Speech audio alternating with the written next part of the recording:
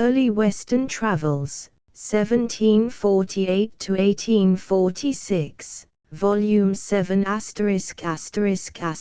Transcriber's note. New original cover art included with this ebook is granted to the public domain.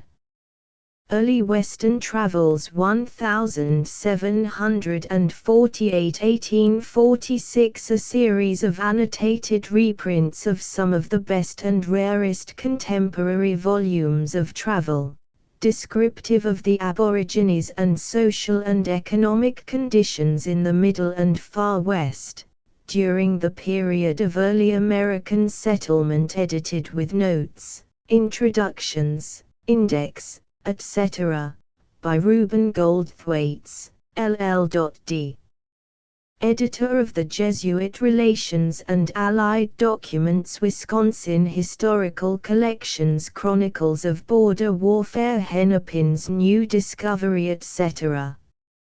Volume 7 Ross's Adventures of the First Settlers on the Oregon or Columbia River, 1810–1813, Logo, Cleveland, Ohio. The Arthur H. Clarke Company, 1904. Copyright 1904, by the Arthur H. Clarke Company, all rights reserved. The Lakeside Press, R. Donnelly and Sons Company, Chicago.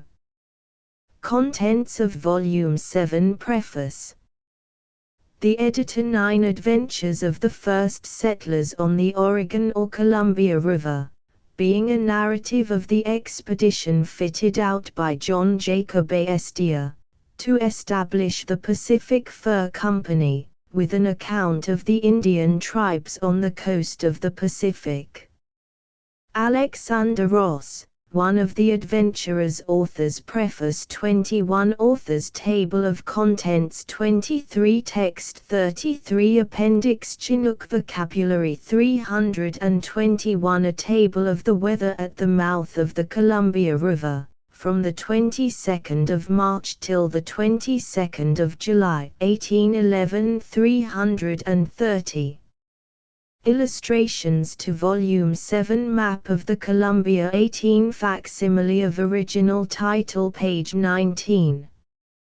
Preface to Volume 7. The present volume is occupied by the reprint, from the original London edition of 1849, of Alexander Ross's Adventures of the First Settlers on the Oregon or Columbia River from 1810–13. No less than 3 members of the Astorian expedition, 1. Published personal narratives, each of them a work of much merit. As a source for the study of this first attempt in behalf of the United States to colonize the Northwest coast, the account of Ross supplements in many particulars that of Gabriel Franche, the French-Canadian clerk whose notable tale of adventure is published in Volume 6 of our series. Ross's narrative was not made public until 29 years after the appearance of the first, French, edition of Franche's book, but it was based upon journals written at the time, and has the value of a first-hand relation. Ross was a Scotchman, who left his father's home, 1804, to seek a fortune in the then dissolute, extravagant, and butterfly province of Canada. He confesses that only stern Scotch pride kept him from returning to the parental roof, for which he secretly longed during several years after his departure. In the new land his fortunes did not flourish. Endowed with a good education, he at first eked out a scanty livelihood by teaching school, but after 5 years purchased some land in Upper Canada, and turned farmer. The reports of Astor's enterprise and of fortunes to be acquired in the fur trade, tempted him to abandon the soil and embark in the promising project for a Columbia settlement, and he was a member of the contingent that sailed from New York in the Tonquin in 1810. Arrived at Columbia River, Ross was soon assigned to a post in the interior, where he whiled away the tedium of existence by studying Indian languages and characteristics, by copious journalizing, and much reflection. Nor was incident lacking to divert the isolated fur trader, as the various brigades of the rival Northwest Company swept up and down the Columbia, and the fate of Astoria hung trembling in the balance. Most of the Nor'westers were Scotchmen like himself, and Ross's sympathies appear to have been enlisted strongly in their behalf. As the books of reminiscence written during his retirement grew, they took on the form of apologies for MacDougall and Mackenzie, the Scotch partners of the American House, and virtually became tirades against the associates of Astoria, and his business management as well. Upon the consummation of the sale of Astoria, October, 1813, Ross was easily induced to enter the service of the new British owners, and he remained upon Columbian waters so long as the Nor'westers operated in that district. With accustomed Scotch canniness he stipulated for an agreement in writing that he should be promoted at the end of 7 years' service, but just before the expiration of that term the Northwest Company merged with its great rival, the Hudson's Bay, 1821, and Ross's hopes were again dashed. However, the governor of the Hudson's Bay Company placed him in command of a large brigade for hunting and exploring the country of the Snake Indians, the vast region of the Rocky Mountain Divide, in the present states of Montana and Idaho. Here for 2 years, 1823-25, he led his motley crews of Canadians, half-breeds, Iroquois, and Hawaiians, crossing and recrossing the path of Lewis and Clark, and exploring the fastnesses of the Snake and Salmon rivers. But the wilderness had now lost its charm, and Ross returned to at least the borders of civilization, there to live in quiet and rear his half-breed children. In recognition of his services, the Hudson's Bay Company granted him 100 acres of land in the Red River Valley, where he became one of the earliest and most prominent citizens of the present city of Winnipeg. His estate was known as Colony Gardens, and upon the profits of his trade among the settlers and of his relations with the Aborigines he grew wealthy and influential. Being chosen the first sheriff of Assiniboine, the present province of Winnipeg, he was later, 1835, appointed a member of its first government council. Some account of his life as a settler, and a few of his letters, are published in the Historical and Scientific Society of Manitoba Transactions No. 63, Winnipeg, 1903. At last blessed with leisure, Ross now turned author, and published 3 works detailing the differing phases of his life. The first, Adventures of the First Settlers on the Oregon or Columbia River, relates his experiences as a fur trader in American employ, and was issued from a London press in 1849. This book we here republish. The narrative of his life upon Western waters under the direction of British companies, appeared in 1855, as The Fur Hunters of the Far West. His final essay was a history of the Red River settlement, its rise, progress, and present state, which appeared in 1856, the year of the author's death. All of these books are written in a simple, clear, unpretentious style, being mainly narrations of daily events. Referring specifically to the adventures, which we have chosen for reprinting, it is evident that the author's interest in topography was but slight. It is surprising to find a man who has had many years of intimate acquaintance with the interesting regions penetrated transiently by Lewis and Clark along narrow trails, contributing so slightly as does Ross to the world's knowledge of the country, whereas Lewis and Clark brought back from their hurried journey a wealth of detailed information. With ethnology, Ross exhibits greater concern. His alliance with an Okanagan woman, and his constant contact with the natives of the coast, gave him a command of tribal habits, traditions, and beliefs which makes his work a valuable source for the study of Western Indian life. The last 4 chapters present a good sociological treatment of the natives of the Shahapshan family, their religion, government, family life, and characteristics, in the primitive state, before contact with the whites had brought modification and degeneracy.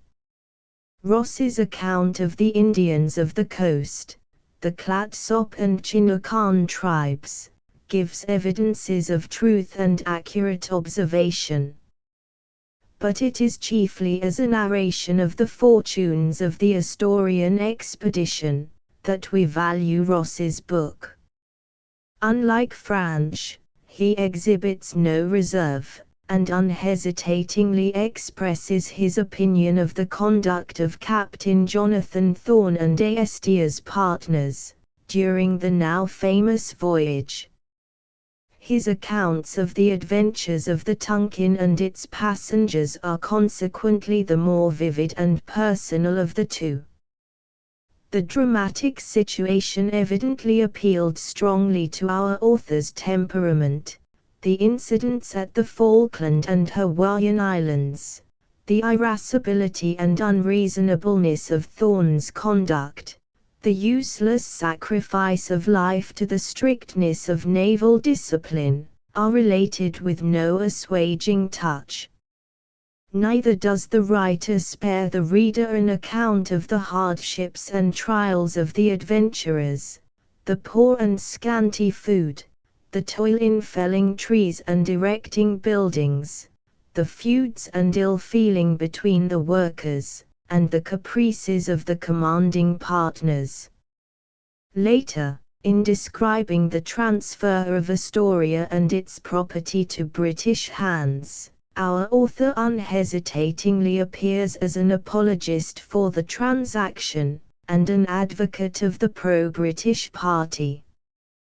His criticism of Aestia's management, while partly justifiable from Ross's standpoint, seems to possess an element of personal pique, and for the Clarks who, like Franch, chose to remain loyal to the American owners, Ross has but few words of commendation.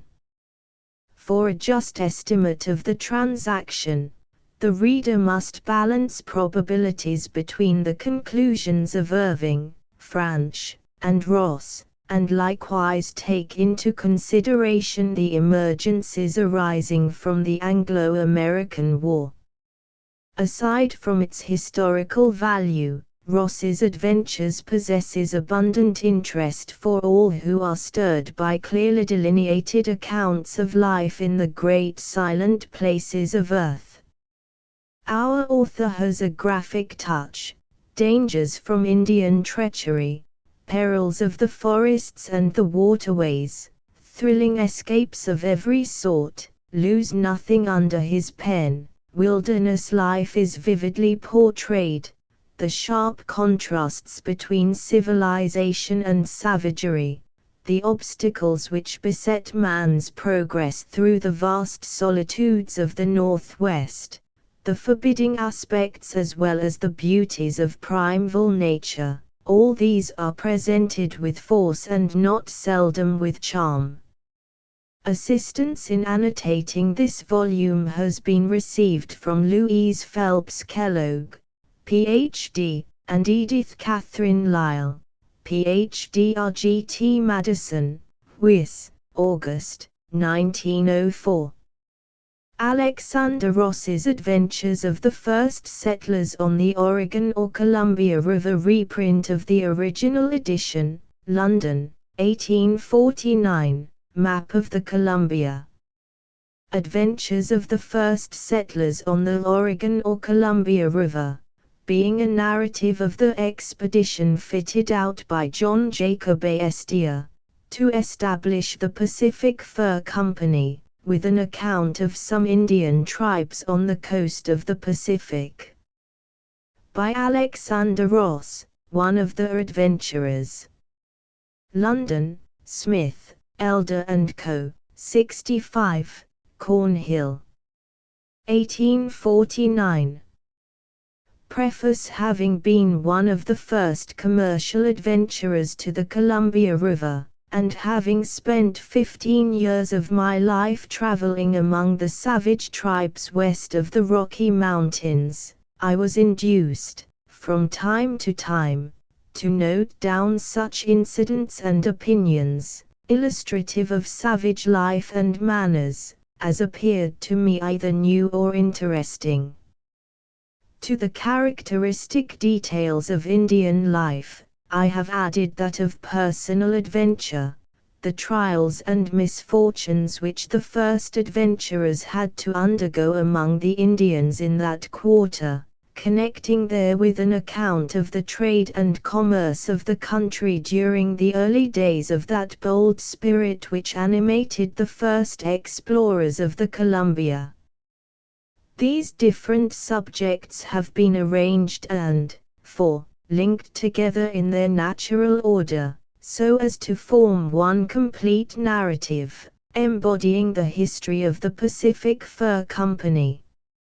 It is not an armchair narrative, derived from hearsay tales, but the result of practical experience on the spot. From beginning to end, I had personally to act my part in the scenes described. They passed under my own eyes, and the account altogether may derive more value from being authentic than from any adventitious embellishment bestowed on it. While on this part of our subject, it may be observed that there is an error which most travelers, especially those pioneers who first penetrate into dark and remote regions, fall into. They generally run into the extreme, and spoil a simple story by coloring. Not content to leave nature in its simple garb, they must brighten or darken, magnify or diminish, everything they describe, until at last the real likeness of the thing is entirely effaced, and truth itself, by over-refinement, is thrown into the shade. What belongs to oneself is generally viewed with a partial eye, and perhaps that partiality influences, my own opinion as to the interest of the subject before us. In reference to this subject, however, others have written on it as well as myself. Let our readers, therefore, judge for themselves. In presenting the present work to the public, I have no very sanguine expectations. All I aim at is to lay before my readers a faithful and impartial statement of what took place, during my own times, in a quarter hitherto but little known. Freedom from imperfection is not to be expected, yet, on the whole, I hope that this volume will prove to the calm inquirer, in all matters connected with the subject generally, a sure and satisfactory guide, allowance being made for any changes that may have taken place since this account was written. 30 years ago. Red River Settlement, Rupert's Land. The 1st of August, 1846. Contents Chapter I Introductory Remarks. John Jacob Astor, Grasping Views, Early Traders of Canada, the Hudson's Bay Company, American Fur Companies, Astor's Policy, Russian Settlements, Coasting Vessels, the Pacific Fur Company, Flattering Results, Oregon Territory, New Association, Mr. Hunt, Golden Prospects, Proposals Accepted, List of Adventurers, Land Party, Sea Party, The Ship Tonkin, Remarks, Opinion Against Opinion, Observations, Land Expedition Departs, Sea Party Set Off for New York, Bark Canoe, Spectators. Canadian Voyageurs 33 Chapter 2 The Tonkin Sails, Quarrels on Board, the Captain's Character, Accommodations, A Sudden Squall, Flying Fish, the Captain's Harshness, Cape de Verde Islands, Alarm of Fire, A Suspicious Sail, Crossing the Line, Springing a Leak, Short Allowance of Water, Immense Wave, the Falkland Islands, Rocky Passage, Wildfowl, Port Egmont Bay, the Party on Shore, Mr. Farnham's Grey Goose, Old Graves Renewed, Epitaphs, Party Left Behind, New Dangers, Mr. Robert Stewart's Determined Conduct, Feuds on Board, Cape Horn Doubled, The Weather, Pilot Fish, Trade Winds, Rogue's Mess, Little Pilot, Mauna Roa, A Man Overboard, The Mate in Irons 43, 8, Chapter 3 Karakakuo Bay, The Sailor's Desert, The Captain's Conduct, Productions of Auhihi, Tokay Bay, Governor Young, Royal Proclamation, Wohu, Aurora, The Residents of Tamitami, Harbor Fees, Excursion on Shore, The Queen's Umbrella, The King's Appearance, Royal Palace and Guards, Arsenal, or Royal Workshop, Royal Dinner, His Majesty's Fleet, Morace, or Places of Public Worship, Sacred or Perenni Ground to Boot, Storm, A Sailor Left to His Fate Among the Natives, Parting Visit from His Majesty, His Meanness, Diving of the Natives, Native Proas, How Made, Clothing, Customs and Peculiarities, Character of the Women, White Men at the Sandwich Islands, The King's Disposition towards Foreigners, Captain Cook, Pahuays, or War Spears, A Sham Fight, Religion, Tamitami Conqueror and King, Apparent Happiness of the Natives, Prophetic Hint, Distressed Situation of a Boat 57.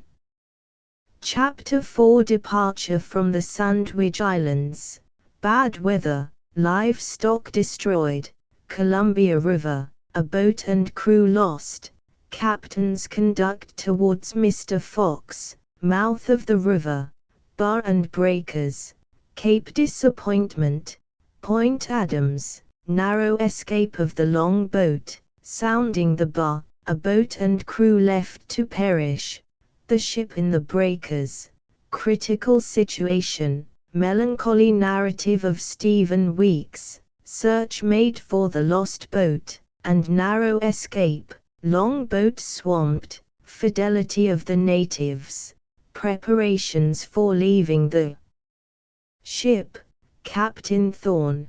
The voyage concluded 74 Chapter V Preparations for Landing, Site of the New Emporium of the West, Astor's Representative, Hard Work, Huge Trees, Natives, Comcomly, Mode of Felling the Trees, Danger, Trying Scenes, 3, 9, Men Killed, 3 wounded, party reduced by sickness, disaffection, conduct of the deputy, desertion, Mr. Astia's policy, climate, Indian rumors, Comcomly's intrigues and policy, trip to the Cascades, Mr. MK and Northwest notions, anecdote, exploring party to the north.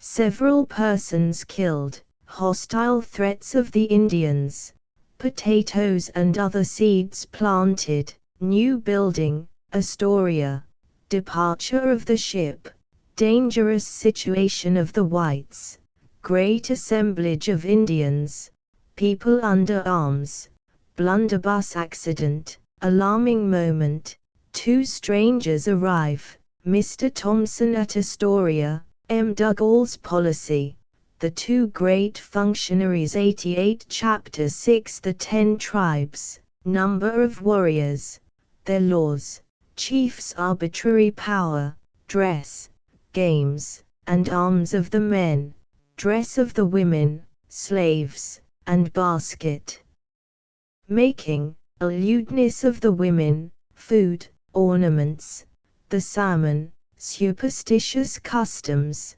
sturgeon, fathomfish, roots and berries, circulating medium, e-cone, or good spirit, equtarch, or bad spirit, itaminure, or priests, keelals, or doctors, war canoes, diseases, winter houses, temporary, or summer houses, fleas, practice of flattening the head, colonization, Wallameet, Cowleets, or Puget Sound.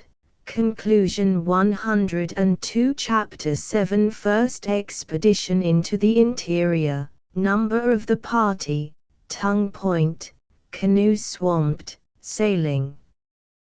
Difficulties, Indian villages, cedars, first night's encampment, Mount Coffin, Cowleets, Wallameet, Columbia Valley, Point Vancouver. Difficulties, the Cascades, concourse of Indians, general appearance of the country, the portage, description of the Cascades, the roll of tobacco, pilfering, Mr. Thompson, exchange of men, the long narrows, warlike appearance of the Indian cavalry, button contract, critical situation of the party, camp of gamblers, the narrows, hard work at the carrying place, a day's work. Description of the portage, number of Indians, aspect of the country, the plains begin, end of the woods, want of sleep, demeanor of the Indians 115 Chapter 8 Columbia Falls, a canoe swamped, suspicious behavior of the Indians, stratagem, Umatalo, Walla Walla, great body of Indians, harangues, Indian ceremonies, the Great Forks, difference in the waters, length of the forks, the British flag, Mr. Thompson's design, Indian ideas, salmon, European articles, Tumatapame, departure from the forks, Indian honesty. Yoxma, Mile Hills, dead children, superstitions, priests rapid, rattlesnakes, appearance of the country, Quachen, perilous situation of a canoe, the 2 sisters, the old Indian, hunting party, horses, the priest, Piscows, Sopa, great assemblage of Indians, the comet, Okinakin, distance from Astoria, Indian Council, resolve to winter, some account of the place, the stolen watch, the priest dismissed, voyage concluded, the 2 strangers, first building, division of the party, lonely winter, the lost party, Indian trade, Mr. Stewart's Adventures 131 Chapter 9 Anxieties at Astoria,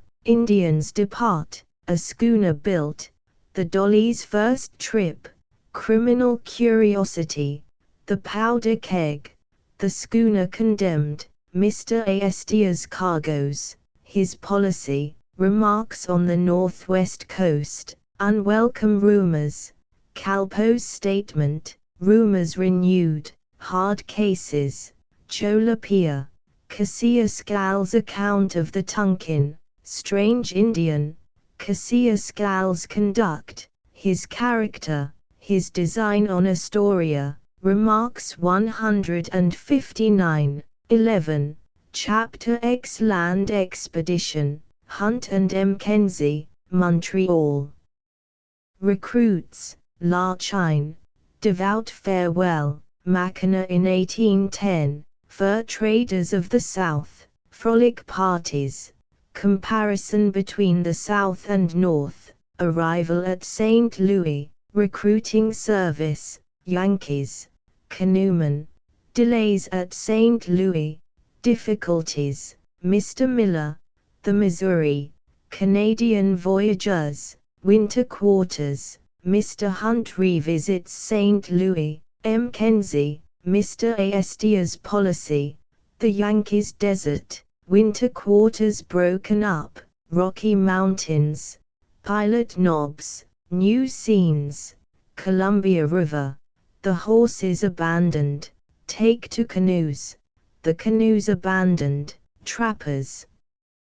Mr. Miller, Party on Foot, Hardships, Starvation, Conflicting Counsels, Gloomy Prospects, Property en Cash, The Party Divided, 3 Men Perish, Mackenzie's Speech, He Arrives at Astoria, Mr. Crooks and Others Left Behind, Mr. Hunt's Arrival at Astoria, Voyage Concluded 173 Chapter 11 Doings at Astoria, 3 Parties on Foot, Their Object, Llewellyn's Resolution, Hostile Attack at the Long Narrows, Mr. Reed, 2 Indians Shot, Heroic Conduct of Llewellyn, Difficulties Adjusted, Advance of the Party, Remarks, Arrival at Okinakin, Departure Again for Astoria, Scene at Umatilla, Mr. Crook's Adventures and Suffering, Yekatapam, Umatilla Left, Merit Rewarded, Arrival of the Party at Astoria, The Ship Beaver There Also 186 Chapter 12 General Meeting of the Partners, Resolutions Passed, Departure of the Parties for the Interior, Mr. Clark, The Cascades, Wampum, or the Long Narrows, Situation of the Party, Loss of Time, Mr. Mackenzie, A Stroll Through the Indian Camp, Mr. Clark's Alarms, Command Transferred, Reed's Rifle Recovered, A Robber in Irons, The 5 Shots, Yekatapam Rewarded, Mr. Stewart's Departure, 12, for St. Louis, 2nd Division, Summer Trip to Shewaps, Beauillard and his squaw, Mr. Stewart's Arrival at Okinakin, Departure for Shewaps, Winter Operations at Okinakin, Visits, Traveling Scenes, A Night in the Snow, Jack and his Powder Horn, Mr. Stewart's Account of his Journey, Arrival at Walla Walla 194 Chapter 13 Mr. Clark, Stragglers, Hard Traveling, Cox's Pilgrimage, Visit to Spokane, Trade, Mr. Pilot, Mr. Farnham, Kootenay and Flower Thieves, M. Lennon, Plunge in the Lake, Adventures, Outposts, Cathatach Chief, Curiosity, Fracas, Introduction of Civilization, Commotion, Mackenzie, Great Snake River, Caches Robbed, Canadian Wanderers, Character of the Shahaptins, Visit to Spokane, M. Tavish, Account of the War, Winter Travels, M. Kenzie at Astoria, New Resolves, M. Kenzie's Return to his Post, Indian Chiefs, Bold Enterprise, Property Recovered, Chiefs and Their Horses, Stratagems, Indians Outwitted, Plotting, Friendly Island, Conference, Marauding Propensities, Treaty of Peace, System Changed, Plentiful Market, The Island Abandoned, Arrival at Walla Walla, Commotions Among the Savages, Tummy Tapam, Arrival at Astoria 207 Chapter 14 Mr. Stewart, Snake River, Trappers, Joyous Meeting, Trappers' Resolution, Crow Indians' Troubles, Horses Change Masters, Mr. Stewart on Foot, M. Leland Left Alone, Hardships of the Party, Famine, Leclerc's Horrid Proposition, The Old Bull, The Old Horse, Pilot Knobs, Winter Quarters, Unwelcome Visitors, Change of Quarters, Spring, Traveling at Random, An Otto Indian, River Platte, Two Traders, News of the War, The Missouri, The Old Horse Given for an Old Canoe, St. Louis, Mr. Astia, Wallameet, Falls, Scenery, Habits of the Kalapoyas Tribes, Concourse of Savages, M. Dougall's Letter, 13, M. Kenzie's Stratagem, Indian Disappointment, The Ship Beaver, Coasting Voyage, Mr. Astia's Policy, Captains, Their Instructions, Mr. Hunt balked in his plans, The Boston Merchants, Mr. Astia's Conduct, Difficulties of Mr. Hunt's Situation, The Ship Albatross, All the Parties at Headquarters 222 Chapter 15 Meeting of the Partners, Warm Discussion, M. Kenzie, Eloquence of the Times, Reasons for Dissolving the Company, Dissenting Partners Converted, Final Resolve, The Deputy's Powers, Departure of the Brigade, A Canoe Lost, A Man's Leg in Jeopardy, Rumors at the Narrows, Snake Party, Rumors Renewed, Tummy Tapham's Council, Hostile Appearance at the Forks, Number of Indians, Nez Pierce's Fleet, Fears of the Whites, Indian Visit, Strong God, Mr. Clark, Relic of the Silver Goblet, Mr. Hunt at Astoria, Face of Affairs Changed, Mr. Hunt departs from Astoria, Northwest Squadron, A Great Eyrie Duped, Bill of Sale, Petty Maneuvering, Rumors of Ships, The Astorians at their post, Bill signed, Astoria delivered up, Northwest Company 236 Chapter 16 Mr. Franch, Comcomly's anxiety, his report of a sale, his attachment to the Americans, Laframboise, the interpreter, Mr. M. Dougall's visit, the Raccoon sloop of war, Comcomly grows partial to the British flag, Northwest Partners, British officers, Astoria changed to Fort George, Captain Black's character, Mr. Hunt's voyage, Commodore Porter, Mr. Hunt leaves the Marquesas,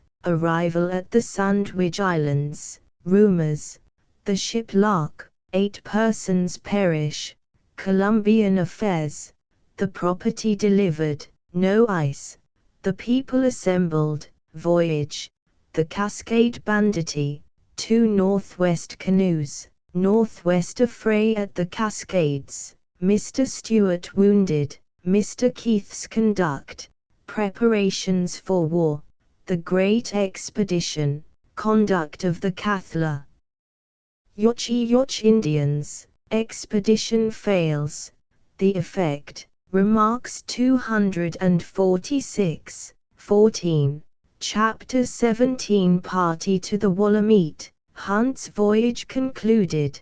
The brig peddler, M. Dougal suspected, his character vindicated. Mr. Hunt's remarks on the late concern, his liberality, his farewell address to the clerks, final departure from Columbia, the party for Canada, efforts and disappointments, Snake expedition, the melancholy story of Pierre Dorian's wife, massacre of the Snake party, remarks, a winter in the Blue Mountains, list of casualties, ASD's hopes disappointed, comment on the late concern 261 Chapter 18 Origin of the Okinakens, religion, good spirit, evil spirit, ideas of a future state, ceremonies, end of this world, extent of country, names and number of tribes,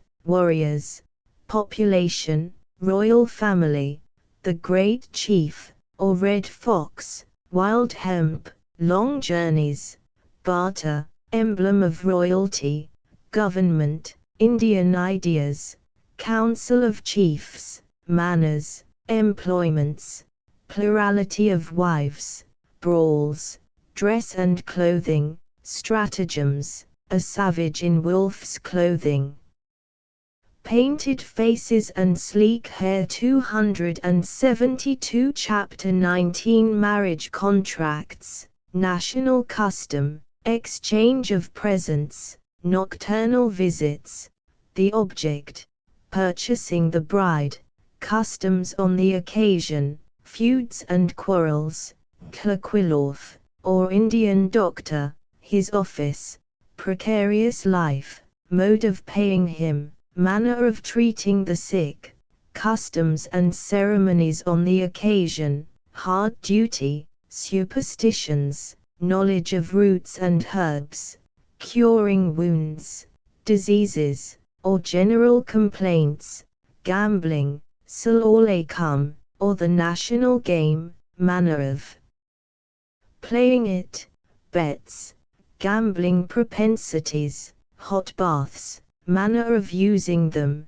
on what occasions, Indian qualifications, gymnastic exercise, comparison, general remarks 283, 15, Chapter XX Social habits, winter habitations, economy of the winter, summer employments, collecting of food, fish barriers, salmon, division of labor, roots and berries, scenes at the fish camp, mode of catching the deer, preparation of food, furnaces or ovens, implements of warfare, spamped, how made, pine moss, bread, how prepared, great war dance, manner of fighting, treaties of peace, scalps, slaves, funeral ceremonies, mode of interment, graves, superstitions, emblems, customs, mourning, punishments, sedate habits and docile dispositions 295 Chapter XXI Calculation of time, singular manner of naming children, peculiar modes of address, anecdote of an Indian chief, Indian forbearance, conduct of the whites in Indian countries, comparison of crime between Indians and whites, manner of swaddling infants, hardships during infancy, savage customs, Indian constitution, chief cause of scanty population, a day's journey, calculation of distance, rough roads, Indian ideas, social habits, some remarks on the system adopted for converting Indians to the Christian faith 304 Appendix Chinook Vocabulary 321 Table of the weather at the mouth of the Columbia 330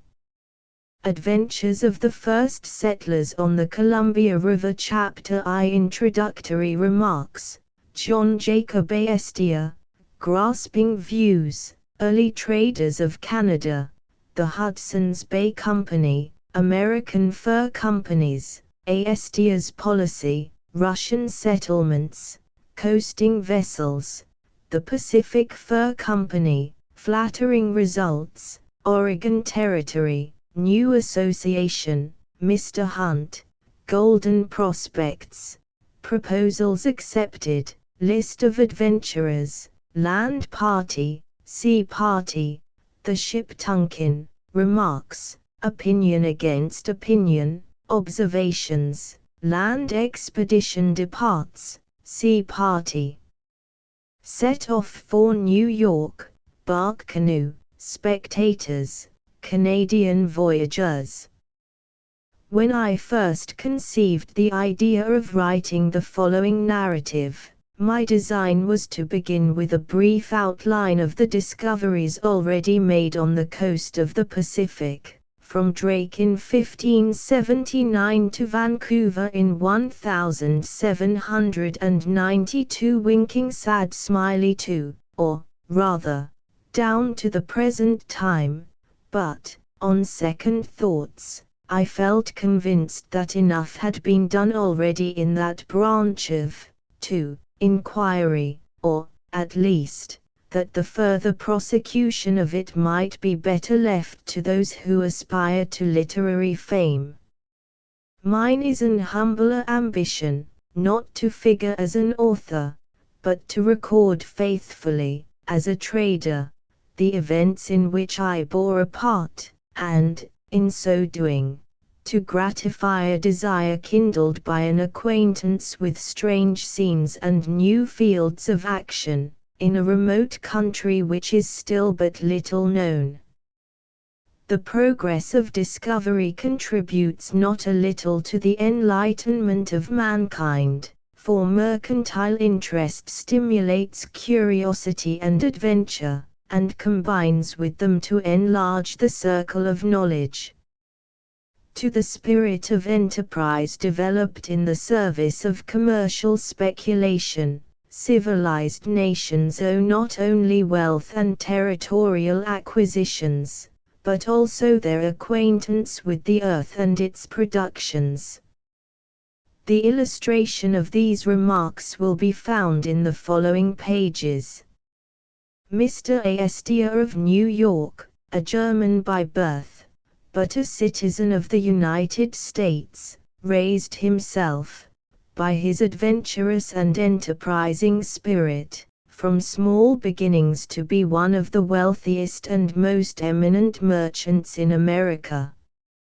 Soon after his arrival in the United States, about the year 1784, he commenced his commercial career in the traffic of furs, at first on a very narrow scale, but gradually expanding as his means increased. In this way he made visits to Canada, purchasing furs in that country, and shipping them from thence to the London market. 3. And it is supposed that at this period his buoyant and aspiring mind conceived the vast project of grasping in his own hands, at some future day, the whole fur trade of North America.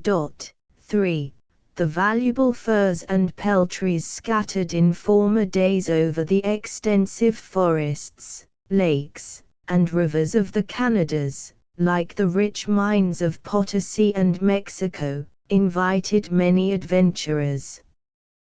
The French, for some time after settling there, carried on an irregular but lucrative traffic in furs and peltries, with very little opposition, until the year 1670, when the Hudson's Bay Company, established by royal charter, took possession of the territory now called Rupert's Land or Hudson's Bay.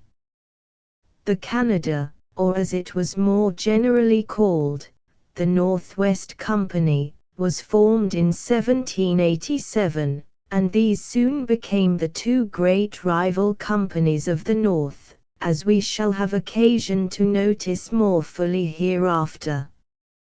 Next on the theatre of action appeared the Mackinac Company, which swept the warm regions of the south, as the two others did those of the wintry north, until the American Fur Company, established by Mr. Astor in 1809, commenced operations, but he, finding the Mackinac fur traders somewhat in his way, bought out that company, and added its territorial resources in 1811 to those of the American Fur Company.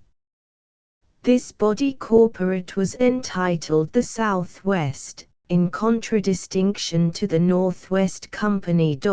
For Mr. Astor now saw himself at the head of all the fur trade of the South, and his intention was to penetrate through the barriers of the Northern Company, so as eventually to come into possession of all the fur trade east of the Rocky Mountains. With this plan still before him, he now turned his views to the trade on the coast of the Pacific, or that new field lying west of the Rocky Mountains, and which forms the subject of our present narrative.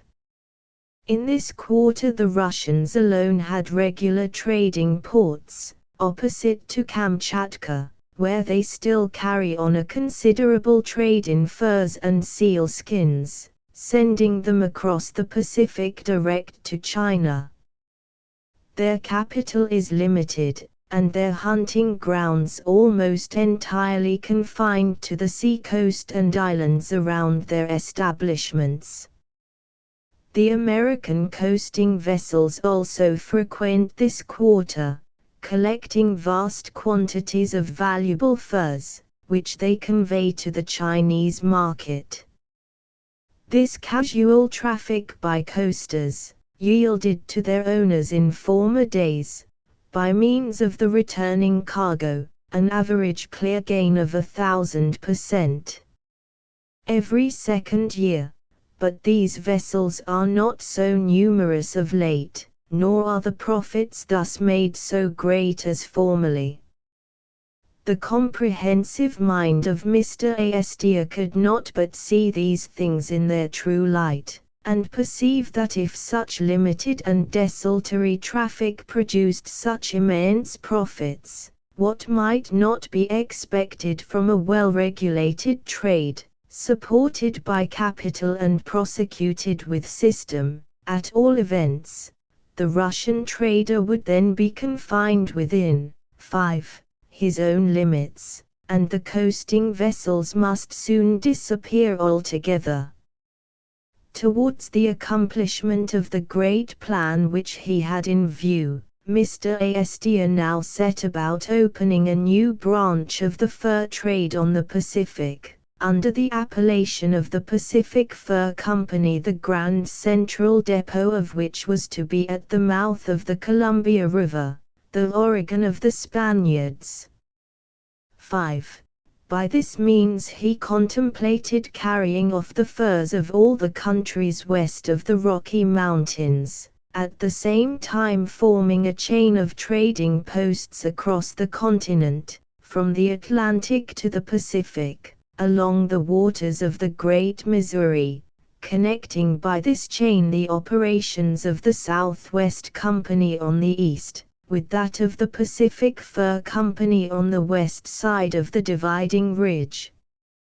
This grand commercial scheme, appearing now plain and practicable, at least to men of sanguine disposition, gave much satisfaction to the American public, who, from the results contemplated, became deeply interested in its success, for all the rich cargoes of furs and peltries thus to be collected annually over the vast expanse were to be shipped in American vessels for the great China mart, there to be sold, and the proceeds invested in a return cargo of teas, silks, beads, and nankeens, and other articles of high demand in the United States, which would not only prevent to some extent the American specie from going out of the Union for such articles, but also turn the barren wilds of the North and far,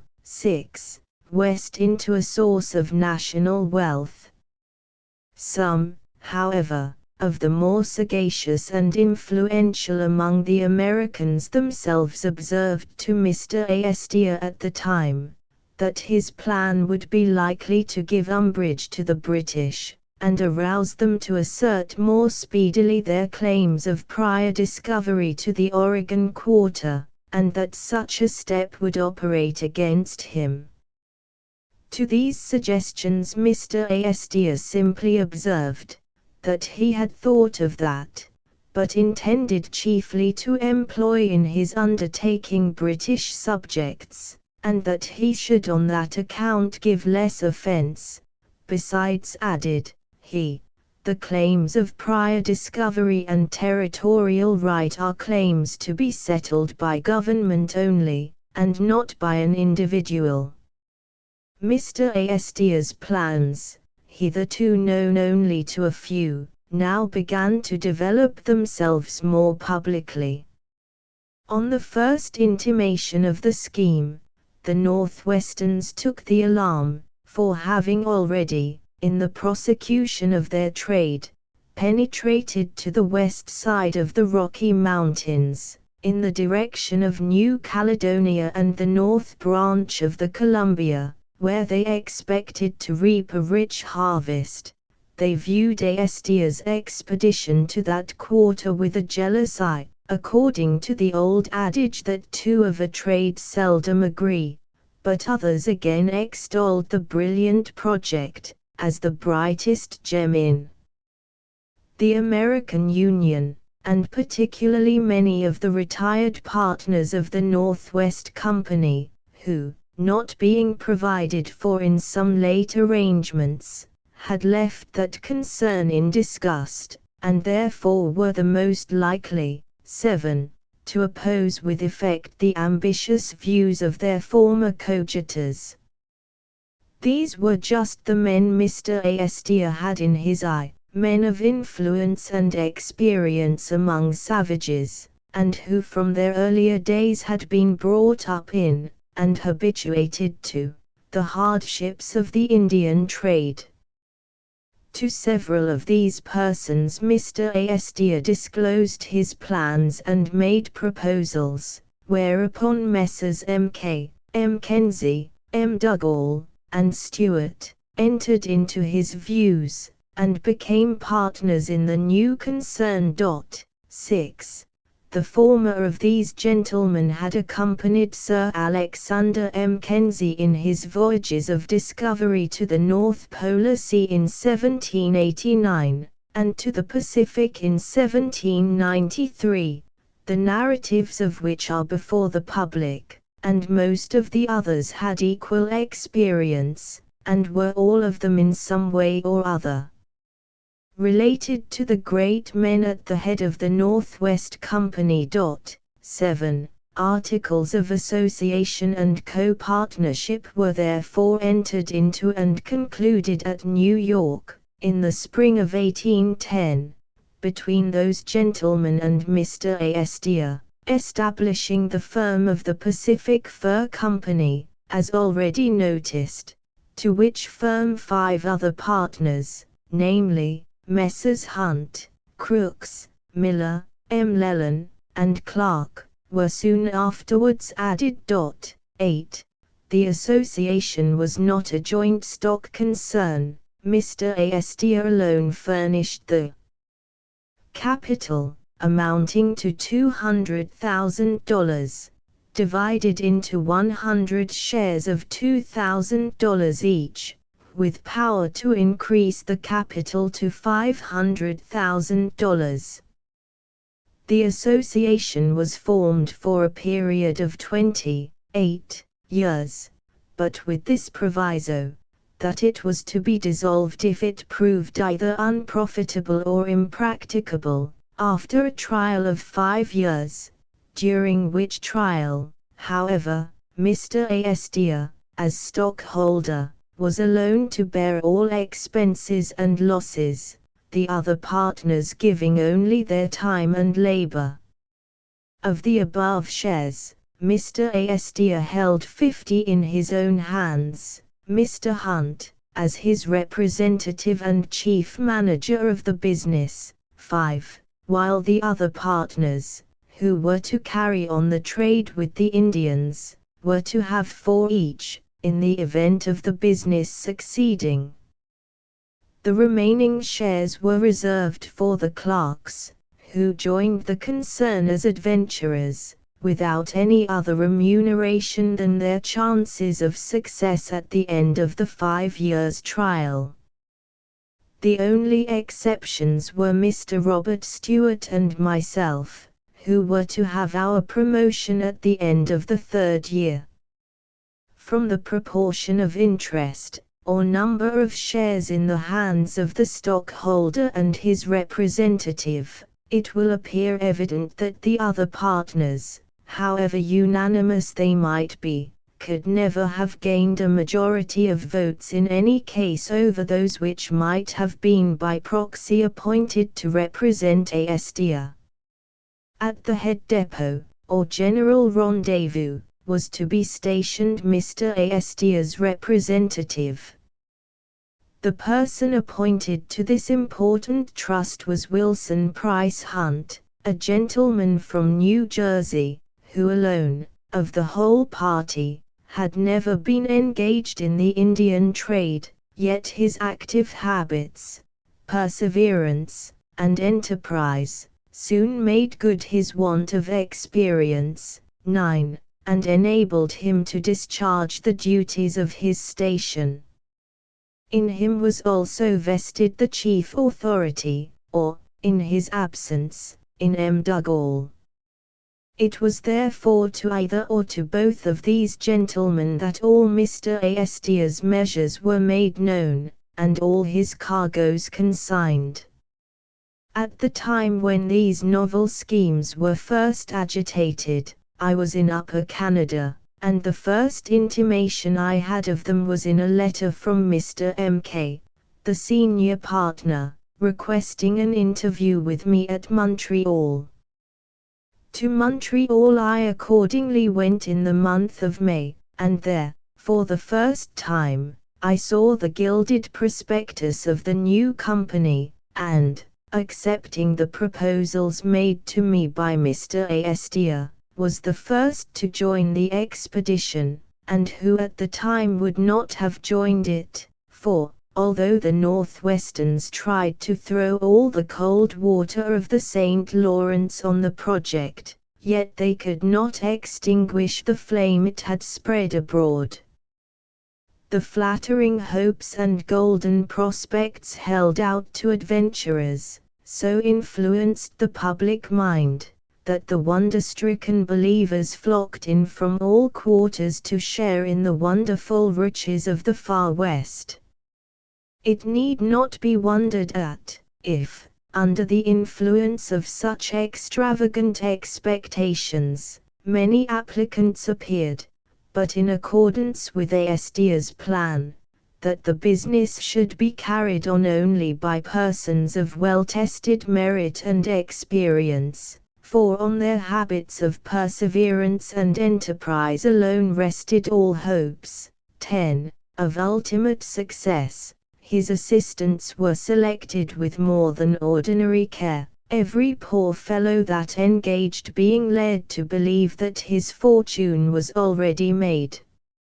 Here Messrs. Franch, Pillett, M. Gillis, Farnham, and M. Lennon, besides Mr. Stewart and myself, joined the adventurers winking sad smiley 9, besides 5 tradesmen or mechanics, and 24 canoe men, the best that could be found of their classes. Operations were now deemed requisite for the accomplishment of the company's views, therefore, while one party, headed by Mr. Hunt, was ordered to make its way across the continent by land, another party, headed by Mr. M.K., was to proceed by sea in the Tonquin, a ship of 300 tons, and mounting 12 guns. The Tonquin's course was round Cape Horn, for the northwest coast. The Columbia River was to be the common destination of both parties. The land party at its outset consisted of only 17 persons, but Mr. Hunt's object was to augment that number to about 80 as he passed along, by means of American trappers and hunters from the South. Here Mackenzie strongly recommended Mr. Hunt to take all his men from Canada, as too much time might probably be lost in collecting them from the South, and besides, Canadians, as he thought, would answer much better, but Mr. Hunt adhered to his first plan. The arrangement of these two expeditions, in which M.K., whose life had been spent in voyaging through the Indian countries, and who was nowise, 11, qualified as a merchant, had resigned the inland voyage to a gentleman, bred to mercantile pursuits, but unacquainted with this new mode of travelling, exhibited such an egregious inversion of the ordinary rules of prudence, as gave rise to much comment. Matters being so far settled, Mr. Hunt, who was now seconded by Mr. Mackenzie, left La Chine, 9 miles south of Montreal, with the land expedition, in the beginning of July, and, on the 20th of the same month, the ship party, consisting of 3 partners, 5 clerks, Mr. Stewart, and myself, 5 mechanics, and 14 canoe men, left Montreal for New York, where we were to embark. Of this number, however, M.K. and 8 of the most expert voyagers proceeded in a bark canoe through the States. On all such occasions there is a kind of mutual understanding between both parties, that is, between the canoemen and the canoe, the former undertaking to carry the latter over the land part of the journey, while the latter is bound to carry the others safe over water. The appearance of this unusual kind of craft on the American waters, with the cheerful chantings of its crew, their feathered caps and sylvan appearance, as they approached the gay city of New York, attracted such a crowd of spectators of all classes around them, as left but little space to land. But what was the astonishment, when, in the twinkling of an eye, 2 of the crew were seen to shoulder their craft, capable of containing 2 tons weight, and to convey it to a place of safety on terra firma. Mr. Astor, who happened to be present, was so delighted with the vivacity and dexterity of the 2 men, that he gave them an eagle to drink his health, then turning round, observed to some gentlemen who were standing by, that 6 Americans could not do what these 2 brawny fellows had done, which observation gave rise to some further remarks, when Mr. M.K., with an air of confidence, challenged the swiftest New York boat for a 3-mile race, offering to bet 10 to 1 on his canoe men. But, after what had been witnessed, no one appeared disposed to risk his money.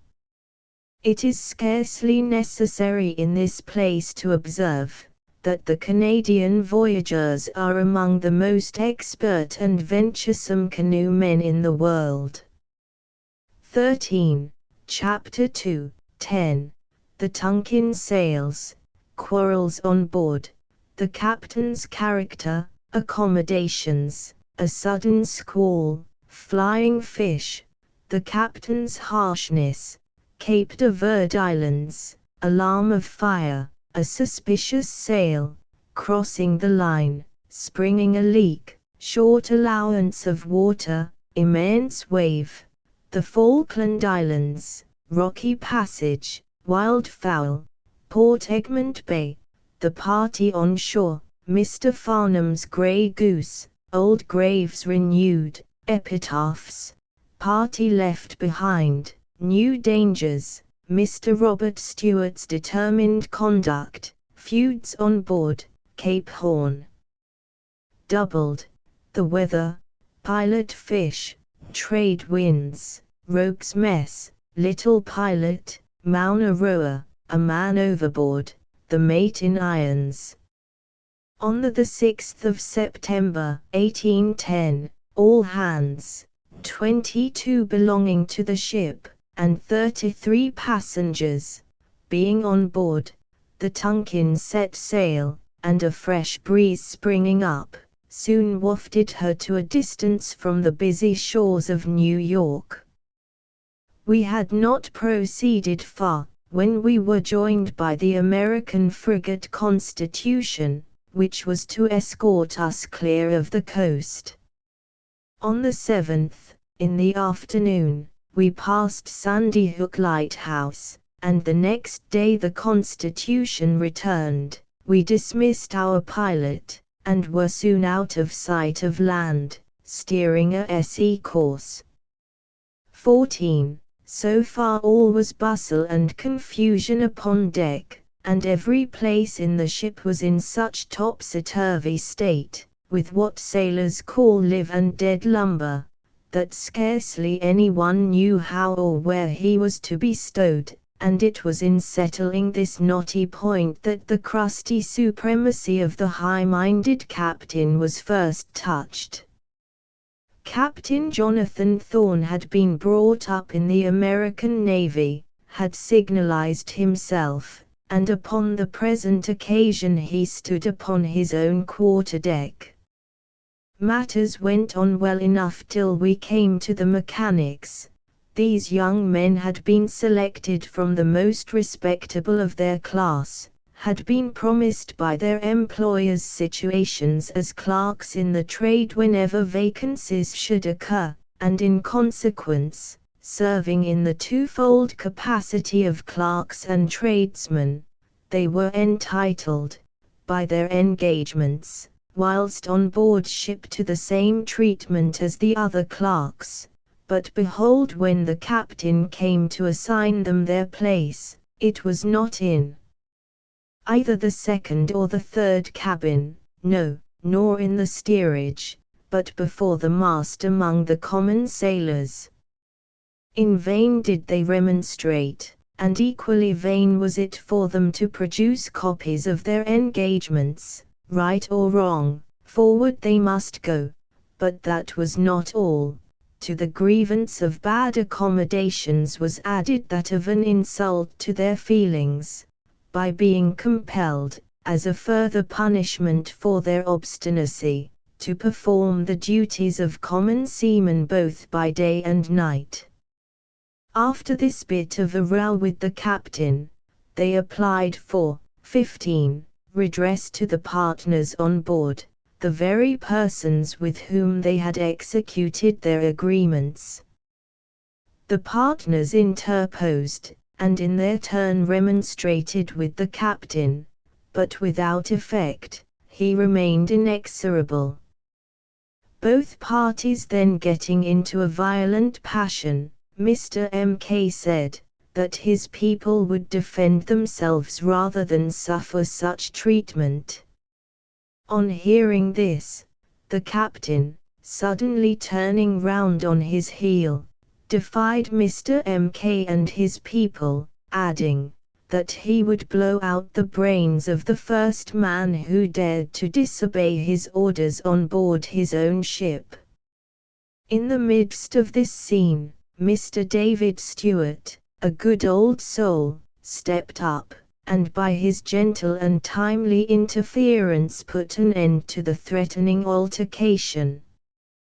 This was the first specimen we had of the captain's disposition, and it laid the foundation of a rankling hatred between the partners and himself, which ended only with the voyage, and not only that, but it soon spread like a contagion amongst all classes, so that party spirit ran high, the captain and his people viewing the passengers as the passengers did them, with no very cordial feelings. Whilst these feuds agitated the great folks at the head of affairs, we amused ourselves with conjectures as to the issue of the contest. A new leaf was to be turned over. The captain forbade the partners the starboard side of the quarter-deck, the clerks, the quarter-deck altogether, and as for the poor mechanics and Canadians, they were ruled ever after with a rod of iron. All this, 16. Time the Tonquin was speeding her way proudly over the wide bosom of the Atlantic, until the 18th, in the morning, when she was struck with a sudden squall, which backed all the sails and placed her in a critical position for about 2 minutes. Her stern going down foremost was almost under water, when all at once she recovered and relieved our anxiety. The next day 2 sail were descried ahead, all hands were mustered on deck, and each had his station assigned to him in case of coming to close quarters. For some days past the flying fish appeared in immense numbers, passing frequently through the ship's rigging, and now and then falling on the deck. We measured one of them and found its length to be 5½ inches, circumference of the body 2 inches. The wings, situate near the gills, resemble in texture the wings of the bat, and measure, when stretched, 5 inches between the tips. In their flight they generally rise to 15 or 20 feet above the surface of the water, and fly about 150 yards at a time. As soon as their wings get dry they fall again into the water, and only fly to avoid their pursuers. They are the prey of the dolphin and other large fishes. On the 6th of October we made one of the Cape de Verde Islands, on the coast of Africa. It proved to be Bonavista, in lat. 16 degrees N and long. 22 degrees 47 W. The land, covered with a blue haze, appeared broken, barren, and rocky. The weather was overcast, and we had heavy rain and thunder at the time. Near this place immense shoals of porpoises kept skipping, 17, on the surface of the water going southwards. They were said to prognosticate the near approach of bad weather. We found the changes of the weather here very remarkable, from calm to rough, from foul to fair, clear, cloudy, wet, dry, hazy, and squally alternately, with the usual finale of mist and rain, and not unfrequently all these changes within the 24 hours. After leaving the land, some of the gentlemen amused themselves one fine evening with shooting at a mark suspended from the ship's stern, under which a boat lay secured. Soon afterwards, in the dusk of the evening, smoke was seen to issue from that quarter. The alarm of fire was given, and in an instant all the people assembled on deck in a state of wild confusion, some calling out to broach the water casks, others running to and fro in search of water, some with mugs, others with decanters. While the maitre de cuisine was robbed of his broth and dish water, no one, in the hurry and bustle of the moment, ever thought of dipping the buckets alongside. At length, to the inexpressible joy of all, it was discovered that the smoke was occasioned only by the wadding of the guns setting fire to some old junk which was lying in the boat astern. This gentle warning, however, put an end to such sport in future. Some angry words took place between the captain and Mr. Fox, the first mate, on which the latter was suspended from duty, and ordered below. No other reason could be assigned for this act but 18. The friendly and sociable terms existing between the mate and the partners, for by this time such was the ill feeling between the captain and the passengers generally, that scarcely a word passed between them. After 3 days' confinement Mr. Fox was reinstated. Just as we entered the trade winds, a sail appeared about 2 leagues to leeward. She gained fast upon us, and dogged us all day, and the next morning was close under our stern.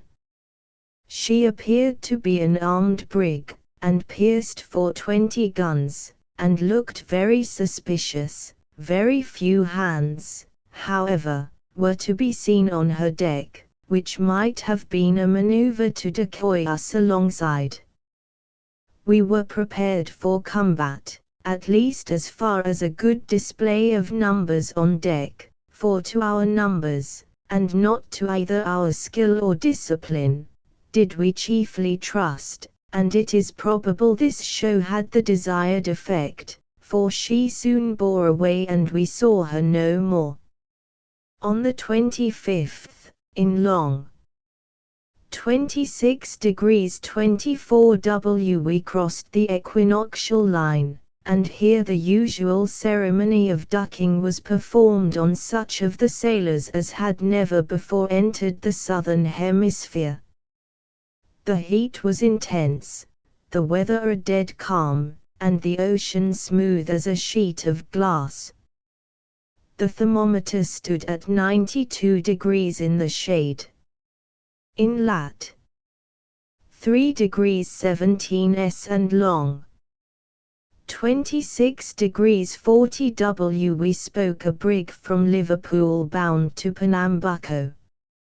On nearing this old and ghastly-looking hulk, which apparently had but few hands on board, we thought, 19, ourselves exceedingly strong compared to her, and I suppose from the bold front we presented, put her in as much bodily fear as the armed brig some days before did us.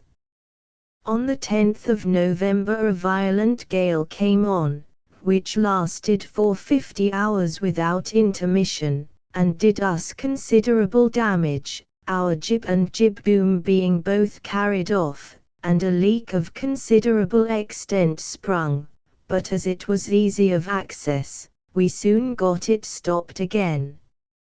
In the night of the 14th, an alarm of fire was again given, but after much confusion it ended without serious consequences. Of all calamities that of fire on board ship seems to be the most terrific, and every precaution was taken to prevent any accident of the kind, for at 9 o'clock every night all the lights were, by the captain's orders, put out, and this rule was strictly observed during the voyage.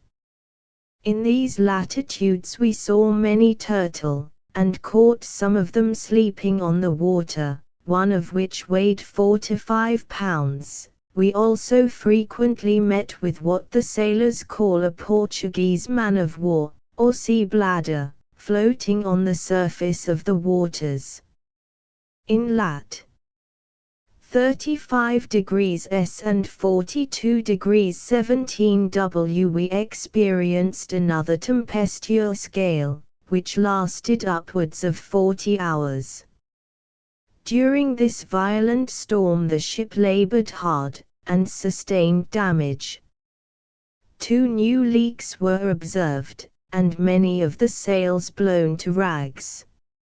Although the top and top-gallant masts had been lowered, 6 of the guns got dismounted, and 20 kept for some time rolling like thunder on the deck, and the ship in a constant heavy sea. For 17 hours she scudded before the wind, and went in that time 220 miles. Nothing alarming, however, took place until 8 o'clock in the morning of the second day, when a very heavy sea broke over the stern, and filled us all with consternation. This wave, like a rolling mountain, passed over her deck 10 feet high, and broke with a tremendous crash about the mainmast, yet, fortunately, no lives were lost, for on its near approach we all clung to the rigging, and by that means saved ourselves. On the weather moderating, the carpenter was soon at work, and succeeded effectually in stopping the leaks. On the 20th our allowance of water, already short by 1/2, was lessened to 1.5 pints per man, and on the 2nd of December to 1 pint each man per day. Then a gallon of brandy was offered for a pint of fresh water. But on the 5th, when the joyful sight of land was announced, a hogshead of water was offered in return for a pint of brandy.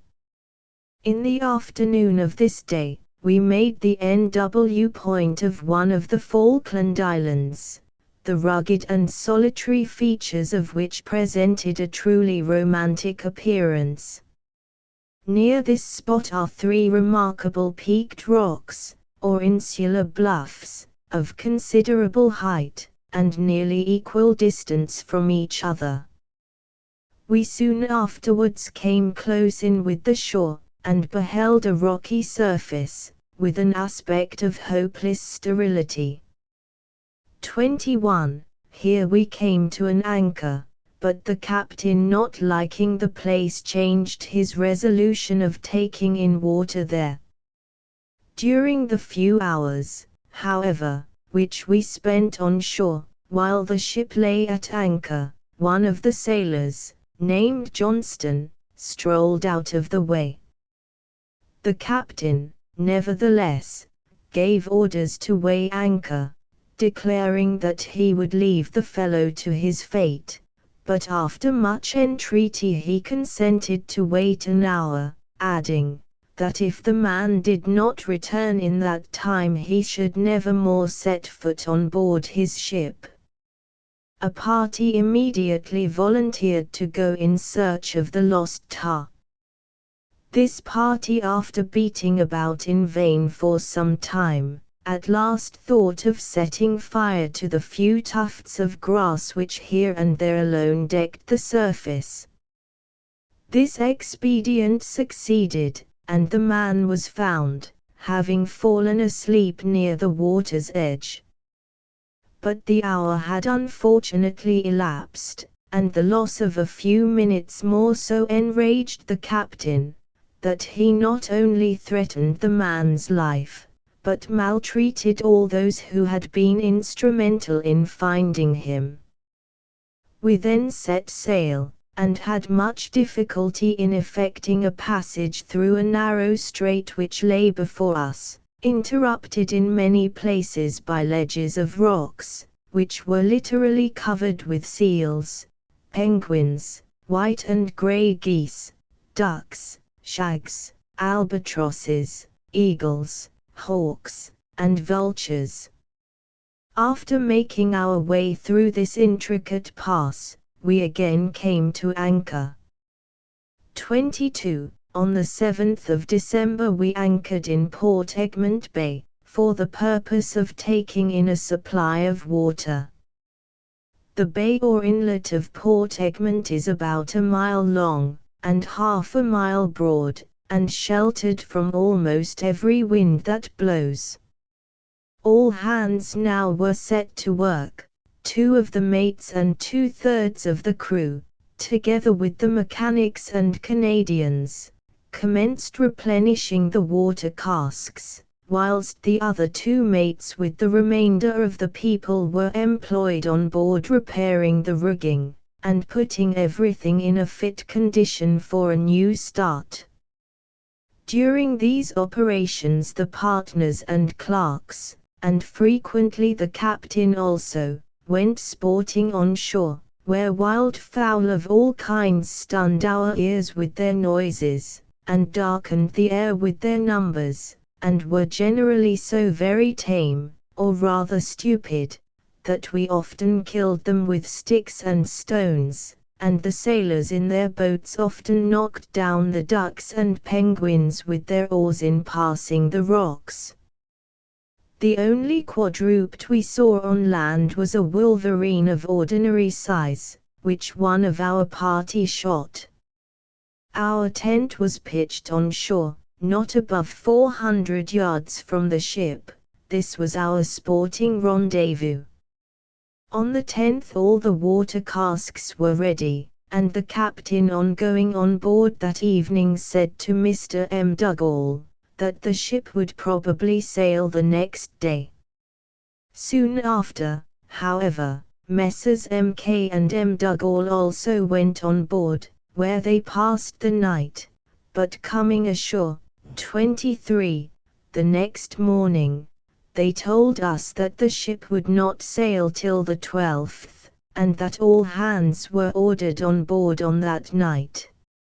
In the meantime Mr. Farnham, one of the clerks, had caught a grey goose, which he tied to a stone between our hut and the landing place, in order to have some sport with it. Soon afterwards the captain, happening to come on shore, and seeing the goose, he up with his gun to shoot at it. Thinking, however, that he had missed it, he instantly reloaded and fired again, and seeing the goose flutter he ran up to catch it, when he discovered his mistake, on which we all burst out a-laughing. Nettled at this, he immediately turned round and went on board again. Meantime, Messrs. M. Dugall and Stewart started across the point after game, whilst Mr. M.K., myself, and some others, went up the bay a little to repair 2 old graves which we had discovered in a dilapidated state the day before. On one of these graves was the following rudely cut inscription on a board: William Stevens, aged 22 years. Killed by a fall from a rock, on the 21st of September, 1794, on the other. Benjamin Peake died of the smallpox on the 5th of January, 1803, ship Eleonora, Captain Edmund Cole, Providence, Rhode Island. While we were thus eagerly employed, little did we suspect what was going on in another quarter, for, about 2 o'clock in the afternoon, one of our party called out, "The ship's off." When all of us, 24, running to the top of a little eminence, beheld, to our infinite surprise and dismay, the Tonquin, under full sail, steering out of the bay. We knew too well the callous and headstrong passions of the wayward captain to hesitate a moment in determining what to do, with hearts, therefore, beating between anxious hope and despair. Some made for the boat, whilst others kept running and firing over hill and dale to warn Messrs. M. Dugall and Stewart, who had not yet returned. In half an hour we were all at the water's edge. The ship by this time was 3 miles out at sea. We were now 9 persons on shore, and we had to stow, squat, and squeeze ourselves into a trumpery little boat, scarcely capable of holding half our number.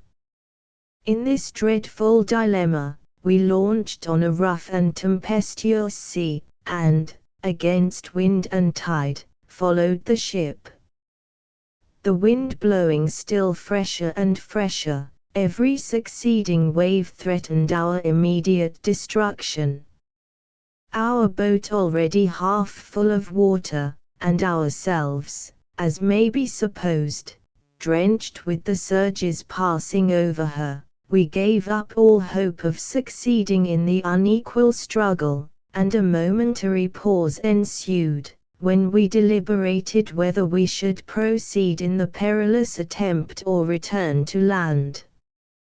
The ship was now at least 2 leagues ahead of us, and just at this time the man who was bailing out the water in the boat unfortunately let go and lost the pail, and one of our oars being broken in the struggle to recover it, our destiny seemed sealed beyond a doubt. A second deliberation, 25, ended in the resolve to reach the ship or perish in the attempt. The weather now grew more violent, the wind increased, and, what was worst of all, the sun had just sunk under the horizon, and the fearful night began to spread its darkness over the turbulent deep. Every ray of hope now vanished, but so short-sighted is man, that the moment when he least expects it, relief often comes from an unseen hand, and such was our case, for in an instant our hopeless anxiety was turned into joy by the ship suddenly making down to our assistance. But here again we had a new danger to contend with, for, on coming alongside, we were several times like to be engulfed or dashed to pieces by the heavy seas and rolling of the ship. The night was dark, the weather stormy, and death in 1,000 forms stared us in the face. At length, after many ineffectual attempts and much maneuvering, we succeeded in getting on board, having been in the boat upwards of 6 hours. That the captain's determination was to leave us all to our fate, there is not the least doubt, for he declared so afterwards, in a letter written to Mr. Astor from the Sandwich Islands, and he was only prevented from carrying his purposes into effect by the determined conduct of Mr. Robert Stewart, who, seizing a brace of pistols, peremptorily told the captain to order about ship and save the boat, or, he added, "You are a dead man this instant." During the night the gale increased almost to a hurricane, so that 2 of our sails were torn to pieces, 26, and the side rails broke by the laboring of the ship, so we had to lie to under a storm staysail for 6 hours. The reader is here left to picture to himself how matters went on after the scene just described. All the former feuds and squabbles between the captain and passengers sink into insignificance compared to the recent one. Sullen and silent, both parties passed and repassed each other in their promenades on deck without uttering a word, but their looks bespoke the hatred that burnt within. The partners on the quarter-deck made it now a point to speak nothing but the Scotch dialect, while the Canadians on the forecastle spoke French, neither of which did the captain understand, and as both groups frequently passed hours together, cracking their jokes and chanting their outlandish songs, the commander seemed much annoyed on these occasions, pacing the deck in great agitation. Yet all this time the ship Good was hastening on her way. On the 15th we saw Staten Land, whose forked peaks and rugged surface exhibited much snow. Soon afterwards, Terra del Fuego came in sight, and on the 19th, at 9 o'clock in the morning, we had a full view of Cape Horn. But adverse winds meeting us here, we were unable to double it before Christmas morning, and were carried, in the meantime, as far south as lat. 58 degrees 16. While in these latitudes, notwithstanding the foggy state of the weather, we could read common print at all hours of the night on deck without the aid of artificial light. The sky was 27, generally overcast, and the weather raw and cold, with frequent showers of hail and snow, but we saw no ice. Here the snowbirds and Cape pigeon frequently flew in great numbers about the ship. After doubling the Cape, a speckled red and white fish, about the size of a salmon, was observed before the ship's bow, as if leading the way. The sailors gave it the name of the pilot fish. With gladdened hearts, we now bent our course northward on the wide Pacific. On the 19th of January, 1811, all hands passed the ordeal of inspection, or as the sailors more appropriately called it, the general turnout, and as none could guess what this new maneuver portended, we all judged it to be a relic of man-of-war discipline, which the captain introduced merely to refresh his memory, but the proceeding must be described. After breakfast, all hands were summoned on deck, and they're ordered to remain, while the officers of the ship got up the trunks, chests, hammocks, dirty shirts, and old shoes belonging to each individual, on deck. They were then ordered to empty out the contents of the boxes, examine, and expose the whole to view, each man's paraphernalia separately. While this was going on, the bystanders were ordered to claim any article belonging to them in the possession of another. This declaration cleared up the matter, and set our judgment right as to the captain's motives. But to the credit of all, very little stolen property was found, being only 3 articles, namely, a pamphlet, a clasp knife, 28, and a spoon, and even as to them the theft was not very well proved, but the 3 individuals implicated were nevertheless condemned, and placed on what is called the rogue's mess for a month. On the 24th we again crossed the equator, and entered the northern hemisphere, and here the pilot fish that joined us at Cape Horn disappeared. During a run of upwards of 5,000 miles, our little piscatory pilot was never once known, by day or night, to intermit preceding the ship's bow. On the 10th of February, the cloud-capped summit of the towering Mauna Roa, a pyramidal mountain in Auhihi, and the loftiest in the Sandwich Islands, was visible at the distance of 50 miles. As we drew near to the land, going at the rate of 8 knots an hour, a Canadian lad named Joseph LaPierre fell overboard. This was an awkward accident, as all eyes were at the time gazing with admiration on the scenery of the land. In an instant, however, the sails were backed, boats lowered, and everything at hand thrown overboard to save the drowning man.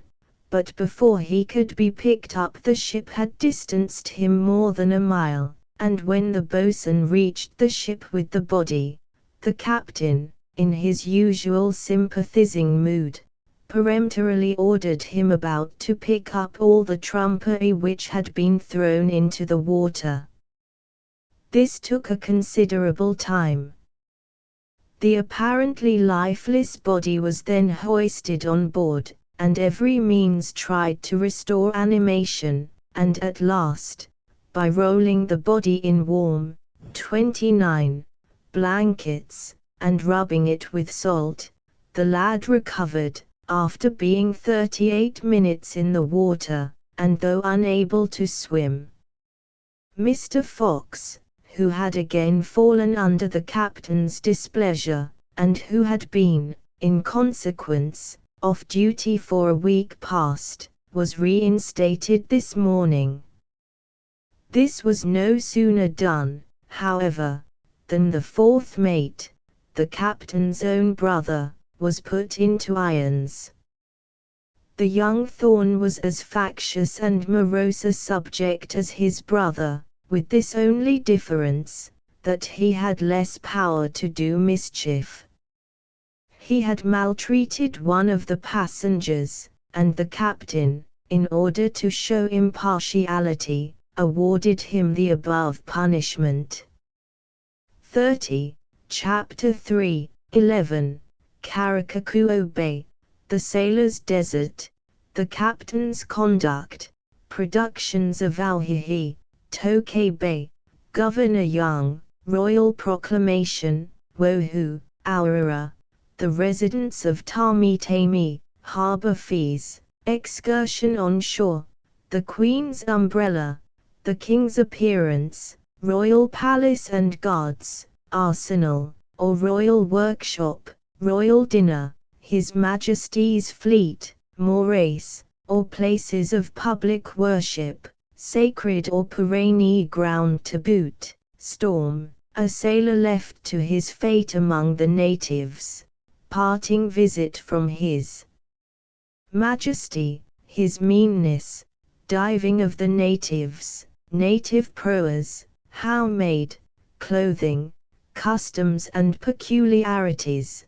character of the women, white men at the Sandwich Islands, the king's disposition towards foreigners, Captain Cook, pahuays, or war spears, a sham fight, religion, Tamitami conqueror and king, apparent happiness of the natives, prophetic hint, distressed situation of a boat.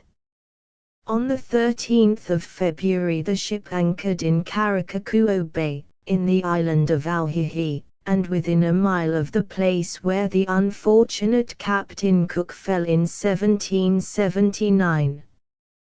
The Sandwich Islands are 11 in number, and lie between the 19th and 22nd parallels of N latitude, and the meridians of 151 degrees and 160 degrees W longitude. The climate is warm but healthy, and more temperate and uniform than 31 is usual in tropical countries, nor is it subject to hurricanes and earthquakes. In their customs and manners the natives resemble the New Zealanders, and like the Mara warlike people, all classes tattoo their bodies. Karakakuo Bay is about a mile or more in extent, but sheltered only on one side, which presents a high rugged front of coral rock, resembling a rampart or battery in the bottom of the bay, facing the ocean, with two bushy trees on it waving in the wind like flags. The shores, with the exception of the above-mentioned rock, are everywhere low, with here and there clumps of coconut and other trees, which give a pleasing variety to the scene, and the land, rising gradually as it recedes to a considerable height, looks down over intervening hill and dale upon the delightful little villages of Kakuo and Kaurua. We were now near land, and the captain's conduct to both passengers and crew had fostered a spirit of desertion among the sailors. Jack Tar, slipping off in the night, was seen no more. This new feature in our affairs portended no good, but brought about a sweeping change, for the captain had now no resource but to place his chief confidence in those whom he had all along maltreated and affected to despise. In this state of things, the natives were employed to bring back the deserters. One Roberts, a Yankee, was confined below. Ems, a Welshman, was tied up and flogged. Johnston, An Englishman, 32, was put in irons, and Anderson, the boatswain, could not be found. Storming and stamping on deck, the captain called up all hands. He swore, he threatened, and abused the whole ship's company, making, if possible, things worse. I really pitied the poor man, although he had brought all this trouble upon himself. With all his faults he had some good qualities, and in his present trying situation we all forgot our wrongs, and cheerfully exerted ourselves to help him out of his difficulties. The clerks were appointed to assist the officers, and the Canadians to supply the place of the sailors in keeping watch and doing the other duties on shore, while the partners, forgetting former animosities, joined hand in hand with the captain in providing for the wants of the ship. Order being now restored, the partners and some of the clerks went occasionally on shore. Meantime, the natives having paid several visits on board, and sounded our bargain-making chiefs, for they are shrewd dealers, a brisk trade commenced in plantains, bananas, yams, taro, breadfruit, sweet potatoes, sugar canes, coconuts, and some pork, the principal productions of the place. We had not been long here, however, till we learned that the chief of the island resided at a place called Tokay Bay, some distance off, and as we expected a further and better supply there, we sailed for that place, where we had an interview with the governor, a white man, named John Young. He received us kindly, and with 33, every mark of attention peculiar to an Indian chief, showed us his wife, his daughter, his household, and vassals, a strange assemblage of wealth and poverty, filth and plenty. Governor Young was a native of England, and belonged to an American ship, the Eleanor, of which he was boatswain. That vessel, happening to touch at the Sandwich Islands in 1790, left Young there to shift for himself, but his nautical skill and good conduct soon recommended him to the reigning prince, Tammy, and he is now viceroy or governor of Auhihi. He is about 60 years of age, shrewd, and healthy, but, from his long residence among the natives, he has imbibed so much of their habits and peculiarities, that he is now more Indian than white man. We had not been long at the village of Tokay, when Governor Young gave us to understand that no rain had fallen in that neighborhood during the 4 preceding years, and that in consequence provisions were very scarce, and good water was not to be found there at any time. These details were discouraging. The natives, however, began a brisk trade in fruits and vegetables. We, however, were desirous of purchasing hogs and goats, but were told that the sale of pork had been prohibited by royal proclamation, and that, without the permission of the king, who resided in the island of Woahoo, no subject could dispose of any. Anxious to complete our supplies, we immediately resolved on sailing to Woahoo. 34. On the 21st of February, we cast anchor abreast of Aurora, the metropolis of Woahoo, and royal residence of Tammy. This is the richest and most delightful spot in the whole archipelago. On our approaching the land, 2 white officers came on board, the one a Spaniard, secretary to His Majesty, the other a Welshman, the harbour master. The latter brought us safe to anchor in Whiteheat Bay, for which service he demanded and was paid $5. The royal village of Aurora is situate at the foot of a hill, facing the ocean, on the west side of the island. The houses were 740 in number, and contained 2,025 inhabitants. It will appear strange that so few inhabitants should require so many houses, but this will be explained hereafter. Behind the village there is an extensive field under fine cultivation. Perhaps it may measure 500 acres, but its appearance was greatly injured by irregular enclosures, or rather division lines, formed of loose stones running on the surface, intersecting and crossing each other in every possible direction, for the purpose of marking the plot claimed by each individual or family.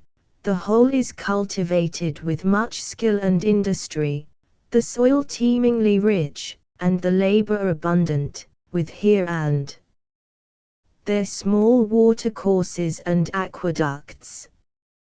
Immediately after coming to anchor, Captain Thorne, accompanied by Mr. M.K. and Mr. M. Dugall, waited on His Majesty, Tammy, 35, and after dining with him, returned on board.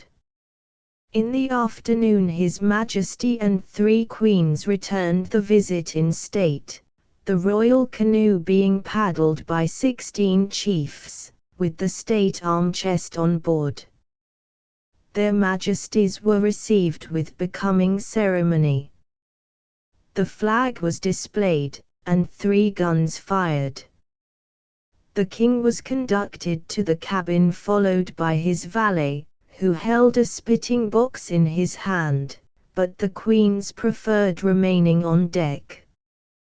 While here, they very unceremoniously disrobed themselves, plunged overboard, and after swimming and sporting for some time in the water, came on board again and dressed themselves, after which they joined Tammy in the cabin, where they did ample justice to a good collation, drank 2 bottles of wine, and left us apparently well pleased with their reception. The chiefs remained all the time in the royal yacht alongside. Tammy appeared to be about 50 years of age, straight and portly, but not corpulent. His countenance was pleasing, but his complexion rather dark, even for an Indian. He had on a common beaver hat, a shirt, and neckcloth, which had once been white, a long blue coat with velvet collar, a casimere vest, corduroy trousers, and a pair of strong military shoes. He also wore a long and not inelegant sword, which he said he got from his brother, the King of England. During these interviews and visits of ceremony, the captain had broached the subject of pork to 36, His Majesty, but this was not the work of an hour nor of a day. Pork was a royal monopoly, and the king well knew how to turn it to his advantage on the present occasion, for several conferences were held, and all the pros and cons of a hard bargain discussed, before the royal contract was concluded. Time, however, brought it about, and the negotiation was finally closed. The king furnished the requisite supplies of hogs, goats, poultry, and vegetables, for all of which a stipulated quantity of merchandise was to be given in return. Business now commenced, and good water and provisions were brought to the ship in boatloads, and as the king further pledged himself, that if any of the sailors deserted he would answer for their safe delivery again. This assurance, although the words of kings are not always sacred, had the effect of relieving the passengers from the ship's duties. We were, therefore, enabled to go on shore. On walking up to the royal city on our first landing, we were met by two of the queens, accompanied by a page of honor. They were all three walking abreast, the page in the middle, and holding with his two hands a splendid parasol of the richest silk, measuring 6 feet 8 inches in diameter. From this umbrella hung 12 massy tassels, weighing at least a pound each. The ladies were very communicative, and after detaining us for nearly half an hour passed on. We were soon afterwards introduced to His Majesty, who honored us with a glass of arrack.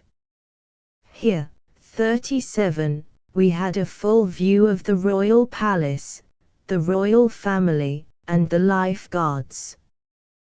The palace consisted of 13 houses, built so as to form a square. All the buildings of the country are a kind of wicker work, remarkable for their neatness and regularity, and although slender, they appear to be strong and durable, nor did there appear any difference between the royal buildings and the other houses of the place, the square and courtyard excepted.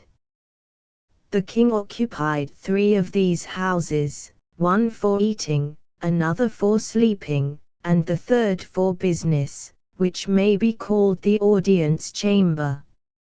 Each of the queens occupied 3 also, a dressing house, a sleeping house, and an eating house. His Majesty never enters any of the queen's houses, nor do they ever enter any of his. In this respect, they are always tabooed. There is a house set apart exclusively for their interviews. The established custom of the land is that each family, however poor, invariably occupies 3 houses, and this will explain why so many houses are required for so few inhabitants.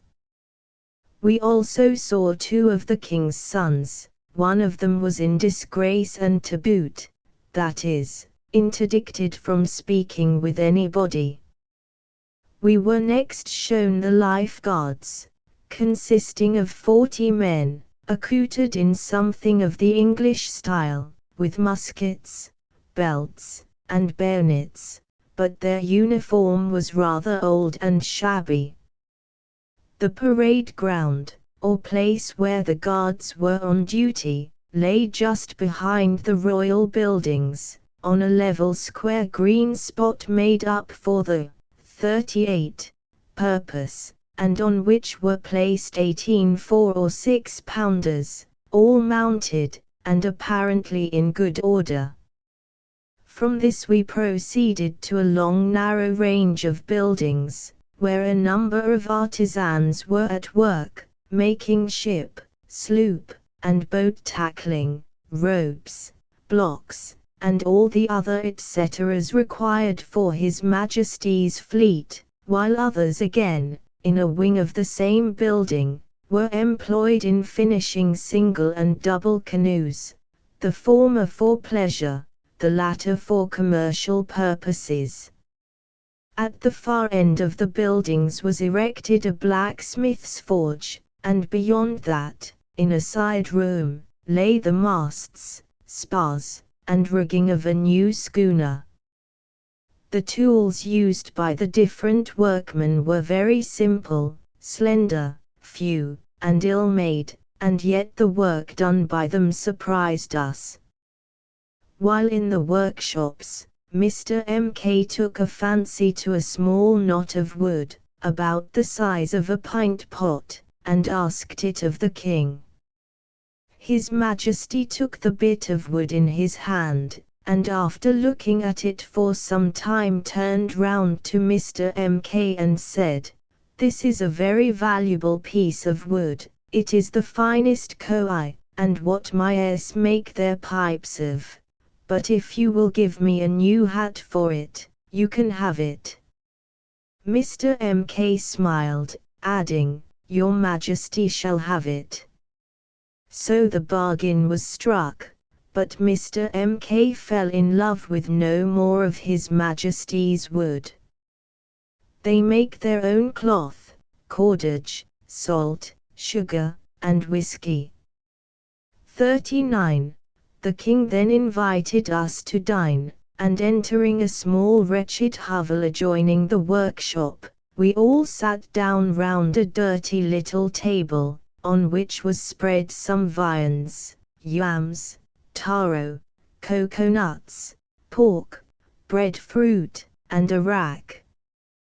The king grew very jovial, ate and drank freely, and pressed us to follow his example. After dinner, he apologized for the meanness of the place, by saying that his banqueting house was to boot that day. Dinner being over, he brought us to see a large stone building, the only one of the kind on the island, situate at some distance from the other buildings, but he showed no disposition to open the door and let us have a peep at the inside.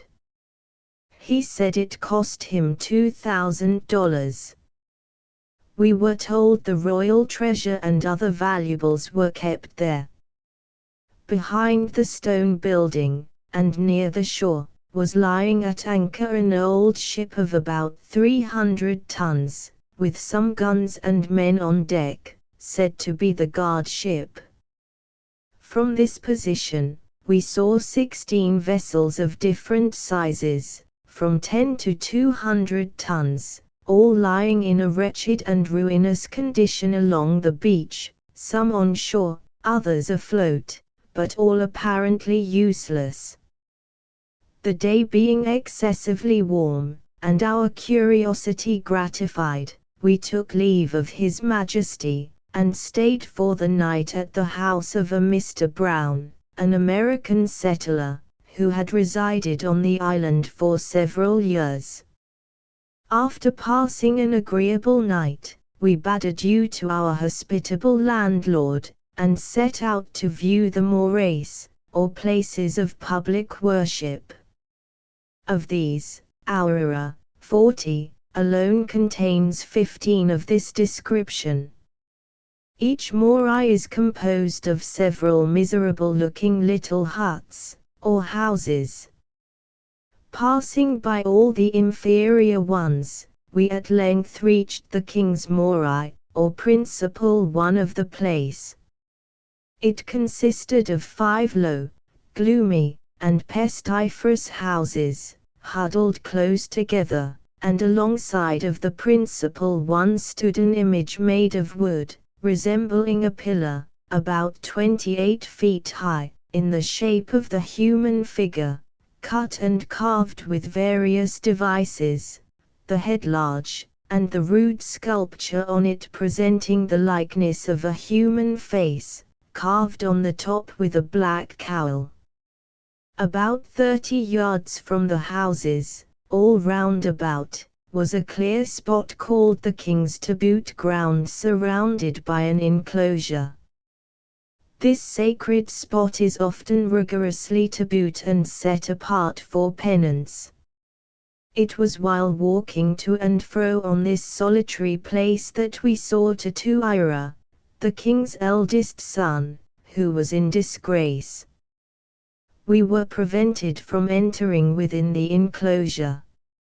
At the foot of this pagot, or pillar, were scattered on the ground several dead animals. We saw 4 dogs, 2 hogs, 5 cats, and large quantities of vegetables, almost all in a state of putrefaction, the whole emitting a most offensive smell. On the death of the king or other great heir, and in times of war, human sacrifices are frequently offered at the shrine of this Moloch. The word taboo implies interdiction or prohibition from touching the place, person, or thing taboot, a violation of which is always severely punished, and at the king's morai, with death. 41. We had scarcely got on board, late in the evening, when a tremendous gale from the land arose and drove the ship out to sea. The fury of the tempest and darkness of the night obliged us to cut cable, and 2 days were spent in anxious forebodings, ere we got back again into harbour. On the 27th, all our supplies, according to contract, were safe on board, and from the good conduct of the sailors since our arrival, we began to think matters would go on smoothly for the future, but these hopes were of short duration. The hasty and choleric disposition of the captain destroyed our anticipations. 2 of the boats had gone on shore as usual, but on the call for all hands to embark, 3 of the sailors were missing. The boats, without waiting a moment, pushed off, but had reached the ship only 15 minutes before 2 of the 3 men arrived in an Indian canoe. Notwithstanding the anxiety they manifested, and their assurance that the boat had not been off 5 minutes before they were on the beach, they were both tied up, flogged, and then put in irons. But this was not all. Ems, the 3rd man, not being able to procure a canoe, had unfortunately to pass the night on shore, but arrived the next morning by sunrise. On arriving alongside, the captain, who was pacing the deck at the time, did not wait till he got on board, but jumping into a boat which lay alongside, laid hold of some sugar canes with which the boat was loaded, and bundled the poor fellow, sprawling and speechless, at 42, his feet. Then jumping on deck, kept pacing to and fro in no very pleasant mood, but on perceiving Ems still struggling to get up, he leaped into the boat a second time, and called one of the sailors to follow him. The poor fellow, on seeing the captain, called out for mercy, but in his wrath the captain forgot mercy, and laid him again senseless at his feet, then ordered him to be thrown overboard. Immediately on throwing the man into the sea, Mr. Fox made signs to some Indians, who dragged him into their canoe and paddled off to shore. During this scene, no one interfered, for the captain, in his frantic fits of passion, was capable of going any lengths, and would rather have destroyed the expedition, the ship, and every one on board, than be thwarted in what he considered as ship discipline, or his nautical duties. In the evening, the Indians brought Ems again to the ship. Here the little fellow implored forgiveness, and begged to be taken on board, but the captain was inexorable, and threatened him with instant death if he attempted to come alongside. Soon after he made his appearance again, but with no better effect. He then asked for his protection, a paper which the American sailors generally take with them to sea.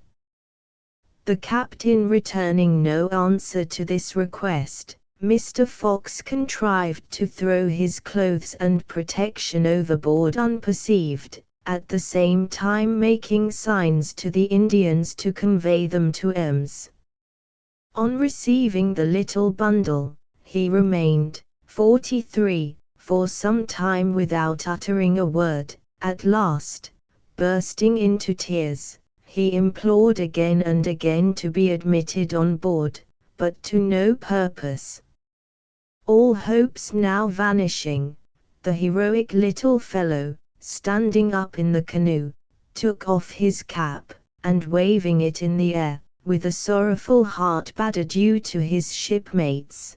The canoe then paddled to land, and we saw him no more. Our supplies being now completed, the king came on board before our departure, and it will appear something surprising that the honest and wealthy monarch, forgetting the rank and pomp of royalty, should at his parting visit covet everything he saw with us. He even expressed a wish to see the contents of our trunks. He begged a handkerchief from me, a penknife from another, a pair of shoes from a third, a hat from a fourth, and when refused, talked of his kindness to us on shore, while, on the other hand, he bowed low when presented with a breastpin, a few needles, or paper-cased looking-glass, not worth a groat. Even the cabin boy and cook were not forgotten by this king of the Isles, for he asked a piece of black ball from the former, and an old saucepan from the latter. His avarice and meanness in these respects had no bounds, and we were all greatly relieved when he bade us farewell and departed. Having taken leave of His Majesty, I shall now make a few remarks on the habits, dress, and language of the natives. 44. The Sandwich Islanders are bold swimmers, and expert navigators. They are like ducks in the water. As soon as we had cast anchor in Karakakuo Bay, the natives, men and women, indiscriminately flocked about the ship in great numbers, some swimming, others in canoes, but all naked, although the Tonkin lay a mile from the shore. Few, however, being admitted on board at once, probably a necessary precaution, the others waited very contentedly floating on the surface of the water alongside, amusing themselves now and then by plunging and playing round the ship. After passing several hours in this way, they would then make a simultaneous start for the land, diving and plunging, sporting and playing, like so many seals or fish in a storm all the way. During their gambols about the ship, we often amused ourselves by dropping a button, nail, or pin into the water, but such was their keenness of sight and their agility, that the trifle had scarcely penetrated the surface of the water before it was in their possession. Nothing could escape them. On one occasion, a ship's block happening to fall overboard, one of the natives was asked to dive for it in 36 feet of water, but after remaining 3 minutes and 50 seconds under water he came up unsuccessful. Another tried it and succeeded, after being under water 4 minutes and 12 seconds. The blood, however, burst from his nose and ears immediately after. Their voyaging canoes are made to ride on the 45 roughest water with safety by means of a balance or outrigger shaped like a boat's keel, and attached to the canoe at the distance of 5 feet by 2 slender beams. The canoe goes fully as well with as without the balance, skipping on the surface of the water as if no such appendage accompanied it. When the swell or surge strikes the canoe on the balance side, the weight of the outrigger prevents its upsetting, and when on the opposite side the buoyancy of the outrigger, now sunk in the water, has the same effect. The climate here is so very mild and warm that the natives seldom wear any clothing, and when they do, it is of their own manufacture, and extremely simple. The inner bark of different trees, the tauta in particular, is prepared by beating it into a pulp or soft thin web, not unlike grey paper, called tapa. The common people wear it in this raw state, but the better sort paint it with various colors, resembling printed cotton. Tapa is as strong as cartridge paper, but not so thick, and can answer for clothing only in dry climates. The common dress of the men consists of a piece of this tapa, about 10 inches broad and 9 feet long, like a belt, called maro. The maro is thrown carelessly round the loins, then passed between the thighs, and tied on the left side. The females wear the POW or POW, a piece of tapa similar to the maro, only a little broader, and worn in the same manner, but the queens had on, in addition to the POW, a loose mantle or shawl thrown round. 46. The body, called kaihia, which consisted of 21 folds of tapa, yet when compressed it did not equal in thickness an English blanket. The kaihia is generally worn by persons of distinction, but seldom of more than 2 or 3 folds, excepting among the higher ranks. Like a Chinese mandarin, a lady here makes known her rank by her dress, and by the number of folds in her kaihia.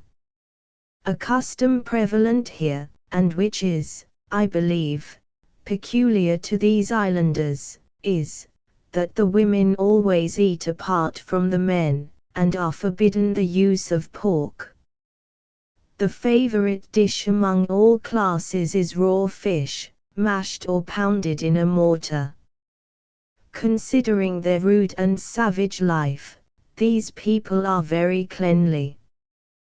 The houses of all classes are lined and decorated with painted tapa, and the floors overspread with variegated mats. The women are handsome in person, engaging in their manners, well-featured, and have countenances full of joy and tranquility, but chastity is not their virtue. The king's will is the paramount law of the land, but he is represented as a mild and generous sovereign, invariably friendly to the whites whom choice or accident has thrown on these islands. To those who behave well the king allots land, and gives them slaves to work it. He protects both them and their property, and is loath ever to punish an evildoer. Near Aurora we saw 8 or 10 white men comfortably settled, and upwards of 30, 47, others naked and wild among the natives, wretched unprincipled vagabonds, of almost every nation in Europe, without clothing and without either house or home. I have already noticed the principal esculent vegetables growing here. There are also some beautiful kinds of wood, that called koi, of which the war spears or pahuas are made, and sandalwood, are the kinds most highly esteemed among the natives for their hardness and polish. The coconut, in clumps here and there, forms delightful groves, and these are often frequented by the industrious females for the purpose of manufacturing and painting their tapa, preferring the cool shade and open air to the heat of a dwelling house. At the place where Captain Cook was killed, which we visited soon after our arrival, were still a few old and shattered coconut trees, pierced with the shot from his ships, and a flat coral rock, at the water's edge, is still pointed out to strangers as the fatal spot where he fell. The chief weapon used in their warfare is the pahuo or spear, 12 feet long, polished, barbed, and painted. It is poised and thrown with the right hand with incredible force and precision. His Majesty ordered 50 men to parade one day, and invited us to see them exercising, and we were certainly much gratified and astonished at their skill in throwing and parrying the weapons. 48. After going through several maneuvers, the king picked 4 of the best marksmen out, and ordered one of them to stand at a certain point, the three others at a distance of 60 yards from him, all armed with pahuas, and facing one another. The three last mentioned were to dart their spears at the single man, and he to parry them off or catch them in passing. Each of the three had 12 pahuas, the single man but one. Immediately after taking his position, the single man put himself upon his guard, by skipping and leaping from right to left with the quickness of lightning. The others, equally on the alert, prepared to throw. All eyes were now anxiously intent. Presently one threw his spear, at a short interval the next followed, as did the third, two at a time next threw, and then all three let fly at once, and continued to throw without intermission until the whole 36 spears were spent, which was done in less than 3 minutes. The single man, who was placed like a target to be shot at, defended himself nobly with the spear he had in his hand, and sent those of his opponents whistling in every direction, for he had either to parry them off like a skillful boxer, or be run through on the spot. But such was the agility with which he shifted from one position to another, and managed the spear with his right hand, that he seemed rather to be playing and amusing himself than seriously engaged, for twice or thrice he dexterously seized his opponent's spear at 49, the moment it came in contact with his own, allowing at the same time the latter to fly off, and this shifting or exchanging spears is thought a masterpiece, being the most difficult and dangerous maneuver in the whole affair, and it is only an adept that can attempt it with safety. When all was over, the man had received a slight wound on the left arm, but it happens not unfrequently that he who is thus placed is killed on the spot, for if he allows the spear to be knocked out of his hand without catching another, he is almost sure to fall, as the throwers are not allowed to stop while a pahuo remains with them, and every weapon is hurled with a deadly intention. The king is said to be a dexterous pahuo man himself, and it was his prowess and knowledge in war, and not his rank, that made him sovereign of these islands.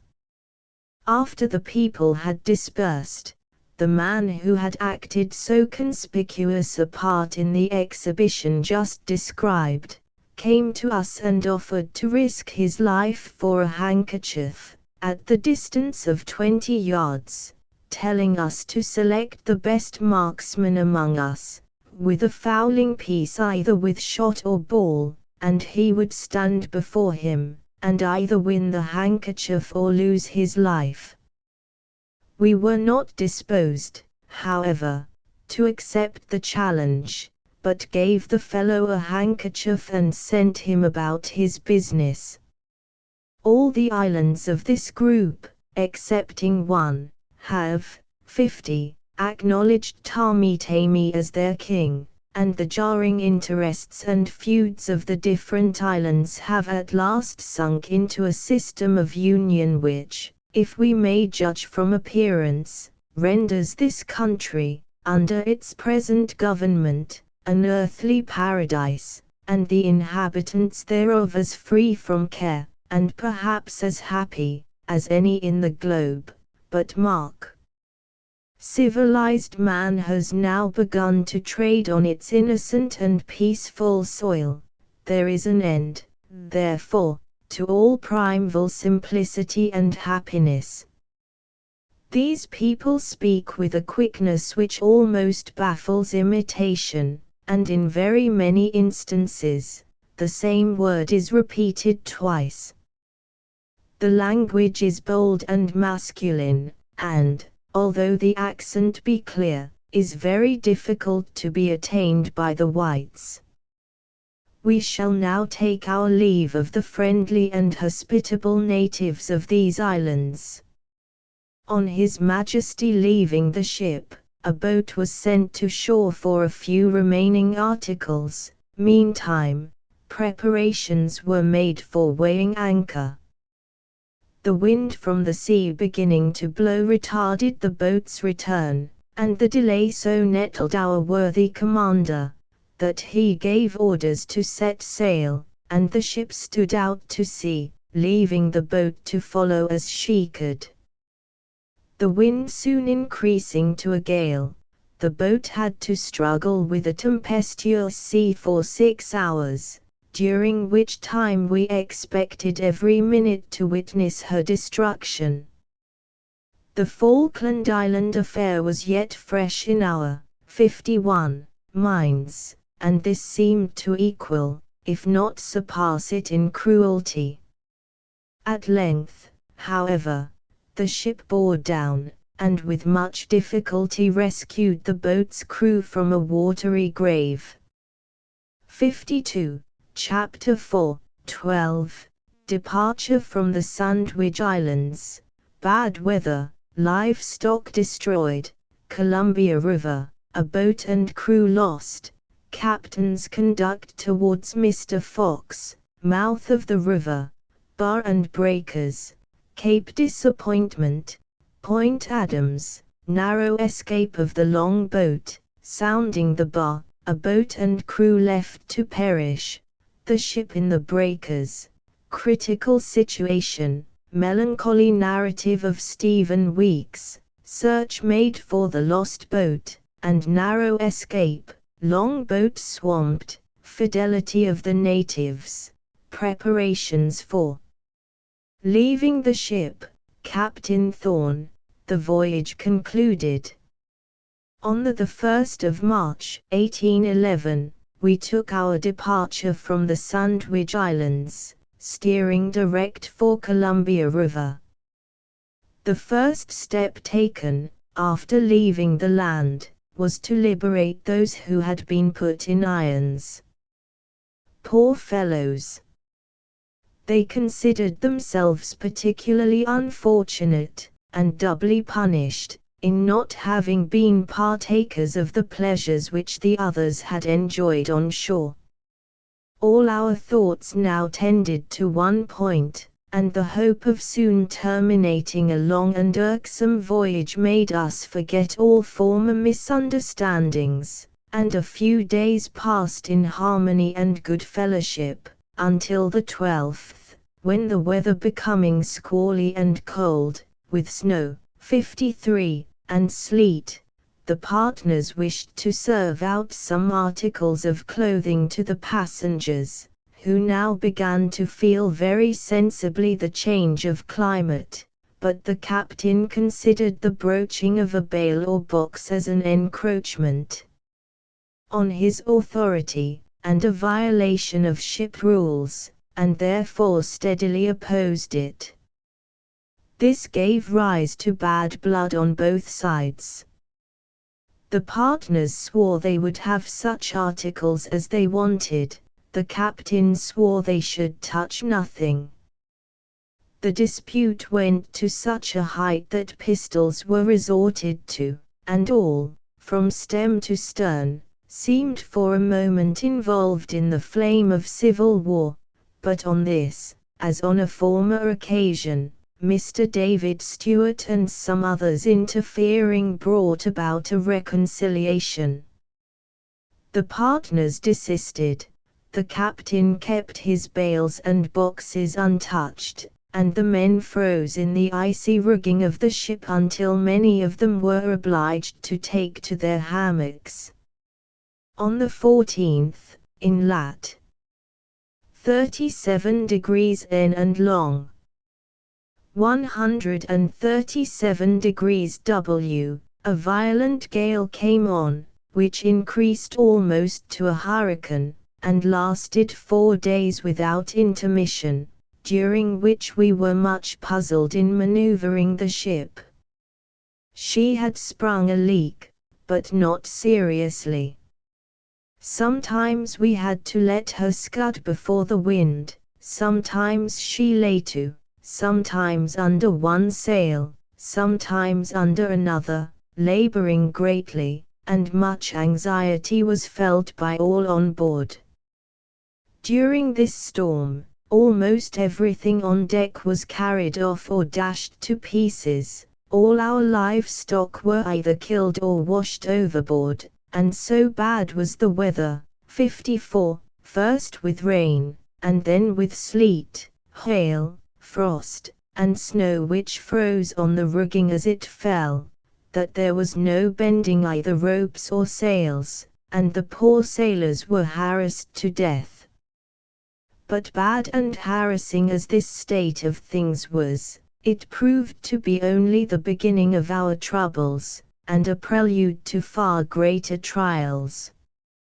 During this gale, we sustained considerable damage in the sails and rigging, besides the loss of our livestock, and other things on board. On the 22nd of March, we came in sight of land, which, on a nearer approach, proved to be Cape Disappointment, a promontory forming the north side of the great Oregon or Columbia River. The sight filled every heart with gladness. But the cloudy and stormy state of the weather prevented us seeing clearly the mouth of the river, being then about 10 miles from land. The aspect of the coast was wild and dangerous, and for some time the ship lay to, until the captain could satisfy himself that it was the entrance of the river, which he had no sooner done, than Mr. Fox, the first mate, was ordered to go and examine the channel on the bar. At 1:30 in the afternoon, Mr. Fox left the ship, having with him one sailor, a very old Frenchman, and 3 Canadian lads, unacquainted with sea service, 2 of them being carters from Larchine, and the other a Montreal barber. Mr. Fox objected to such hands, but the captain refused to change them, adding that he had none else to spare. Mr. Fox then represented the impossibility of performing the business, 55, in such weather, and on such a rough sea, even with the best seamen, adding, that the waves were too high for any boat to live in. The captain, turning sharply round, said, "Mr. Fox, if you are afraid of water, you should have remained at Boston." On this Mr. Fox immediately ordered the boat to be lowered, and the men to embark.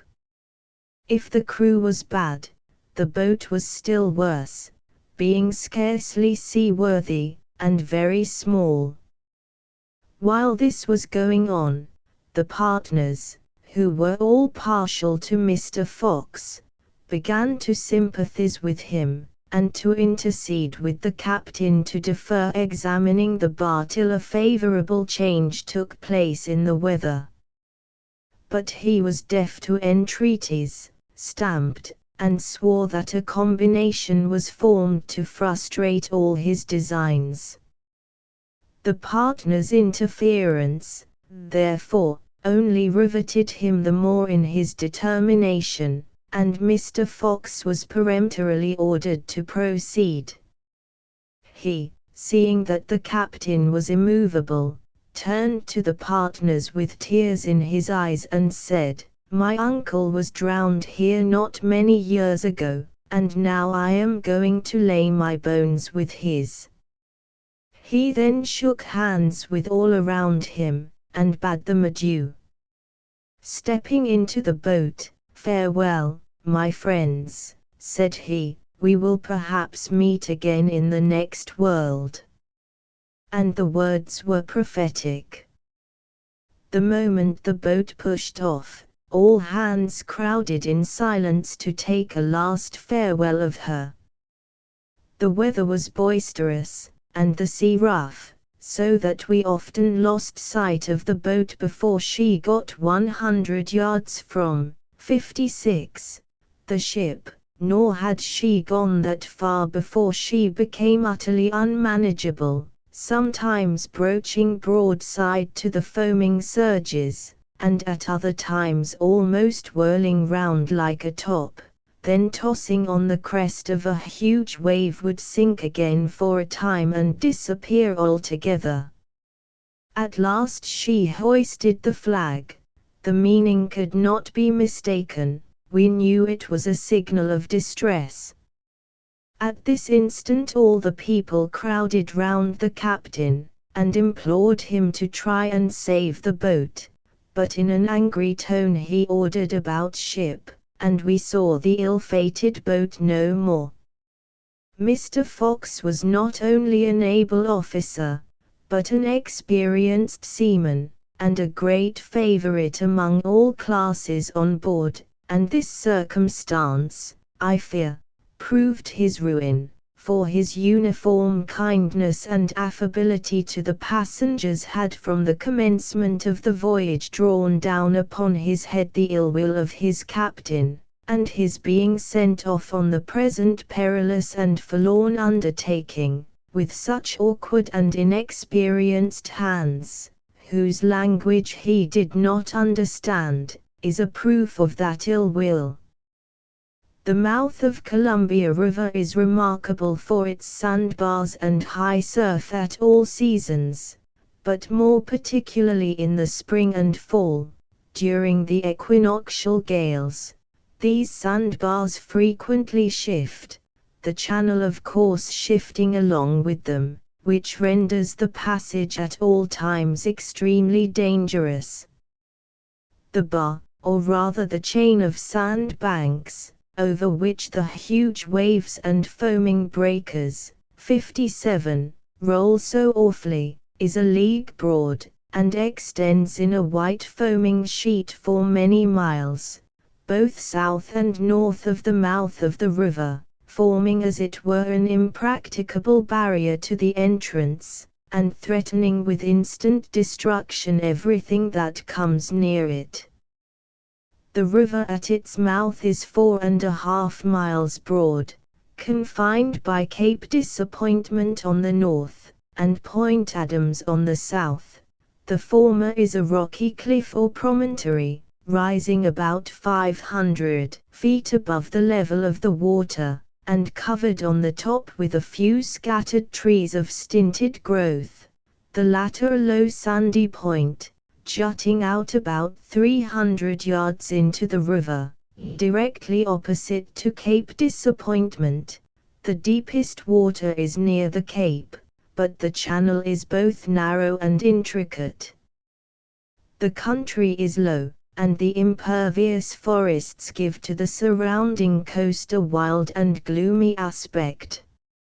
After the captain ordered about ship, as already stated, some angry words passed between himself and Mr. Mumford, the second officer, which ended in the latter being ordered below. After passing an anxious night, the return of day only increased the anxiety, and every mind was filled with gloomy apprehensions. In the course of this day, Mr. Mumford resumed his duties, and the ship kept beating off and on till noon, when she cast anchor in 14 fathoms, about a mile from the breakers, and the weather becoming calm, Mr. M.K., Mr. David Stewart, myself, and several others, embarking in the 58 long boat, which was well manned and armed, stood in for the shore, in hopes of being able to effect a landing. On approaching the bar, the terrific chain of breakers, which kept rolling one after another in awful succession, completely overpowered us with dread, and the fearful suction or current became so irresistibly great, that, before we were aware of it, the boat was drawn into them, and became unmanageable. At this instant, Mr. Mumford, who was at the helm, called out, "Let us turn back, and pull for your lives, pull hard, or you are all dead men." In turning round, the boat broached broadside to the surf, and was for some time in imminent danger of being engulfed or dashed to pieces, and, although every effort was made, we were for 12 minutes struggling in this perilous situation, between hope and despair, before we got clear, or the boat obeyed the oars, and yet we were still 2 miles from the shore, and, had it not been for the prompt and determined step taken by Mr. Mumford, the boat and every soul on board of it must have inevitably perished. Notwithstanding our narrow escape, we made a second and third attempt, but without success, and then returned to the ship. The same afternoon, Mr. Mumford was sent more to the south to seek for a channel, but to no purpose. The charts were again examined, and every preparation made for next morning. On the 25th, early in the morning, Mr. Mumford was again ordered in another direction to go and discover, 59, if possible the proper channel, and ascertain the depth of water. After several trials, in one or two of which the boat got again entangled in the breakers, and had a very narrow escape, she at length came into 2½ fathoms of water, and then returned.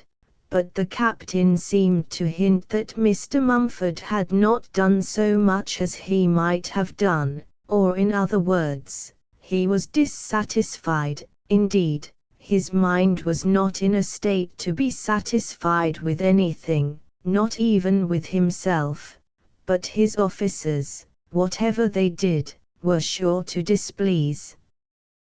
The captain now called on Mr. Akins, the third mate, and ordered him to go and sound in a more northerly direction, and if he found 3½ fathoms water to hoist a flag as a signal.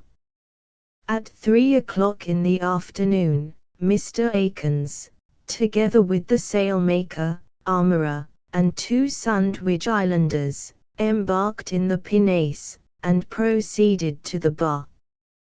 As soon as the pinnace hoisted the flag agreed upon, the ship weighed anchor and stood in for the channel. At the same time the boat, pulling back from the bar, met the ship about half a mile from the breakers, in 8 fathoms, going in with a gentle sea breeze, at the rate of 3 knots an hour. As the ship and boat drew near to each other, the latter steered a little aside to be out of the ship's way, then lay upon her oars in smooth water, waiting to be taken on board, while the ship passed on within 20 yards of them in silence, nor did the people in the boat speak a single word. As soon as the 60 ship had passed, and no motion made to take the boat on board, every one appeared thunderstruck, and Mr. M.K. was the first that spoke, who said he is going to throw a rope to the boat. No one answered, but by this time she had fallen astern, and began to pull after the ship. Every one now called out, "The boat, the boat!" The partners, in astonishment, entreated the captain to take the boat on board, but he coolly replied, "I can give them no assistance." Mr. Mumford said it would not be the work of a minute. "Back a sail, throw a rope overboard," cried the partners. The answer was, "No, I will not endanger the ship." We now felt convinced that the boat and crew were devoted to destruction. No advice was given them, no assistance offered, no reasons assigned for risking so cruel a sacrifice of human life, for the place where the boat met us was entirely free from the influence of the breakers, and a long way from the bar. It is impossible, therefore, to account for the cool indifference manifested towards the fated boat and her crew, unless we suppose that the mind of the captain was so absorbed in apprehension, and perplexed with anxiety at the danger which stared him in the face, and which he was about to encounter in a few minutes, that he could not be brought to give a thought to anything else but the safety of the ship. During this time the ship was drawing nearer and nearer to the breakers, which called our attention, 61, from the boat to look out for our own safety, but she was seen for some time struggling hard to follow the ship as we entered the breakers, the sight of which was appalling. On the ship making the first plunge, every countenance looked dismay, and the sun, at the time just sinking below the horizon, seemed to say, "Prepare for your last." Mr. Mumford was now ordered to the masthead, to point out the channel. The water decreasing from 8 to 2½ fathoms, she struck tremendously on the second reef or shoal, and the surges breaking over her stern overwhelmed everything on deck. Every one who could, sprang aloft, and clung for life to the rigging. The waves at times broke 10 feet high over her, and at other times she was in danger of foundering. She struck again and again, and, regardless of her helm, was tossed and whirled in every direction, and became completely unmanageable. Night now began to spread an impenetrable gloom over the turbulent deep. Dark, indeed, was that dreadful night. We had got about a mile into the breakers, and not far from the rocks at the foot of the cape, against which the foaming surges wreaked their fury unceasingly. Our anxiety was still further increased by the wind dying away, and the tide still ebbing. At this instant, some one called out, "We are all lost, the ship is among the rocks." A desperate effort was then made to let go the anchors. 2 were thrown overboard, the sails kept flapping for some time, nor was the danger diminished by learning the fact, 62, that the surf dragged ship, anchors, and all, along with it. But there is a limit to all things. Hour after hour had passed, and terrific was the sight, yet our faithful bark still defied the elements, until the tide providentially beginning to flow, just at a time when it appeared as if no earthly power could save us from a watery grave, brought about our deliverance by carrying the ship along with it into Baker's Bay, snug within the cape, where we lay in safety. Here are 2 points for consideration: first, the time of sounding, and, secondly, the time chosen for entering the breakers. In respect to both, there was an unwarrantable precipitation, a manifest want of sound judgment.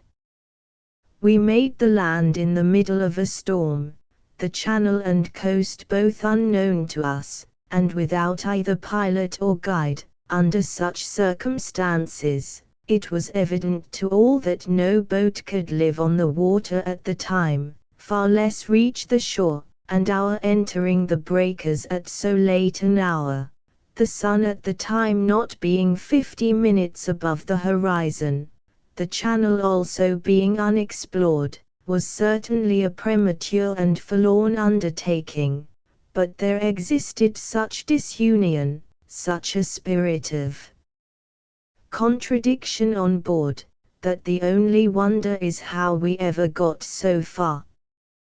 But I must now inform the reader what became of the boat. In the morning of the 26th, Captain Thorne, Mr. M.K., myself, and a few men, left the ship, to take a view of the coast from the top of Cape Disappointment, to try if we could learn any tidings of the 63 boats. We had not proceeded 50 yards, when we saw Stephen Weeks, the armourer, standing under the shelter of a rock, shivering and half dead with cold. Joy for a moment filled our hearts, and running up to the poor fellow, we inquired for his comrades, but could get no satisfactory reply. We then brought him to the ship, and, after giving him some food, resumed our inquiries, but he appeared so overpowered with grief and vexation, that we could scarcely get a word from him. In short, he seemed to reproach us bitterly. "You did it purposely," said he, in great agitation, but after some time, and when we had first told him what we had suffered, he seemed to come round, as if his feelings were soothed by the recital of our dangers, and then he related his melancholy tale, in the following words: "After the ship passed us we pulled hard to follow her, thinking every moment you would take us on board, but when we saw her enter the breakers we considered ourselves as lost. We tried to pull back again, but in vain, for we were drawn into the breakers in spite of all we could do. We saw the ship make 2 or 3 heavy plunges, but just at this time we ourselves were struck with the boiling surf, and the boat went reeling in every direction. In an instant a heavy sea swamped her. Poor Mr. Akins and John Coles were never seen after. As soon as I got above the surface of the water, I kept tossing about at the mercy of the waves. While in this state I saw the 2 Sandwich Islanders struggling, 64, through the surf to get hold of the boat, and being expert swimmers they succeeded. After long struggles they got her turned upon her keel, bailed out some of the water, and recovered one of the oars. I made several attempts to get near them, but the weight of my clothes and the rough sea had almost exhausted me. I could scarcely keep myself above water, and the Auhihis were so much occupied about the boat, that they seemed to take no notice of anything else. In vain I tried to make signs, and to call out. Every effort only sank me more and more. The tide had drawn the boat by this time out to sea, and almost free of the breakers, when the 2 islanders saw me, now supporting myself by a floating oar, and made for me. The poor fellows tried to haul me into the boat, but their strength failed them. At last, taking hold of my clothes in their teeth, they fortunately succeeded. We then stood out to sea as night set in, and a darker one I never saw. The Auhihis, overcome with wet and cold, began to lose hope, and their fortitude forsook them, so that they lay down despairingly in the boat, nor could I arouse them from their drowsy stupor. When I saw that I had nothing to expect from them, I set to sculling the boat myself, and yet it was with much ado I could stand on my legs. During the night one of the Indians died in despair, and the other seemed to court death, for he lost all heart, and would not utter a single word. When the tide began to flow I was roused by the sense, 65, of my danger, for the sound of the breakers grew louder and louder, and I knew if I got entangled in them in my exhausted state all was lost. I, therefore, set to with might and main, as a last effort, to keep the boat out to sea, and at daylight I was within 1/4 of a mile of the breakers, and about double that distance short of the cape. I paused for a moment. What is to be done? I said to myself, death itself is preferable to this protracted struggle. So, turning the head of my boat for shore, I determined to reach the land or die in the attempt. Providence favored my resolution. The breakers seemed to aid in hurrying me out of the watery element, and the sun had scarcely risen when the boat was thrown up high and dry on the beach. I had much ado to extricate myself from her, and to drag my benumbed limbs along. On seeing myself once more on dry land, I sat down and felt a momentary relief, but this was followed by gloomy reflections. I then got into the boat again, and seeing the poor islander still alive, but insensible, I hauled him out of the boat, and with much ado carried him to the border of the wood, when covering him with leaves I left him to die. While gathering the leaves I happened to come upon a beaten path, which brought me here. Such was Weeks's melancholy story, himself and the Indian being the only survivors of the last boat. It follows that 8 men in all lost their lives in entering this fatal river. 66. In the evening the Sandwich Islander who died in the boat was interred on the beach where the boat came ashore. The other poor fellow was carried to the ship, and afterwards recovered.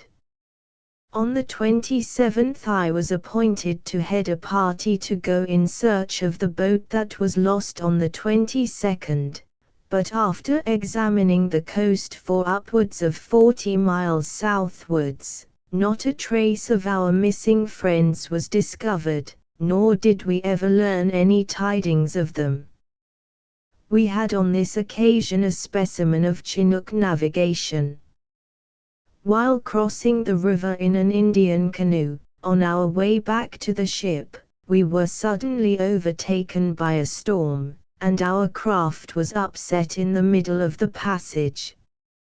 The expertness of the natives in their favorite element was here put to the test.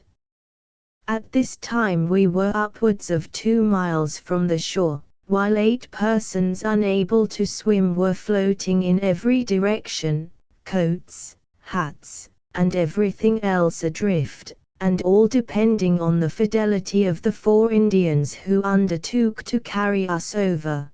Yet, notwithstanding the roughness of the water, and the wind blowing a gale at the time, these poor fellows kept swimming about like so many fishes, righted the canoe, and got us all into her again, while they themselves stayed in the water, with one hand on the canoe and the other paddling.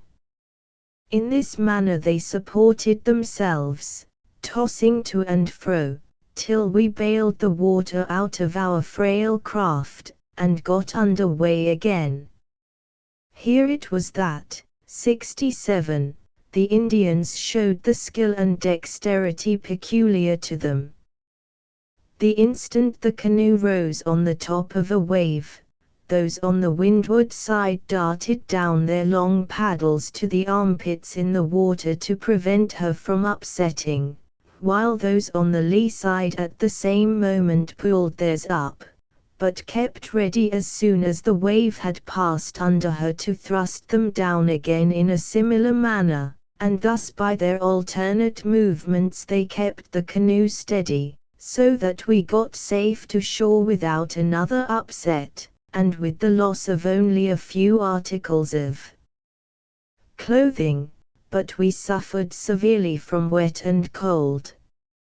During this time the Indians from the village which we had left, seeing our critical situation, had manned and sent off 2 canoes to our assistance. One of the boats from the ship was also dispatched for the same purpose, but all would have proved too late had we not been fortunate enough of ourselves to weather the storm. The Indians all the time never lost their presence of mind.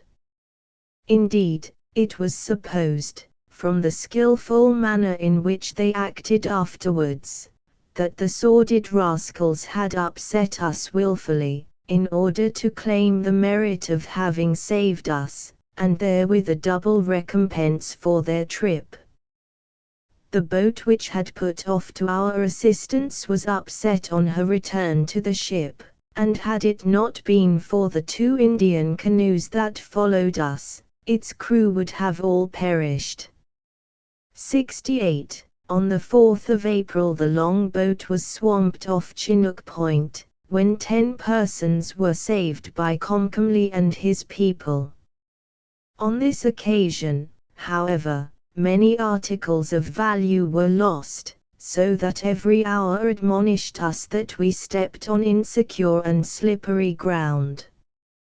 Every succeeding day was marked by some new and alarming disaster, but a few remarks will now suffice to conclude the account of our voyage, in which we sailed, according to the ship's log, 21,852 miles.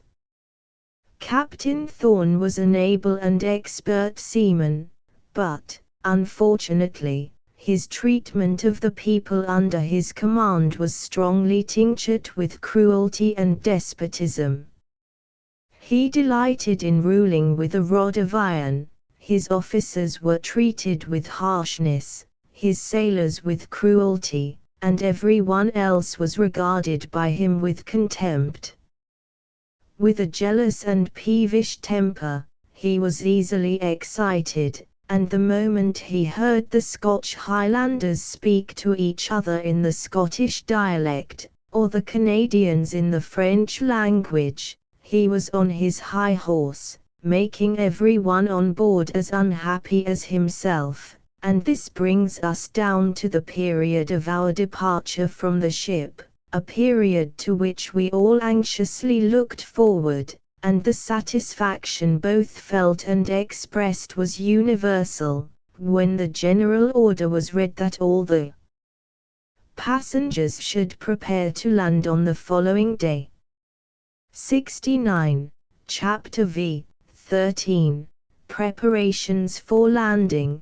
Site of the new Emporium of the West, Aestia's representative, hard work, huge trees, natives, Comcomly, mode of felling trees, danger, trying scenes, 3 men killed, 3 wounded, party reduced by sickness, disaffection, conduct of the deputy, desertion, Mr. Aestia's policy, climate, Indian rumors, Comcomly's intrigues and policy, trip to the Cascades, Mr. MK and Northwest notions, anecdote, exploring party to the north, several persons killed, hostile threats of the Indians, potatoes and other seeds planted, new building, Astoria, departure of the ship, dangerous situation of the whites, great assemblage of Indians, people under arms, blunderbuss accident, alarming moment, 2 strangers arrive, Mr. Thompson at Astoria, M. Dougall's policy, the 2 great functionaries. For some days, much time was spent in examining both sides of the inlet, with a view of choosing a suitable place to build on. At last it was settled that the new establishment should be erected on the south side, on a small rising ground situate between Point George on the west and Tunkin Point on the east, distant 12 miles from the mouth of the inlet or bar. 70. On the 12th of April, therefore, the whole party, consisting of 33 persons, all British subjects excepting 11 Sandwich Islanders being included in that number, left the ship and encamped on shore. However pleasing the change, to be relieved from a long and tedious voyage, and from the tyranny of a sullen despotic captain, the day was not one of pleasure, but of labor. The misfortunes we had met with in crossing the fatal bar had deadened all sensibility, and cast a melancholy gloom over our most sanguine expectations. In our present position, everything harmonized with our feelings, to darken our future prospects. Silent and with heavy hearts we began the toil of the day, in clearing away brush and rotten wood for a spot to encamp on. The person who now assumed the command was the deputy agent, Duncan M. Dugall, Esquire, an old Northwestern, who, in the absence of Mr. Hunt, held the first place in Mr. Astor's confidence. He was a man of but ordinary capacity, with an irritable, peevish temper, the most unfit man in the world to head an expedition or command men. From the site of the establishment, the eye could wander over a varied and interesting scene. The extensive Sound, with its rocky shores, lay in front, the breakers on the bar, rolling in wild confusion, closed the view on the west. On the east, the country as far as the Sound had a wild and varied aspect, while towards the south, the impervious and magnificent, 71, forest darkened the landscape, as far as the eye could reach. The place thus selected for the emporium of the West, might challenge the whole continent to produce a spot of equal extent presenting more difficulties to the settler, studded with gigantic trees of almost incredible size, many of them measuring 50 feet in girth, and so close together, and intermingled with huge rocks, as to make it a work of no ordinary labor to level and clear the ground.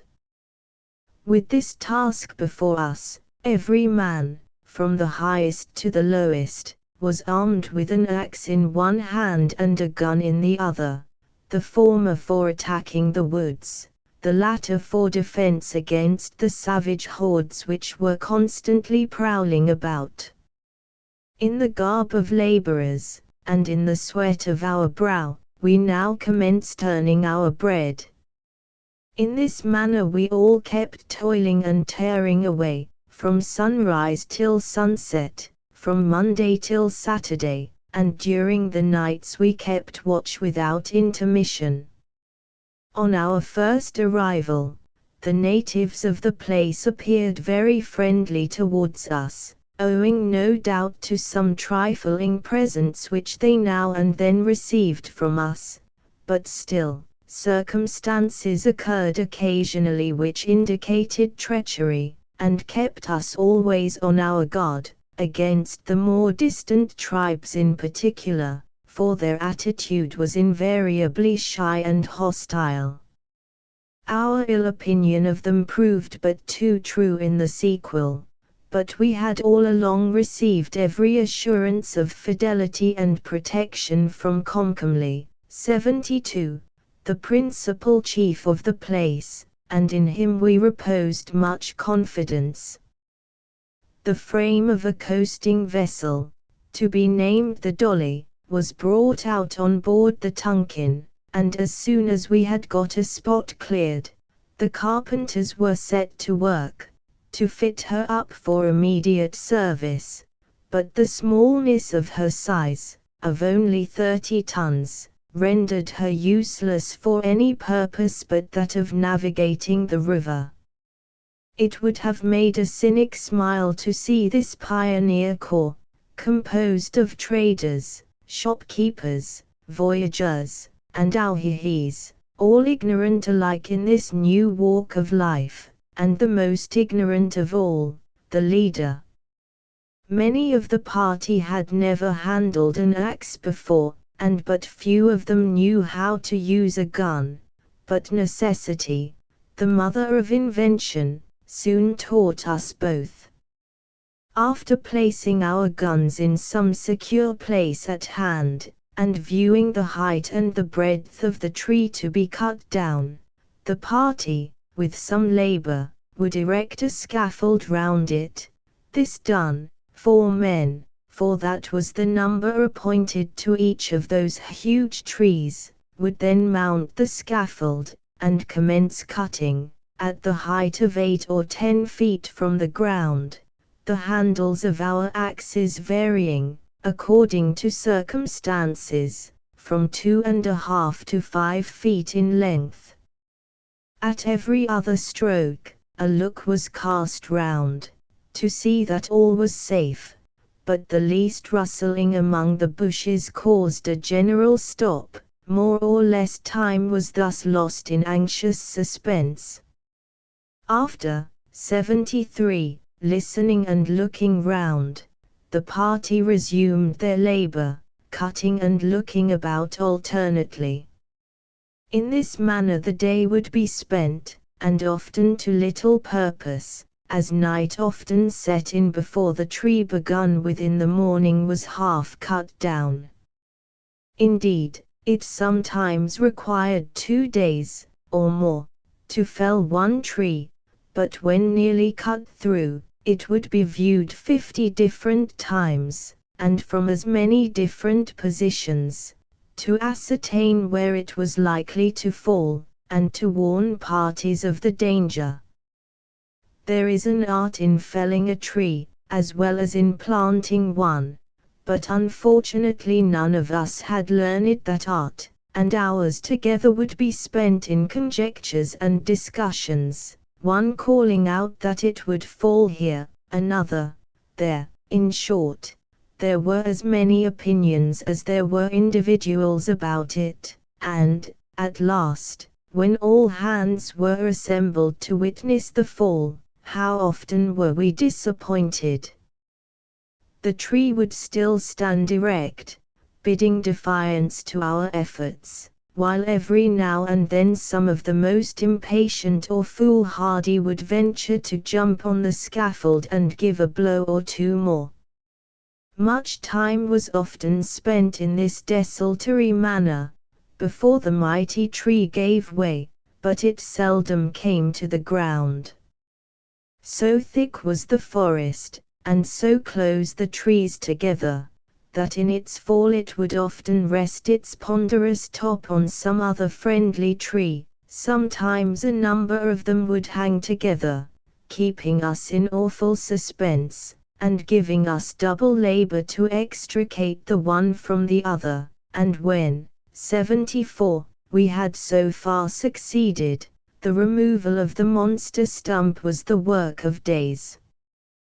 The tearing up of the roots was equally arduous, although less dangerous, and when this last operation was got through, both tree and stump had to be blown to pieces by gunpowder before either could be removed from the spot.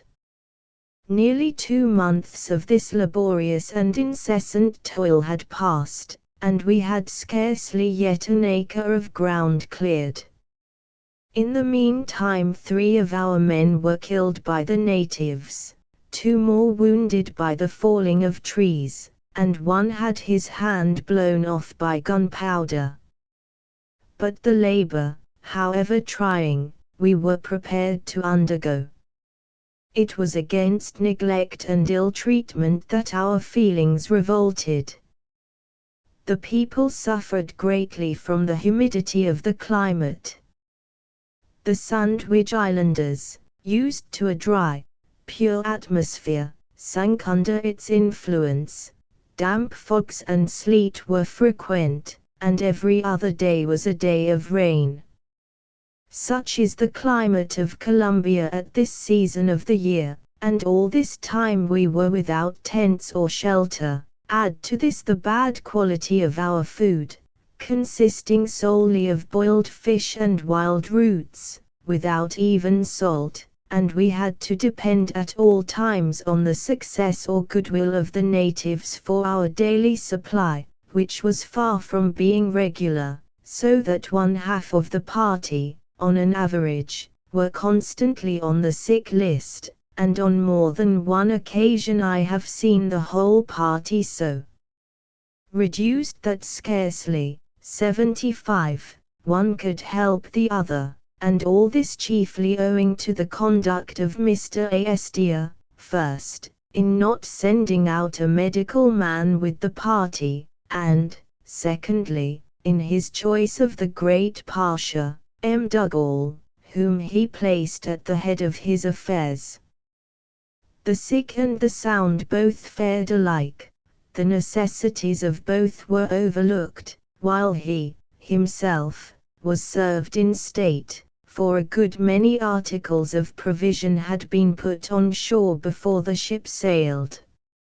Our hard labor by day, with the watching during night, had not only reduced our party by sickness to a mere nothing, but raised a spirit of discontent, and plots and plans were set on foot to abandon all, and cross the continent by land.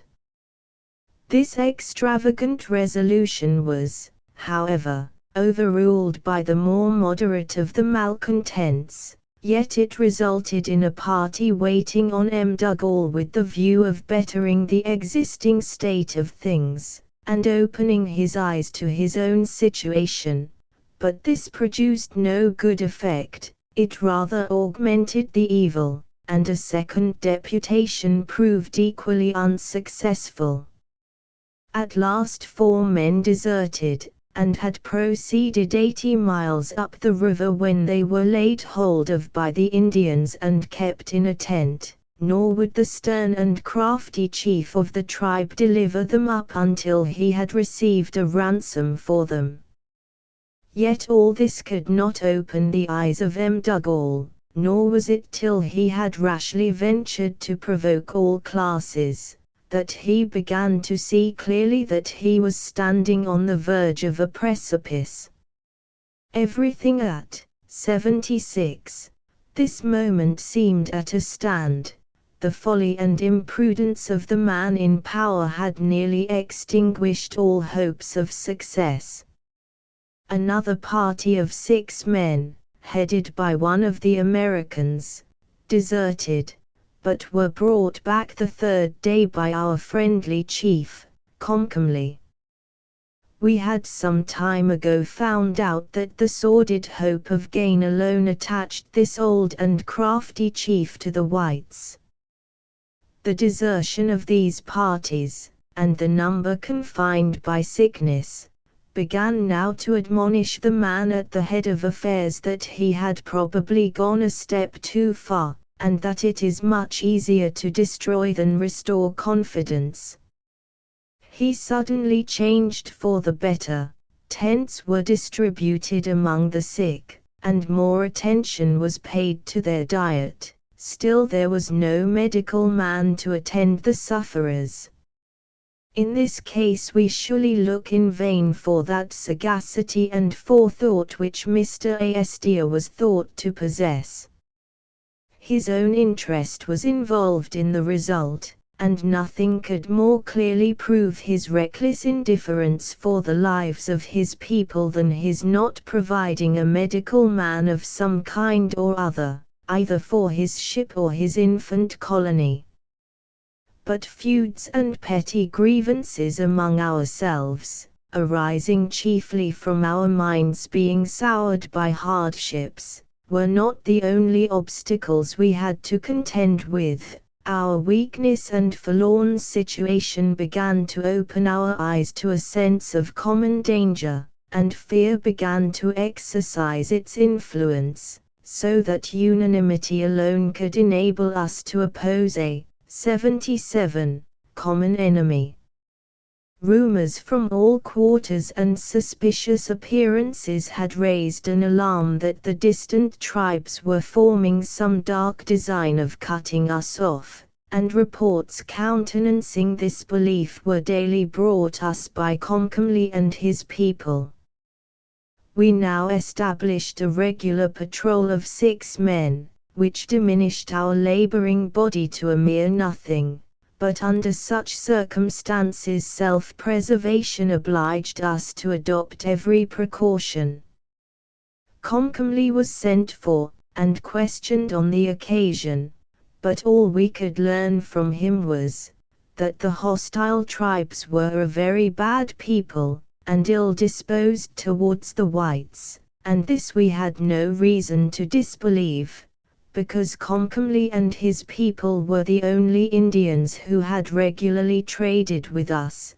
Consequently, we were anxious to ascertain the cause of this rupture between us and the distant tribes.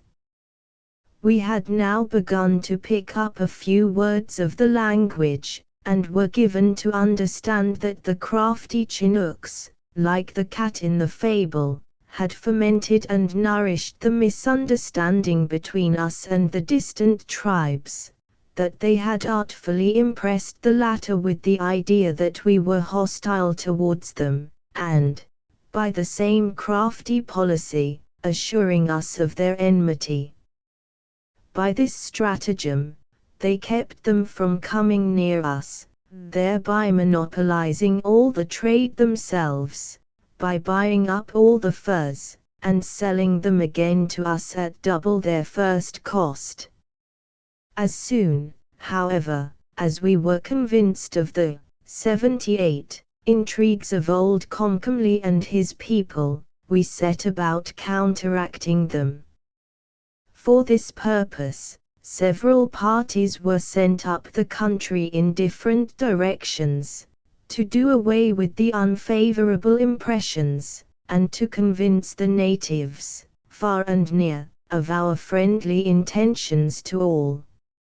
On the 2nd of May, Mr. M.K., accompanied by Mr. Robert Stewart, in a small canoe, and 4 men, proceeded up the river to sound the dispositions of the Indians, and to assure them of our goodwill towards them, and likewise to gain some information respecting the surrounding country and state of the water. Having proceeded as far as the Cascades, a distance of 180 miles, made some presents to the principal men, and convinced all the different tribes they saw of the friendly intentions of the whites. The party returned again at the end of 12 days, reporting most favorably of both natives and country. Mr. M.K. had figured in the Northwest as an Indian trader, was very active, but whimsical and eccentric. An anecdote will picture the man. It is a habit among the grandees of the Indian trade to have maypoles with their names inscribed thereon on conspicuous places, not to dance round, but merely to denote that such a person passed there on such a day, or to commemorate some event. For this purpose, the tallest tree on the highest ground is generally selected, and all the branches are stripped off excepting a small tuft at the top. On Mr. M.K.'s return from his reconnoitering, 79, expedition up the river, he ordered one of his men to climb a lofty tree and dress it for a maypole. The man very willingly undertook the job, expecting, as usual on these occasions, to get a dram, but he had no sooner reached the top than his master, through love of mischief, lighting a fire at the bottom, set the tree in a blaze. The poor fellow was instantly enveloped in a cloud of smoke, and called out for mercy.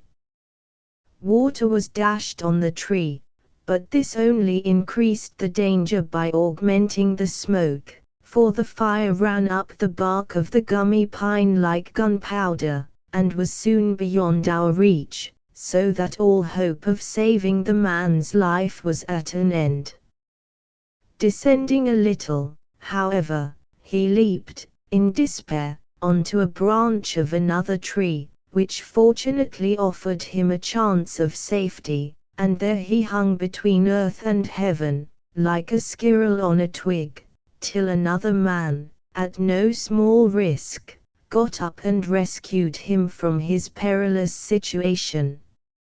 Soon after MK's return from the Cascades, Mr. Robert Stewart, myself, and 5 men, proceeded on an excursion to the north.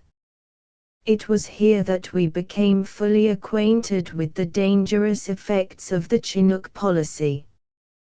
The Indians, on our approach, flew to arms, and made signs for us to keep at a distance. We halted, and tried to moderate their ferocity by a display of presents, but they would not listen to us.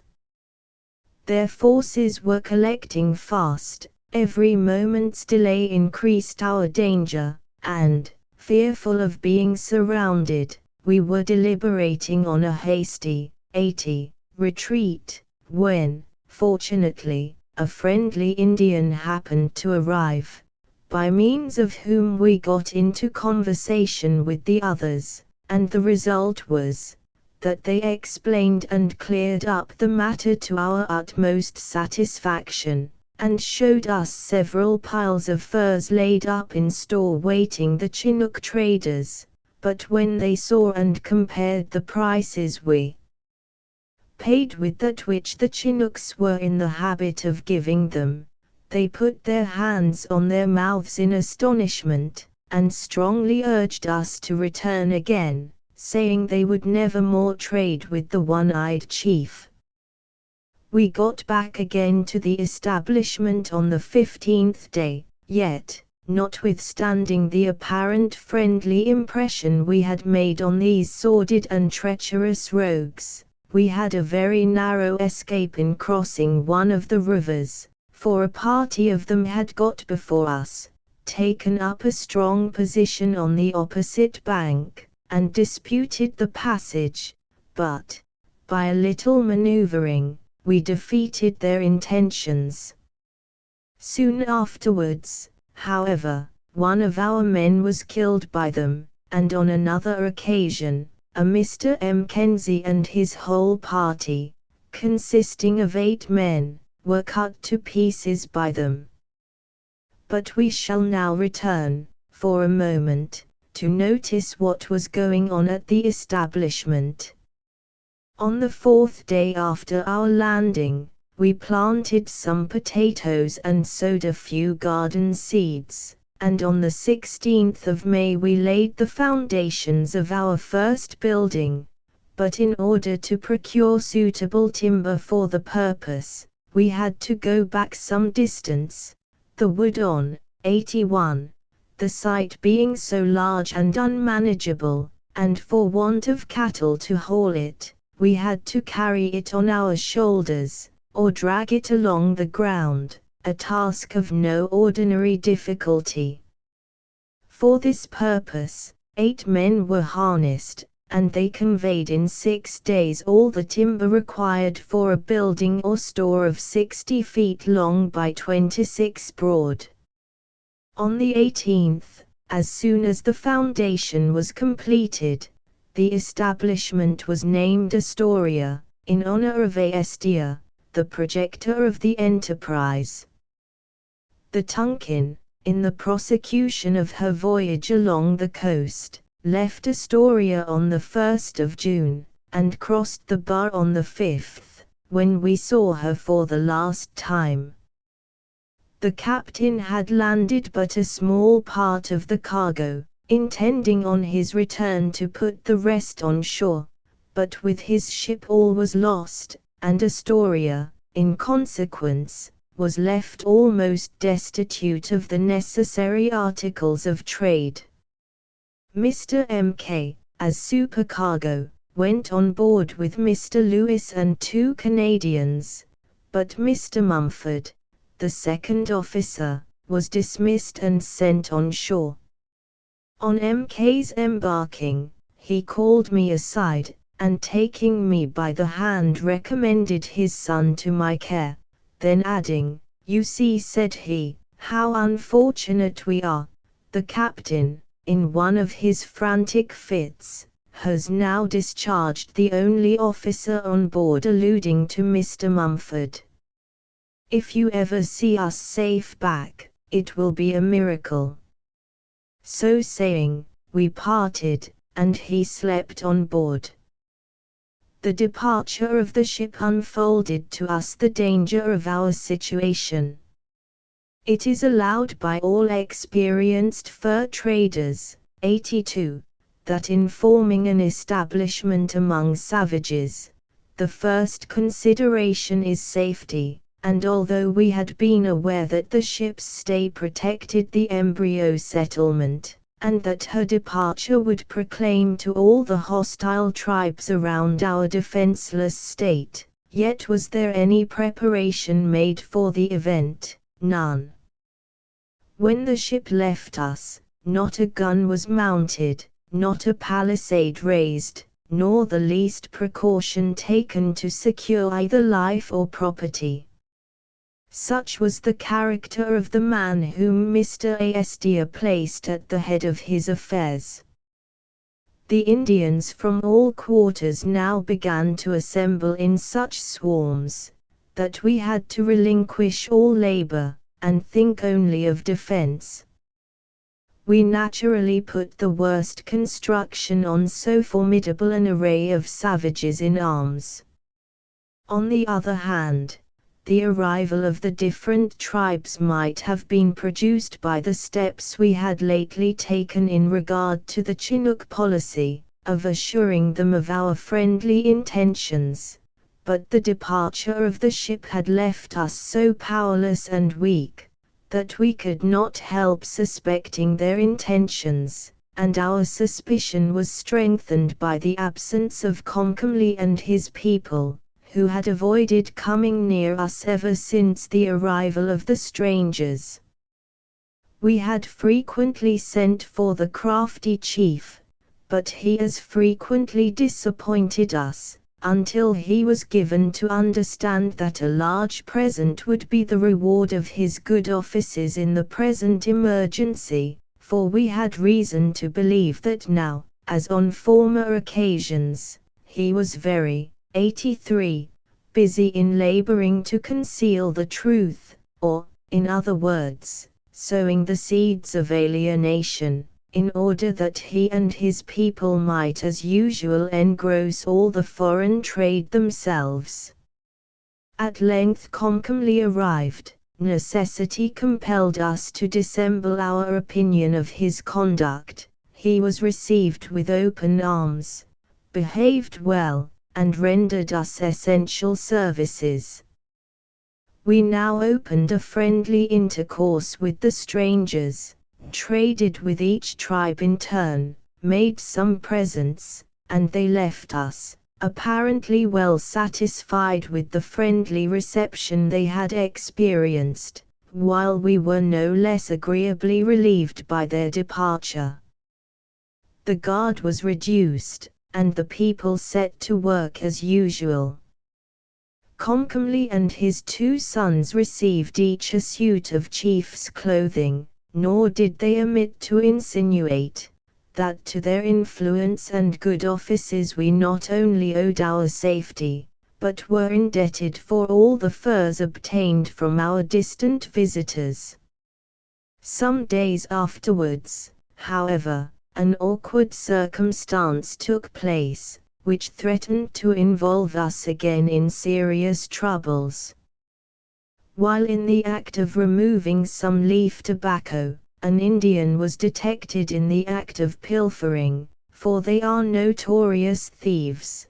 The tobacco was taken from him, and he was reprimanded for his conduct. "What," said the fellow, indignantly, "do you say I am a thief?" at the same time drawing his bow.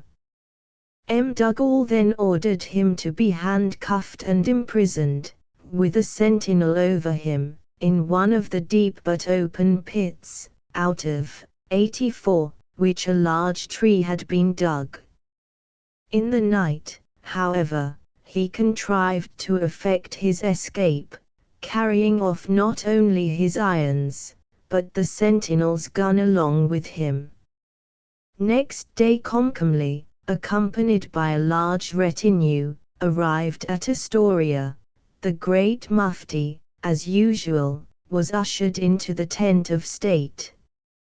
Here Mdugall was showing the Chinook Tayyip, among other things, the properties of a blunderbuss, and in so doing made a woeful blunder, for off went the piece unexpectedly, shattering a corner of His Majesty's robe.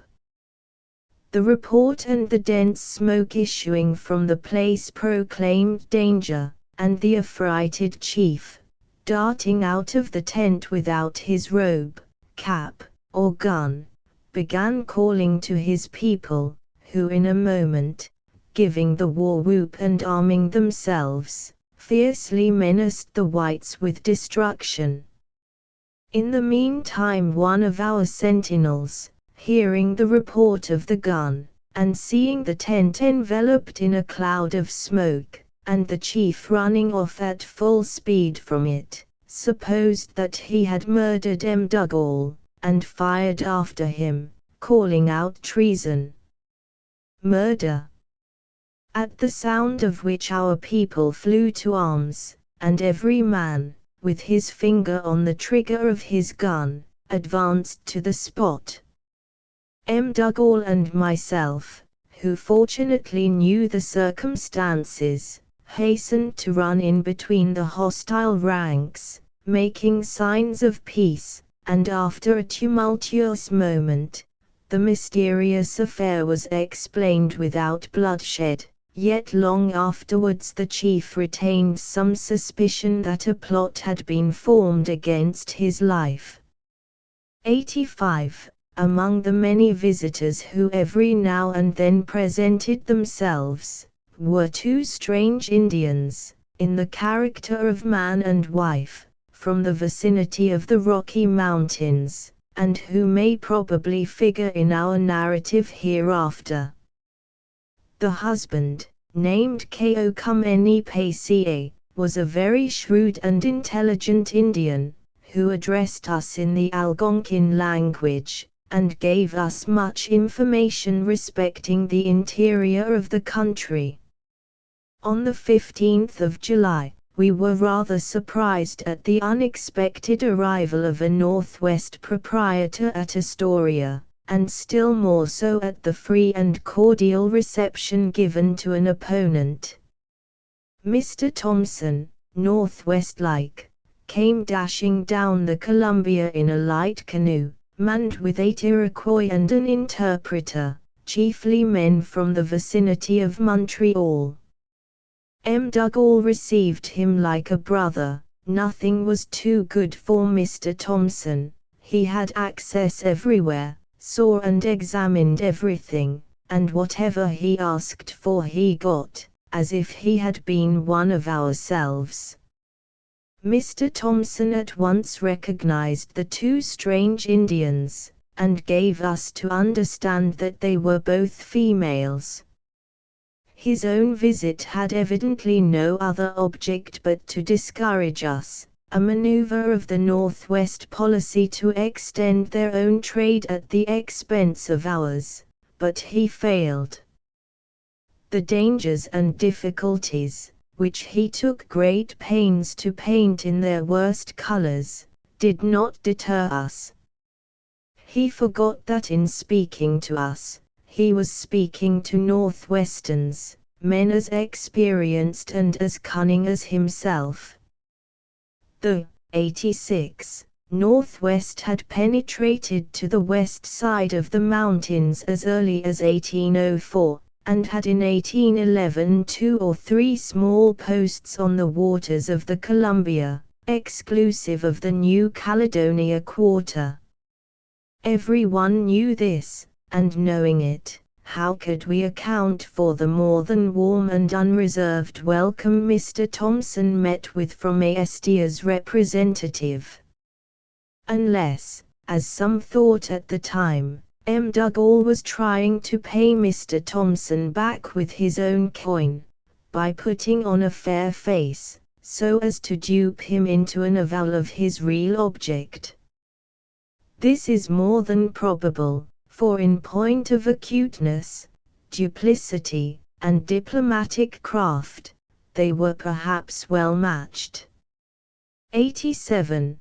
Chapter 6. The 10 Tribes, Number of Warriors, Their Laws, Chiefs' Arbitrary Power, Dress, Games, and Arms of the Men, Dress of the Women, Slaves, and Basket-making, Lewdness of the Women, Food, Ornaments, the Salmon, Superstitious Customs, Sturgeon, Fathomfish, Roots and Berries, Circulating Medium, E-Cone, or Good Spirit, E-Cutarch, or Bad Spirit, Itaminure, or Priests, Keelals, or Doctors, War Canoes, Diseases, Winter Houses, Temporary, or Summer Houses, Fleas, Practice of flattening the head, Colonization. Wallameet, Cowleets, or Puget Sound, Conclusion. All the Indian tribes inhabiting the country about the mouth of the Columbia, and for 100 miles round, may be classed in the following manner: 1. Chinooks, 2. Clatsops, 3. Cathlamics, 4. Wakikums, 5. Wakalamas, 6. Cattle-puttles, 7.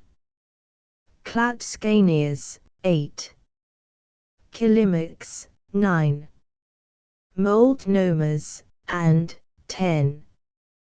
Chikelis, amounting collectively to about 2,000 warriors.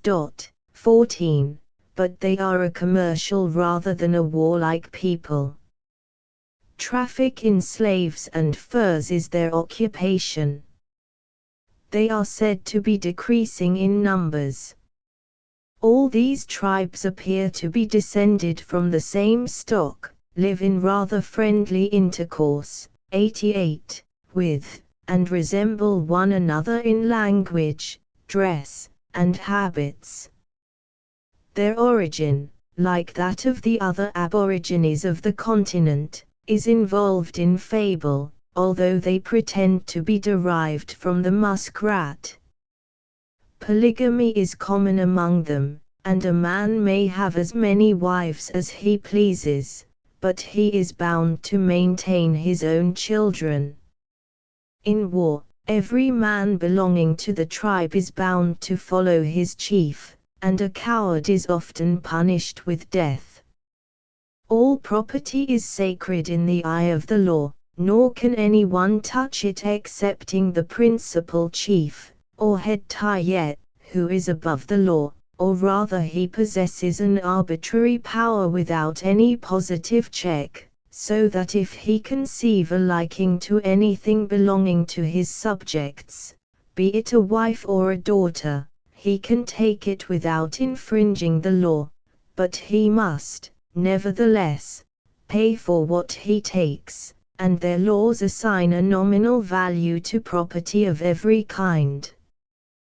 The Chinooks are crafty and intriguing, and have probably learned the arts of cheating, flattery, and dissimulation in the course of their traffic with the coasting traders, for, on our first arrival among them, we found guns, kettles, and various other articles of foreign manufacture in their possession, and they were up to all the shifts of bargaining. Nor are they less ingenious than inquisitive. The art they display in the making of canoes, of pagods, and of fishing tackle, and other useful instruments, deserves commendation. They show much skill in carved, 89, work, which they finish with the most delicate polish. The men are generally stout, muscular, and strong, but not tall, and have nothing ferocious in their countenances. Their dress invariably consists of a loose garment, made of the skin of the wood rat, neatly sewed together and painted, which they wrap round the body like a blanket, nor does the hardy savage, though constantly rustling through the woods, ever wear a shirt, leggings, or shoes. The chief's robe is made of sea otter skin and other valuable furs. All classes wear the cheap hool, or hat, which is made of a tough strong kind of grass, and is of so close a texture as to be waterproof. The crown is of a conic form, terminating generally in a point at the top, and the rim so very broad as to screen the shoulders from the rain. The cheap hool is checkered or diversified with the rude figures of different animals, particularly the dog and deer, not painted, but ingeniously interwoven. 15. Their war garments are of two kinds. One is termed clemel, of elk skin, dressed and worked to the thickness of nearly half an inch, and arrow-proof. The clemel nearly covers the whole body, with an opening left on the right side to allow the arm free action in combat. The other is a kind of vest, made of small round sticks of the size and shape of arrows, 12 inches long. They are laid side to side, and then sewed together, and fixed on the body like a waistcoat. This is arrow-proof also. They carry a circular, 90, shield, about 18 inches in diameter, which is likewise made of the elk skin, but in addition to its thickness it is hardened by fire and painted, and is not only arrow-proof, but proof against the knife and the tomahawk also. Their implements of warfare are guns, bows and arrows, knife, bludgeon, and tomahawk, all of which they use with great dexterity. A Chinook Indian armed Kapapai is a most unsightly and hideous being. When not employed either in war or hunting, the men generally spend their time in gambling. The chief game, chali chal, at which they stake their most valuable property, is played by 6 persons, with 10 circular pallets of polished wood, in size and shape resembling dollars. A mat 3 feet broad and 6 feet long is spread on the ground, and the articles at stake laid at one end. Then the parties seat themselves, 3 on each side of the mat, facing one another. This done, one of the players takes up the 10 pallets, shuffling and shifting them in his hands. When at a signal given he separates them in his 2 fists, and throws them out on the mat towards his opponent, and according as the pallets roll, slide, or lie on the mat when thrown, the party wins or loses. This he does 3 times successively. In this manner each tries his skill in turn, till one of the parties wins. Whole days and nights are spent in this game without ceasing, and the Indians seldom grumble or repine even should they lose all that they possess. During the 91 game the players keep chanting a loud and sonorous tune, accompanying the different gestures of the body just as the voyageurs keep time to the paddle. Having noticed some of the characteristic manners and customs of the men, I shall now indulge the reader's curiosity with a few remarks on the habits and accomplishments of the fair sex. The women are generally of the middle size, but very stout and flabby, with short necks and shapeless limbs, yet they are well featured, with something of a smile on the countenance, fair complexion, light hair, and prominent eyes.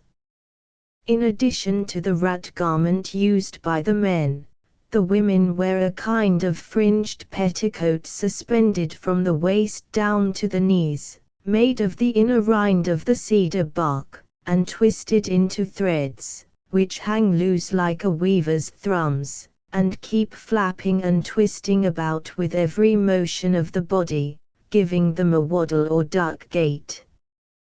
This garment might deserve praise for its simplicity, or rather for its oddity, but it does not screen nature from the prying eye, yet it is remarkably convenient on many occasions. In a calm the sails lie close to the mast, metaphorically speaking, but when the wind blows the bare poles are seen. Instead of the cedar petticoat, the women of some tribes prefer a breech cloth, similar to the POW of the Auhihi females, and is nothing more than a piece of dressed deerskin, 6 inches broad and 4 feet long, which, after passing between the thighs, 92, is tied round the waist. Words can hardly express the disgusting unsightliness of this singular female dress. The women, when not employed in their domestic labor, are generally occupied in curing fish, collecting roots, and making mats and baskets. The latter, of various sizes and different shapes, are made of the roots of certain shrubs, which are flexible and strong, and they are capable of containing any liquid. In this branch of industry they excel among Indian tribes. The neatness and good taste displayed in the Chinook baskets are peculiar to that article, which is eagerly sought after as a curiosity. The women here are not generally subject to that drudgery common among most other Indian tribes. Slaves do all the laborious work, and a Chinook matron is constantly attended by 2, 3, or more slaves, who are on all occasions obsequious to her will. In trade and barter the women are as actively employed as the men, and it is as common to see the wife, followed by a train of slaves, trading at the factory, as her husband. Slaves are the fruits of war and of trade among the tribes along the sea-coast far to the north, and are regularly bought and sold in the same manner as any other article of property, but I never knew a single instance of a Chinook, or one of the neighboring tribes, ever selling his wife, or daughter, or any other member of his family.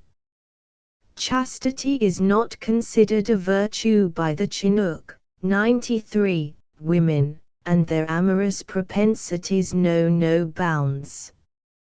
All classes, from the highest to the lowest, indulge in coarse sensuality and shameless profligacy.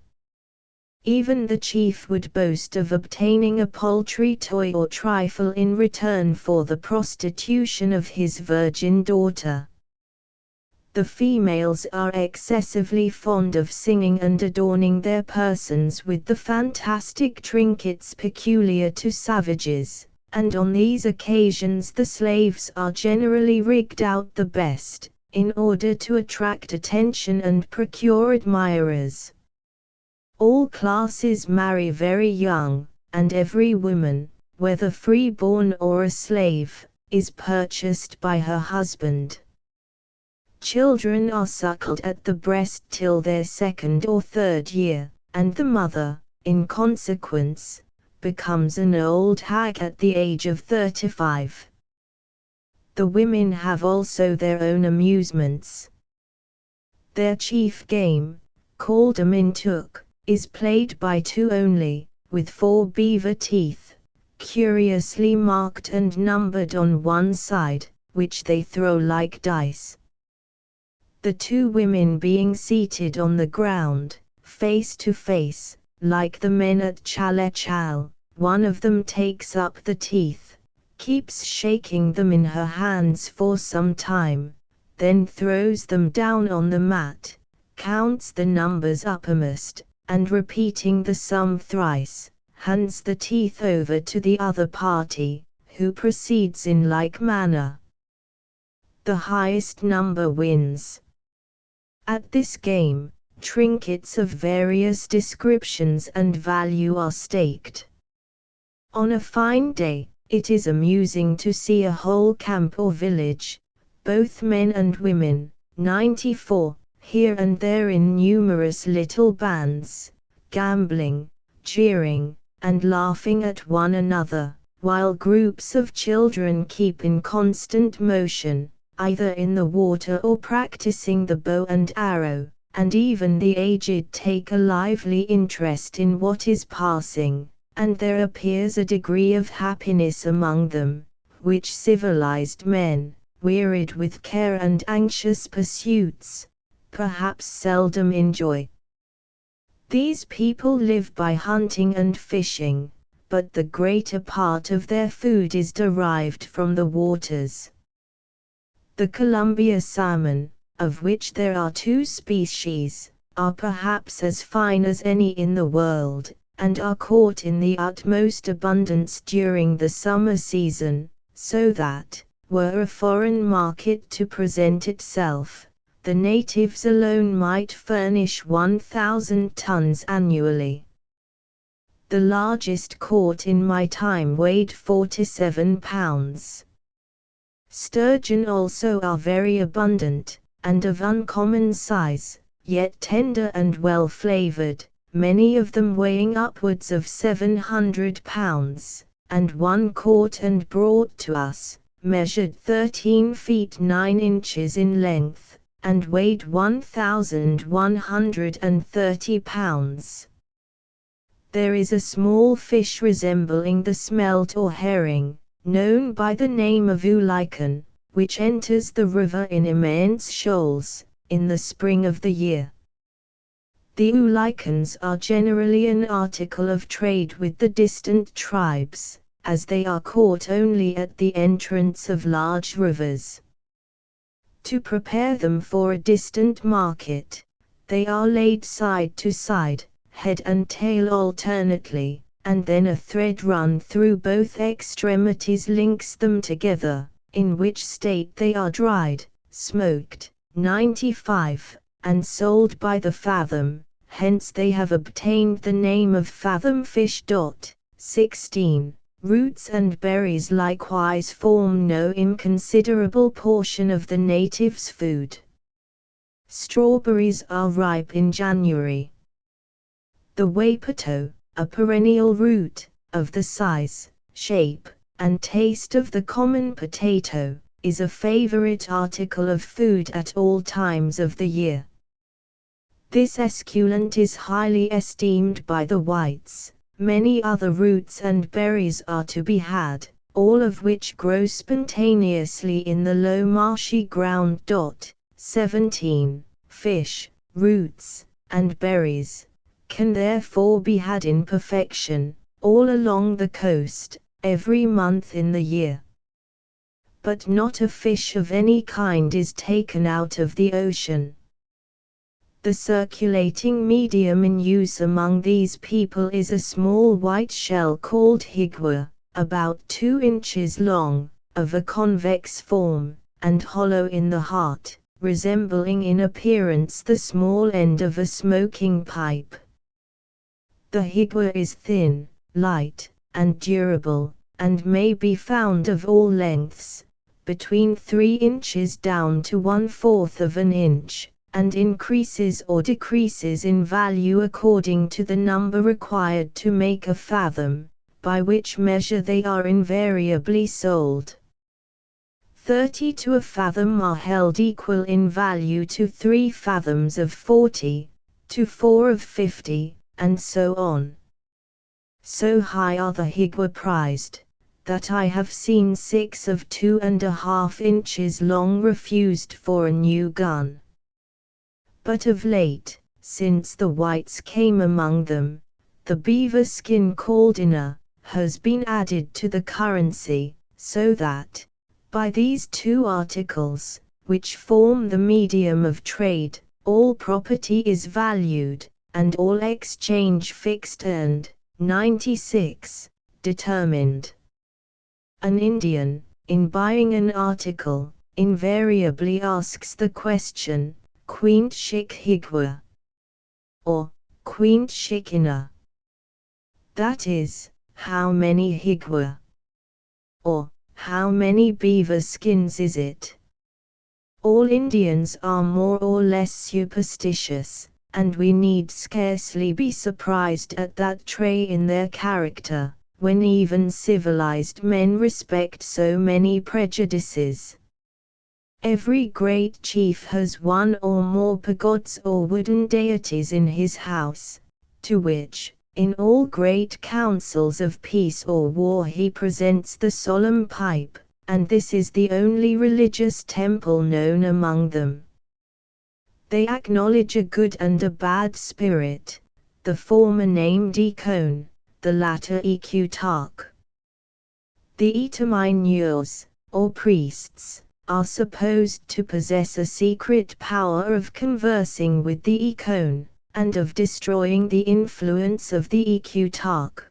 They are employed in all cases of sickness to intercede for the dying, that these may have a safe passage to the land of departed spirits.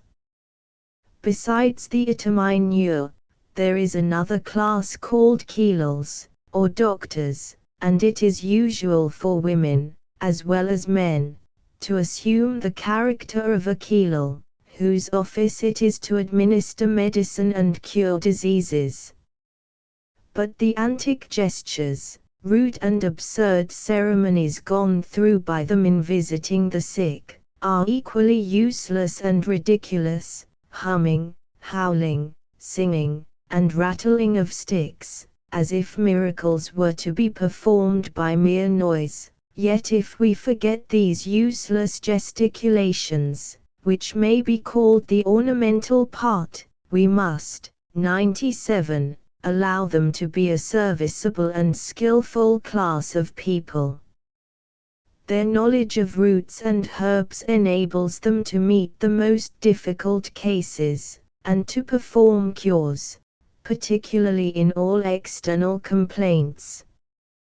The property of a deceased person is generally destroyed, and the near relations cut their hair, disfigure and lacerate their bodies. Nor is this all. At the funeral ceremony strangers are here, as among some Oriental nations, paid to join in the lamentation.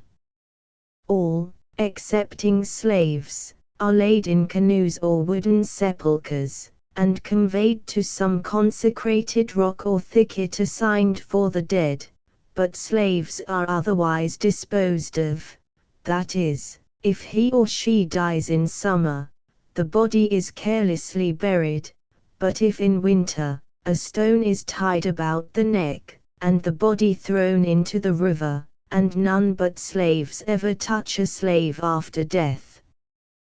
When the salmon make their first appearance in the river, they are never allowed to be cut crosswise, nor boiled, but roasted, nor are they allowed to be sold without the heart being first taken out, nor to be kept overnight, but must be all consumed or eaten the day they are taken out of the water. All these rules are observed for about 10 days.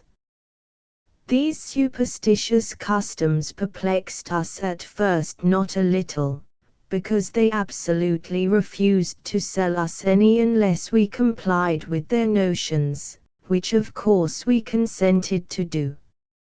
All the natives along the coast navigate in canoes, and so expert are they that the stormiest weather or roughest water never, 98, prevents them from cruising on their favorite element.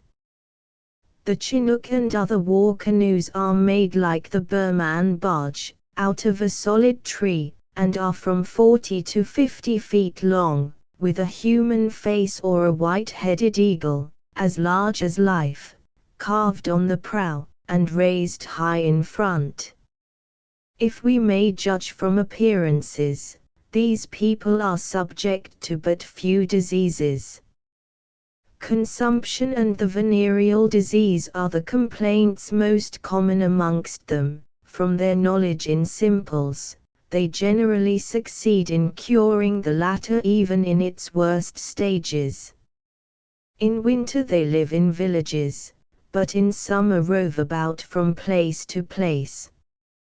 Their houses are oblong, and built of broad, split cedar planks, something in the European style, and covered with the bark of the same tree. They are sufficiently large and commodious to contain all the members of a numerous family, slaves included. At the top or ridge pole, an opening gives free passage to the smoke. They have one or more, according to the number of families in each. But I never saw more than 4 fires, or above 80 persons, slaves and all, in the largest house. Towards the spring of the year, or as soon as the rainy season is over, all the Indians on the coast break up their winter quarters, and form large square sheds, for the purpose of drying and curing their fish, roots, and berries. Within this huge enclosure they then live in hordes, like so many cattle in a fold, but, 99, these sheds are only for temporary purposes, and it must have been on some such occasion that Mires found Wikananish in his household of 800 persons. 18. They migrate towards the interior sometimes for months together. War and traffic in slaves often call them to a distance, and this may account for the absence of inhabitants about Port Discovery and Desolation Sound when Vancouver was there. 19. But another cause, and perhaps the best that can be assigned, for their abandoning their winter domiciles as soon as the warm weather sets in, is the immense swarms of fleas that breed in them during that season. You might as well encounter a beehive, as approach one of these deserted villages.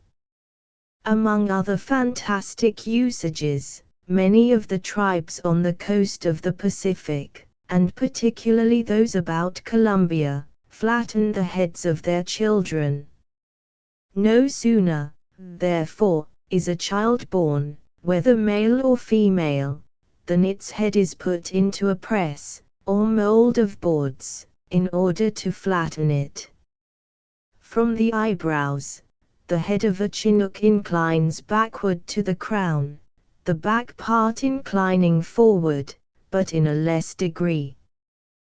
There is thus a ridge raised from ear to ear, giving the head the form of a wedge, and the more acute the angle, the greater the beauty. 20. The flatness of the head is considered the distinguishing mark of being free-born. All slaves are forbidden to bear this aristocratic distinction. Yet I have seen 1 or 2 instances to the contrary, where a favorite slave was permitted to flatten the head of a firstborn, 100, child.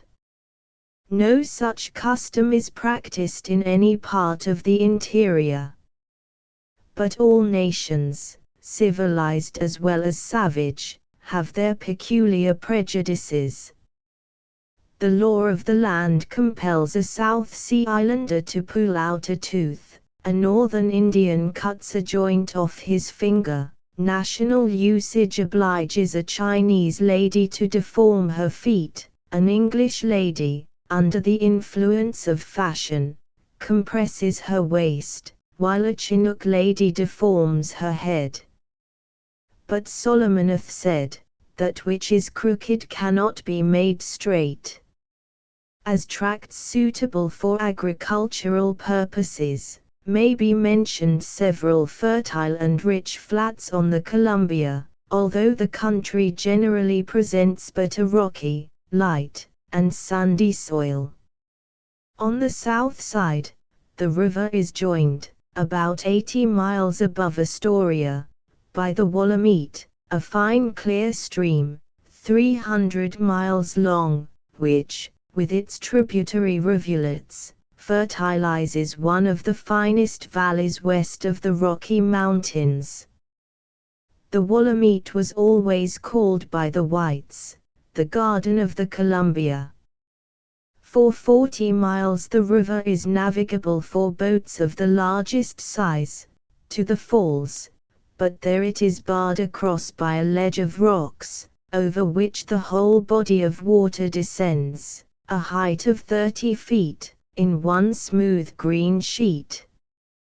The climate of this valley is salubrious and dry, differing materially from that of the seacoast, and the heat is sufficiently intense to ripen every kind of grain in a short time. Descending from the Willamette to Puget Sound, north of the Columbia, where there is a large and 101 convenient seaport, or harbor, we find here a tract ranking next, perhaps, in an agricultural point of view. The plain is well watered by several fine rivers, and is far more extensive than the valley of the Willamette, nor is the soil much inferior, but there is a vast difference in the climate. Rain falls near the coast almost incessantly from the beginning of November till April, and the country in other respects is gloomy and forbidding. But, however inviting may be the soil, the remote distance and savage aspect of the boundless wilderness along the Pacific seem to defer the colonization of such a region to a period far beyond the present generation, and yet, if we consider the rapid progress of civilization in other new and equally remote countries, we might still indulge the hope of seeing this, at no distant time, one of the most flourishing countries on the globe. The language spoken by these people is guttural, very difficult for a foreigner to learn, and equally hard to pronounce. To speak the Chinook dialect, you must be a Chinook. 102, Chapter 7 First Expedition into the Interior, Number of the Party, Tongue Point, Canoe Swamped, Sailing Difficulties, Indian Villages, Cedars, First Night's Encampment, Mount Coffin, Cowlitz, Willamette, Columbia Valley, Point Vancouver, Difficulties, the Cascades, Concourse of Indians, General Appearance of the Country, the Portage, Description of the Cascades, the Roll of Tobacco, Pilfering, Mr. Thompson, Exchange of Men, the Long Narrows, Warlike Appearance of the Indian Cavalry, Button Contract, Critical Situation of the Party, Camp of Gamblers, the Narrows, Hard Work at the Carrying Place, A Day's Work, Description of the Portage, Number of Indians, Aspect of the Country, The Plains Begin, End of the Woods, Want of Sleep, Demeanor of the Indians. Notwithstanding the departure of the ship, and our reduced numbers, measures were taken for extending the trade, and the return of Mr. Thompson up the Columbia, on his way back to Canada, was considered as affording a favorable opportunity for us to fit out a small expedition, with the view of establishing a trading post in the interior. We were to proceed together, for the sake of mutual protection and safety, our party being too small to attempt anything of the kind by itself. Accordingly, Mr. 103, David Stewart, myself, Messrs. Pillett and M. Lennon, 3 Canadian voyageurs, and 2 Sandwich Islanders, accompanied by Mr. Thompson's party and the two strangers, in all 21 persons, started from Astoria, at 11 o'clock on the 22nd of July, 1811. In two clumsy Chinook canoes, laden each with 15 or 20 packages of goods, of 90 pounds weight, we embarked to ascend the strong and rapid Columbia, and, considering the unskillfulness of our party generally in the management of such fickle craft, the undertaking was extremely imprudent, but then, being all of us more or less ambitious, we overlooked, in the prospect of ultimate success, both difficulty and danger. After our canoes were laden, we moved down to the water's edge, one with a cloak on his arm, another with his umbrella, a third with pamphlets and newspapers for amusement, preparing, as we thought, for a trip of pleasure, or rather all anxious to be relieved from our present harassing and dangerous situation.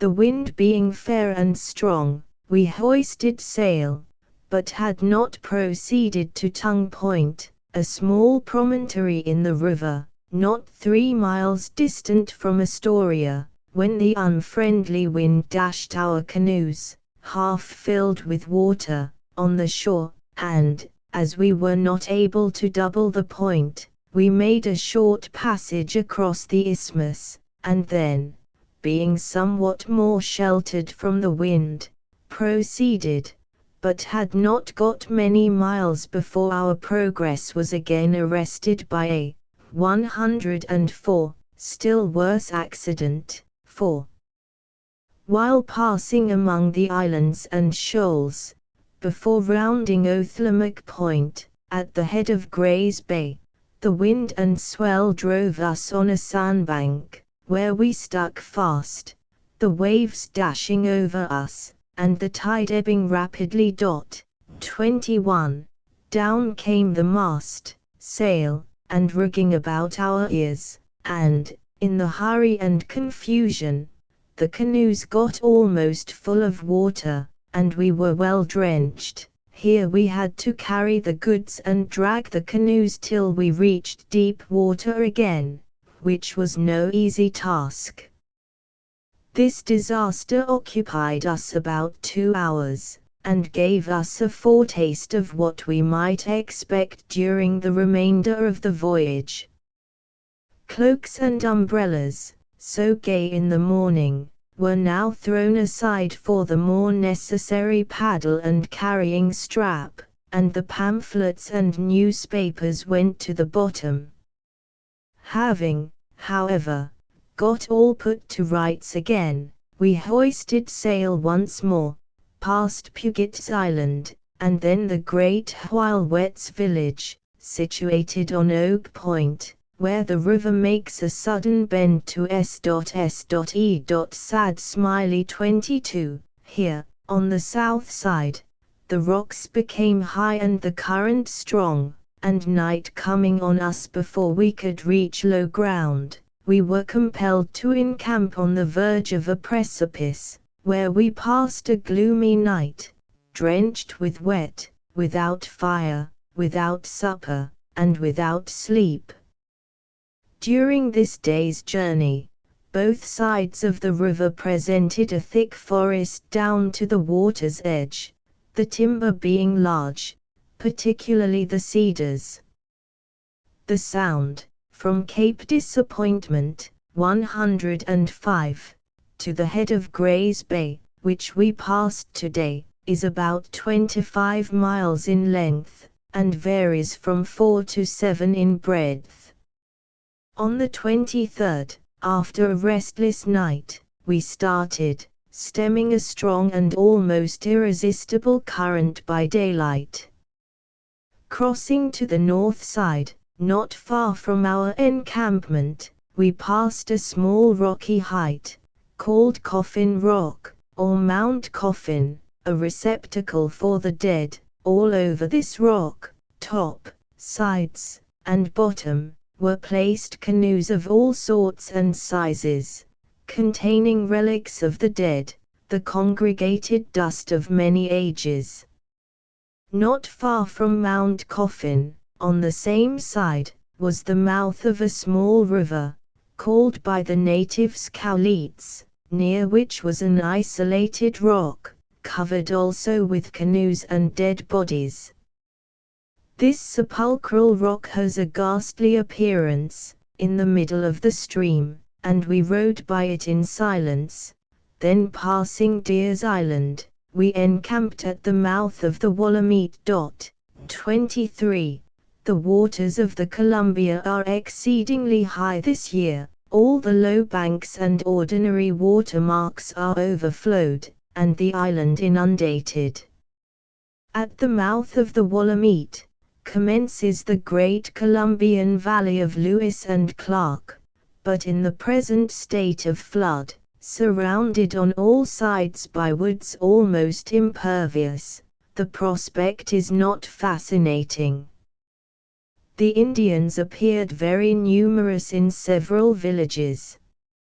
General course the same as yesterday, se.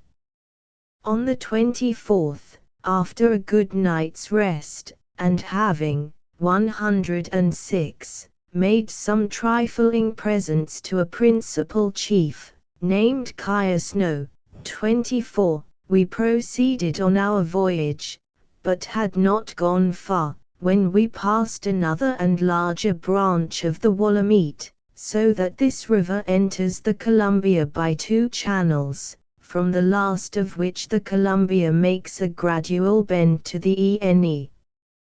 During this day, we passed the Narmoit village, Bellevue Point, Johnson's Island, and stayed for the night as Wasafali Camp, near Quicksand River, which enters the Columbia on the left.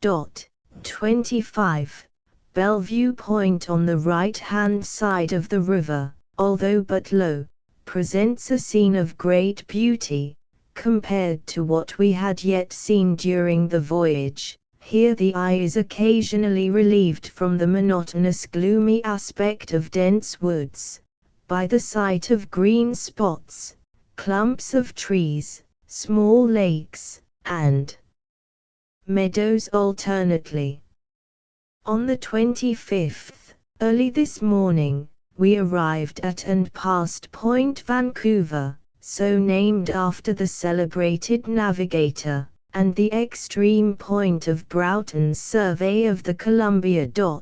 26. From the lower branch of the Wallameet to Point Vancouver, the banks of the river on both sides are low, but, as we proceeded further on, a chain of huge black rocks rose perpendicularly from the water's edge. Over their tops fell many bold rills of clear water.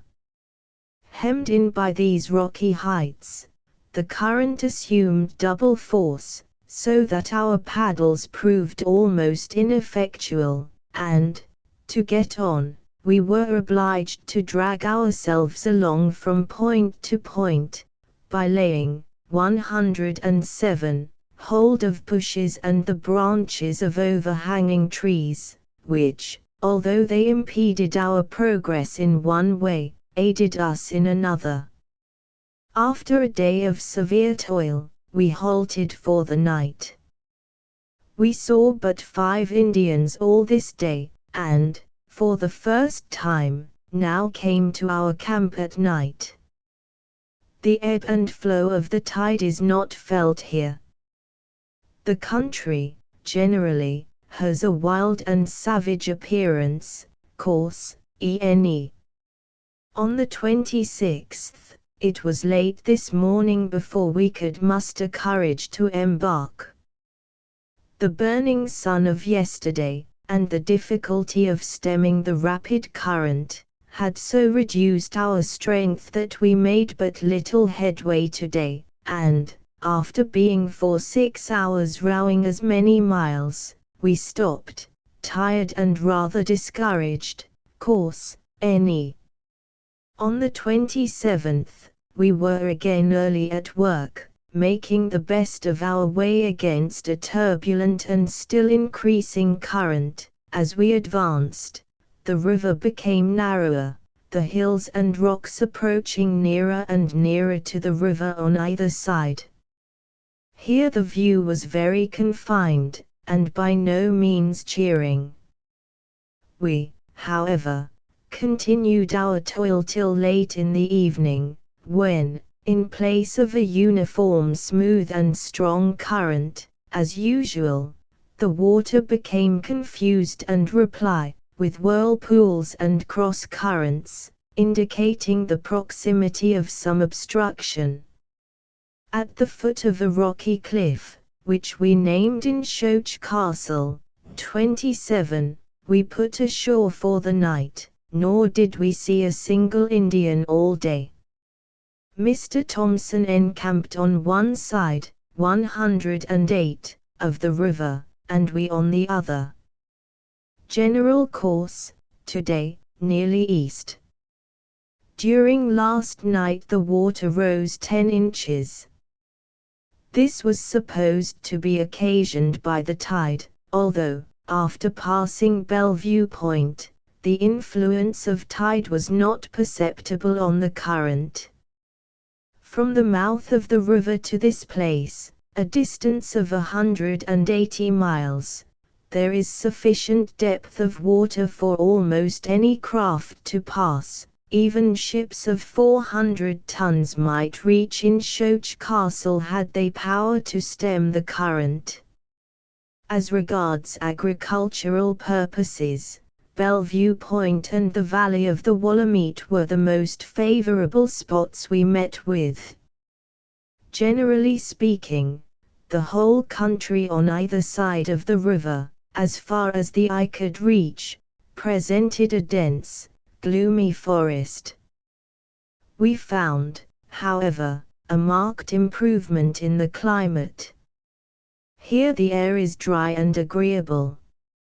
Fogs, mists, damp and rainy weather, ceased after we had passed the Willamette. On the 28th, early in the morning, Mr. Thompson crossed over to our camp, and informed us that we were within a short distance of the Cascades. We then embarked, and proceeded together. After making some distance with the paddles, we had recourse to the poles, and then to the hauling line, till at length we reached the point of disembarkation. We had no sooner landed, than a great concourse of Indians assembled at a short distance from us, and, after holding a consultation, came moving on in a 109 body to meet us, or rather, as we thought, to welcome our arrival. The parley being ended, and the ceremony of smoking over, they pointed up the river, signifying that the road was open for us to pass. Embarking again, we pushed on, and passing the strawberry island of Lewis and Clark, we continued for some distance further, and finally put on shore at the end of the portage, or carrying place, situate on the right-hand side of the river, and at the foot of a rather steep bank. 28. Here the Indians crowded about us in fearful numbers, and some of them became very troublesome. A small present being made to each of the chiefs, or great men, in order to smooth them down a little in our favor, they pointed across the portage, or carrying place, as much as to say, all is clear, pass on. From this point we examined the road over which we had to transport the goods, and found it to be 1,450 yards long, with a deep descent, near the Indian villages, at the far end, with up hills, down hills, and side hills, most of the way, besides a confusion of rocks, gullies, and thick woods, from end to end. To say that there is not a worse path under the sun would perhaps be going a step too far, but to say that, for difficulty and danger, few could equal it would be saying but the truth. Certainly nothing could be more discouraging than our present situation, obstacles on every side, by land, by water, and from the Indians, all hostile alike. Having landed the goods, and secured the canoe, we commenced the 110 laborious task of carrying, and by dividing ourselves in the best possible manner for safety, we managed to get all safe over by sunset.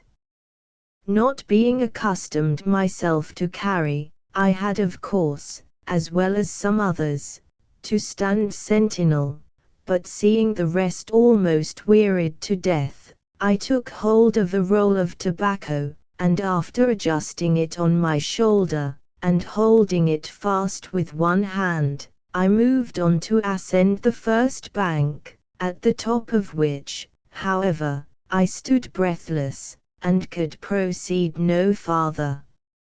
In this awkward plight, I met an Indian, and made signs to him to convey the tobacco across, and that I would give him all the buttons on my coat, but he shook his head, and refused. Thinking the fellow did not understand me, I threw the tobacco down, and pointing to the buttons one by one, at last he consented, and off he set at a full trot, and I after him. But just as we had reached his camp at the other end, he pitched it down a precipice of 200 feet in height, and left me to recover it the best way I could. Off I started after my tobacco, and if I was out of breath after getting up the first bank, I was 10 times more so now. During my scrambling among the rocks to recover my tobacco, not only the wag that played me the trick, but 50 others, indulged in a hearty laugh at my expense, but the best of it was, the fellow came for his payment, and wished to get not only the buttons but the coat along with them. I was for giving him, what he richly deserved, buttons of another mold, but peace, in our present situation, was deemed the better, 111, policy, so the rogue got the buttons, and we saw him no more. Before leaving this noted place, the first barrier of the Columbia, we may remark that the whole length of the cascade, from one end to the other, is 2.5 miles. We were now encamped at the head or upper end of them, where the whole river is obstructed to the breadth of 100 or 120 feet, and descends in high and swelling surges with great fury for about 100 yards. Then the channel widens and the river expands, and is here and there afterwards obstructed with rocks, whirlpools, and eddies throughout, rendering the navigation more or less dangerous. But there are no falls in any part of it, either at high or low water, and with the exception of the first chute, at the head of the cascade, where the water rushes with great impetuosity down its channel, they are, with care and good management, passable at all seasons for large craft, that is boats. All the Indians we saw about this place were in 3 small camps or villages, and might number 250 or 300 at most. They call themselves Cathlayochiochs, and we could scarcely purchase from the lazy rascals fish and roots enough for our supper. In dress, appearance, and habits, they differed but little from those about Astoria, but they spoke a different language, although many of them understood and spoke Chinook also. 29, 112. At first we formed a favorable opinion of them, but their conduct soon changed, for we had no sooner commenced transporting our goods than they tried to annoy us in every kind of way, to break our canoes, pilfer our property, and even to threaten ourselves, by throwing stones and pointing their arrows at us. We were not, however, in a situation to hazard a quarrel with them, unless in the utmost extremity, and it was certainly with great difficulty, and by forbearance on our part, that we got so well off as we did. After finishing the labor of the day, we arranged ourselves for the night. The Indians all assembled again about our little camp, and became very insolent and importunate. They looked at everything, and coveted all they saw. Indeed, we were afraid at one time that we would have to appeal to arms, but fortunately, after distributing a few trifling presents among the principal men, they smoked and left us, but we kept a constant watch all night. The only domestic animal we saw among them was the dog. On the 29th, early in the morning, we prepared to leave the Cascades, but the bank being steep, and the current very strong where we had to embark, we did not venture off before broad daylight, and before that time the Indians had crowded about us as usual. Their pilfering propensities had no bounds. The more we gave them the more they expected, and of course the more trouble they gave us, and notwithstanding all our care and kindness, 113, to them, they stole our canoe axe and a whole suit of clothes, excepting the hat, belonging to Mr. M. Lennon, which we were unable to recover. We had no sooner embarked, however, than Mr. M. Lennon in his usual good humor, standing up in the canoe, and throwing the hat amongst them, said, "Gentlemen, there's the hat, you have got the rest, the suit is now complete," and we pushed off and left them. Immediately above the cascade the river resumes its usual breadth, with a smooth and strong current. The day being exceedingly warm, we made but little headway. In the evening we passed a small river on our left, near which we encamped for the night. 30. Here we had promised ourselves a quiet night and sound sleep, but the Indians finding us out partly deprived us of both, as we had to keep watch.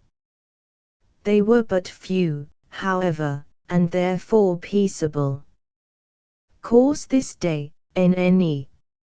On the 30th we set off early, leaving the 5 Indians, who slept in our camp last night, sitting by the fire, enjoying a pipe of tobacco. As we proceeded, the country became more bold, rough, and mountainous, but still covered with thick woods and heavy timber. The day being very hot, we encamped early on a very pleasant and thickly wooded island, course, NE.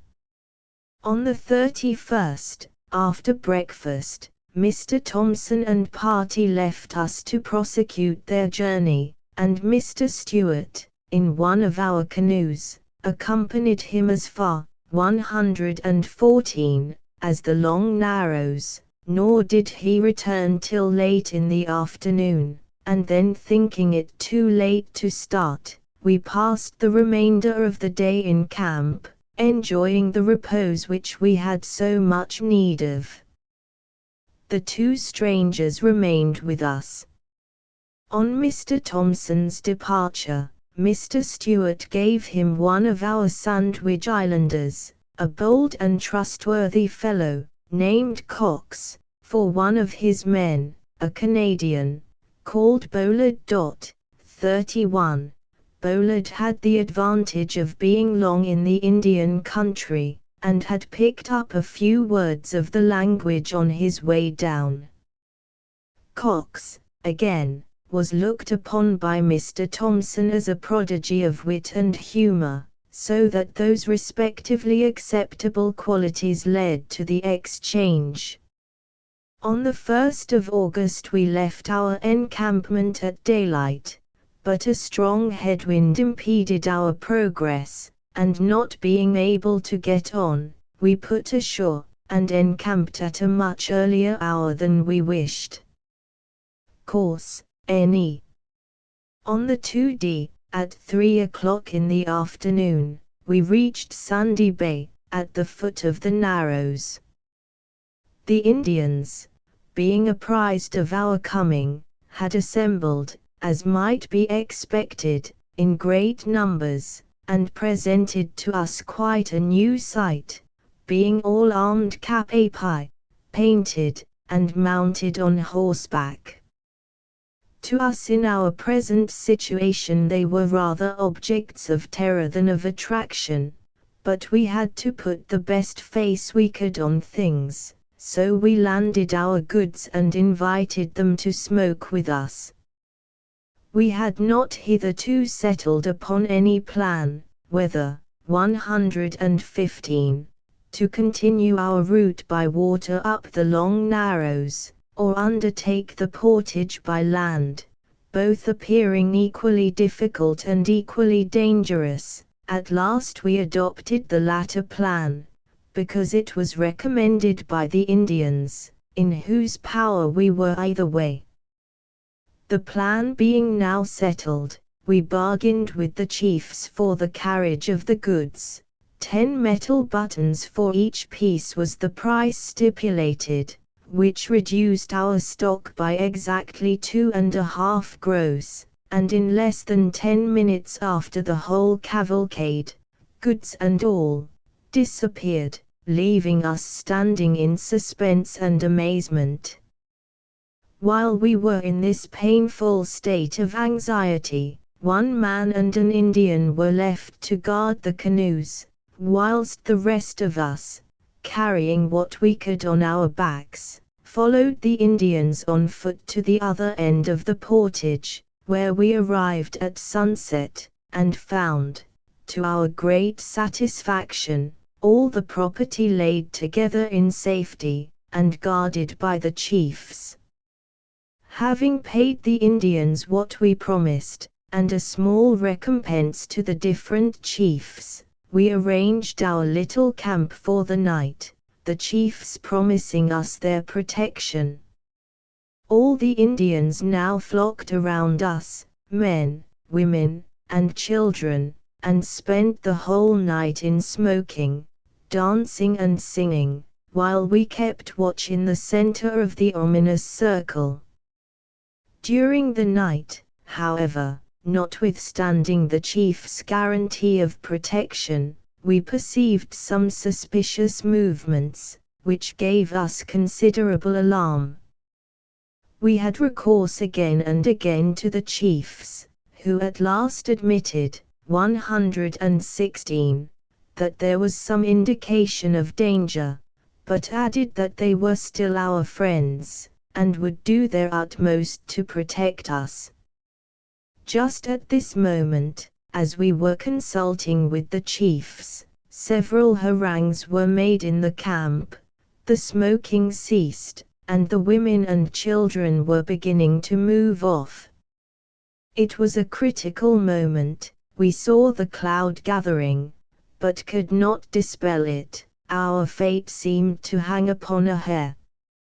At last we hit upon a stratagem. We persuaded the chiefs to come and stop within our little circle for the night, which they did, and from that position they harangued in turn, which had a good effect, and in this manner we passed the night, not forgetting every now and then to give the chiefs some little toy or trifle, to stimulate their exertions in our favor.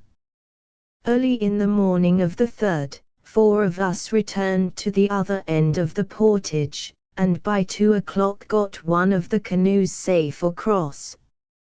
Returning again immediately, we arrived with the other a little after dark, one man still remaining across, taking care of the canoe tackling and camp utensils. The Indians all the day kept dancing and smoking, and it was our interest to keep them so employed as much as possible, and no one knew better how to do so than Mr. Stewart. His eye saw everything at a glance, and his mild and insinuating manners won their affections. As night came on, the Indians were to be seen divided in groups, as if in consultation, but there, 117, appeared no sign of unanimity among them. Each chief seemed occupied with his own little band, and we learned that they were not all one people, with one interest, or under one control, and this divided state no doubt added greatly to our safety, for wherever we found one chief alone, he invariably pointed to the others as bad men, calling them Shoshones, or inlanders. Not knowing, however, who were our friends or who our foes, we had to keep a strict watch all night. At daybreak on the 4th, 3 of our men crossed the portage for the remainder of the goods, and arrived safely at an early hour, but had enough to do to save their kettles from some scamps they met with on the way. The length of this dry and sandy portage is 9 miles, and when it is taken into consideration that we had to go and come all that distance 4 times in one day, without a drop of water to refresh ourselves, loaded as we were, and under a burning sun, it will be admitted that it was no ordinary task. Under any other circumstances but a struggle between life and death, it could never be performed, but it was too much. The effort was almost beyond human strength, and I may venture to say, all circumstances considered, it will never be done again. The main camp of the Indians is situated at the head of the Narrows, and may contain, during the salmon season, 3,000 souls, or more, but the constant inhabitants of the place do not exceed 118 persons, and are called Pams Winking Sad Smiley 32. The rest are all foreigners from different tribes throughout the country, who resort hither, not for the purpose of catching salmon, but chiefly for gambling and speculation, for trade and traffic, not in fish, but in other articles, for the Indians of the plains seldom eat fish, and those of the sea-coast sell, but never buy fish. Fish is their own staple commodity. The articles of traffic brought to this place by the Indians of the interior are generally horses, buffalo robes, and native tobacco, which they exchange with the natives of the sea-coast and other tribes, for the higua beads and other trinkets. But the natives of the coast seldom come up thus far. Now all these articles generally change hands through gambling, which alone draws so many vagabonds together at this place, because they are always sure to live well here, whereas no other place on the Columbia could support so many people together. The Long Narrows, therefore, is the great emporium or mart of the Columbia, and the general theatre of gambling and roguery. We saw great quantities of fish everywhere, but what were they among so many? We could scarcely get a score of salmon to buy. For every fisherman there are 50 idlers, and all the fish caught are generally devoured on the spot, so that the natives of the place can seldom lay up their winter stock until the gambling season is over, and their troublesome visitors gone. All the gamblers, horse stealers, 119, and other outcasts throughout the country, for hundreds of miles round, make this place their great rendezvous during summer. The narrows by water are not a great deal longer than the portage by land. At the upper end, during low water, a broad and flat ledge of rock spars the whole river across, leaving only a small opening or portal, not exceeding 40 feet, on the left side, through which the whole body of water must pass. Through this gap it rushes with great impetuosity. The foaming surges dash through the rocks with terrific violence. No craft, either large or small, can venture there in safety. During floods, this obstruction, or ledge of rocks, is covered with water, yet the passage of the narrows is not thereby improved. Immediately above the rocks, the river resembles a small still lake, with scarcely any current.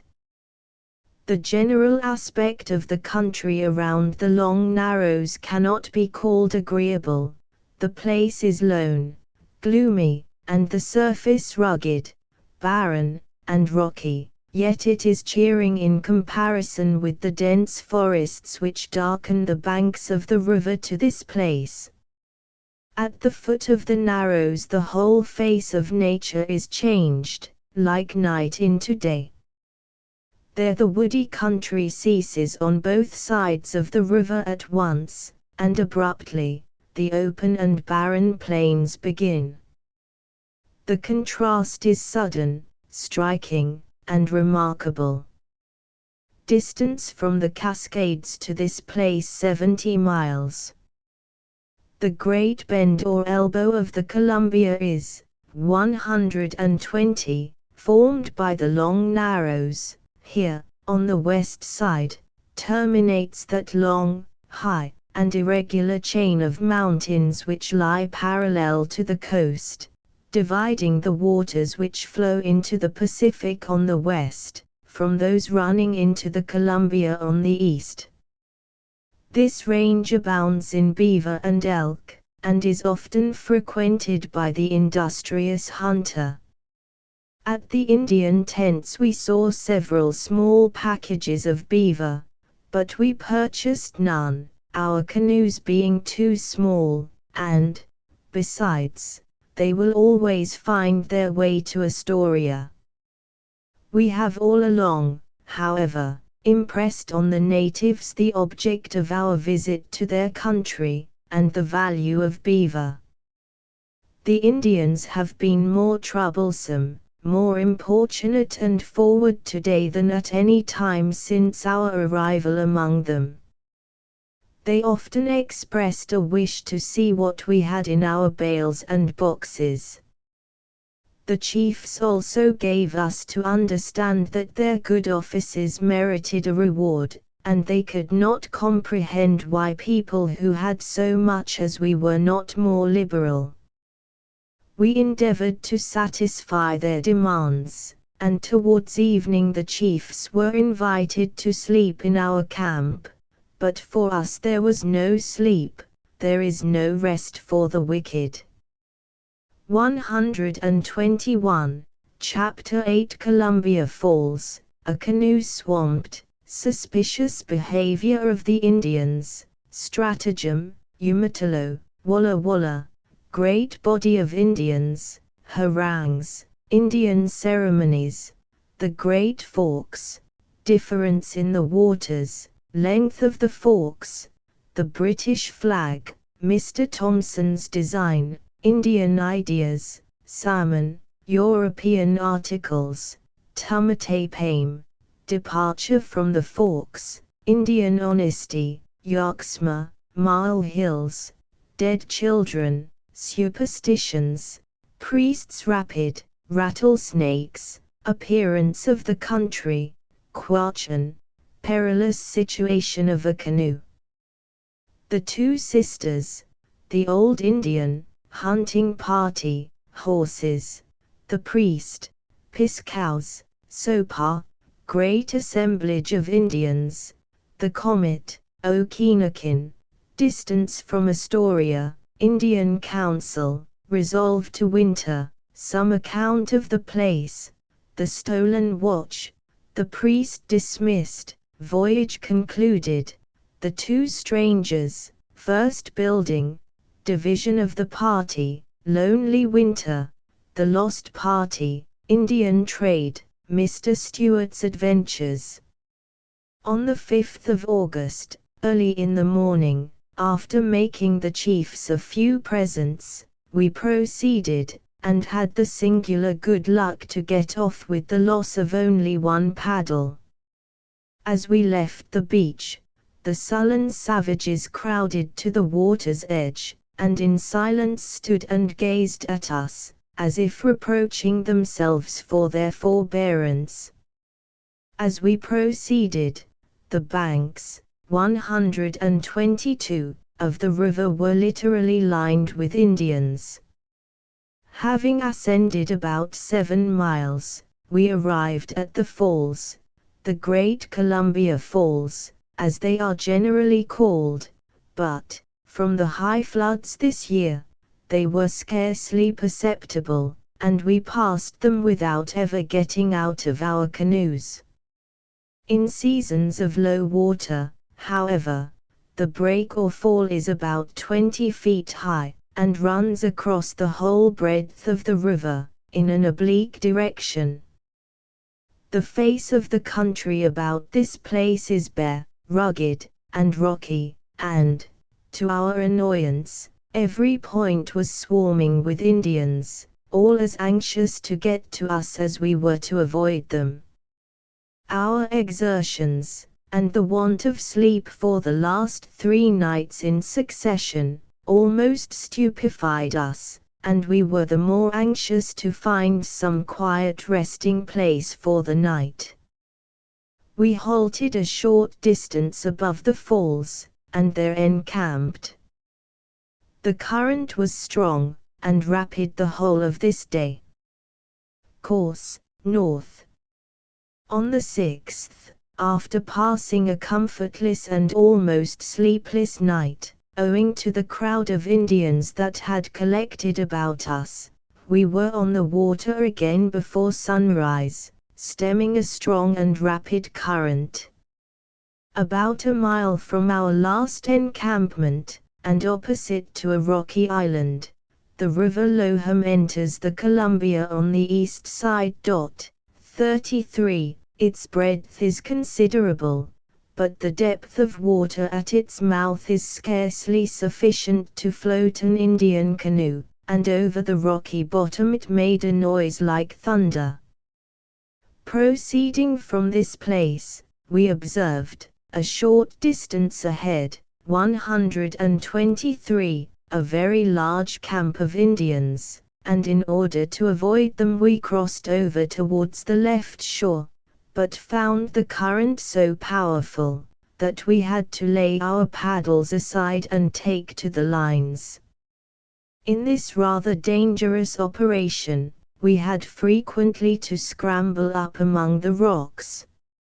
Soon after, a few Indians volunteered their services to help us, and we found them very useful, but one of them, while conducting the line round a rock, endeavored to cut it with a stone. He was detected, however, in the act, and just in time to prevent accident. Had the villain succeeded, not only the goods, but in all likelihood some lives would have been lost. The wind springing up, we hoisted sail, but found the experiment dangerous, owing to the rapidity of the current. We encamped at a late hour without seeing a single Indian.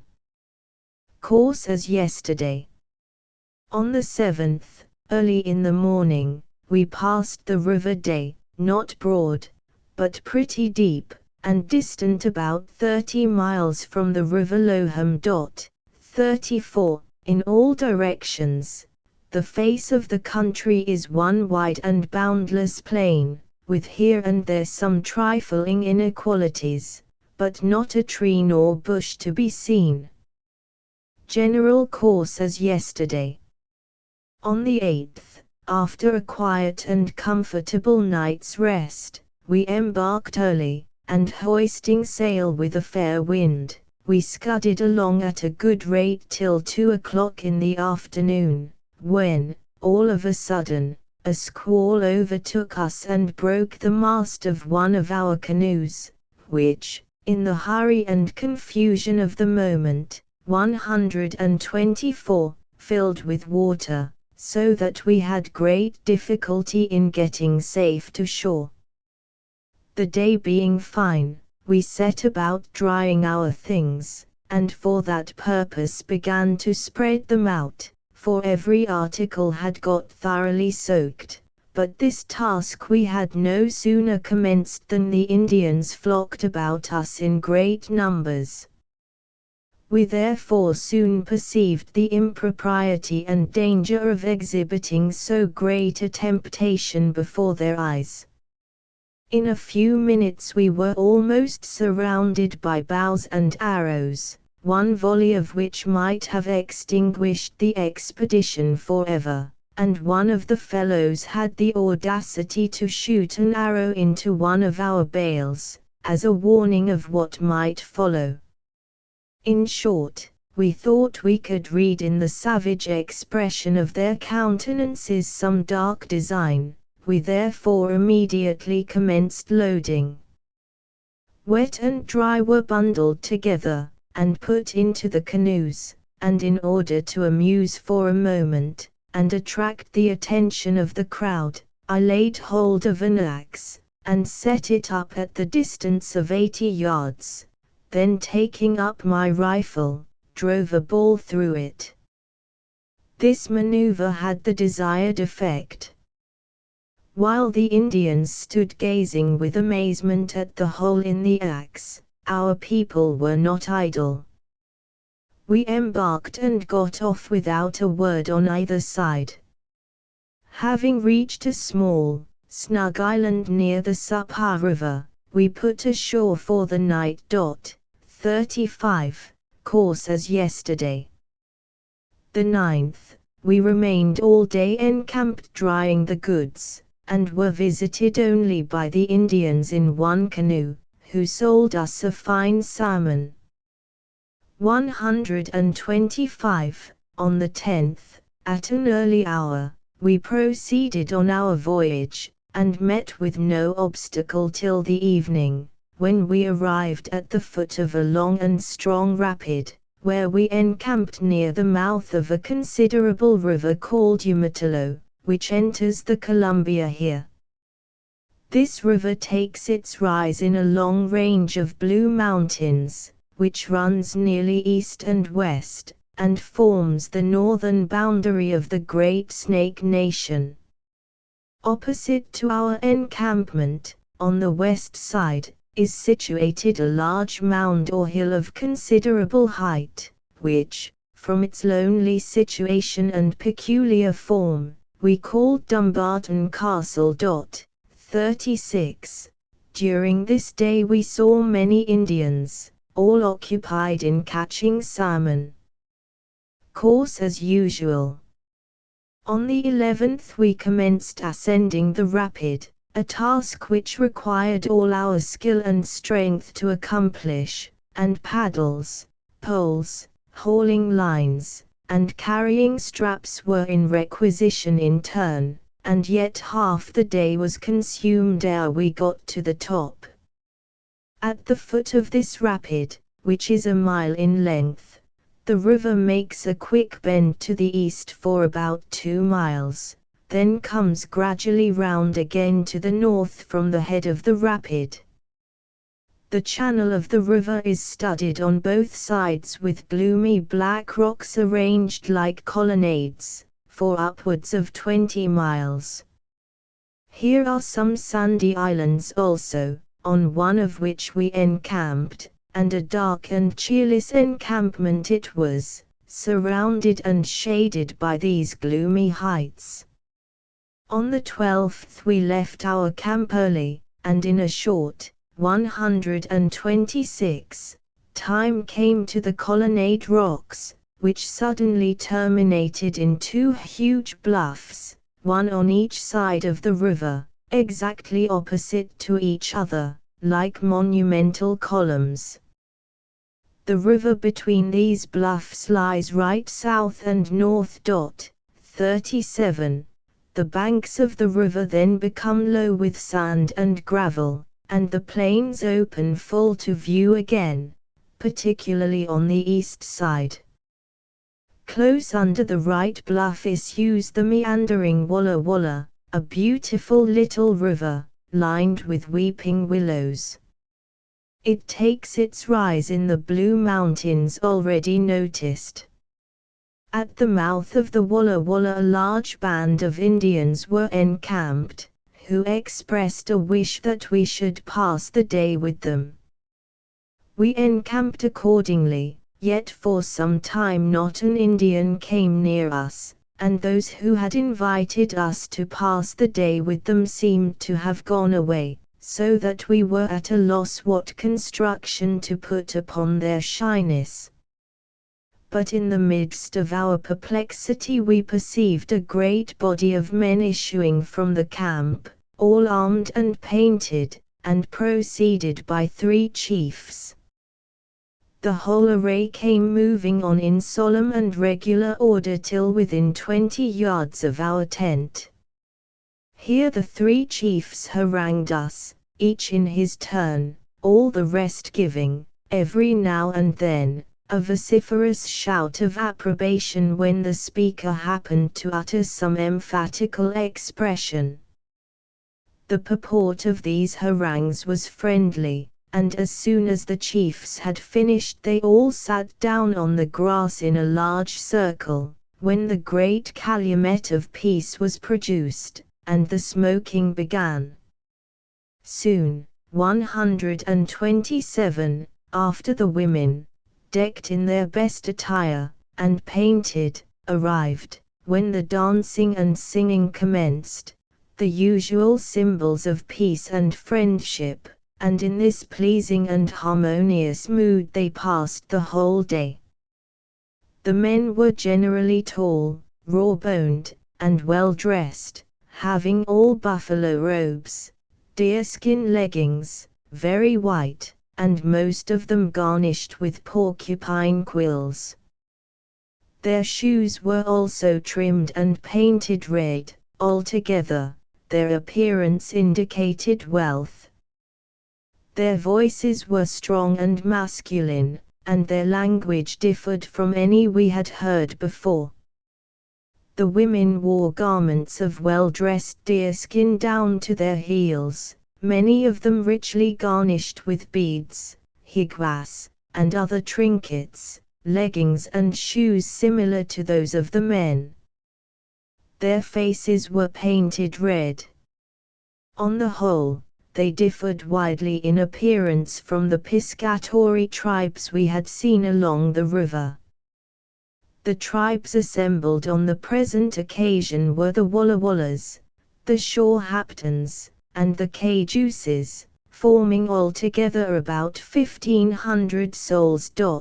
38.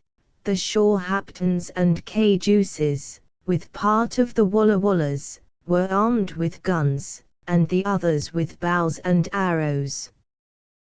The names of the principal chiefs were, in the order of the tribes, Tumatapame, Quilquilstaqapeston, and Alalcat. The plains were literally covered with horses, of which there could not have been less than 4,000 in sight of the camp.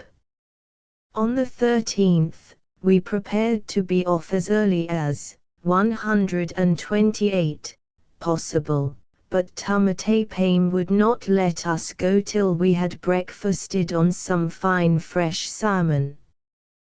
He told us he would be at the forks before us. We then embarked, and continued our voyage.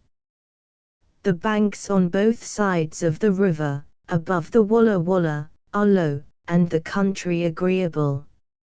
After passing 3 islands, we arrived at the Forks late in the evening, and there encamped for the night. The crowd of Indians assembled at that place was immense, and among the rest was our friend Tumate Pame. The Indians smoked, danced, and chanted all night, as usual, while we kept watch in turn. On the 14th, early in the morning, what did we see waving triumphantly in the air, at the confluence of the 2 great branches, but a British flag, hoisted in the middle of the Indian camp, planted there by Mr. Thompson, as he passed, with a written paper, laying claim to the country north of the Forks, as British territory. 39. This edict interdicted the subjects of other states from trading north of that station, and the Indians at first seemed to hint that we could not proceed up the north branch, and were rather disposed to prevent us, by saying, that Kukusint, meaning Mr. Thompson, had told them so, pointing at the same time to the south branch, as if to intimate that we might trade there. The chiefs likewise stated that Kukusint had given them such and such things, and among others the British flag, that they should see his commands respected, but that if Mr. Stewart would give them 129, more than Kukusint had done, then he would be the greater chief, and might go where he pleased. The opposition of the Indians on the present occasion suggested to our minds 2 things. First, that Mr. Thompson's motive for leaving us at the time he did was to turn the natives against us as he went along, with the view of preventing us from getting further to the north, where the Northwest Company had posts of their own, and, secondly, that the tribes about the Forks would prefer our going up the south branch, because then we would be in the midst of themselves.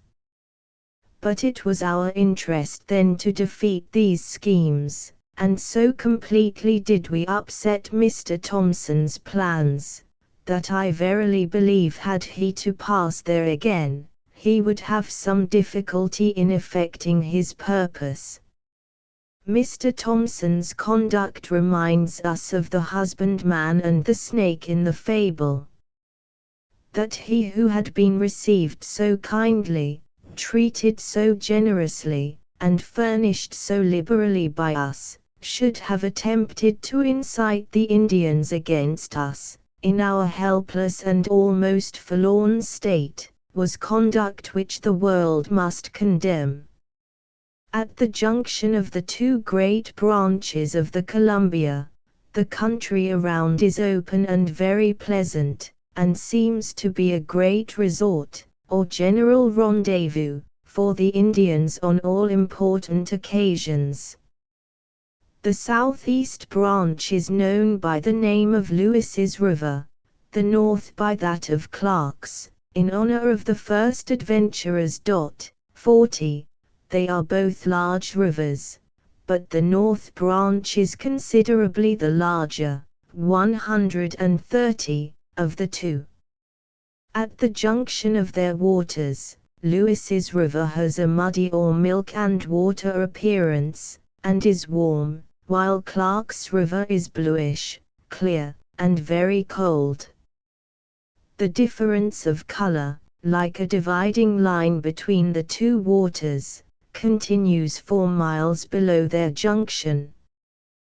These branches would seem, from a rough chart the Indians made us, to be of nearly equal length from the Forks, perhaps 700 miles, widening from each other towards the mountains, where the distance between their sources may be 900 miles. All the tributary rivers entering between this and the falls, a distance of 200 miles, are on the east side.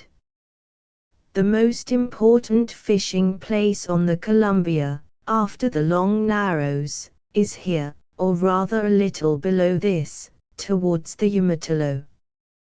Yet although the salmon are very fine and large, weighing from 15 to 40 pounds each, they are not taken in the immense quantities which some other countries boast of.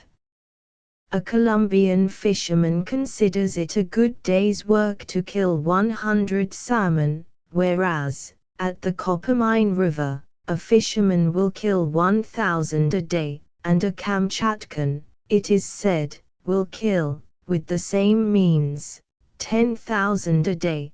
But if these countries can boast of numbers, the Columbia can boast of a better quality and larger size.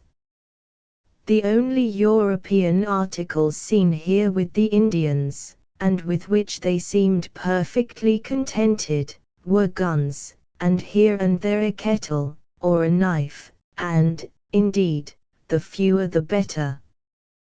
They, 131, require but little, and the more they get of our manufacture the more unhappy will they be, as the possession of one article naturally creates a desire for another, so that they are never satisfied. In the afternoon the chiefs held a council, at which Mr. Stewart and myself were present. It was then finally settled that we might proceed up the North Branch, and that at all times we might count upon their friendship.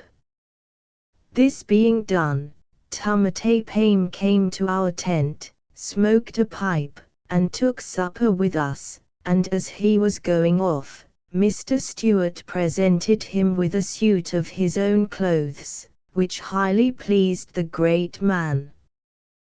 The Indians having retired, we set the watch for the night as usual.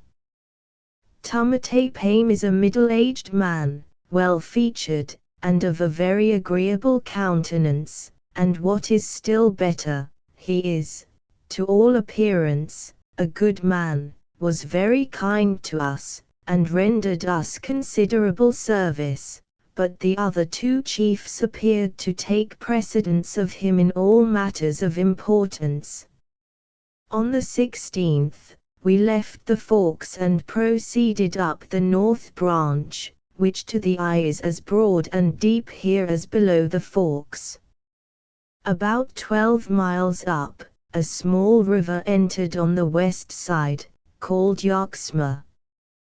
The landscape at the mouth of the Yaxma surpassed in picturesque beauty anything we had yet seen. 41. Here 3 Walla Walla Indians overtook us on horseback, and to our agreeable surprise delivered us a bag of shot which we had left by mistake at our encampment of last night, a convincing, 132, proof that there is honesty among Indians, and if I recollect well, a similar circumstance, attesting the probity of the Walla Wallas, occurred when Lewis and Clark passed there in 1805. 42. We saw but few Indians today, and in the evening we encamped without a night watch, for the first time since we left Astoria. General course, north. On the 17th, we were paddling along at daylight. On putting on shore to breakfast, 4 Indians on horseback joined us. The moment they alighted, one set about hobbling their horses, another to gather small sticks, a third to make a fire, and the fourth to catch fish. For this purpose, the fisherman cut off a bit of his leather shirt, about the size of a small bean, then pulling out 2 or 3 hairs from his horse's tail for a line, tied the bit of leather to one end of it, in place of a hook or fly.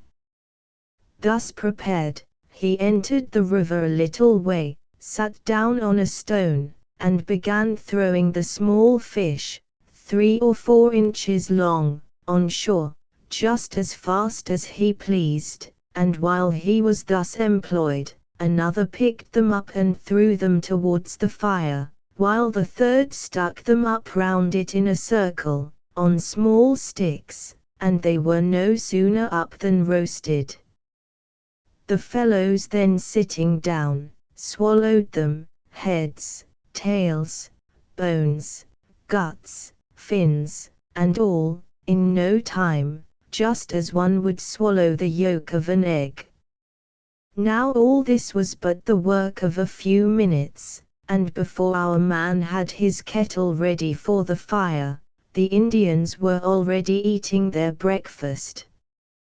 133. When the fish had hold of the bit of wet leather, or bait, their teeth got entangled in it, so as to give time to jerk them on shore, which was to us a new mode of angling. Fire produced by the friction of 2 bits of wood was also a novelty, but what surprised us most of all, was the regularity with which they proceeded, and the quickness of the whole process, which actually took them less time to perform, than it has taken me to note it down. Soon after passing the Yaxma, a long range of mile hills interrupts the view on the east side of the river. Here 2 dead children were presented to us by their parents, in order that we might restore them to life again, and a horse was offered us as the reward. We pitied their ignorance, made them a small present, and told them to bury their dead. As we advanced along the mile hills, the river inclined gradually to the NW. After a good day's work, we stopped for the night near a small camp of Indians, who were very friendly to us. Here and there were to be seen, on small eminences, burial places. The dead are interred, and a few small sticks always point out the cemetery. On the 18th, we reached the end of the mile hills. Just at this place the river makes a bend right south for about 10 miles, when a high and rugged hill confines it on our left. Here the increasing rapidity of the current gave us intimation that we were not far from some obstruction ahead, and as we advanced a little under the brow of the hill, a strong, 134, and rocky rapid presented itself in the very bend of the river. Having ascended it about halfway, we encamped for the night.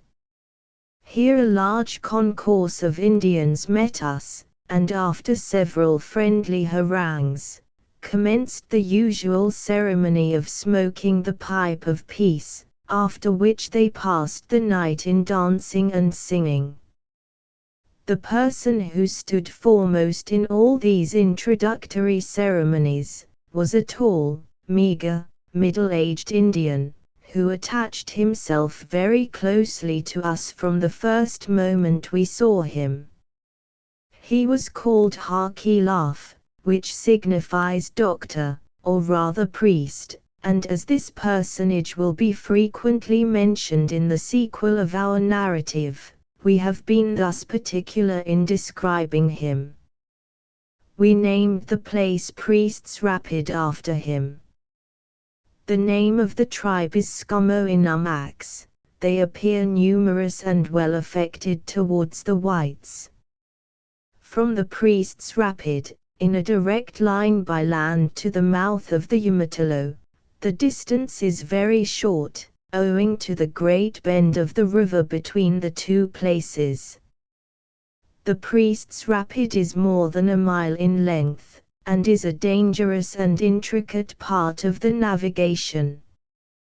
The south side, although full of rocks and small channels, through which the water rushes with great violence, is the best to ascend. On the 19th, early in the morning, we started, but found the channel so frequently obstructed with rocks, whirlpools, and eddies, that we had much difficulty, 135, in making any headway. Crossing two small portages, we at length, however, reached the head of it, and there encamped for the night, after a very hard day's labor, under a burning sun. From the head of the Priest's Rapid, the river opens again due north. The ground here is everywhere full, covered with flat stones, and wherever these stones lie, and indeed elsewhere, the rattlesnakes are very numerous. At times they may be heard hissing all around, so that we had to keep a sharp lookout to avoid treading on them, but the natives appeared to have no dread of them. As soon as one appears, the Indians fix its head to the ground with a small forked stick round the neck, then extracting the fang or poisonous part, they take the reptile into their hands, put it into their bosoms, play with it, and let it go again. When anyone is bitten by them, the Indians tie a ligature above the wounded part, scarify it, and then apply a certain herb to the wound, which they say effectually cures it. On the 20th we left the Priest's Rapid, and proceeded against a strong reply current and some small rapids, for 10 miles, when we reached two lofty and conspicuous bluffs, situated directly opposite to each other, like the piers of a gigantic gate, between which the river flowed smoothly. Here we stayed for the night, on some rocks infested with innumerable rattlesnakes, which caused us not a little uneasiness during the night. From this place due, 136, east, the distance, in a direct line, to the Mile Hills left on the 18th is very short. At the southern angle of this flat is situated the Priest's Rapid, which we left this morning. Course, north. Early on the 21st, we were again on the water. The country on the east side is one boundless rough and barren plain, but on the west, the rocks, after some distance, close into the water's edge, steep and rugged, and the whole country behind is studded with towering heights and rocks, giving the whole face of the country, in that direction, a bleak, broken, and mountainous appearance. We saw but few natives today, but those few were very friendly to us. Towards evening we put ashore for the night, at a late hour. General course, north.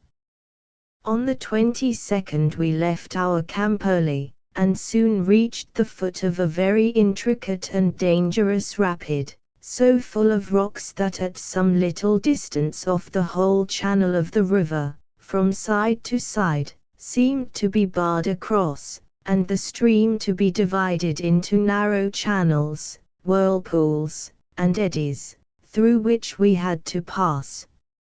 At the entrance of one of these channels, a whirlpool caught one of the canoes, and after whirling her round and round several times, threw her out of the channel altogether into a chain of cascades, down which she went, sometimes the stem, sometimes stern foremost. In this critical manner she descended to the foot of the rapids, and at last stuck fast upon a rock, when, after much trouble and danger, we succeeded in throwing 137 lines to the men, and ultimately got all safe to shore. Here we encamped for the night, and spent the remainder of the day in drying the goods, mending the canoe, and examining the rapid. On the 23rd we again commenced ascending, and found on the right-hand side a neck of land, where we made a portage. From thence we towed ourselves among the rocks, from one to another, until we reached the head of the rapid, and a most gloomy and dismal rapid it was. Both sides of the river at this place is rocky, and in no part of the Columbia is the view more confined. A death-like gloom seems to hang over the glen. This rapid, which is called Keewatoan, after the tribe of Indians inhabiting the place, who call themselves Keewatoan-Emacs, is about 30 miles distant from the Priest's Rapid.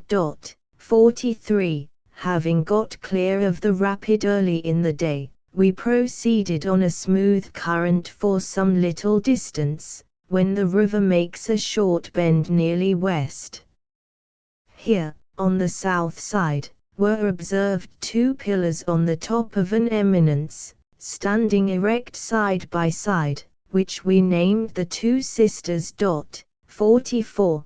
They proved to be of limestone, and at a little distance very much resembled two human figures.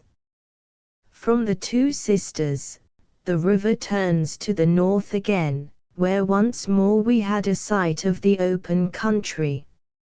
Nature, in these gloomy defiles just passed through, wears the dreary aspect of eternal winter. On the west, the hills are clothed with woods, but on the east side, the plains are bleak and barren. On a 138 beautiful green spot, near a small Indian camp, we put ashore and passed the night. Here the priest, for the reader must know he had still followed us, introduced us to a friendly Indian, called Macheakuetsa, or the Walking Bear. This grey-headed, little, old man made us comprehend that he had seen 84 winters or snows. As he expressed himself, he looked very old, but was still active, and walked well. On the 24th we embarked early, and soon reached the mouth of Piscou's River, a beautiful stream, which empties itself into the Columbia, through a low valley, skirted on each side by high hills. Its mouth, in the present high state of the water, is 80 yards broad. 45. Here the Indians met us in great numbers, and vied with each other in acts of kindness. Sopar, the chief, made us a present of 2 horses, and others offered some for sale. We purchased 4, giving for each 1 yard of print and 2 yards of red gartering, which was so highly prized by them that horses from all quarters were brought to us, but we declined buying any more, not knowing what to do with them.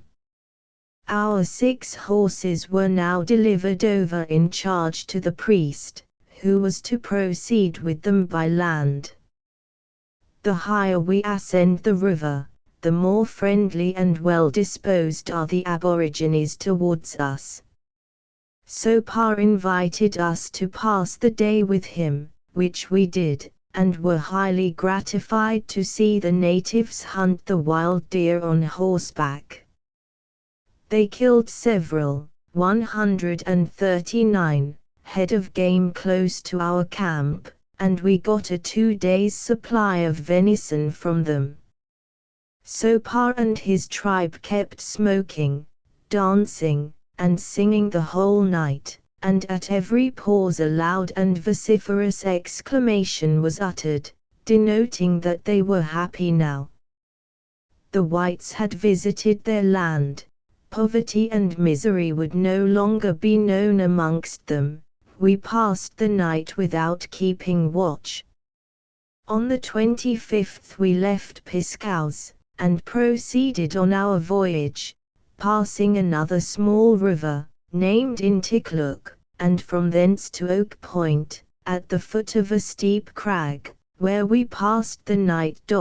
46. Early in the morning of the 26th we left our encampment, but the stream becoming more and more rapid, we advanced but slowly, and towards evening had a good deal of pulling or hauling to ascend White Hill Rapid, where the river, almost barred across by a ledge of low flat rocks, makes several quick bends. The west side is mountainous and gloomy to the water's edge. Encamping at the head of the rapid, we passed a quiet night, nor did a single Indian trouble us. 47. Here we saw the ibex, the white musk goat, and several deer. 48. And supped on a half-devoured salmon, which a white-headed eagle had very opportunely taken out of the river. Course, north. On the 27th we started early, and about 10 o'clock passed a small but rapid stream, called by the natives Selane, which descended over the rocks in white broken sheets. 49. The Indians told us it took 140, its rise in a lake not far distant.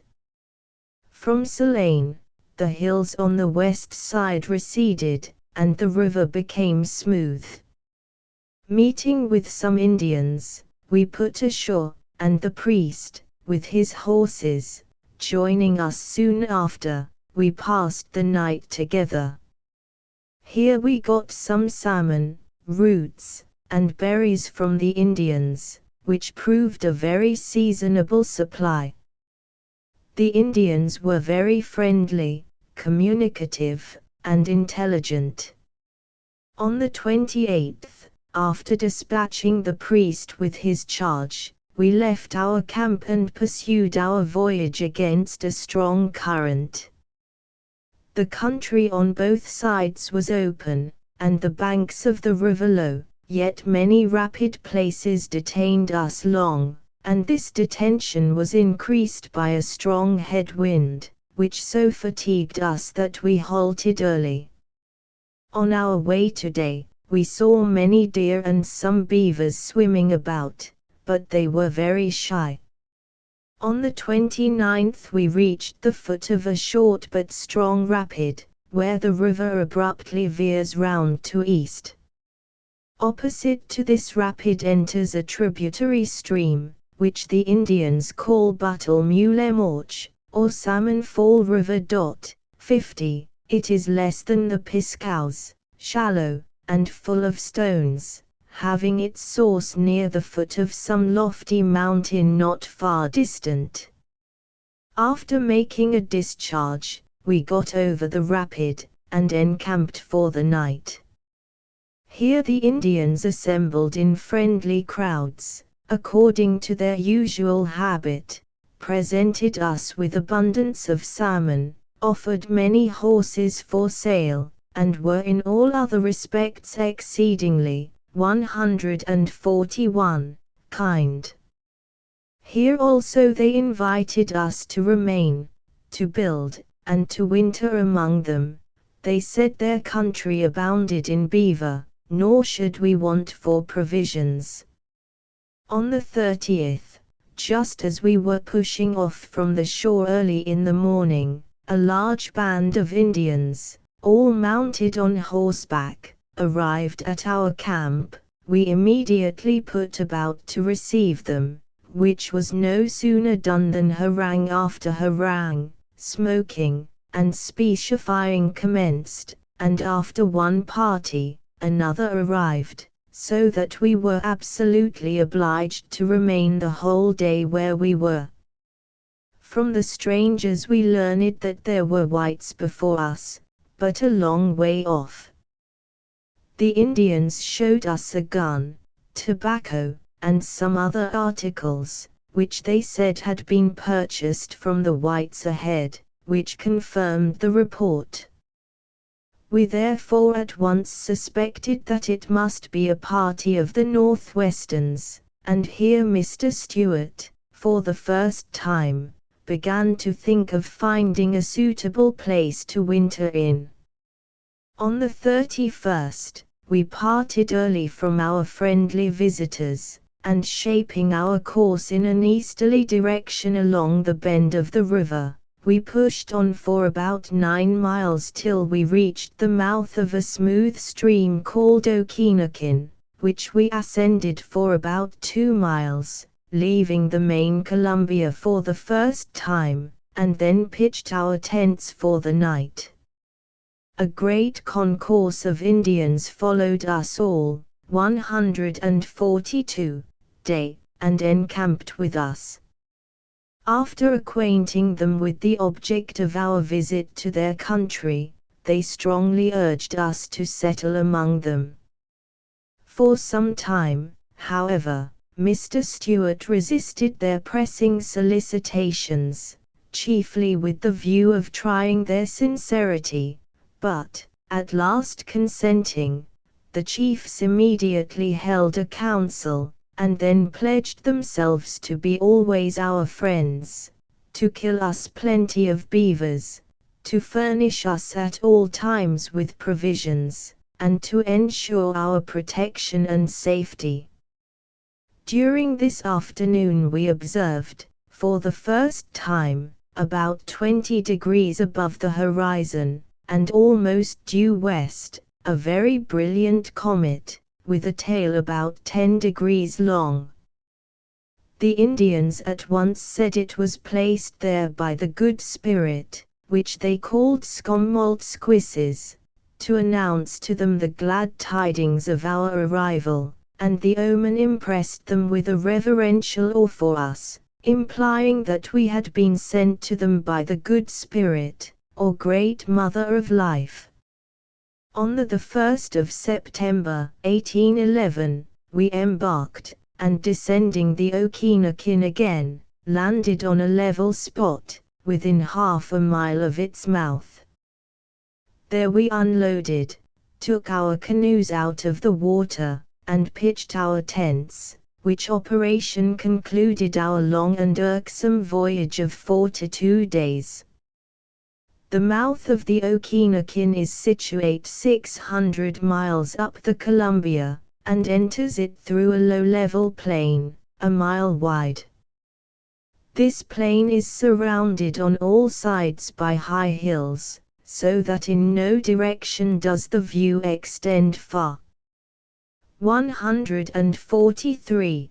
The source of the Okinakin is 280 miles due north, and in its course south the stream runs through 3 lakes. Near its junction with the Columbia, it is hemmed in on the east by a sloping range of high rocky hills, at the foot of which the 2 rivers meet.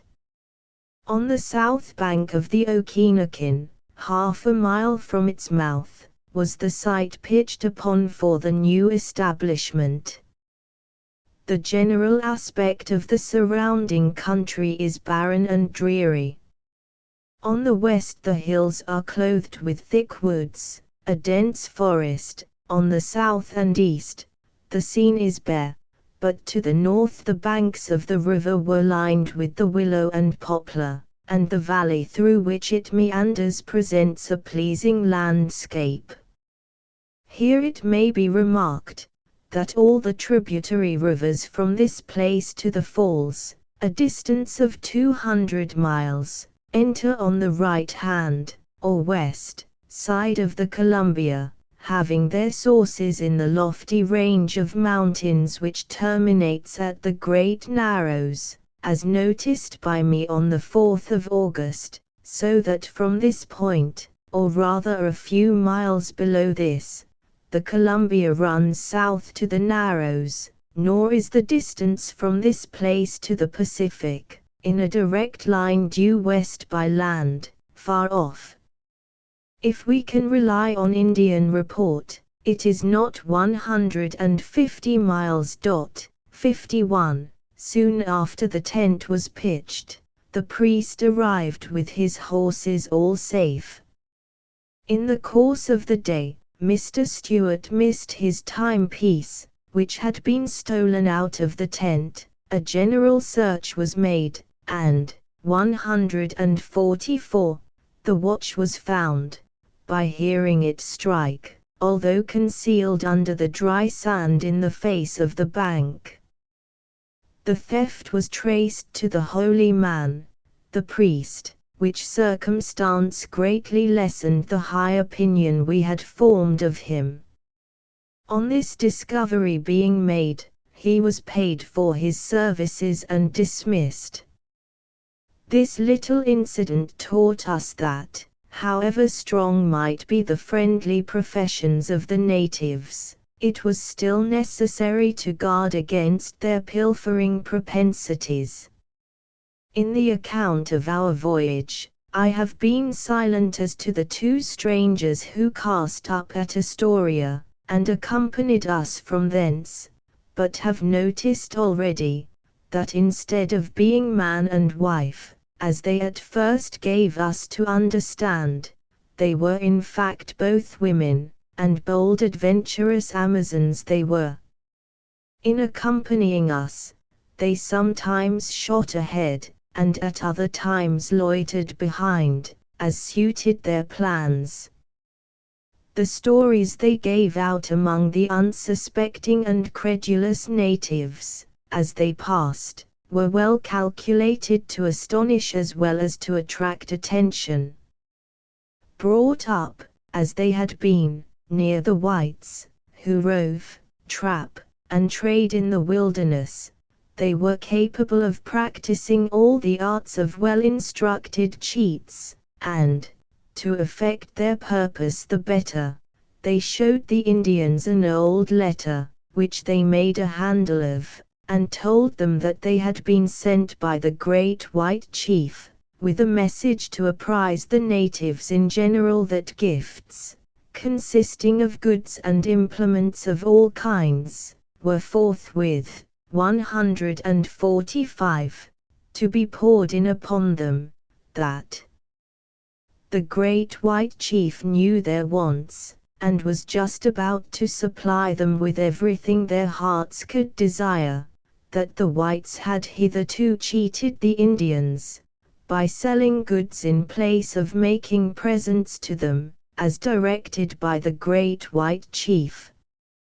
These stories, so agreeable to the Indian ear, were circulated far and wide, and not only received as truths, but procured so much celebrity for the 2 cheats, that they were the objects of attraction at every village and camp on the way, nor could we, for a long time, account for the cordial reception they met with from the natives, who loaded them for their good tidings with the most valuable articles they possessed, horses, robes, leather, and higuas, so that, on our arrival at Okinakin, they had no less than 26 horses, many of them loaded with the fruits of their false reports. As soon as we could get the distant tribes, who had come to welcome our arrival, dismissed, we commenced erecting a small dwelling house, 16 by 20 feet, chiefly constructed of driftwood, being more handy and easier got than standing timber, but, while the building was in a half-finished state, Messrs. Pillett and M. Lennon, with 2 men, were dispatched to Astoria, as had been agreed upon. Mr. Stewart, with Montigny and the 2 remaining men, set off on a journey towards the north, or headwaters of the Okinakin, intending to return in the course of a month, while I was to remain alone at 146, the establishment till Mr. Stewart's return, my only civilized companion being a little Spanish pet dog from Monterey, called Weasel. Only picture to yourself, gentle reader, how I must have felt, alone in this unhallowed wilderness, without friend or white man within hundreds of miles of me, and surrounded by savages who had never seen a white man before. Every day seemed a week, every night a month. I pined, I languished, my head turned grey, and in a brief space 10 years were added to my age. Yet man is born to endure, and my only consolation was in my Bible. The first thing I did after my friends left me, was to patch up the house a little, and put the few goods I had, so tempting to Indians, into a kind of cellar which I made in the middle of the house. This done, I set to in earnest to learn the Indian language, and wrote vocabulary after vocabulary, and although the task was a hard one, I soon found, from my progress, that perseverance would overcome many difficulties. The novelty of white men, and particularly of a white man alone, drew crowds of inquisitive Indians about the place. I mixed with them, traded with them, and at last began to talk with them, and from a constant intercourse soon came to understand them, but still the evenings were long, and the winter dreary. Every night before going to bed I primed my gun and pistol anew, and barricaded the door of my lonely dwelling, and the Indians, 147, friendly inclined, always withdrew from the house at dusk, yet they had often alarms among themselves, and often gave me to understand that enemies, or ill-disposed Indians, were constantly lurking about, and whenever they began to whoop or yell in the night, which they frequently did, I of course partook of the alarm. One night I was suddenly awakened out of my sleep by the unusual noise and continual barking of weasel, running backwards and forwards through the house. Half asleep, half awake, I felt greatly agitated and alarmed. My faithful gun and pistol were at hand, for they lay always at my side in bed, but then all was dark, I could see nothing, could hear nothing but the barking of weasel, which was continually growing louder and louder. I then thought there must be somebody in the house, for I was ready to put the worst construction on appearances. In this perplexing dilemma I got my hand, with as little noise as possible, to the muzzle of my gun, and gradually drawing out the ramrod, tried, with my right arm stretched out, to stir up the embers, so that I might see, but here again a new danger presented itself. I was exposing myself as a mark to a ball or an arrow, without the chance of defending myself, for the light would show me to the enemy before I could see my object. But there was no alternative, and something must be done. Between hope and despair I managed to stir up the ashes, so that I could see little weasel running, 148. To and fro to the cellar door. I concluded that the enemy must be skulking in the cellar. I then, but not without difficulty, got a candle lighted. Holding the candle in my left hand, I laid hold of my pistol. With the lynx eye and wary step of a cat ready to pounce on its prey, I advanced rather obliquely, with my right arm stretched out at full length holding the cocked pistol, till I got to the cellar door, the little dog all the while making a furious noise, when, lo! What was there but a skunk sitting on a roll of tobacco? The shot blew it almost to atoms, and so delicately perfumed everything in the house that I was scarcely able to live in it for days afterwards. But that was not all. The trivial incident was productive of very bad consequences. several hundreds of Indians being encamped about the place at the time. No sooner did they see the light, or hear the shot, than they all rushed into the house, thinking something serious had happened. So far, however, there were no great harm, but when they beheld 2 rolls of tobacco and 2 small bales of goods, it appeared such wealth in their eyes that they could scarcely recover from the surprise. These tempting articles I had endeavored all along to keep as much as possible out of their sight, and dealt them out with a sparing hand, and as long as the Indians did not see them in bulk all went well, but after the overwhelming exhibition of so much property there was no satisfying them. They became importunate, 149, and troublesome for some time, and caused me much anxiety. The time fixed for Mr. Stewart's return had now arrived, and I most anxiously looked for him every hour.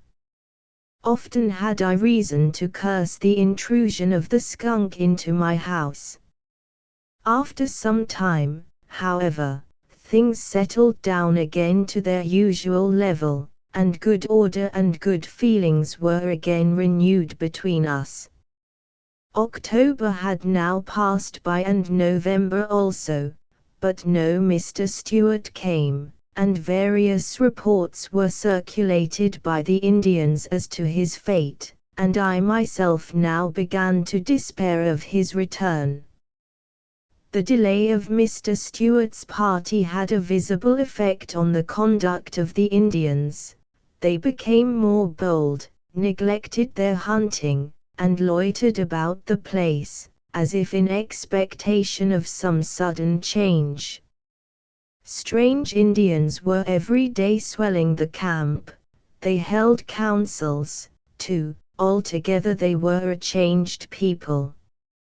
Seeing this unfavorable change fast spreading among the Indians, in consequence of Mr. Stewart's delay, I set about counteracting it.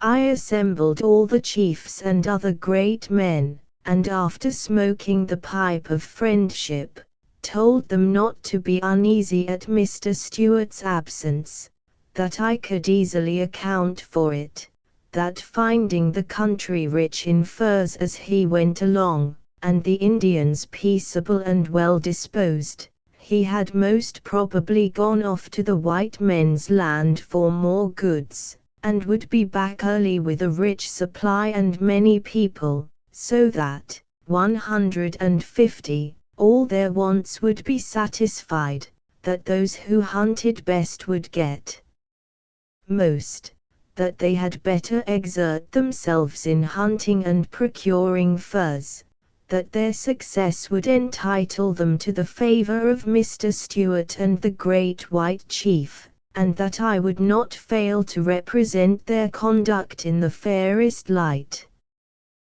This harangue had the desired effect. The Indians set to hunting in earnest, and kept bringing in furs regularly, and in other respects behaved exceedingly well during the whole of the winter. Thus I wished to make them believe what I did not believe myself, because in my critical situation safety required it. But to return to Mr. Stewart, December now was past, and the new year of 1812 ushered in, but still there was no account of the absent party. January passed, and likewise February, but no Mr. Stewart, nor was it till the 22nd of March that Little Weasel announced, early in the morning, the approach of strangers, and I was rejoiced to meet again at my lonely dwelling my long-expected friends all safe and well.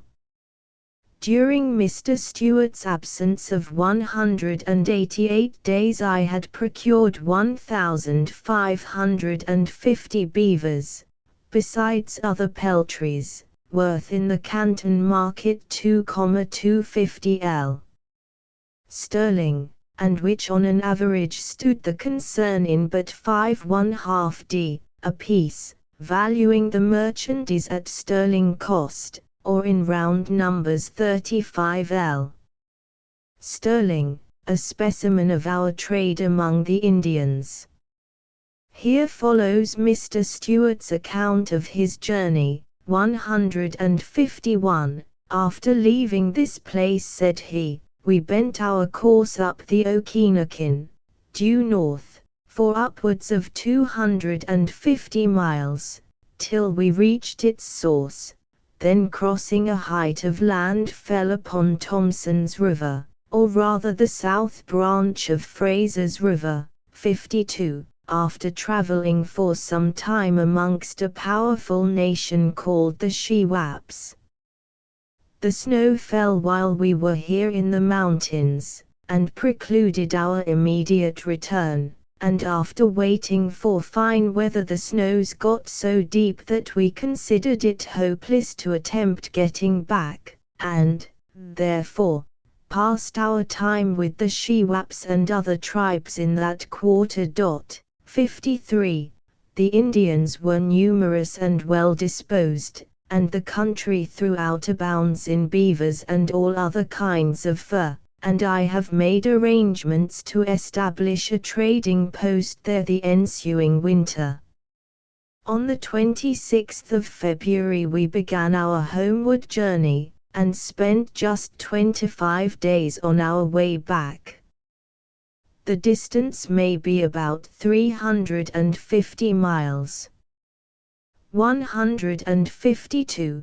Chapter 9. Anxieties at Astoria. Indians depart, a schooner built, the Dolly's first trip, criminal curiosity, the powder keg, the schooner condemned, Mr. Astia's cargoes, his policy, remarks on the northwest coast, unwelcome rumors, Calpo's statement, rumors renewed, hard cases, Jolapia, Cassius-Scal's account of the Tonkin, strange Indian, Cassius-Scal's conduct, his character, his design on Astoria, remarks.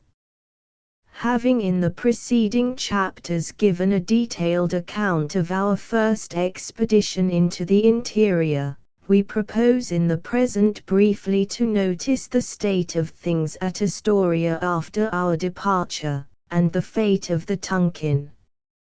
No sooner had we left the establishment in July last, than the natives became more and more hostile and annoying to the whites at Astoria, so that under the impression of danger, all other labor being suspended, the hands and minds of all were employed both day and night in the construction and palisading of a stronghold for self-defense, but after various alarms the savage horde, without making any hostile demonstration more than usual, took their departure. 153, from the place, leaving the whites once more in the enjoyment of peace and tranquility. In the fall of the year, a schooner, of 25 tons, to be named the Dolly, the frame of which had come out in the Tonkin, was built at Astoria. This vessel was intended only for the coast trade, but in the present instance was placed as a guard ship in front of the infant establishment. She was found, however, to be too small for the coast trade, and even unfit for tripping up and down the river, and from her unwieldiness, not so safe as either open boats or canoes. The people were also awkward and unskillful, as might be expected, having never been accustomed to such duties. In the very first trip up the river, she had well nigh fallen into the hands of the Indians, getting becalmed one day a little above the mouth of the Willamette, with only 4 men on board. Curiosity drew a crowd of Indians about her, and once on board it was no easy matter to get them off again. Curiosity led to theft. Everyone began to help himself, and to take whatever he could lay his hands upon. The pillage was begun, when the interpreter boldly and opportunely called out that he was going instantly to set fire to a keg of powder, and would blow all up into the air, unless they left the ship that moment. The Indians got frightened. Those who had canoes jumped into them, made for shore with the hurry of despair, others jumped overboard, and in an instant the vessel was cleared of her troublesome visitors, and let go before 154, the current. It will be recollected that Mr. Akins, the officer who had come out to take command of the Dolly, was, with several others, unfortunately drowned on the bar. Having made 2 or 3 trips up the river, she was condemned, and laid aside altogether as useless. It is a true saying, that the wisest of us is not always wise. In appointing so small a vessel as the Dolly to a station so dangerous, was manifested a total ignorance of the character of the natives on the coast. Mr. Astor ought to have known that even well-appointed large and armed ships often ran great hazards there, some of that class having been taken and pillaged by the hostile savages of that quarter. The American traders, with their usual spirit of enterprise, had long carried on a lucrative business on the northwest coast. They knew well, and none knew better than Astor himself, what was necessary and suitable for that market, but we had got nothing of this kind. Instead of guns, we got old metal pots and gridirons. Instead of beads and trinkets, we got white cotton, and instead of blankets, molasses. In short, all the useless trash and unsaleable trumpery which had been accumulating in his shops and stores for half a century past, were swept together to fill his Columbia ships. That these cargoes were insured need not be told. Sink or swim, his profits were sure. But these we might have overlooked, had we not, 155, felt aggrieved in other matters closely connected with the general interest.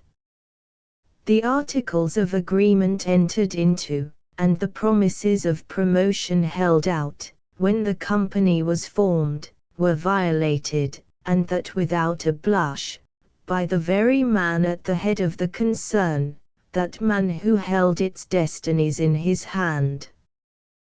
This perhaps may be rendered a little more intelligent, by stating, that according to the articles of co-partnership made at New York, 2 of the clerks were to be promoted to an interest in the concern, or, in other words, to become partners, after 2 years' service, and on that express condition they joined the enterprise.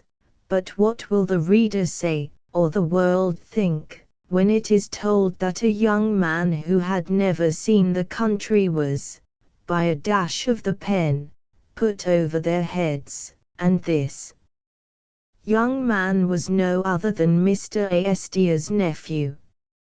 Although a little out of place, we shall just mention another circumstance which may show how deeply and how sincerely Mr. Astor was interested in the success and prosperity of his Columbia colony. When the war broke out between Great Britain and the United States, the Boston merchants sent out, at a great expense, intelligence of the event to their shipping on the northwest coast, and applied to Astor for his quota of that expense, as he too had people and property there at stake. What was his reply? Let the United States flag protect them. Need it then be told that we were left to shift for ourselves?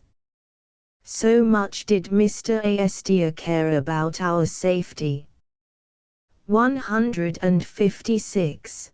But from this disagreeable subject we turn to another still more so, and that is the fate of the unfortunate Tunkin, which ship, it will be remembered, left Astoria in June last.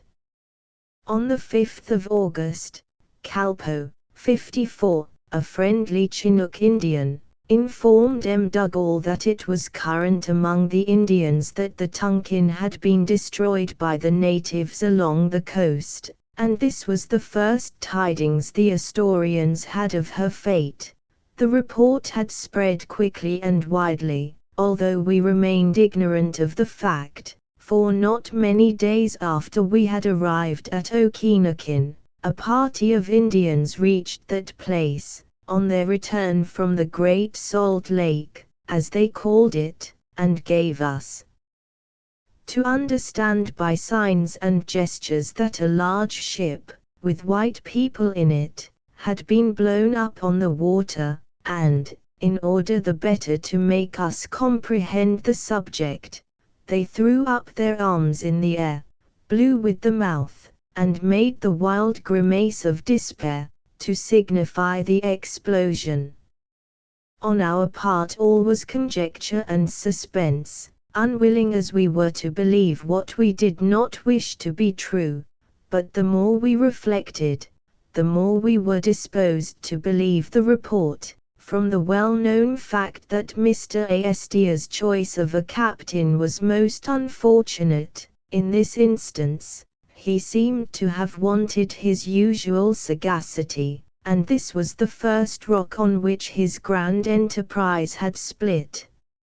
A man who could deliberately leave, as we have already seen, 9 of his fellow creatures to perish on the Falkland Islands, 157, who could throw one of his sailors overboard, at the island of Woahoo, who could offer the Indians at Auhihi a reward for the head of one of his own officers, who could force from his ship 4 of his men in a storm, to perish at the mouth of the Columbia, who could witness unmoved, from his own deck, 3 of his men left to perish on Columbia Bar, and, to cap the climax of cruelty, we might, however disagreeable, mention another circumstance.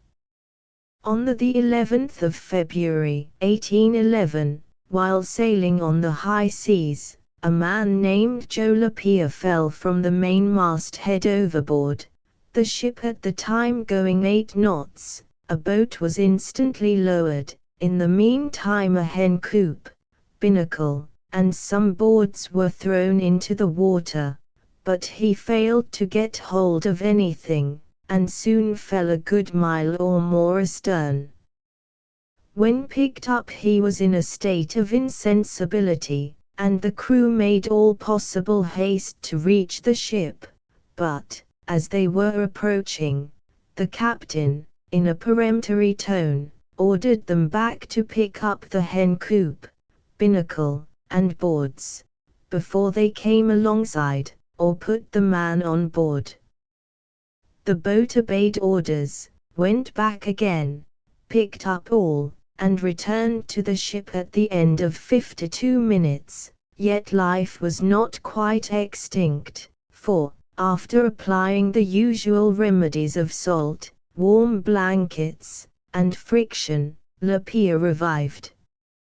But to return to the subject of Calpo's report, the conduct of Captain Thorne throughout, coupled with the fact of his having left Astoria without a 158 single officer on board his ship, led strongly to the conclusion that all was not right, and that the reports in circulation might ultimately prove true.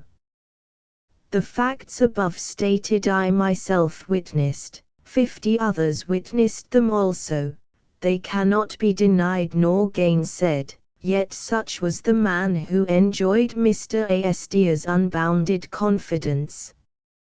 Various and conflicting were the reports that had from time to time reached Astoria respecting the fate of the Tunkin, yet all agreed in the main point, that is, in her destruction. She had also passed, by some months, the time of her expected return, so that there remained but little doubt of her fate, yet, subsequently to Calpo's statement, nothing transpired to add to our fears for a month or two, although during that time various individuals and parties had been employed to trace out the true story of her fate.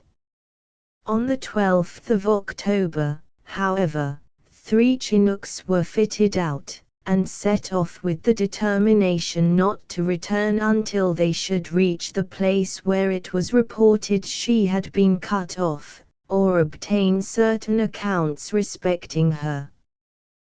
These men had not, however, proceeded far, before they were met by a strange Indian, on his way to Astoria with the unwelcome news of the Tunkin's tragical end, so the Chinooks turned about, and accompanied the stranger back to Astoria, where they arrived on the 8th day, and here the strange Indian made his report, which we shall give in his own words. 55, 159, My name is Kasiaskal, but the Chinooks and other Indians hereabout call me Lamaju.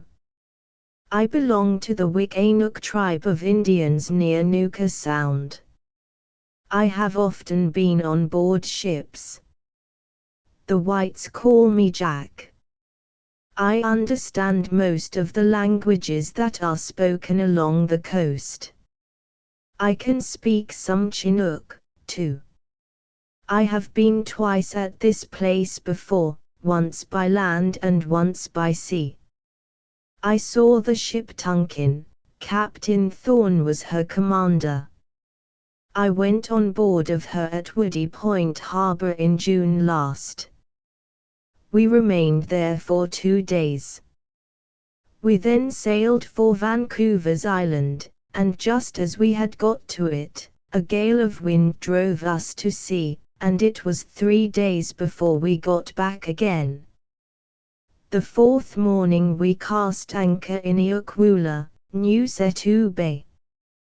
There we remained for some days, Indians going and coming, but not much trade.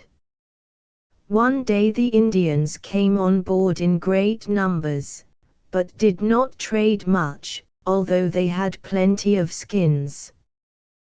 The prices offered did not please the Indians, so they carried back their furs again. The day following the chiefs came on board, and as usual asked the captain to show them such and such things, and state the lowest price, which he accordingly did.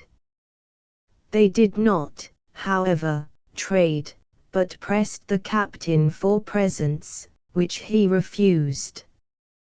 The chiefs left the ship displeased at what they called stingy conduct in the captain, as they were accustomed to receive trifling presents from the traders on the coast.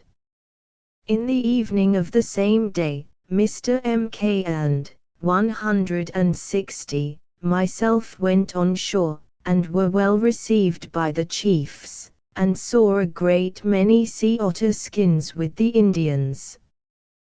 We both returned to the ship the same evening. Next day the Indians came off to trade in great numbers. On their coming alongside, the captain ordered the boarding netting to be put up round the ship, and would not allow more than 10 on board at a time, but just as the trade had commenced, an Indian was detected cutting the boarding netting with a knife in order to get on board.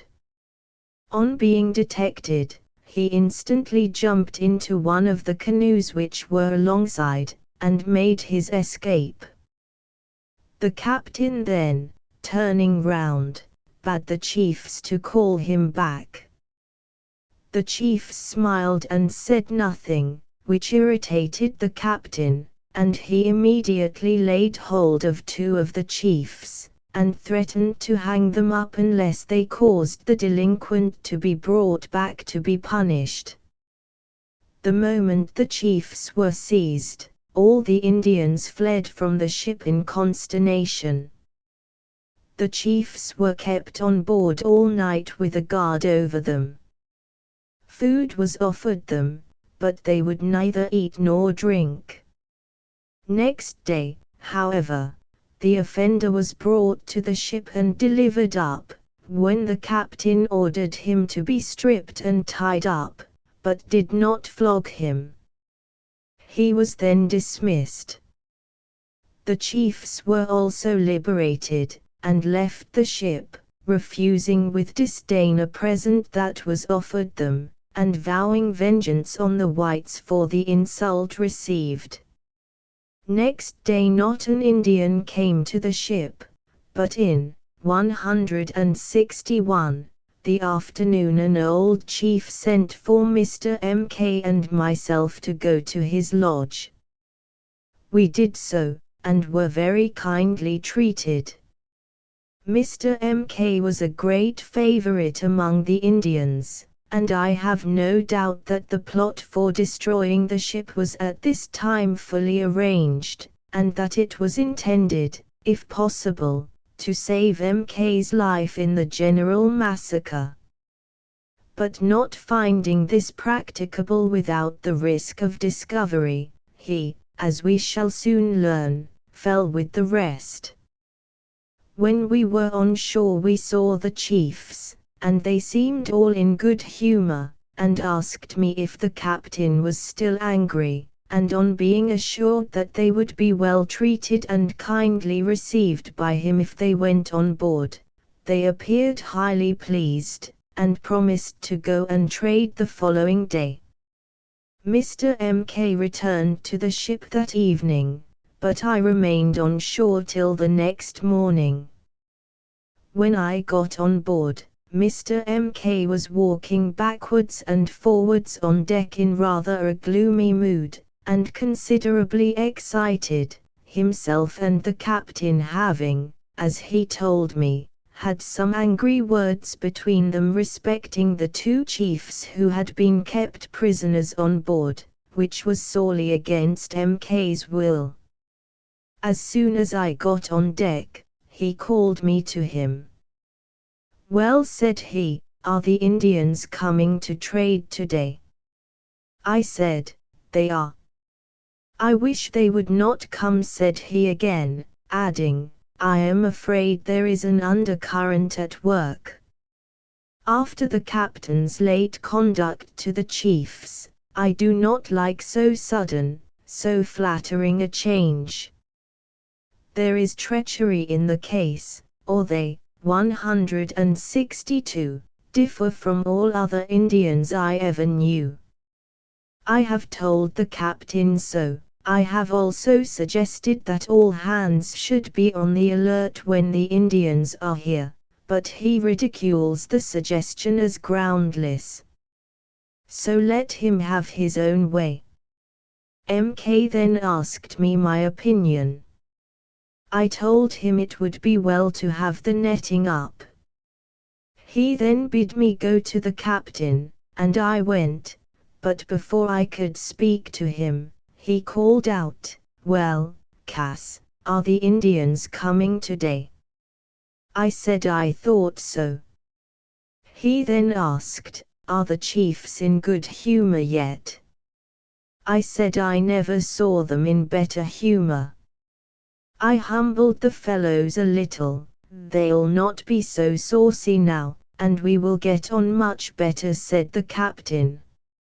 At this moment M.K. joined us, and repeated to the captain what he had just stated to me.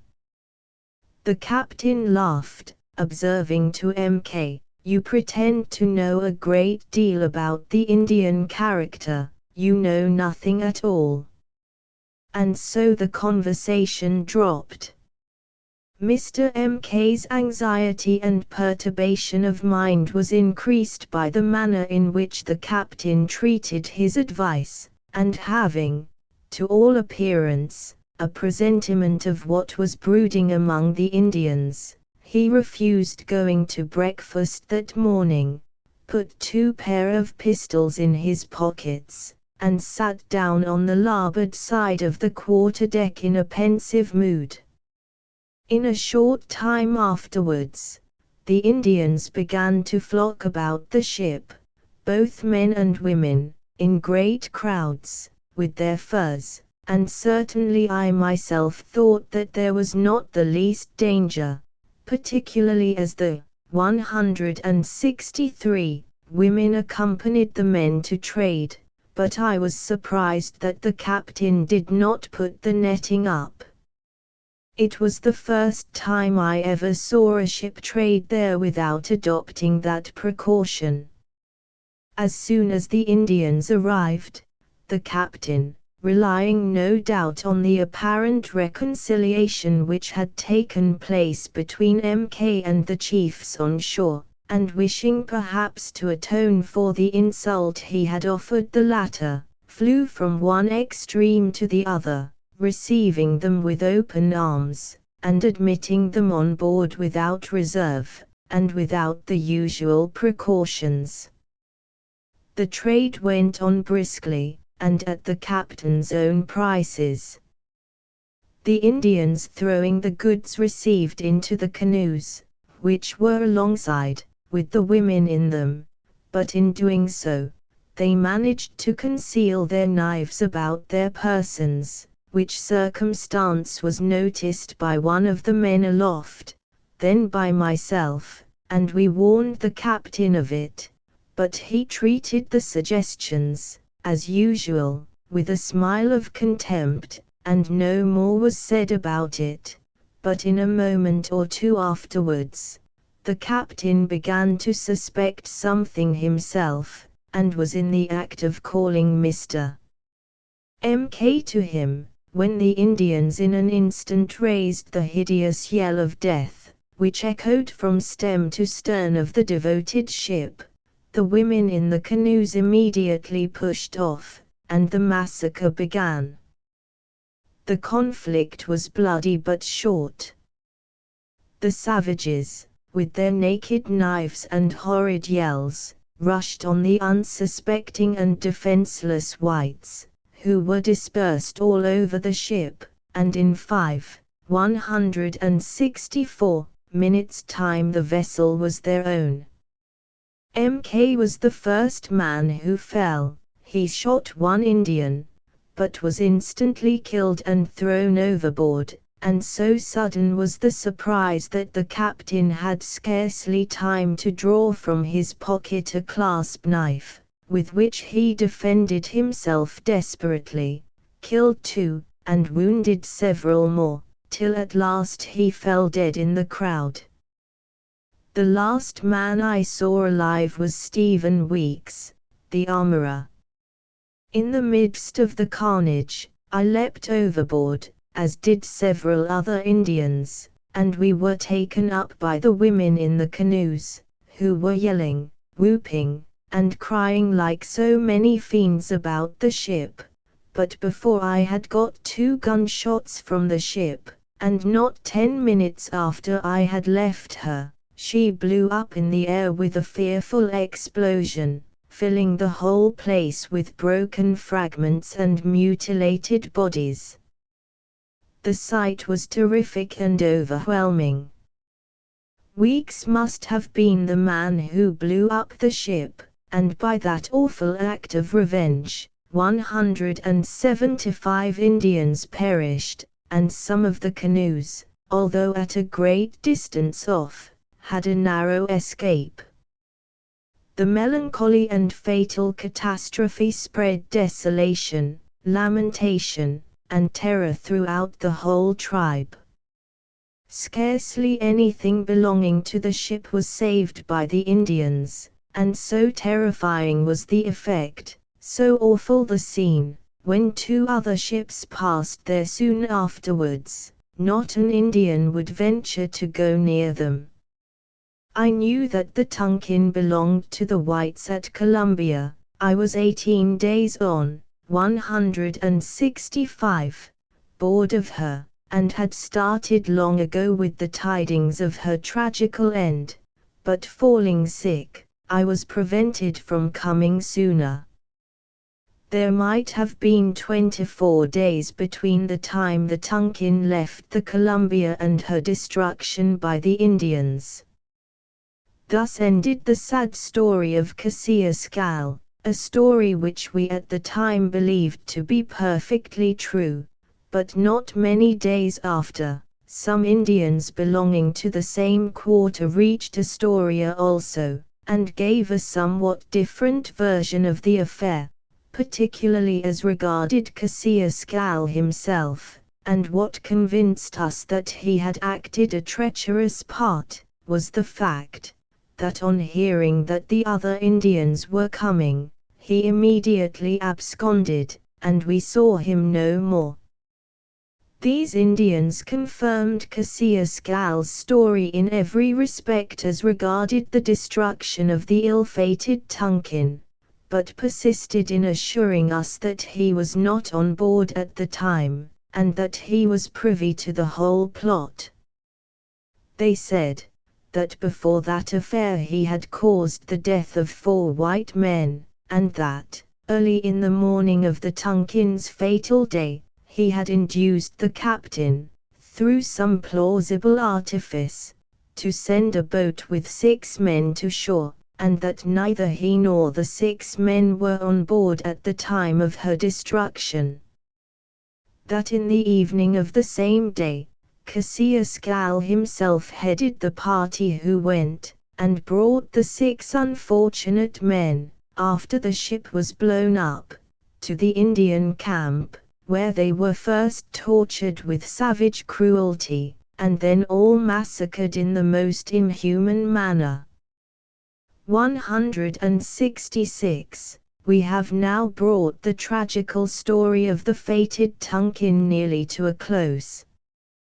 Wise men profit by experience, listen to counsel, and yield to circumstances. Captain Thorn, on the contrary, looked upon every suggestion as an attempt to dictate to him, despised counsel, and treated advice with contempt. Had he profited either by the errors or misfortunes of others, or had he listened to the dictates of common prudence, and used the means he had at command, the savages along the coast, numerous and hostile as they are, would never have obtained the mastery, nor taken the Tonkin. We lament the fate of her unfortunate crew and commander. Captain Thorn had many good qualities, was brave, had the manners of a gentleman, and was an able and experienced seaman, but his temper was cruel and overbearing, and his fate verifies the sacred decree, that he shall have judgment without mercy, that hath showed no mercy. The destruction of the Tonkin left Astoria defenseless and almost hopeless, and might have proved fatal to the enterprise. But, whilst these scenes were yet fresh in the minds of the Astorians, and augmented the gloom occasioned by their harassing and perilous situation, the timely arrival of Mackenzie, with the first division of Mr. Hunt's party, overland, made them for a moment forget that their friends of the Tonkin were no more. This seasonable addition to their numbers, with the daily expectation of others, for the main party had not yet arrived, 167, hushed, for a time, the threatening tone of the Indians, and relieved the whites from that incessant watching which prudence and a regard to safety obliged them to adopt, ever since the first rumor of the Tonkin's fate had reached their ears. The subject of the land expedition we shall reserve for the next chapter, concluding the present with a few cursory observations on the conduct of that perfidious wretch, Cassius. After absconding from Astoria, as already stated, he lurked for some time among the neighboring tribes, trying to stir them up to betray the whites, and take Astoria. He had laid several plans for the purpose, and, being desperate and daring himself, he had, on the 5th of December, with 20 or 30 others of like character, approached the establishment on the south side, through the woods, till within sight of the back gate, with the intention of examining the place, in order to make the attack sure the following morning, but, providentially, his treason was balked by one of those fortunate incidents which sometimes intervene to save the innocent, for that very evening, the Astorians, as good luck would have it, had collected some Indians, who, with the whites, made a display at the back gate, with the intention of proceeding next morning to the chase, to hunt up some wild hogs which were roaming at large in the woods, and were, as we were well informed afterwards, seen by Cassius and his party as they were making their approaches, 168, to the fort. They, supposing from the armed array that their own atrocious designs had been discovered, immediately took to flight, leaving, in the hurry, a gun, a quiver full of arrows, and some other things behind, so that, in all probability, to this circumstance alone the place owed its preservation, and the whites their lives. How precarious is the life of an Indian trader, if we take into consideration the habits of the country and the spirit of the people he has to live among, a people who feel no remorse in using the instruments of death, a people who delight in perfidy.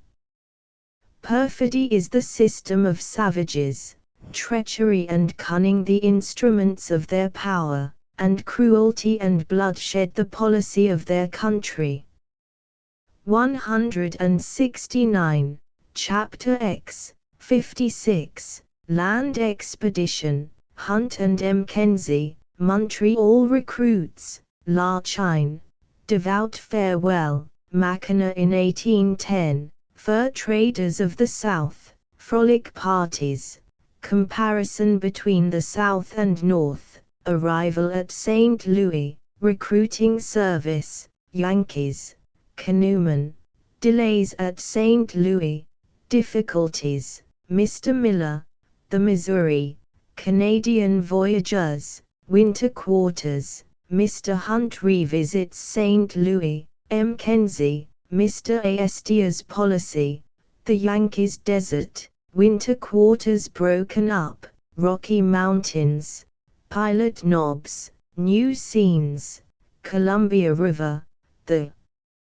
horses abandoned, take to canoes, the canoes abandoned, trappers, Mr. Miller, party on foot, hardships, starvation, conflicting counsels, gloomy prospects, property en cash, the party divided, 3 men perish, Mackenzie's speech, he arrives at Astoria, Mr. Crooks and others left behind, Mr. Hunt's arrival at Astoria, voyage concluded. We have already mentioned the departure of the land expedition from Montreal, and now propose to follow up its history, through its zigzag windings and perils, to Columbia, the place of its destination. The gentleman appointed to head the adventurous party was Mr. Wilson Price Hunt, a citizen of the United States, a person every way qualified for the arduous undertaking. Had Mr. Astia been as fortunate, 170, in his choice of a marine commander to conduct his expedition by sea as he was in that of his land expedition, a very different result would have ensued. Mr. Hunt was also accompanied on this journey by Mr. Donald Mackenzie, another partner, who had formerly been in the service of the Northwest Company. This gentleman had already acquired great experience in the Indian countries, was bold, robust, and peculiarly qualified to lead Canadian voyageurs through thick and thin.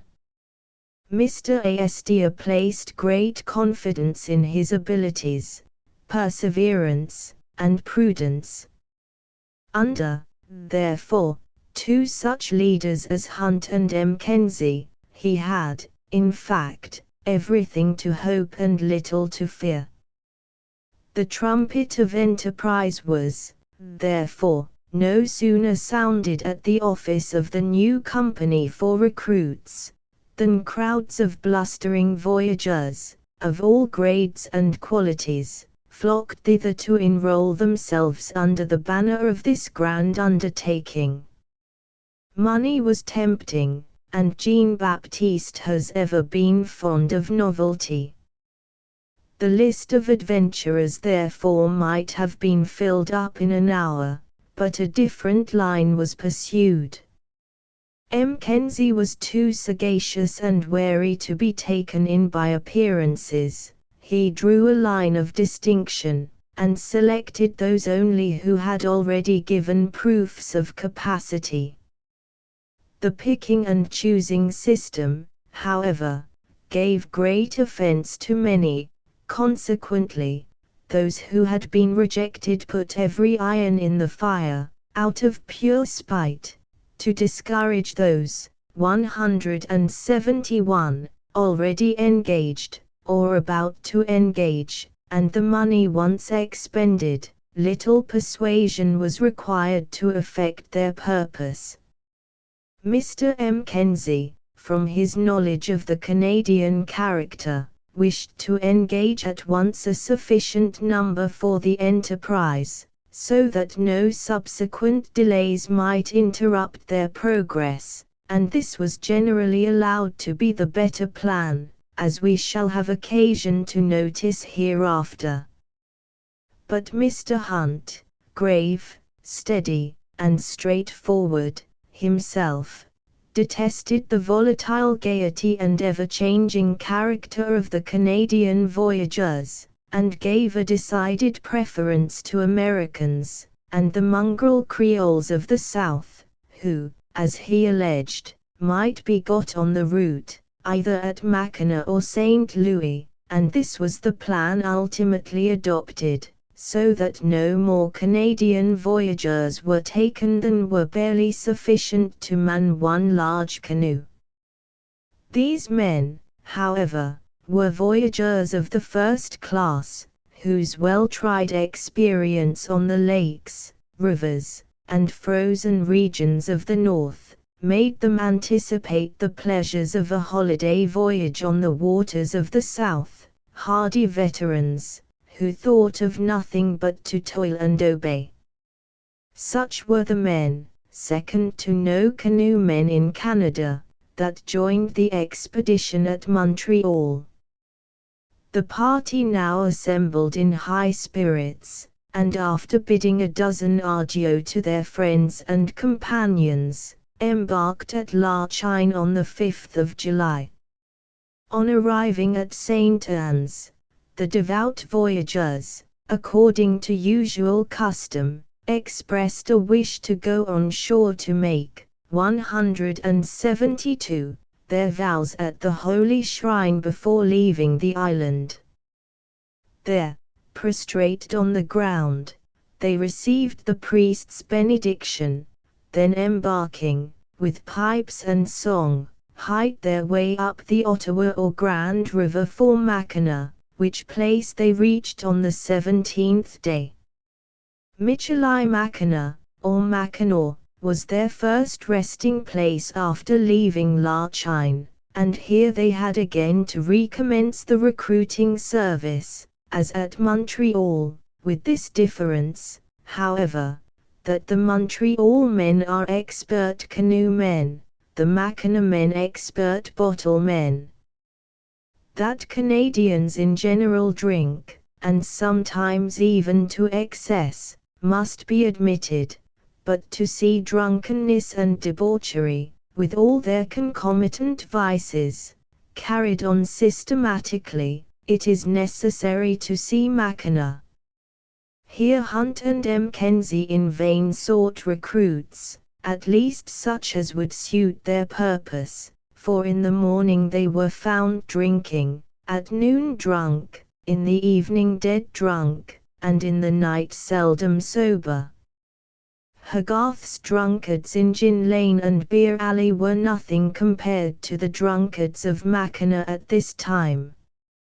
Every nook and corner in the whole island swarmed, at all hours of the day and night, with motley groups of uproarious tipplers and whiskey hunters.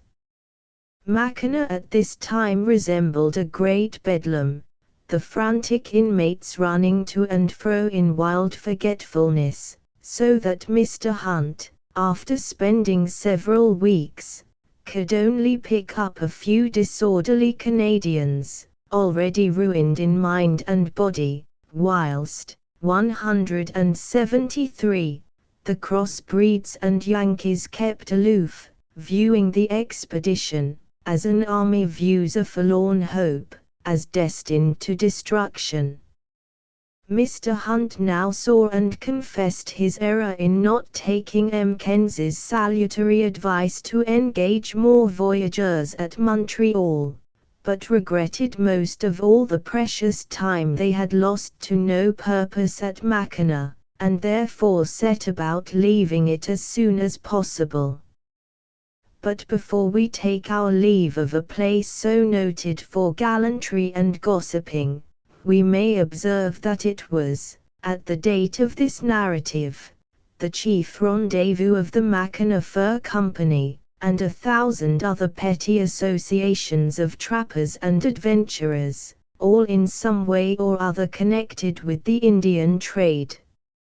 Here then Mackinac was the great outfitting mart of the South, the center and headquarters of all those adventurers who frequented the Mississippi and Missouri waters in search of furs and peltries. These different parties visit Mackinac but once a year, and on these occasions make up for their dangers and privations among the Indians by rioting, carousing, drinking, and spending all their gains in a few weeks, sometimes in a few days, and then they return again to the Indians and the wilderness. In this manner these dissolute spendthrifts spin out, in feasting and debauchery, a miserable existence, neither fearing God nor regarding man, till the knife of the savage, or some other violent death, dispatches them unpitied. In the fur trade of the North many have attained, 174, to a competency, not a few to independence, and many have realized fortunes after a servitude of years. But in the slippery and ruinous traffic of the South many fortunes have been lost, and an awful sacrifice made of human life, so that of all the adventurers engaged, for half a century past, in the fur trade of that licentious quarter, few, very few indeed, ever left it with even a bare competency. At Mackinac, Mr. Crooks, formerly a trader on the Missouri, joined the expedition as a partner. The odds and ends being now put together, and all ready for a start, the expedition left Mackinac on the 12th of August, and crossing over the lake to Green Bay, proceeded up Fox River, then down to Prairie du Chien by the Wisconsin, 57, and from thence drifted down the great Mississippi to St. Louis, where they landed on the 3rd of September. No sooner had the St. Louis papers announced the arrival of Aestia's expedition at that place, than the rendezvous of Hunt and Mackenzie teemed with visitors of all grades, anxious to enlist in the new company.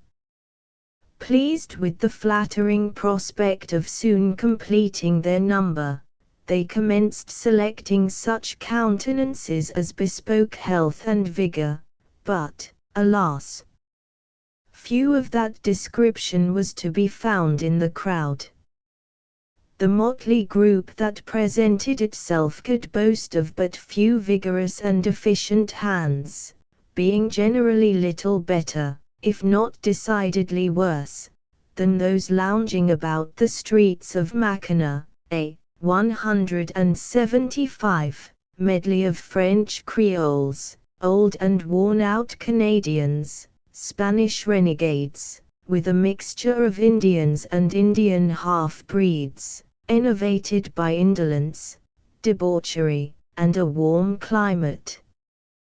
Here, again, Mr. Hunt's thoughts turned to Canada, and in the bitterness of disappointment he was heard to say, "No place like Montreal for hardy and expert voyagers."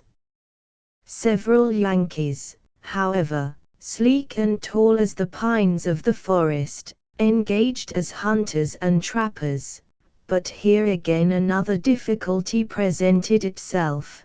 The sapient Yankees, accustomed to the good things of St. Louis, must have their dainties, their tea, their coffee, and their grog.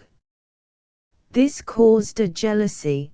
The Canadians, who lived on the usual course fare of the North, began to complain, and insisted on receiving the same treatment which the hunters and trappers had. Such is the force of example, and dissatisfaction once raised is not so easily allayed again. To adjust these differences, Mr. Hunt adopted an expedient which, in place of proving a remedy, rather augmented the evil.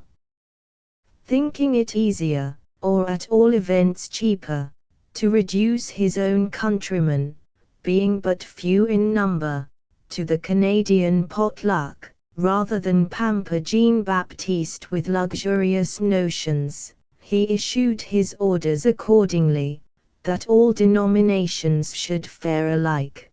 But Jonathan was not to be told what he was to eat, nor what he was to drink.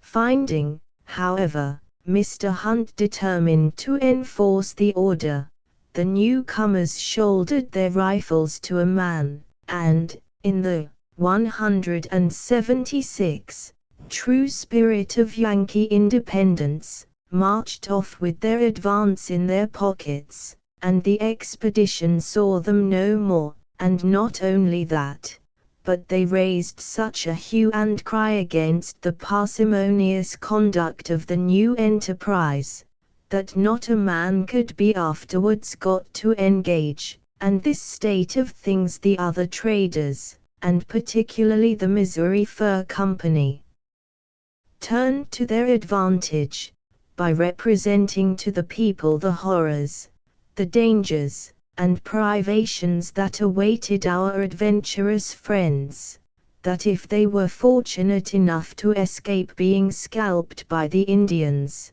they would assuredly be doomed, like Nebuchadnezzar, to eat grass, and never would return to tell the sad tale of their destruction. While Mr. Hunt's affairs thus seemed almost at a stand, a new impulse was given to the expedition by the timely acquisition of another partner, a Mr. Miller, who had been a trader up the Missouri, had considerable experience among Indians along the route to be followed, and was a great favorite with the people at St. Louis. As soon, therefore, as Mr. Miller joined the expedition, people from all quarters began again to enlist under the banner of the new company.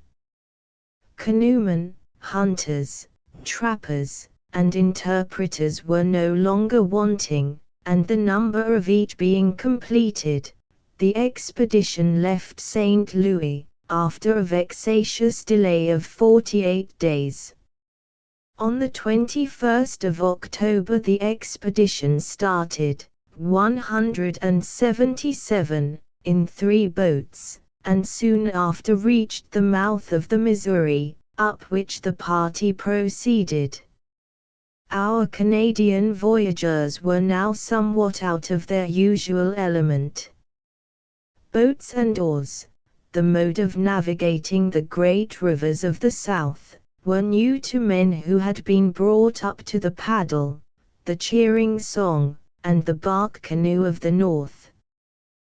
They detested the heavy and languid drag of a Mississippi boat, and sighed for the paddle and song of former days. They soon, however, became expert at the oar, and Mr. Hunt, who was somewhat partial to the Southmen, was forced to acknowledge that their merits were not to be compared to the steady, persevering habits of the men of the North. Yet the progress was but slow, scarcely averaging 21 miles a day, so that it was the 16th of November before they reached the Nodowa, a distance of only 450 miles up the Missouri, and there, from the coldness of the weather and lateness of the season, they were obliged to winter. Mr. Mackenzie, accustomed, during the days of the Northwest, to start from Montreal and reach the mouth of Columbia River, or Great Bears Lake, the same season, did not much like this slow traveling, and had his advice been acted on, the expedition, in place of wintering at the Nodowa, would have wintered on the waters of the Columbia. Here it was that Mr. Llewellyn, another partner, joined the expedition. This gentleman was one of the first shots in America. Nothing could escape his 178 keen eye and steady hand, hardy, enterprising, and brave as a lion. On the whole, he was considered a great acquisition to the party. After settling the winter quarters, Mr. Hunt returned to St. Louis, which place he reached on the 20th of January, 1811. And before he joined his wintering friends at the Nodowa River again, it was the 17th of April. During Mr. Hunt's visit at St. Louis, orders arrived, among other instructions, from Mr. Astor, that the sole command of the expedition should be vested in him alone, although hitherto it was entrusted to Hunt and Mackenzie.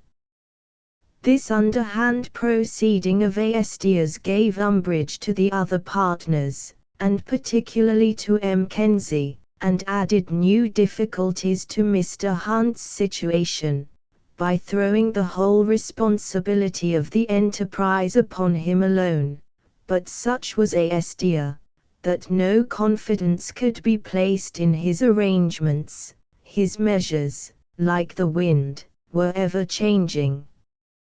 During Mr. Hunt's absence, several changes had taken place in the wintering camp. Some of the men had deserted, others again, under various pretenses shook themselves clear of the ill-omened undertaking, and even after Mr. Hunt's return, several more turned their backs and walked off, without the least compunction. And all those who so unceremoniously and treacherously left the expedition, excepting one, were Americans. Mr. Hunt, in his eagerness to press forward, was perfectly worn out with anxiety. 179. On the 22d of April, however, the adventurers broke up their camp, or winter quarters, and bent their course up the strong and rapid current of the Missouri, no less formidable in itself, than dangerous on account of the numerous savage hordes that infest its banks.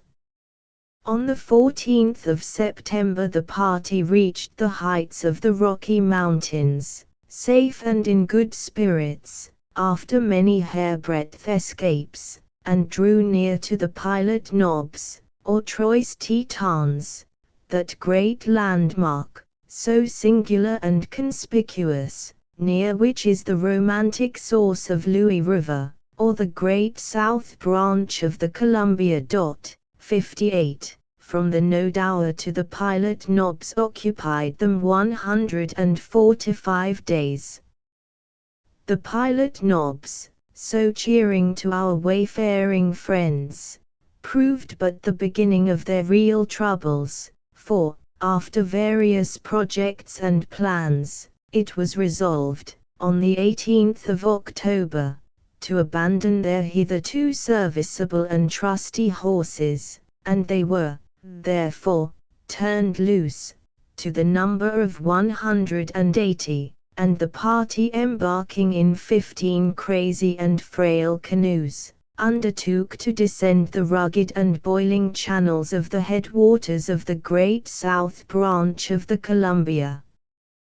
Having proceeded about 350 miles, they were at last compelled to abandon the project of navigating these bold and dangerous waters, but not before one of their best steersmen was drowned, and they were, 180, convinced as to the impracticability of proceeding by water.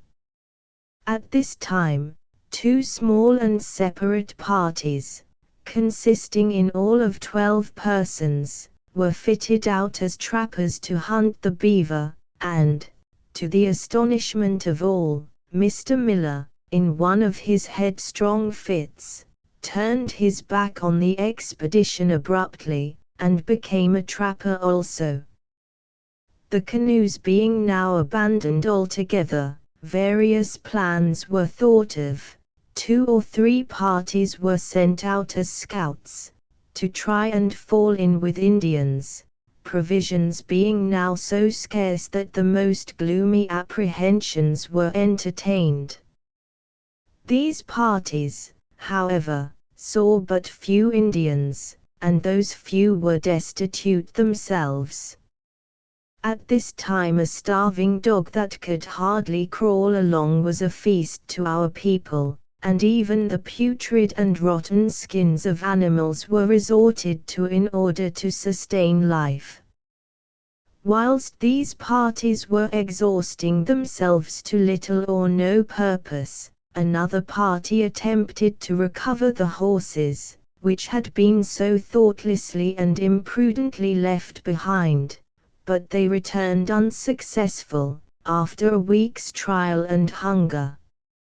A 5th party was dispatched ahead to explore the river, and they also returned with the most gloomy presage. All failed, and all fell back again on the cheerless camp. To augment the general despondency, the party now, as a last resource, set about depositing and securing the goods and baggage, by putting them in caches. This done, the party finally separated, 181, into 4 bands, each headed by a partner, and the object of one and all was, to reach the mouth of the Columbia by the best and shortest way. That part of the country where they were was destitute of game, and the provisions of the whole party taken together were scarcely enough for 2 days' journey. At that season of the year, the Indians retire to the distant mountains, and leave the river till the return of spring, which accounts for their absence at this time. We have already stated that one man, named Clappin, had been drowned. Another of the name of Provost had become deranged through starvation, and drowned himself, and a third, named Carrier, lingered behind and perished.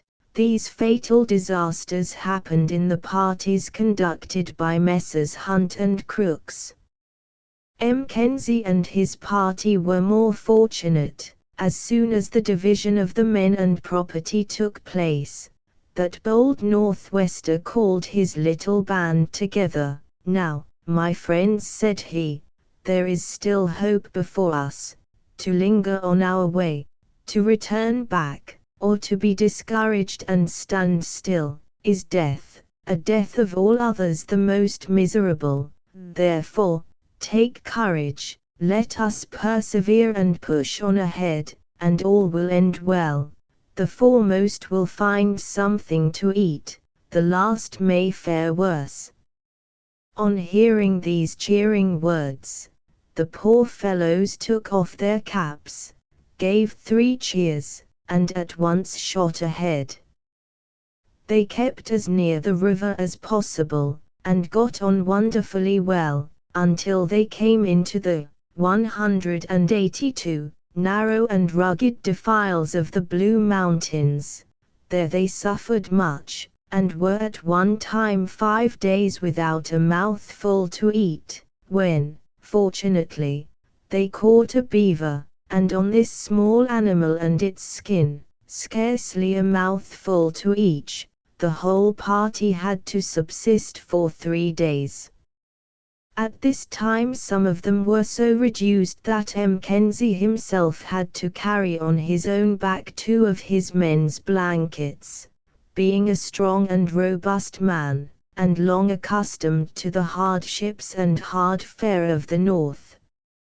He alone, of all the party, stood the trial well, and, by still cheering and encouraging his men on, he brought them at length to the main waters of the Columbia, at Walla Walla, a little below the Great Forks. From thence they descended with the current to the long-looked-for Astoria, where they arrived safe and sound on the 10th of January, 1812. Mr. Hunt and the other parties still lingered behind, and from the severe trials and privations which Mackenzie, who was reckoned the boldest and most experienced adventurer in the expedition, suffered, fears were entertained as to the safety of the other parties, more particularly as many gloomy reports had reached Astoria, some saying that they had been killed by the Indians, others that they had died of hunger in the mountains. But at last, on the 15th of February, the joyful cry of white men approaching, announced at Astoria the glad tidings of Mr. Hunt's arrival. The emaciated, downcast looks and tattered garments, 183, of our friends, all bespoke their extreme sufferings during a long and severe winter. To that being alone who preserveth all those who put their trust in him, were in this instance due, and at all times, our thanksgiving and gratitude. 184, Chapter 11 Doings at Astoria, 3 parties on foot, their object, McClellan's resolution, hostile attack at the Long Narrows, Mr. Reed, 2 Indians shot, heroic conduct of McClellan, difficulties adjusted, advance of the party, remarks, arrival at Okinakin, departure again for Astoria, scene at Umatilla, Mr. Crooks's adventures and suffering, Yekatapam, Umatilla left, merit rewarded, arrival of the party at Astoria, the ship Beaver there also. As the spring advanced, various resolutions were passed, and preparations made in furtherance of the views of the concern for the current year. In the prosecution of these plans, 3 parties were set on foot for the interior, one, consisting of 3 men, under Mr. Reed, for New York, overland, another, under Mr. Farnham, for the goods left en cache by Mr. Hunt on his journey, and a third, to be conducted by Mr. Robert Stewart, for Okinakin, with supplies for that post. 59. On the 22nd of March, all these parties, consisting of 17 men, left Astoria together, under the 185 direction of Mr. Stewart. On the departure of the party, Mr. M. Leland, following the example of his colleague, Mr. Miller, abruptly resigned, and joined the party for New York. This gentleman possessed many excellent qualities, but they were all obscured and thrown into the shade by a fickle and unsteady mind. Everything went on smoothly till the party reached the Long Narrows, that noted resort of plunderers, where few can pass without paying a heavy tax. But there, while in the act of making the portage, the party being unavoidably divided, they were furiously attacked by a strong party of Indians.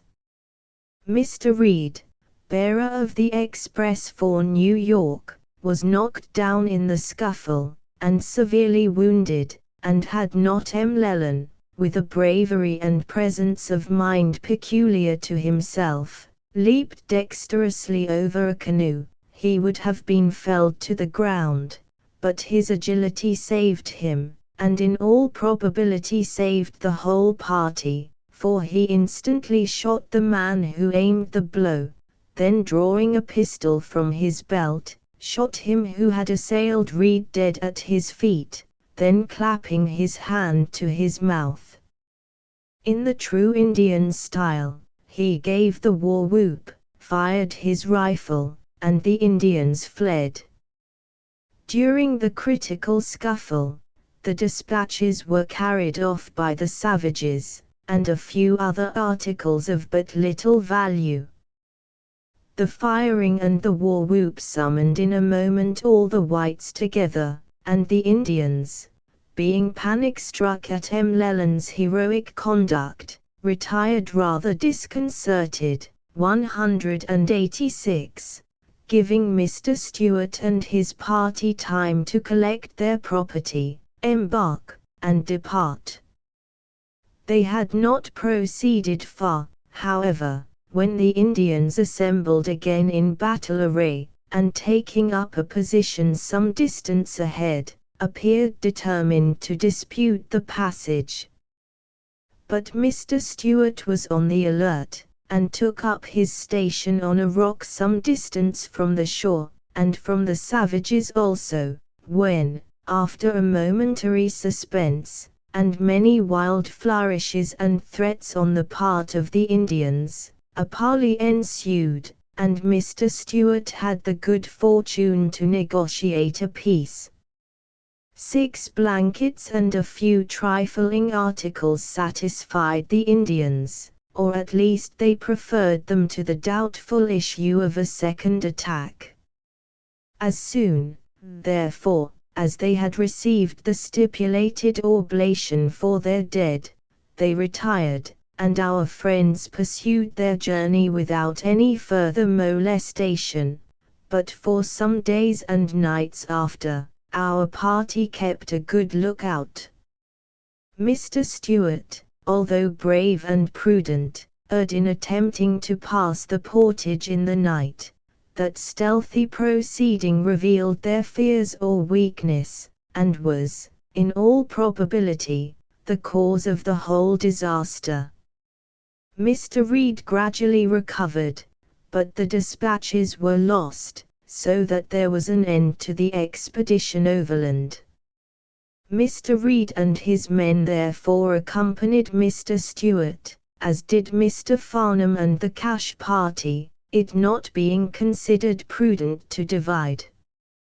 The party now continued their route together, and arrived safe at Okinakin on the 24th, 187, of April. Here they remained for 5 days, when the party left for Astoria, in 4 canoes, carrying off with them 2,500 beaver skins. Mr. David Stewart and 2 of our men accompanied the party down, leaving at Okinakin only myself, Mr. Donald M. Gillis, and 1 man. On their way down, one morning a little after sunrise, while near the Umatilla River, where a crowd of Indians were assembled together, they were hailed loudly in English to come on shore. The canoes instantly closed together, and listened with some anxiety to hear the words repeated. They had no sooner done so than the voice again called out to come on shore. To shore the canoes instantly steered, when, to the surprise of all, who should be there, standing like 2 spectres, but Mr. Crooks and John Day, who, it will be remembered, had been left by Mr. Hunt among the Snake Indians the preceding autumn, but so changed and emaciated were they, that our people for some time could scarcely recognize them to be white men, and we cannot do better here than give their story in their own words. The following is, therefore, Mr. Crooks's account of their adventures and their sufferings. After being left by Mr. Hunt, we remained for some time with the Snakes, 60, who were very kind to us. When they had anything to eat, we ate also, but they soon departed, and being themselves without provisions, of course they left us without any. 188. We had to provide for ourselves the best way we could. As soon, therefore, as the Indians went off, we collected some brushwood and coarse hay, and made a sort of booth or wigwam to shelter us from the cold. We then collected some firewood, but before we got things in order, John Day grew so weak that when he sat down he could not rise again without help. Following the example of the Indians, I dug up roots for our sustenance, but not knowing how to cook them, we were nearly poisoned. In this plight, we unfortunately let the fire go out, and for a day and night we both lay in a torpid state, unable to strike fire, or to collect dry fuel. We had now been a day without food, or even water to drink, and death appeared inevitable. But Providence is ever kind. 2 straggling Indians happening to come our way, relieved us. They made us a fire, got us some water, and gave us something to eat, but seeing some roots we had collected for food lying in a corner, they gave us to understand that they would poison us if we ate them. If we had had a fire, those very roots would have been our first food, for we had nothing else to eat, and who can tell but the hand of a kind and superintending Providence was in all this. These poor fellows stayed with us the greater part of 2 days, and gave us at their departure about 2 pounds of venison. We were really sorry to lose them. On the same day, after the Indians had left us, a very large wolf came prowling about our hut, when, 189, John Day, with great exertions and good luck, shot the ferocious animal dead, and to this fortunate hit I think we owed our lives. The flesh of the wolf we cut up and dried, and laid it by for some future emergency, and in the meantime feasted upon the skin, nor did we throw away the bones, but pounded them between stones, and with some roots made a kind of broth, which, in our present circumstances, we found very good. After we had recovered our strength a little, and were able to walk, we betook ourselves to the mountains in search of game, and, when unsuccessful in the chase, we had recourse to our dried wolf. For 2 months we wandered about, barely sustaining life with our utmost exertions. All this time we kept traveling to and fro, until we happened, by mere chance, to fall on the Umatilla River, and then following it, we made the Columbia about a mile above this place, on the 15th day of April, according to our reckoning. Our clothes being all torn and worn out, we suffered severely from cold, but on reaching this place, the Indians were very kind to us. This man, pointing to an old gray-headed Indian, called Yekatapam, in particular treated us like a father. After resting ourselves for 2 days with the good old man and his people, we set off, following the current, in the delusive hope of being able to reach our friends at the mouth of the Columbia, as the Indians gave us to understand that white men had gone down there in the winter, which we supposed must have been Mr. Hunt and his party. 190. We had proceeded on our journey 9 days, without interruption, and were not far from the falls, which the Indians made us comprehend by uttering the word tum, which we understood to mean noise or fall. Winking sad smiley 61, when one morning, as we were sitting near the river, gazing on the beautiful stream before us, the Indians in considerable numbers collected around us, in the usual friendly manner. After some little time, however, one of them got up, and, under pretense of measuring the length of my rifle with his bow, took it in his hands, another in the same manner, and at the same moment, took John Day's rifle from him.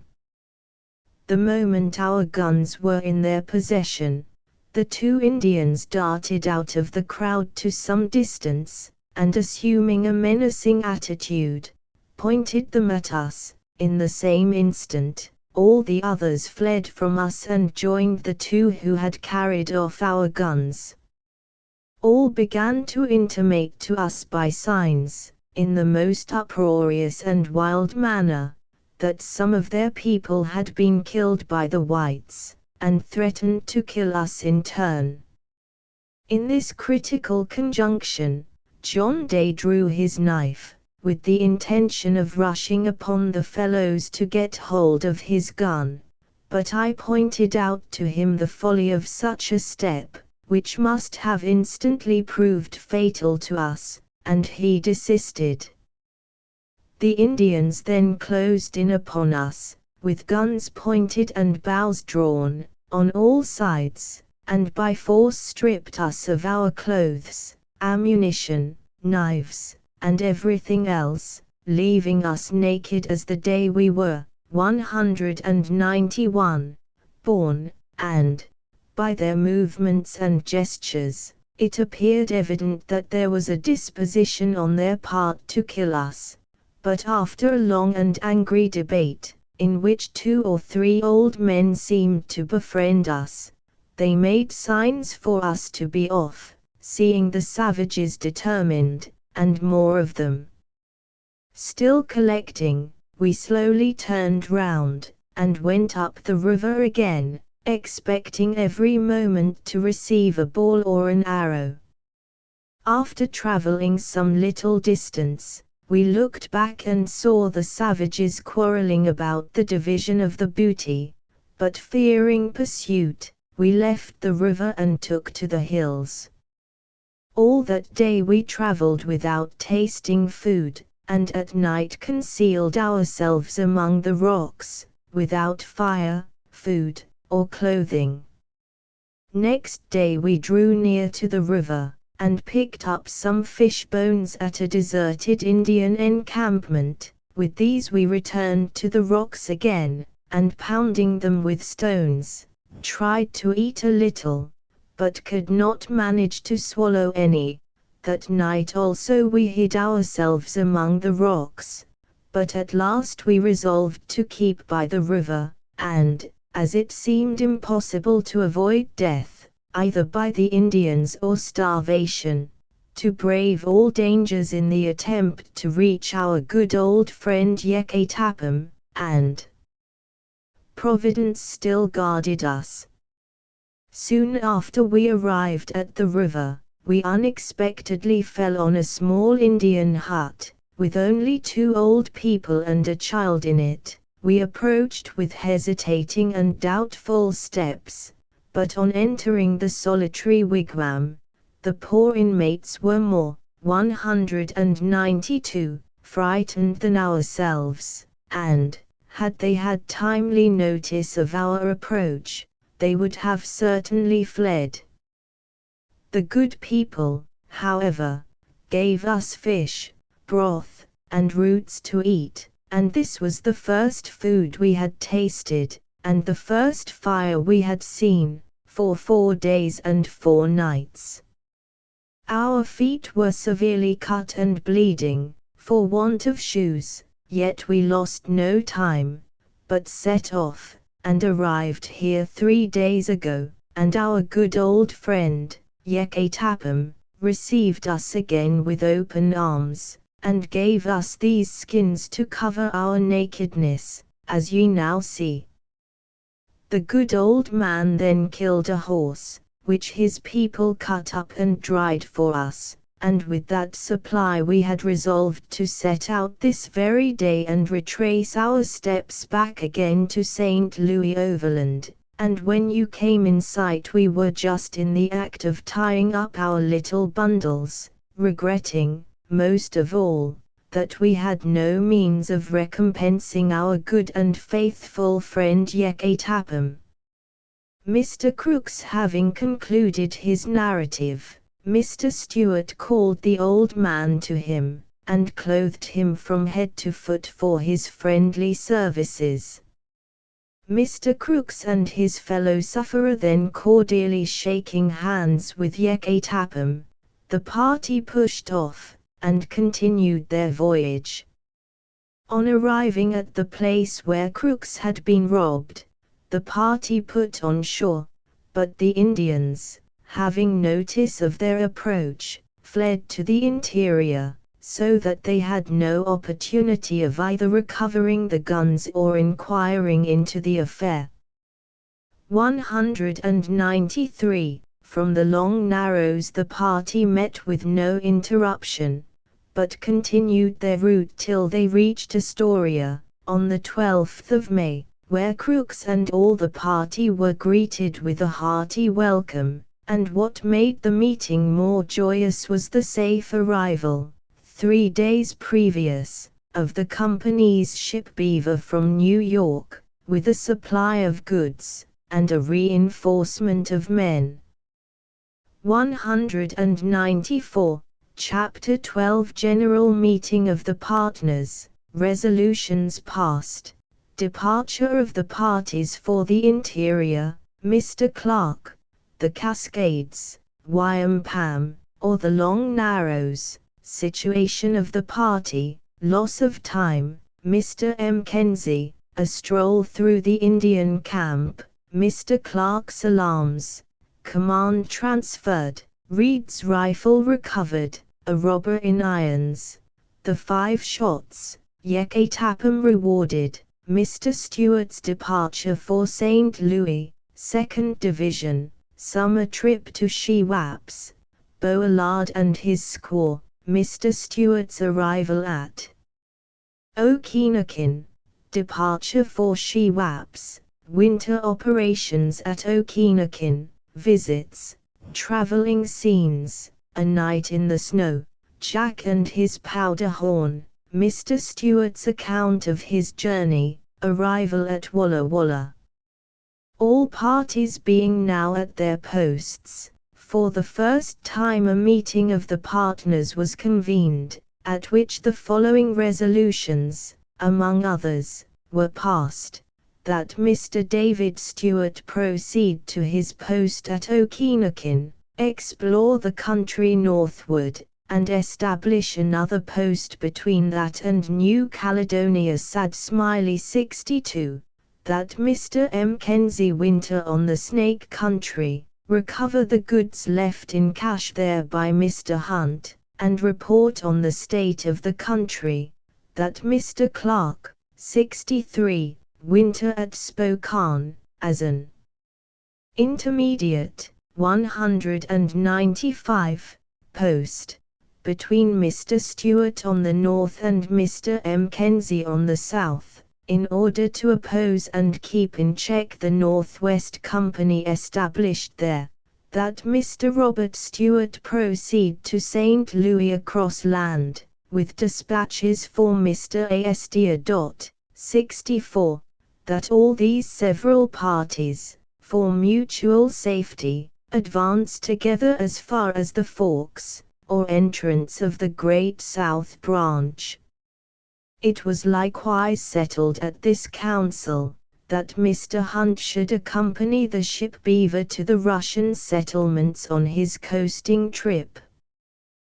These preparatory steps being taken, the several parties, numbering 62 persons, left Astoria for the interior on the 29th of June.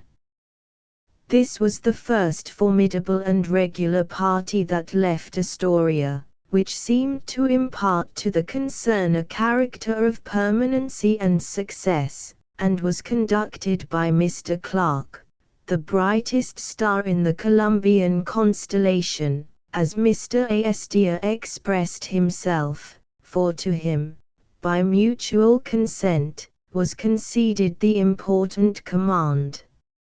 On their progress, no interruption impeded the party till they reached the Cascades, where the Indians were rather troublesome, and shot a few arrows at the canoes as they passed, but on the party landing all was submission. The portage was made, and the party advanced at a rapid rate till they reached the Long Narrows, that intricate and gloomy pass is constantly infested with gambling Indians of the vilest character.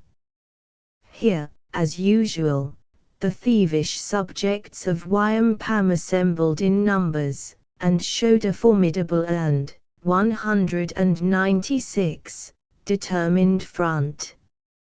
To one used to their gasconading threats, there was nothing in all this to intimidate, but to Mr. Clark, although a man of nerve on most occasions, the sight was overwhelming. He stood appalled, and almost speechless. In short, he looked upon all as irretrievably lost.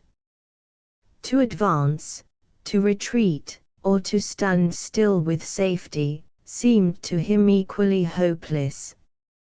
Guards and patrols were stationed round the tempting bales of goods, and days and nights wasted in useless harangues and parleys, without result. Mr. Clark's lofty tent, pitched in the center of the arena, as a beacon on the top of a hill shining afar, was guarded on every side by trusty Sandwich Islanders, while the rest, forming the circumvallation, had to protect all within.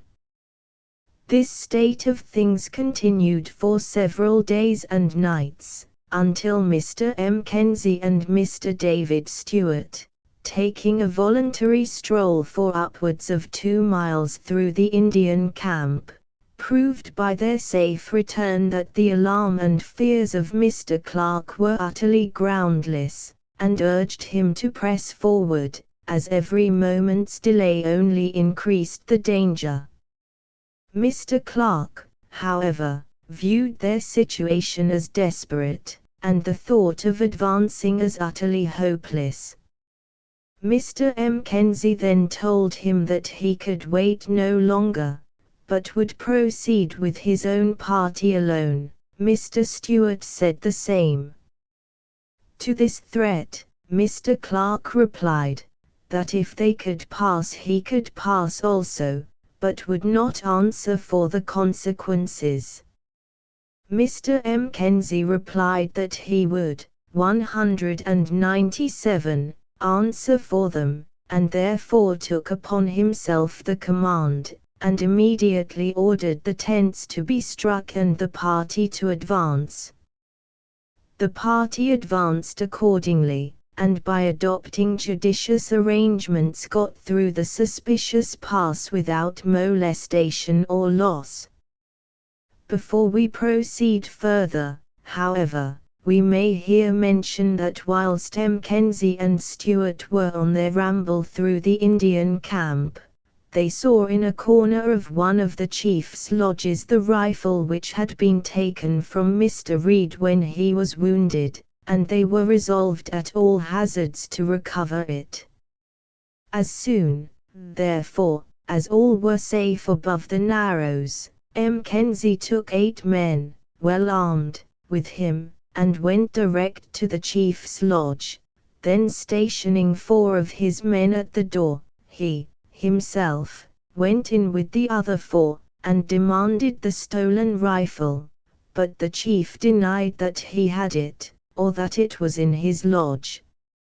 Mr. Mackenzie, however, insisted that it was there, and said he was determined to have it, and seeing that fair means would not avail, he drew his dagger, and began to turn over and cut up everything that came in his way, until at last the rifle was discovered, when Mackenzie upbraided the chief for falsehood and dishonesty, took the rifle, and with his party made for the door of the lodge. The Indians were now assembling together in crowds, but before they had time to decide on any step, Mackenzie and his men were out of their reach, 198, carrying the rifle with them. The business was well timed, for had they delayed some minutes longer in the lodge, it is hard to say what the consequences might have been. Early in the morning our party proceeded on their journey, passed the falls, and encamped for the night near the spot where Mr. Crooks and John Day had been robbed on their forlorn adventures down the river.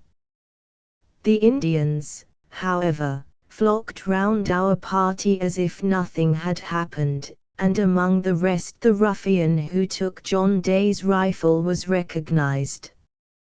He was immediately laid hold of and secured in one of the canoes. Mr. Crooks's rifle was alone recovered. Some were for hanging the offender, others were for cutting his ears off, but after keeping him a prisoner for 2 days, he was set at liberty without any further punishment, and, under all circumstances, that was perhaps the wisest course. Before he went off, however, Mr. Llewellyn, to show him the effect of firearms in the hands of the whites, set up a piece of board, with a white spot on it, only 2 inches in diameter, and in 3 successive shots, at 100 yards distance, with his rifle he pierced the bull's-eye, then stopping up the holes of 2 of the shots, put a hazelnut in the 3rd, and broke it with 2 successive shots at the same distance. On passing the Umatilla, Yekatapam was not forgotten, Mr. Crooks giving him a chief's coat in return for the kindness shown to the latter while in distress. 199. On the 29th of July, all the parties arrived safe at Walla Walla. Here they were to separate, and here it was that Mr. Robert Stewart, after staying for 2 days with Tummy Tapham, and purchasing 10 horses, the number requisite for his journey overland, took his departure for St. Louis. The party consisted of Mr. Stewart, Benjamin Jones, Andre Valler, Francis Leclerc, and Mr. Crooks and Mr. Llewellyn. The 2 latter gentlemen relinquished all connection with the concern, and joined the party for St. Louis, This little, bold, and courageous party bade adieu to their associates, and commenced their perilous undertaking on the 31st of July. In the meantime, the main party struck off at the Forks, leaving Mackenzie and Clark on their way up the Snake River, or South Branch, to their respective destinations. We shall, for the present, accompany Mr. David Stewart to his wintering ground, and back again to this place, where the parties agreed to meet in the following June. The histories of the other parties shall be recounted hereafter, each in its proper place. From the Forks, Mr. Stewart and his party, ascending the North Branch, continued their voyage, and arrived at Okinakin on the 12th of August. Here it will be remembered that when the party left this on the 28th of April for Astoria, I remained at Okinakin, having only Mr. M. Gillis and one man, named Boalard, with me. On the 6th of May I started with Boalard and an Indian, with 16 horses, on a trading excursion, and following Mr. 200, Stewart's route of last winter, reached the Shewaps on Thompson's River, the 10th day, and there encamped at a place called by the Indians Cumacloups, near the entrance of the North Branch. 65. From this station I sent messages to the different tribes around, who soon assembled, bringing with them their furs. Here we stayed for 10 days. The number of Indians collected on the occasion could not have been less than 2,000. Not expecting to see so many, I had taken but a small quantity of goods with me. Nevertheless, we loaded all our horses, so anxious were they to trade, and so fond of tobacco, that one morning before breakfast I obtained 110 beavers for leaf tobacco, at the rate of 5 leaves per skin, and at last, when I had but 1 yard of white cotton remaining, one of the chiefs gave me 20 prime beaver skins for it. Having now finished our trade, we prepared to return home, but before we could get our odds and ends ready, Boalard, my trusty second, got involved in a love affair, which had nearly involved us all in a disagreeable scrape with the Indians. This was the very man Mr. Stewart got from Mr. Thompson in exchange for Cox, the Auhihi. He was as full of latent tricks as a serpent is of guile. Unknown to me, the old fellow had been teasing the Indians for a wife, and had already an old squaw at his heels, but could not raise the wind to pay the whole purchase money. With an air of effrontery he asked me to unload one of my horses to satisfy the demands of the 201 old father-in-law, and because I refused him, he threatened to leave me and to remain with the savages. Provoked at his conduct, I suddenly turned round and horso-hipped the fellow, and, fortunately, the Indians did not interfere. The castigation had a good effect, it brought the amorous gallant to his senses, the squaw was left behind. We started, but were frequently impeded on our journey by the sudden rise of the rivers. As we were often obliged to swim our horses, our packs of beaver got now and then wet, but without sustaining any serious injury, and on the 12th of July we reached home, well pleased both with our trade and the reception we had met with from the Indians. On this trip we had frequent opportunities of paying attention to the aspect and topography of the country through which we passed.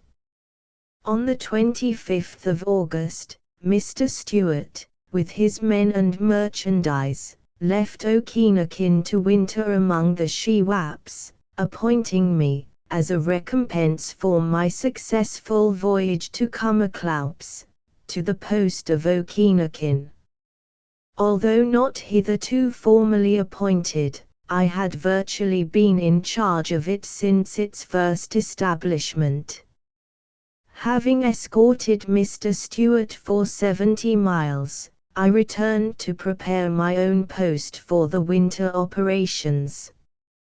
After spending all the autumn in trading excursions, according to the custom of the country, I resolved on the 2nd of December to pay a visit to Mr. John Clark, at Fort Spokane, which place we reached on the 4th day.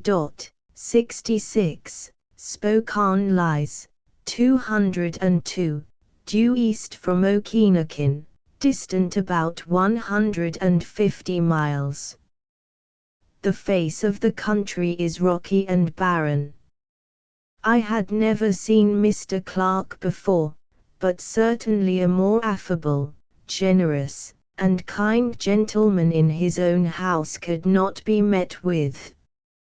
During the 3 days I remained with him, I had frequent opportunities of observing the sly and underhand dealings of the competing parties, for the opposition posts of the Northwest Company and Mr. Clark were built contiguous to each other. When the two parties happened to meet, they made the amplest protestations of friendship and kindness, and a stranger, unacquainted with the politics of Indian trade, would have pronounced them sincere, but the moment their backs were turned, they tore each other to pieces. Each party had its maneuvering scouts out in all directions, watching the motions of the Indians, and laying plots and plans to entrap or foil each other. He that got most skins, never minding the cost of the crime, was the cleverest fellow, and under such tutors the Indians were apt disciples. They played their tricks also, and turned the foibles and wiles of their teachers to their own advantage. Leaving Spokane Fort, we turned towards home again. In the evening of the 13th, not far from home, as we were ascending a very steep hill, at the top of which is a vast plain, I and my man had to walk, leaving our horses to shift for themselves, and climb up as they could, and so steep and intricate, 203, were the windings that I had to throw off my coat, which, together with my gun, I laid on one of the pack horses. The moment we reached the top, and before we could gather our horses or look about us, we were overtaken by a tremendous cold snowstorm. The sun became instantly obscured, and the wind blew a hurricane. We were taken by surprise. I immediately called out to the men to shift for themselves, and let the horses do the same. Just at this moment I accidentally came in contact with one of the loaded horses, for such was the darkness that we could not see 3 feet ahead, but, unfortunately, it was not the horse on which I had laid my coat and gun. I instantly cut the tyings, threw off the load, and mounting on the pack saddle, rode off at full speed through the deep snow, in the hopes of reaching a well-known place of shelter not far off, but in the darkness and confusion I missed the place, and at last got so benumbed with cold that I could ride no farther, and, besides, my horse was almost exhausted. In this plight I dismounted and took to walking, in order to warm myself. But no place of shelter was to be found. Night came on, the storm increased in violence, my horse gave up, and I myself was so exhausted, wandering through the deep snow, that I could go no further. Here I halted, unable to decide what to do. My situation appeared desperate, without my coat, without my gun, without even a fire steel. In such a situation I must perish. At 204, last I resolved on digging a hole in the snow, but in trying to do so, I was several times in danger of being suffocated with the drift and eddy. In this dilemma I unsaddled my horse, which stood motionless as a statue in the snow. I put the saddle under me, and the saddle cloth, about the size of a handkerchief, round my shoulders, then squatted down in the dismal hole, more likely to prove my grave than a shelter. On entering the hole I said to myself, "Keep awake and live, sleep and die." I had not been long, however, in this dismal burrow before the cold, notwithstanding my utmost exertions to keep my feet warm, gained so fast upon me that I was obliged to take off my shoes, then pull my trousers, by little and little, over my feet, till at last I had the waistband round my toes, and all would not do. I was now reduced to the last shift, and tried to keep my feet warm at the risk of freezing my body. At last I had scarcely strength to move a limb, the cold was gaining fast upon me, and the inclination to sleep almost overcame me. In this condition I passed the whole night, nor did the morning promise me much relief, yet I thought it offered me a glimpse of hope, and that hope induced me to endeavor to break out of my snowy prison. I tried, but in vain, to put on my frozen shoes. I tried again and again before I could succeed. I then dug my saddle out of the snow, and after repeated efforts, reached the horse and put the saddle on, but could not myself get into the saddle. 205. 10 o'clock next day came before there was any abatement of the storm, and when it did clear up a little I knew not where I was, still it was cheering to see the storm abate. I tried again to get into the saddle, and when I at last succeeded, my half-frozen horse refused to carry me, for he could scarcely lift a leg. I then alighted and tried to walk, but the storm broke out again with redoubled violence. I saw no hope of saving myself but to kill the horse, open him, and get into his body, and I drew my hunting knife for the purpose. But then it occurred to me that the body would freeze, and that I could not, in that case, extricate myself. I therefore abandoned the idea, laid my knife by, and tried again to walk, and again got into the saddle. The storm now abating a little, my horse began to move, and I kept wandering about through the snow till 3 o'clock in the afternoon. When the storm abated altogether, and the sun coming out, I recognized my position. I was then not 2 miles from my own house, where I arrived at dusk, and it was high time, for I could not have gone much farther, and after all it was my poor horse that saved me, for had I set out on foot, I should never, in my exhausted condition, have reached the house.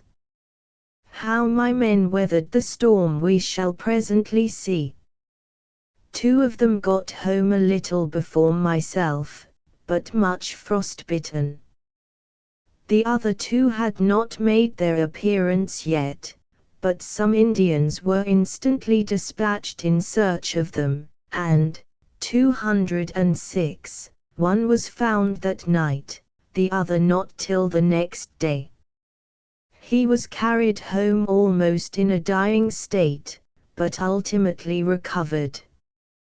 One of the horses was found dead, all the rest were recovered, but the load which I had thrown off the horse which I rode was totally destroyed by the wolves. Such a destructive storm had not been felt in these parts for many years previous. An Indian, with his whole family, consisting of 7 persons, perished by it. 2 more were severely frostbitten, and more than 20 horses were lost. On the 20th of December, just 6 days after my return from Spokane, I set out with one man on a visit to Mr. Stewart, at the Shewaps, and arrived at Cumacloups on the last day of the year. Soon after, Mr. Stewart reached his wintering place. The Northwest, jealous of that quarter, followed hard at his heels, and built alongside of him. So that there was opposition there as well as at Mr. Clark's place, but without the trickery and maneuvering. M. La Roque, the Northwest clerk in charge, 67, and Mr. Stewart, were open and candid, and on friendly terms. The field before them was wide enough for both parties, and, what is more, they thought it so. Consequently they followed a fair and straightforward course of trade. With Mr. Stewart I remained 5 days, and in coming home I took a near and unknown route, in order to explore a part of the country I had not seen before. But I chose a bad season of the year to satisfy my curiosity. We got 207, bewildered in the mountains and deep snows. Our progress was exceedingly slow, tedious, and discouraging.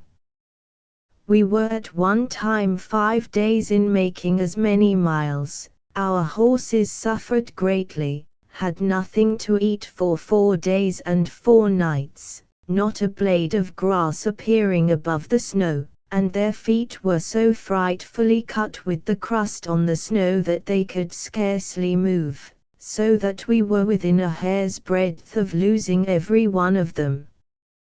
One evening, the fuel being damp, we were unable to kindle a brisk fire. In this predicament, I called on Jax to give me a little powder, a customary thing in such cases, but in place of handing me a little powder, or taking a little out in his hand, wise Jax, uncorking his horn, began to pour it out on the heated coal.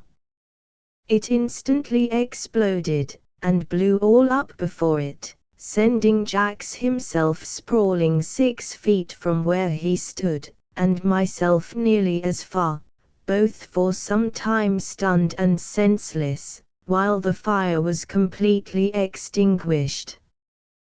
We, however, received no injury beyond the fright, though Jax held the horn in his hand when it was blown to atoms.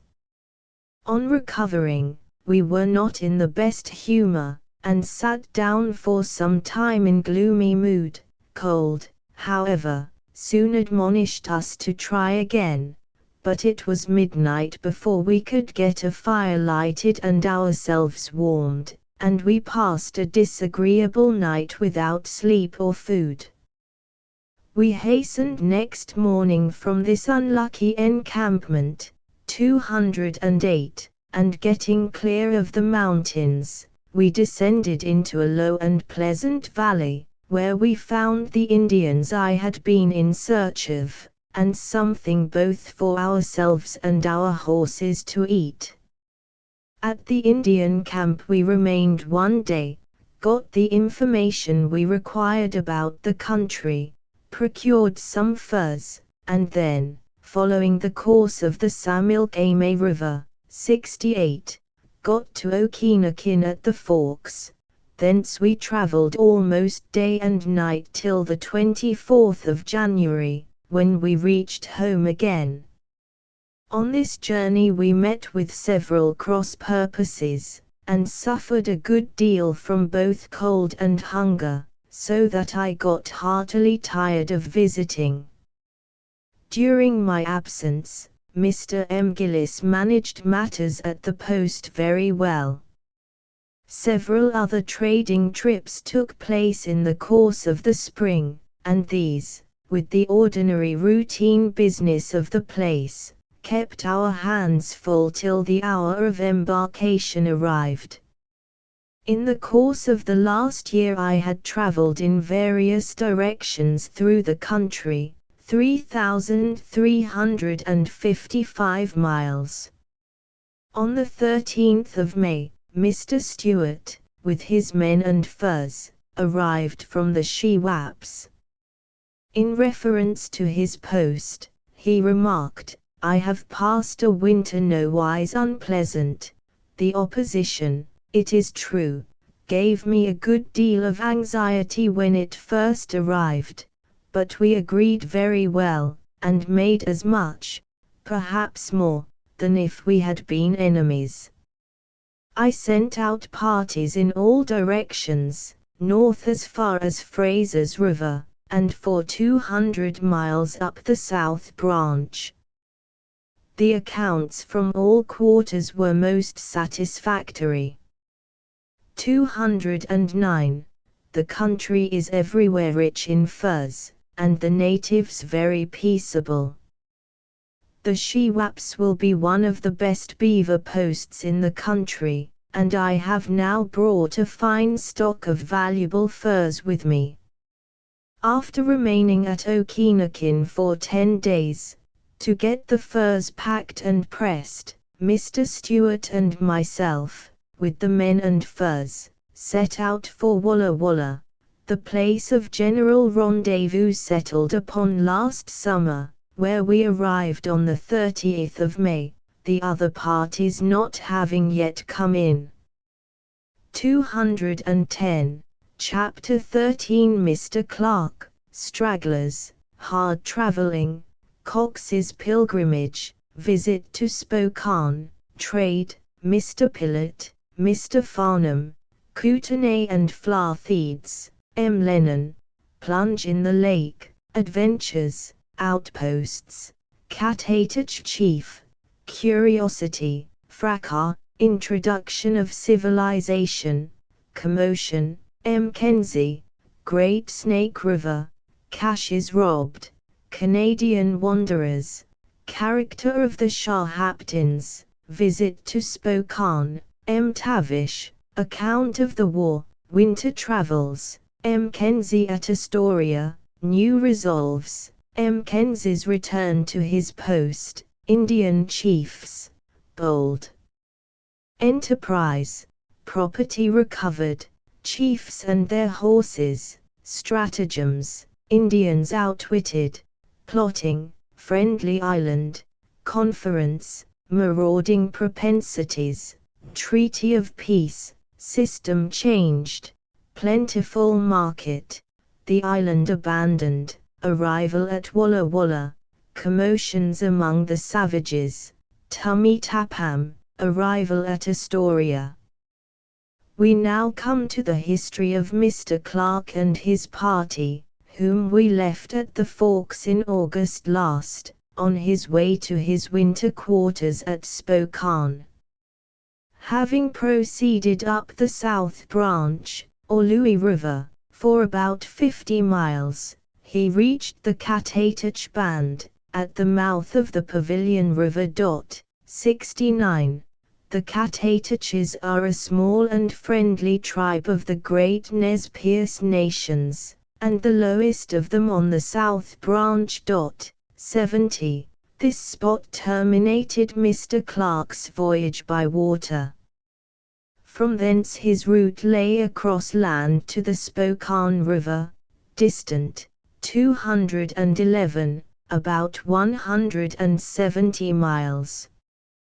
Leaving his canoes under the care of the friendly Cathatach chief, he purchased horses from the Indians for the transportation of his goods. Mr. Clark had 4 clerks with him, Messrs. Pillett, Farnham, M. Lennon, and Cox. He had also more men and merchandise than any of the other parties, as it was supposed he would have most to do in opposing a formidable opposition. Having purchased a sufficient number of horses, he left the pavilion on the 10th of August, and set out on his journey by land. He had not proceeded far, however, when he got into some little difficulties with his people. They had started together, but before they had been 2 hours on the march, some of them lagged so far behind that the motley cavalcade outstretched a mile in length, while Mr. Clark, like a general at the head of an army, had to keep riding backwards and forwards to keep together the broken line of stragglers, the greater part of whom being on foot, and having to keep up with horses, over a barren and sandy plain, in the hot and sultry weather of a Columbia summer, had a task too severe, perhaps, even for the best travelers. The most refractory of the rearguard was Mr. Cox, the little Irishman, as he was generally called. 71. Mr. Clark riding back ordered him, in an angry tone, to quicken his steps. "Give me a horse," said Cox, "and I'll ride with yourself at the head." At this reply Mr. Clark raised his whip, some say he, 212, put his threats in execution, and then rode off. Be that as it may, Cox slunk off and took to the mountains. The party moved on, and Cox remained behind. The 6th day the party arrived at Spokane.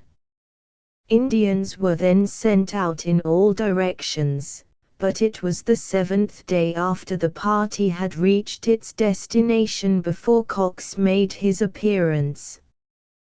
The Indians had picked him up in a most destitute and forlorn condition on the 13th day of his wayward pilgrimage, his clothes all torn, his feet bare, and his belly empty.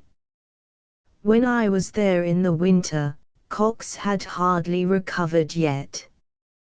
Mr. Clark's mode of trading might do for a bourgeois, but it was not fit for a clerk. What was considered moderate at Spokane would be denounced as exorbitant at Okinakin.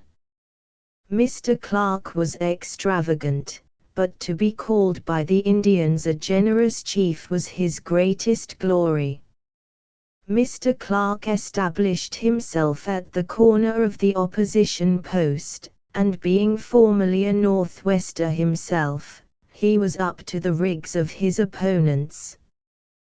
The Indians were assembled, long speeches were made, and mighty things were promised on both sides, but never fulfilled.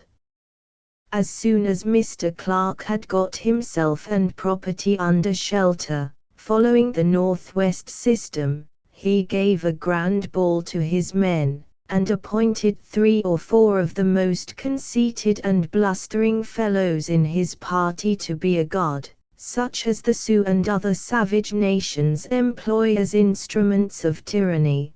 213, in the hands of despotic chiefs. These fellows wore feathers in their caps, the insignia of their office. To challenge, fight, and bully their opponents, stand at the heels of their bourgeois, to be ready at a wink to do whatever he commands them, is their duty, and they understand it well. All these preliminary steps being taken, Mr. Clark set about establishing outposts, to compete with his opponents and keep them in check. Mr. Pillett, with some men and a supply of goods, was sent to the Kootenay to oppose Mr. Mantua on the part of the Northwest. 72. Mr. Pillett travelled a great deal, and turned his time to good account. Both were zealous traders, and they could fight a duel as well as buy a skin, for they carried pistols as well as goods along with them. They therefore fought and traded alternately, but always spared the thread of life, and in the spring parted good friends. Mr. Farnham was fitted out for the Salish, or Flatheed tribe. 73, crossed with them the Rocky Mountains, visited the headwaters of the Missouri, saw much of the country, and made a good trade. Farnham was a bustling, active, and enterprising fellow. Both the Kootenay, 74, and Salish tribes live and range along the foot of the mountains, often crossing them, and have frequent encounters with the Blackfeet, by whom they have suffered greatly of late years, the Blackfeet being too numerous for them. 75, 214. Mr. M. Lennon was stationed at the Pointed Hearts, or Sketchview Lake.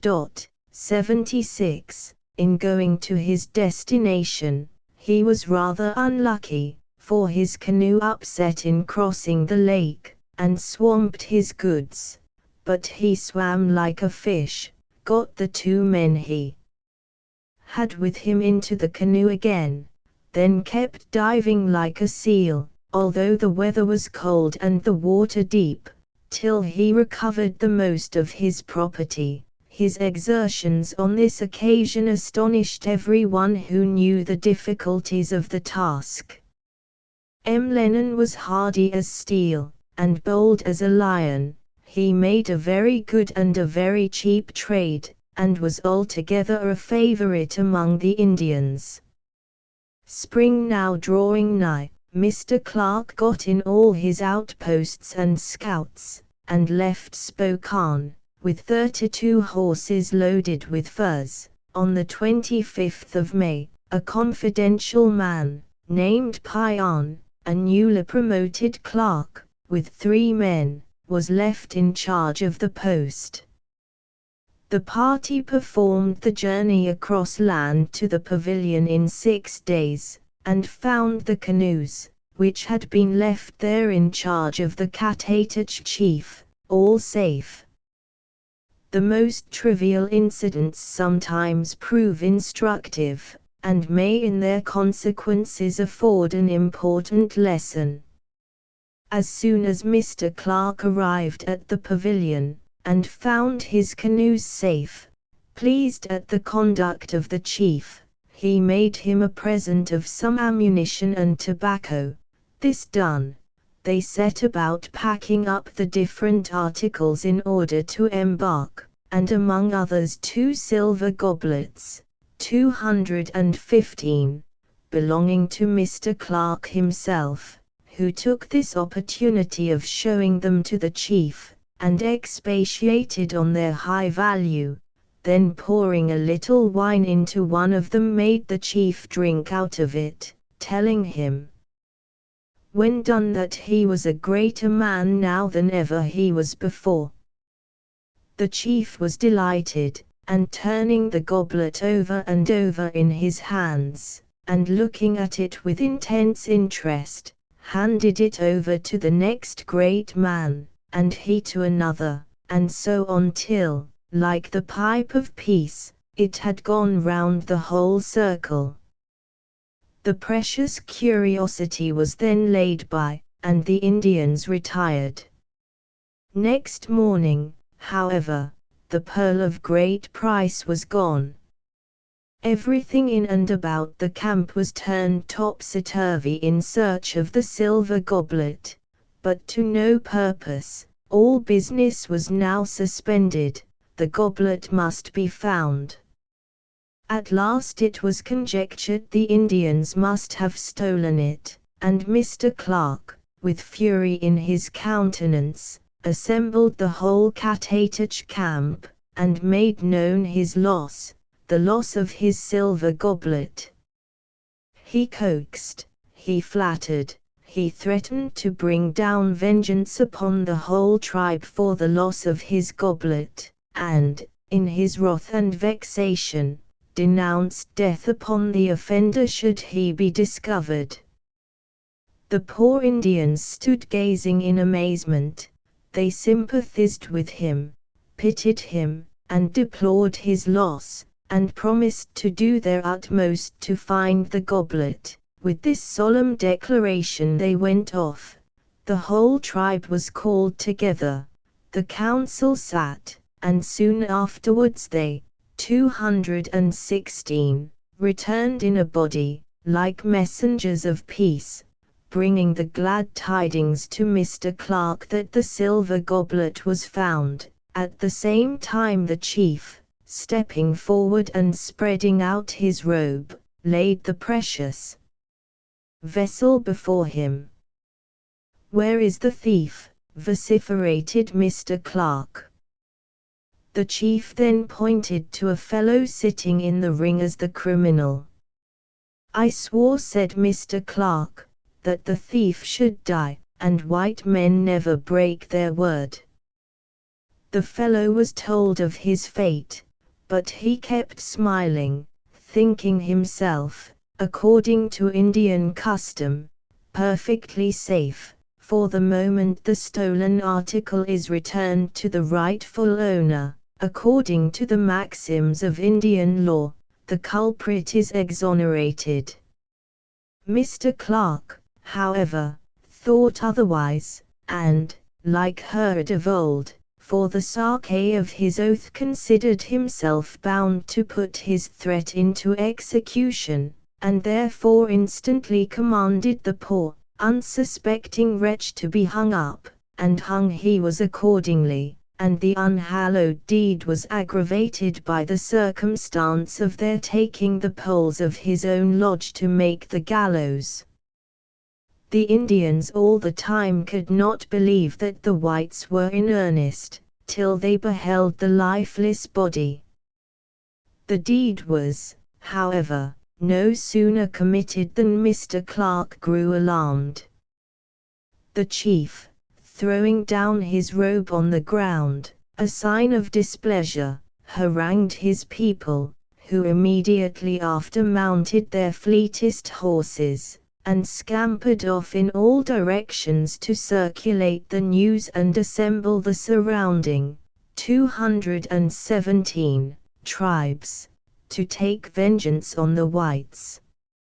In the meantime, leaving the enraged Indians to follow their inclination, the canoes were thrown into the water, loaded, and down the current Mr. Clark and his men pushed their way day and night till they reached the Walla Walla, where they arrived safe on the 4th of June, and here we shall leave them for the present, while we detail Mackenzie's winter adventures.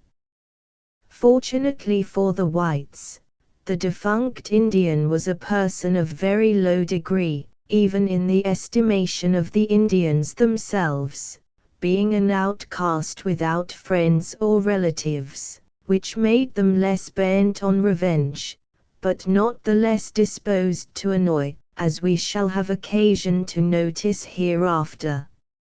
Mr. Mackenzie and party before mentioned accompanied Mr. Clark up the South Branch as far as the pavilion. Here Clark and his party forked off for Spokane in August, leaving Mackenzie to prosecute his voyage up the same river till he reached the very center of the great Shahaptin, or Nez Perce nation, where he established himself for the winter.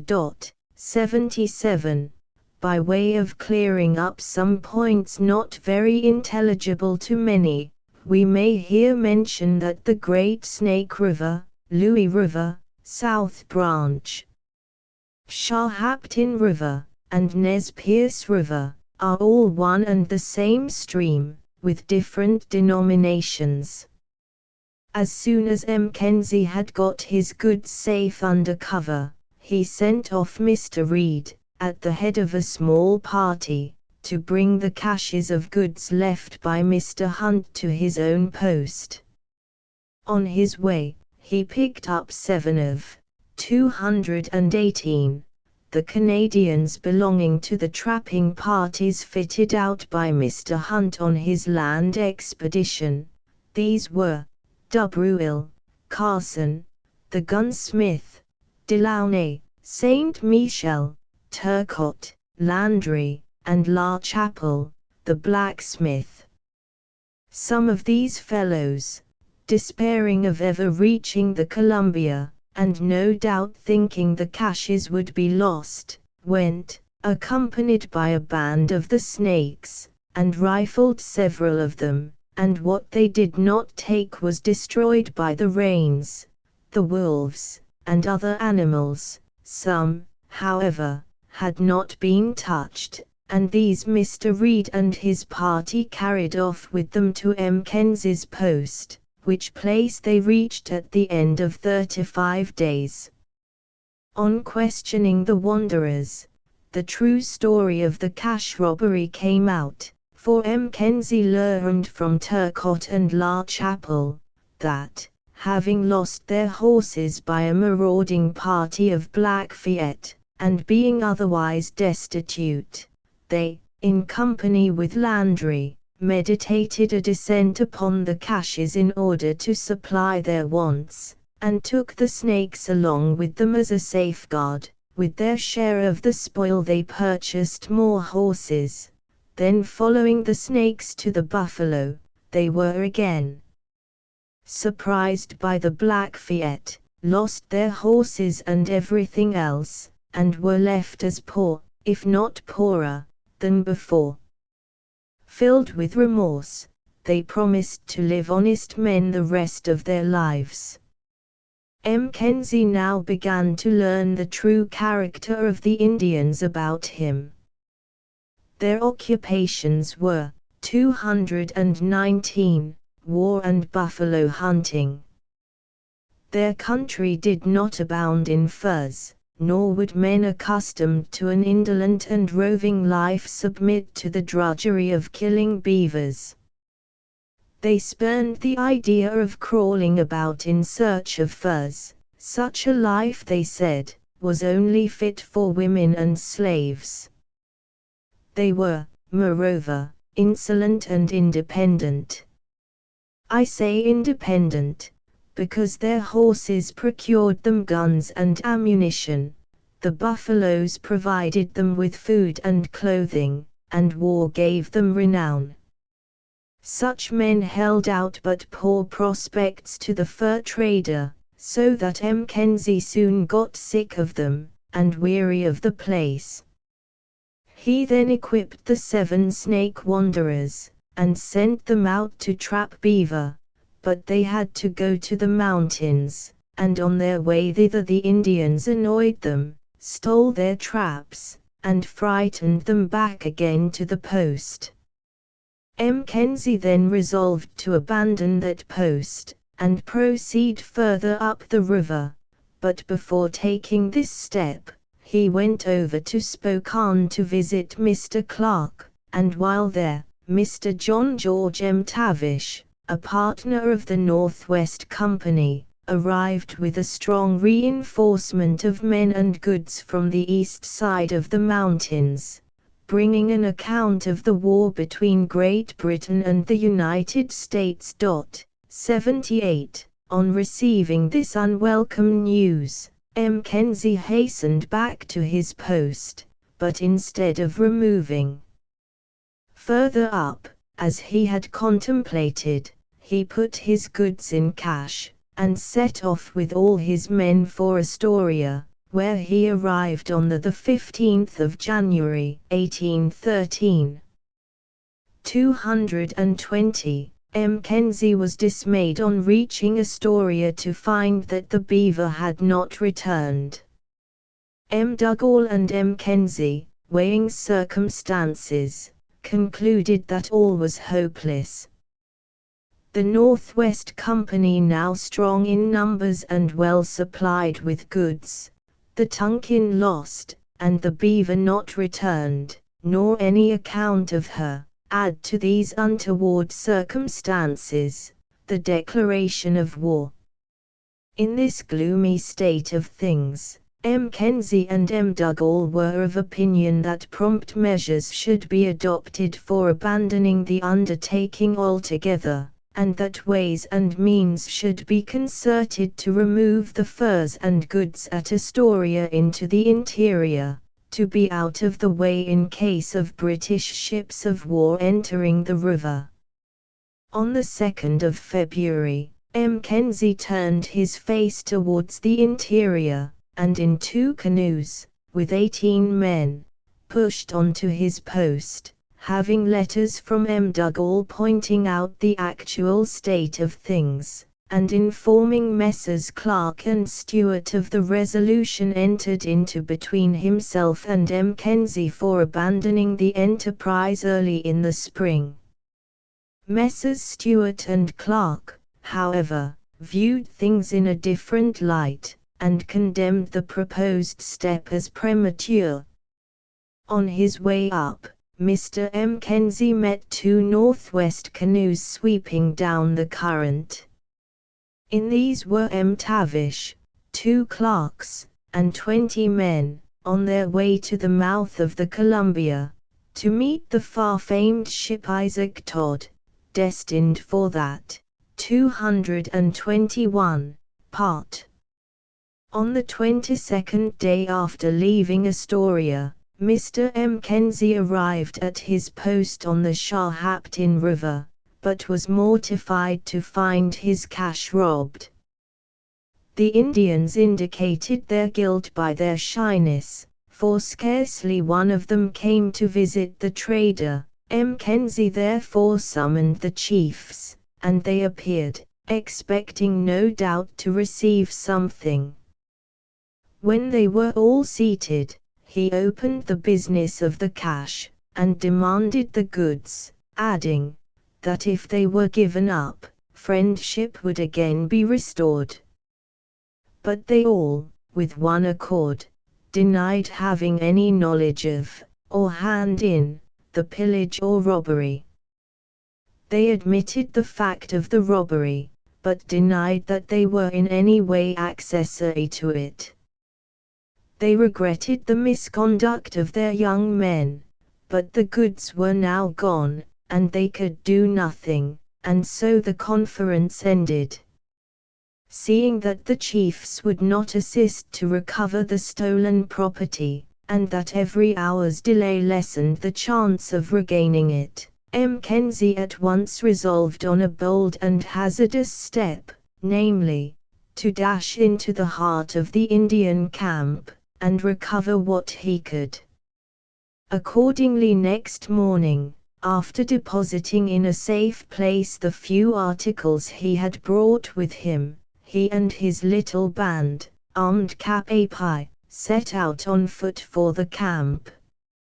On their approach, the Indians, suspecting something, turned out in groups here and there, also armed. But Mackenzie, without a moment's hesitation, or giving them time to reflect, 222, ordered Mr. Seaton, 79, who commanded the men, to surround the first wigwam or lodge reached with charged bayonets, while he himself and Mr. Reed entered the lodge, ransacked it, turning everything topsy-turvy, and with their drawn daggers cutting and ripping open everything that might be supposed to conceal the stolen property. In this manner they went from one lodge to another till they had searched 5 or 6 with various success, when the chiefs demanded a parley, and gave Mackenzie to understand that if he desisted they would do the business themselves, and more effectually. Mackenzie, after some feigned reluctance, at last agreed to the chief's proposition. They then asked him to withdraw, but this he peremptorily refused, knowing from experience that they were least exposed in the camp, for Indians are always averse to hostilities taking place in their camp, in the midst of their women and children. Had the Indians foreseen or been aware of the intention of the whites, they would never have allowed them within their camp. But they were taken by surprise, and that circumstance saved the whites. However, as soon as the chiefs undertook the business, Mackenzie and his men stood still and looked on. The chiefs went from house to house, and after about 3 hours' time they returned, bringing with them a large portion of the property, and delivered it to Mackenzie, when he and his men left the camp and returned home, bearing off in triumph the fruits of their valor, and well pleased. 223, with their hairbreadth adventure, an adventure not to be repeated.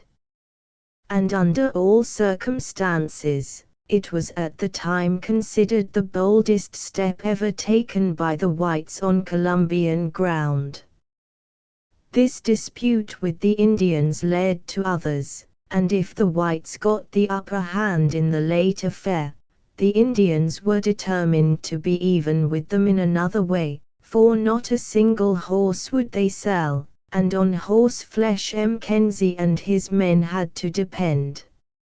On this head various conferences took place between the parties, and higher prices than usual were tendered, but the chiefs were inexorable. They had resolved either to drive the whites off their country altogether, or make them pay the most extravagant prices. The object of the whites in delaying their departure was to procure horses, which would be absolutely required in the event of Messrs. Stewart and Clark acceding to the views of M'Dougall and Mackenzie, but the Indians, free and independent as the air they breathed or the wind that blew, could not brook the restraint which the whites were always affecting to exercise over them. After some little time, all intercourse between the parties was at an end. Not an Indian was to be seen about Mackenzie's camp, except by stealth in the night, to beg, curry favor, or carry reports. Yet 5 of these secret spies were always kept in pay by Mackenzie to watch the motions of the Indians, and through them he knew every move in the hostile camp. At this time one of the spies reported that the 224 Indians had plotted together to starve Mackenzie into terms, or drive him off altogether. Mackenzie, on his part, had recourse to a stratagem to bring them to terms. Both were on the alert. When the whites had nothing to eat, the articles usually paid for a horse were tied up in a bundle.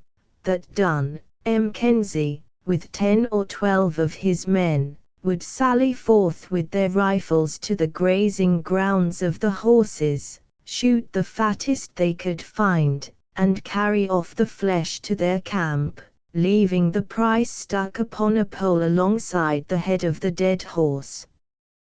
This maneuver succeeded several times, and annoyed the Indians very much. Some of them lost their best horses by it.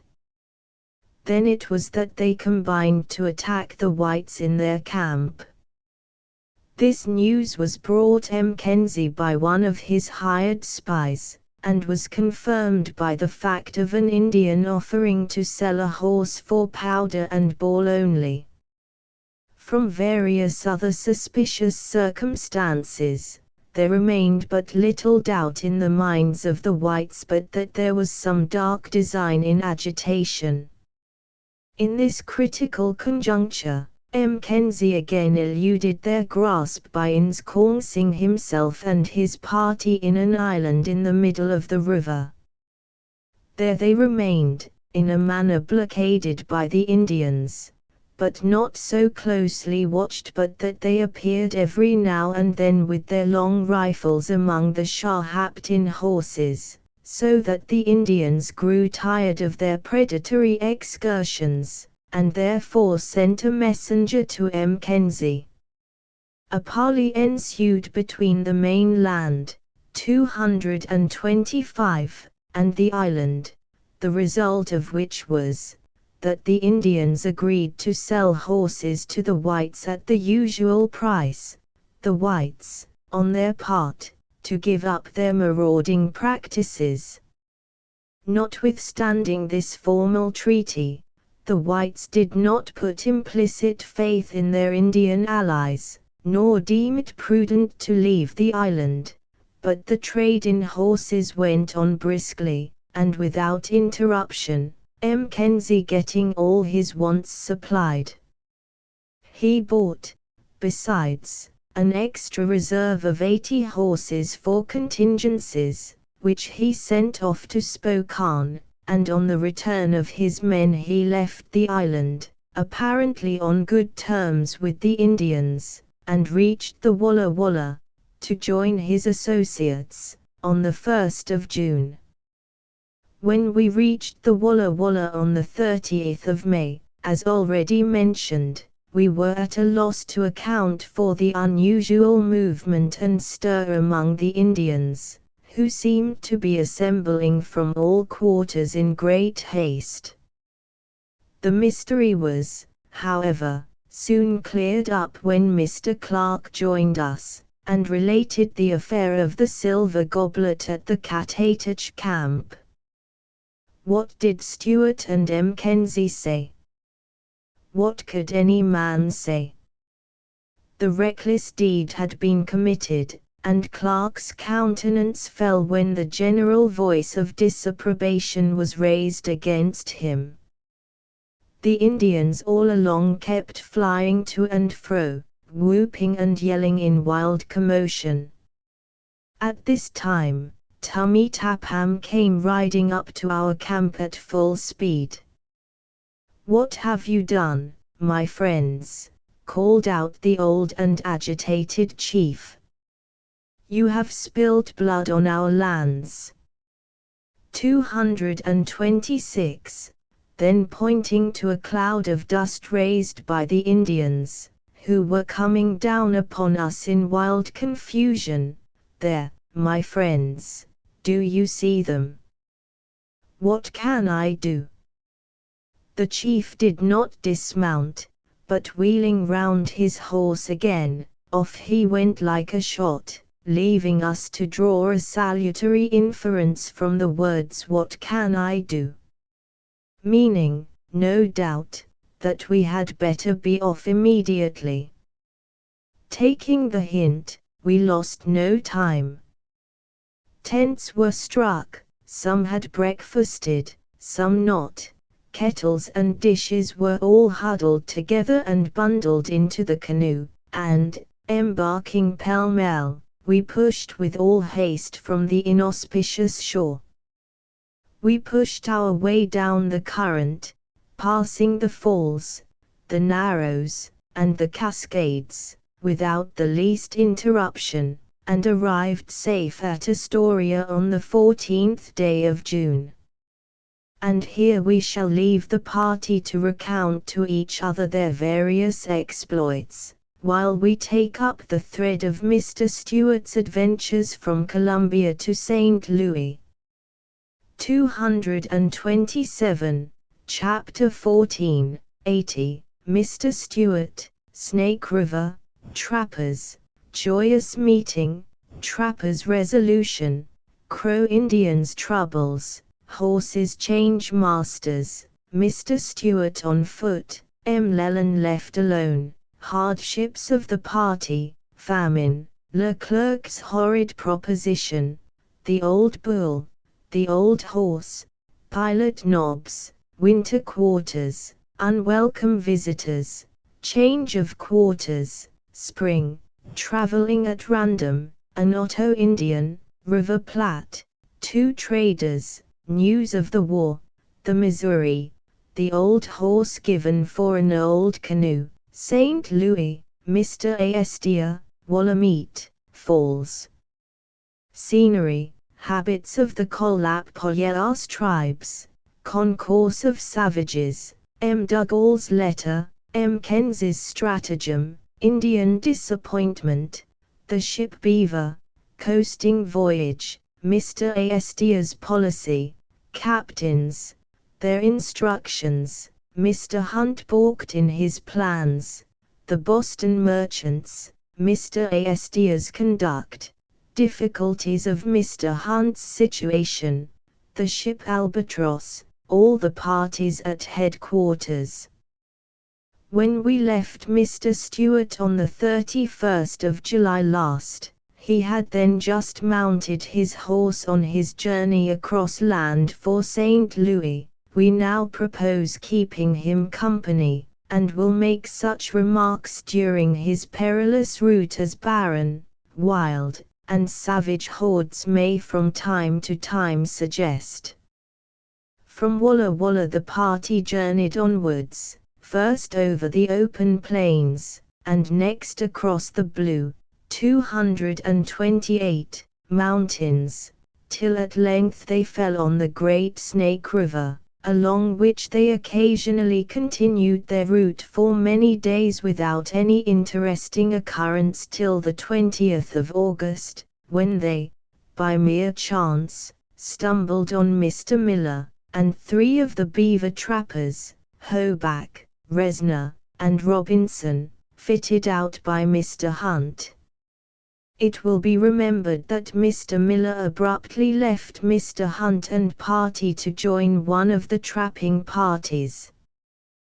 The joy manifested by both parties at meeting was, as might be expected, the most cordial and lively. They swore that they had met to part no more till they parted in that land which had given them birth. So Mr. Miller and his prodigal children joined Mr. Stewart with the determination to follow him to St. Louis. These wanderers had been twice robbed by the Indians, had exhausted their strength, wasted their means, and saved nothing, and seemed on the present occasion quite overjoyed and happy at the prospect of once more returning to their native homes. Yet what will the reader think when he is told that only 8 days after all these fine resolutions, they again expressed a wish to remain where they were, and try their fortune once more in the wilderness? Strange infatuation! Change of climate seldom makes a change of character.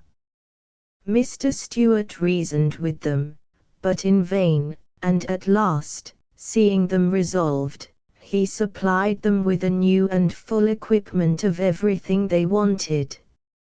So the parties separated, Mr. Miller following Mr. Stewart and his 229 party, while the other 3 trappers bade them farewell, and stayed behind. On the 7th of September they left the Great Snake River, and entered the defiles of the mountains.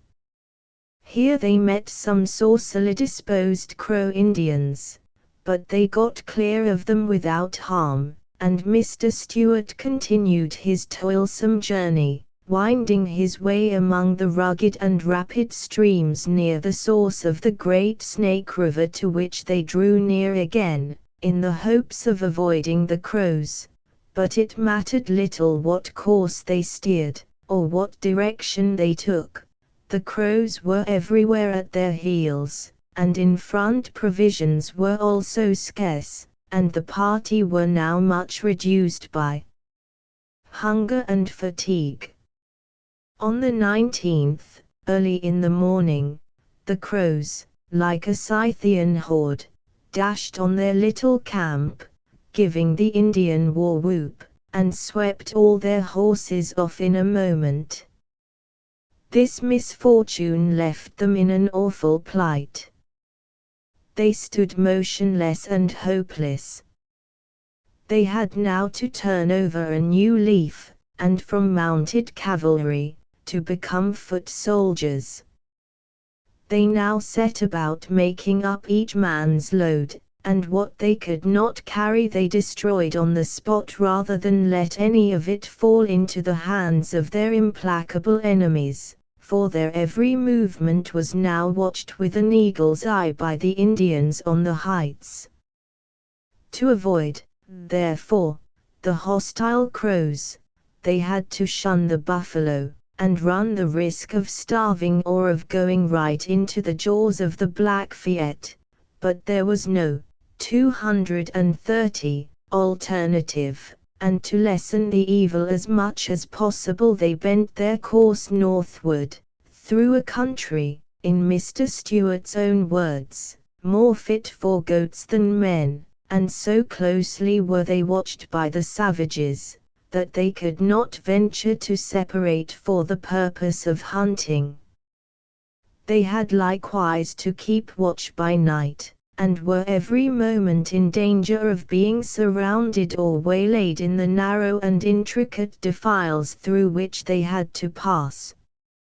Yet these trying circumstances, when danger stared them in the face, failed to unite them together in heart and hand.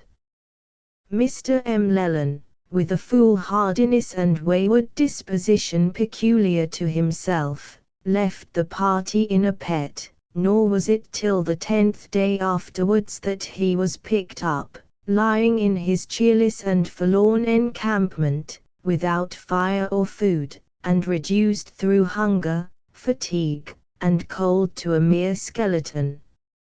Always perverse and stubborn, he had now become peevish and sullen, yet in this torpid and reduced state he revived on seeing his friends, became cheerful, and joyfully joined the party again, but being unable to carry anything, or even to walk, the party halted for 2 days that he might recruit a little, and then his rifle, pistols, and other things being carried by the others, the party set forward on their journey. They wandered about for 5 days and nights without a mouthful to eat, and were now reduced to the last extremity, nor had they strength to make use of their rifles, although now and then some deer were seen. 231. On the 15th of October, the 6th day of their fasting, just as the party had halted for the night, Leclerc, one of the Canadians, proposed to cast lots, saying, "It is better one should die than that all should perish."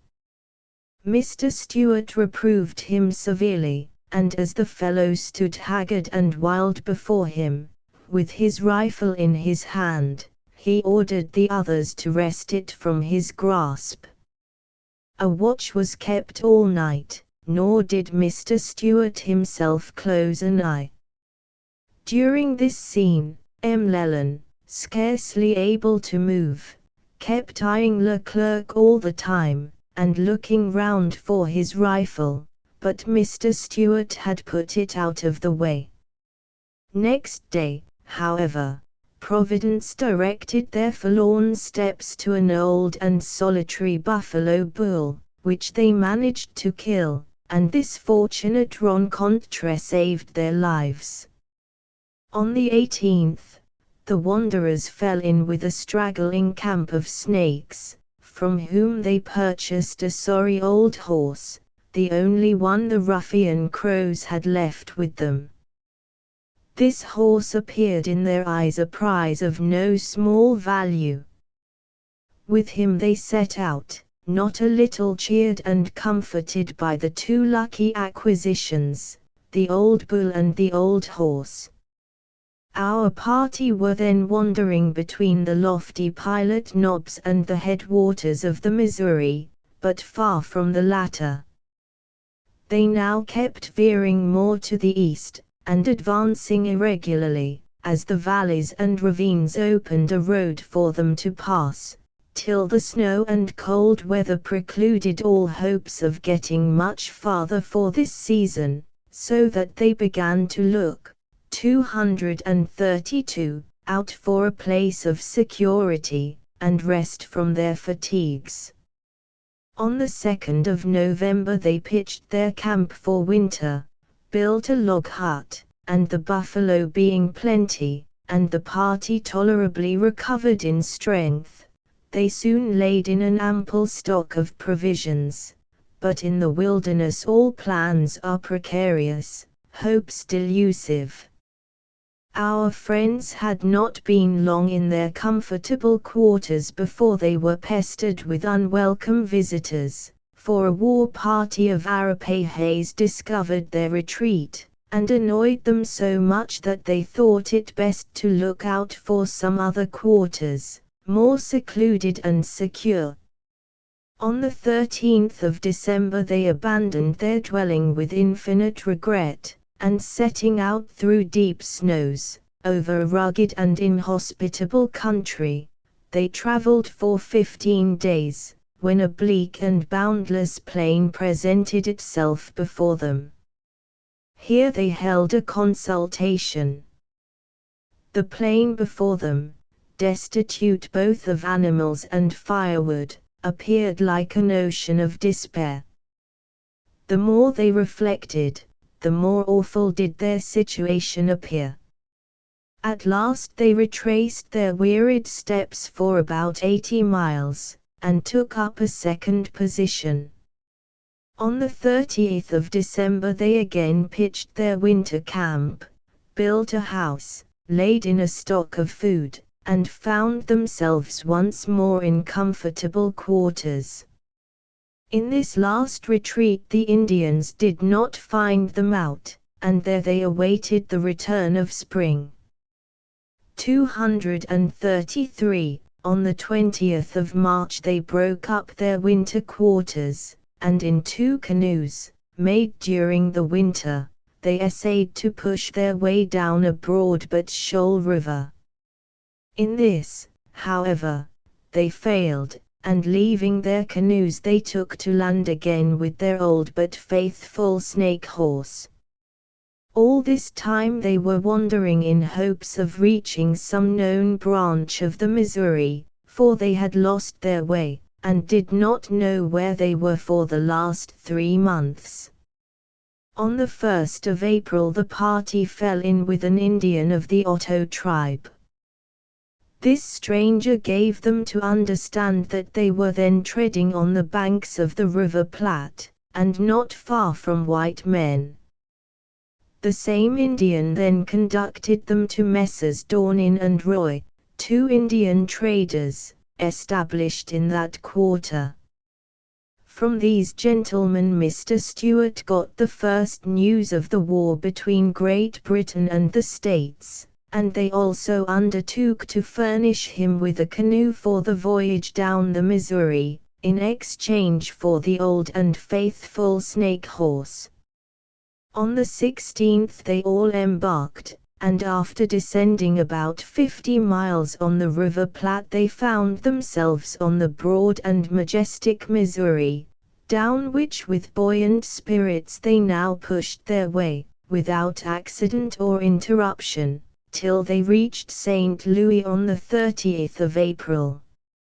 Mr. Stewart lost no time in acquainting Mr. Astor with his safe arrival at that place with dispatches from Columbia, 234, and that the success and prospect of affairs there were such as to warrant the most flattering results. The information conveyed by Mr. Stewart was hailed by Mr. Astor as a sure presage of future prosperity, and, in his exultation, he said, "That will do, I have hit the nail on the head."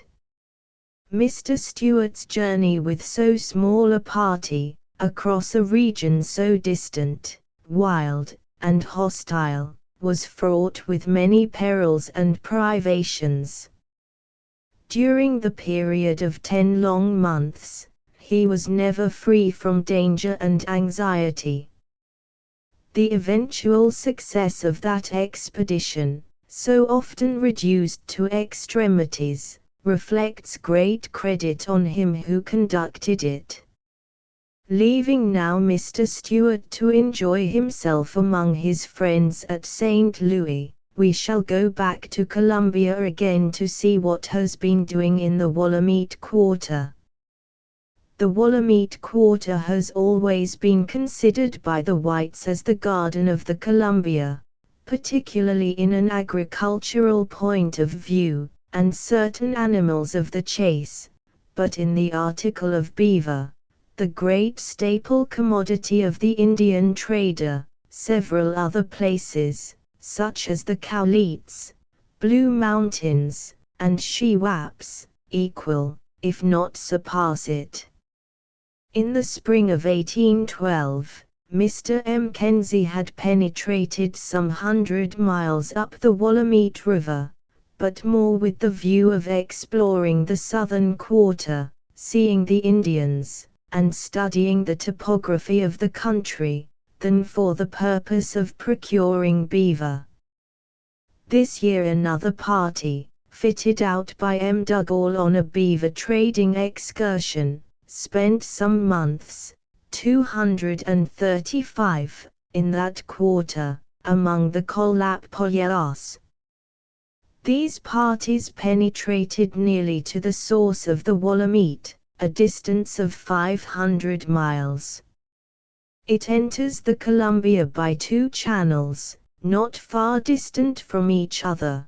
The most westerly is the main branch, and is distant from Cape Disappointment from 80 to 90 miles, following the course of the river. The Wallameet lies in the direction of south and north, and runs parallel with the seacoast, that is, its source lies south and its course north. In ascending the river the surrounding country is most delightful, and the first barrier to be met with is about 40 miles up from its mouth. Here the navigation is interrupted by a ledge of rocks running across the river from side to side, in the form of an irregular horseshoe, over which the whole body of water falls at one leap down a precipice of about 40 feet, called the Falls.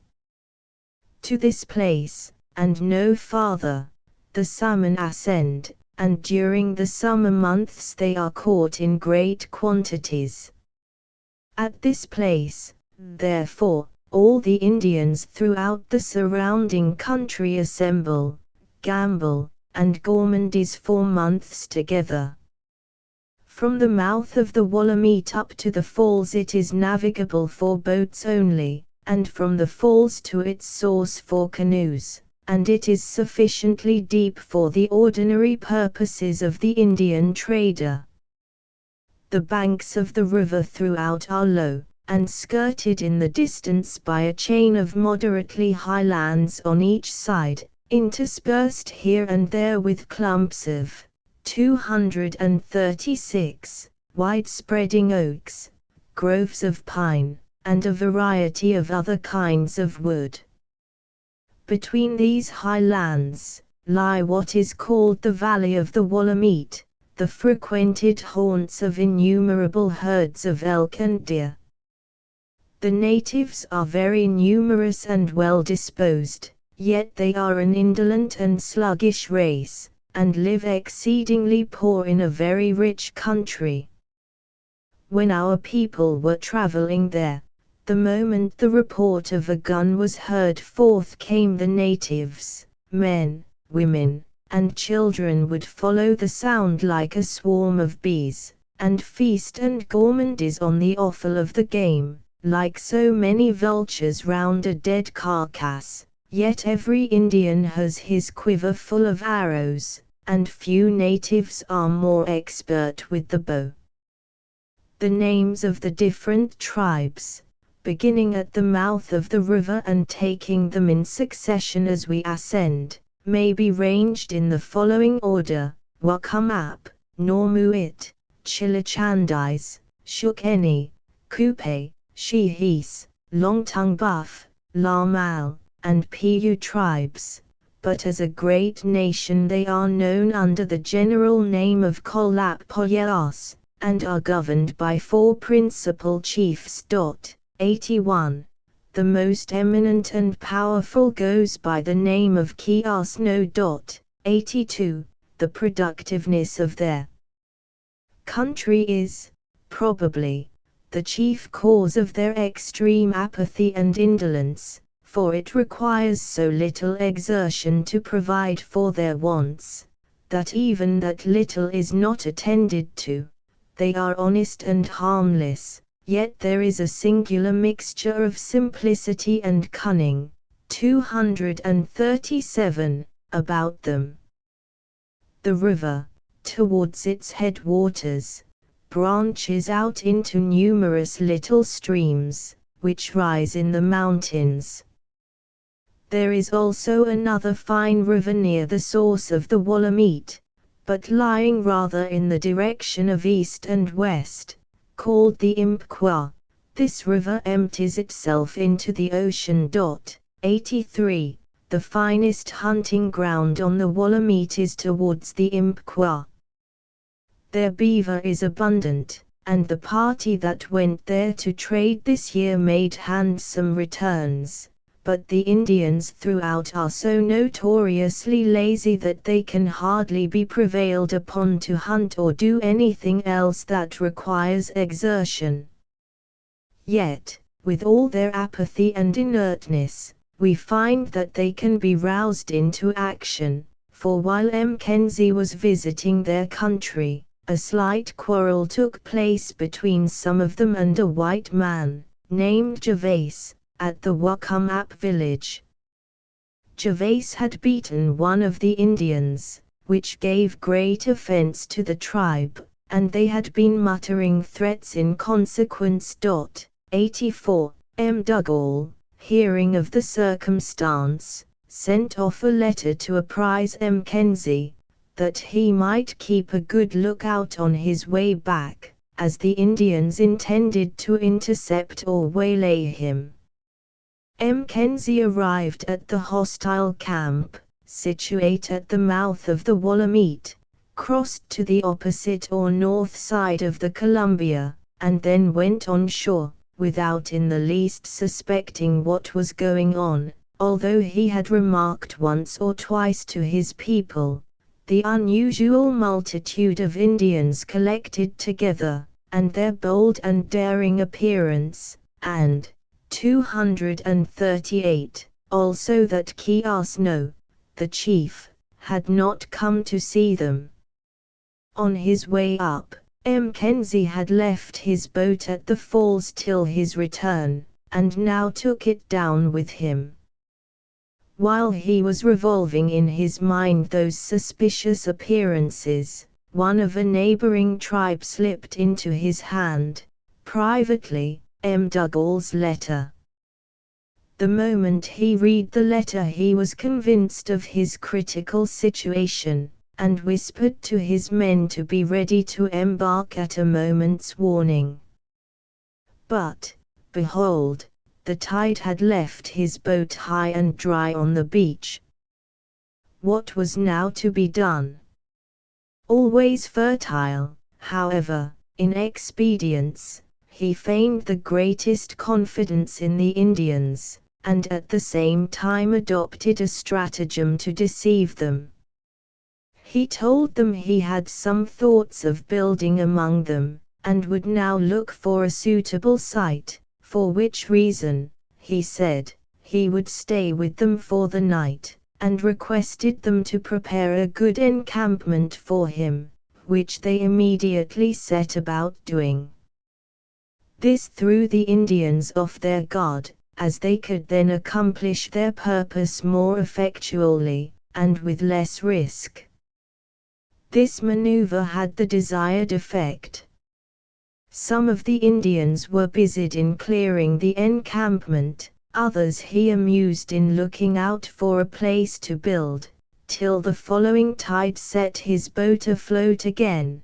Then taking advantage of it, he and his men instantly embarked and pushed before the current, leaving the Indians in painful disappointment, gazing at one another. Next morning they arrived safe among their friends at Astoria. 239.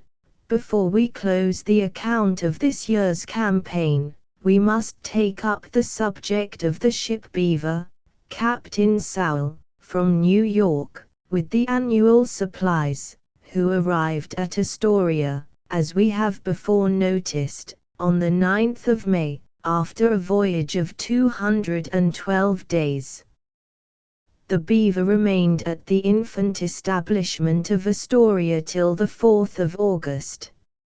On the 6th, she crossed the bar with some difficulty, having grounded twice, which so frightened old Sowell, the captain, that he was heard to say, "I'll never cross you again."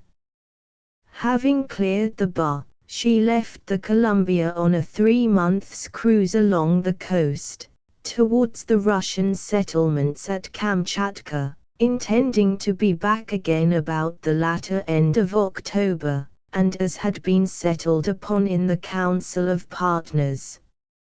Mr. Hunt was on board. It may, however, be easily inferred that this was a part of Astia's general plan, that the man at the head of affairs should accompany the ship on her coasting trip.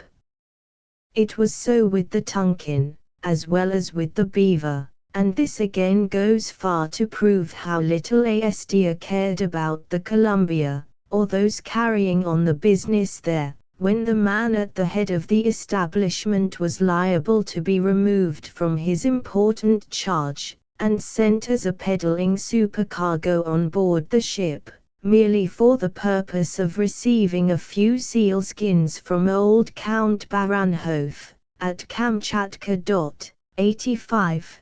This, as I have already said, was done by Astia's orders, for he, in his arm chair at New York, regulated all the springs of action at 240, Astoria, just as if he had been on the spot.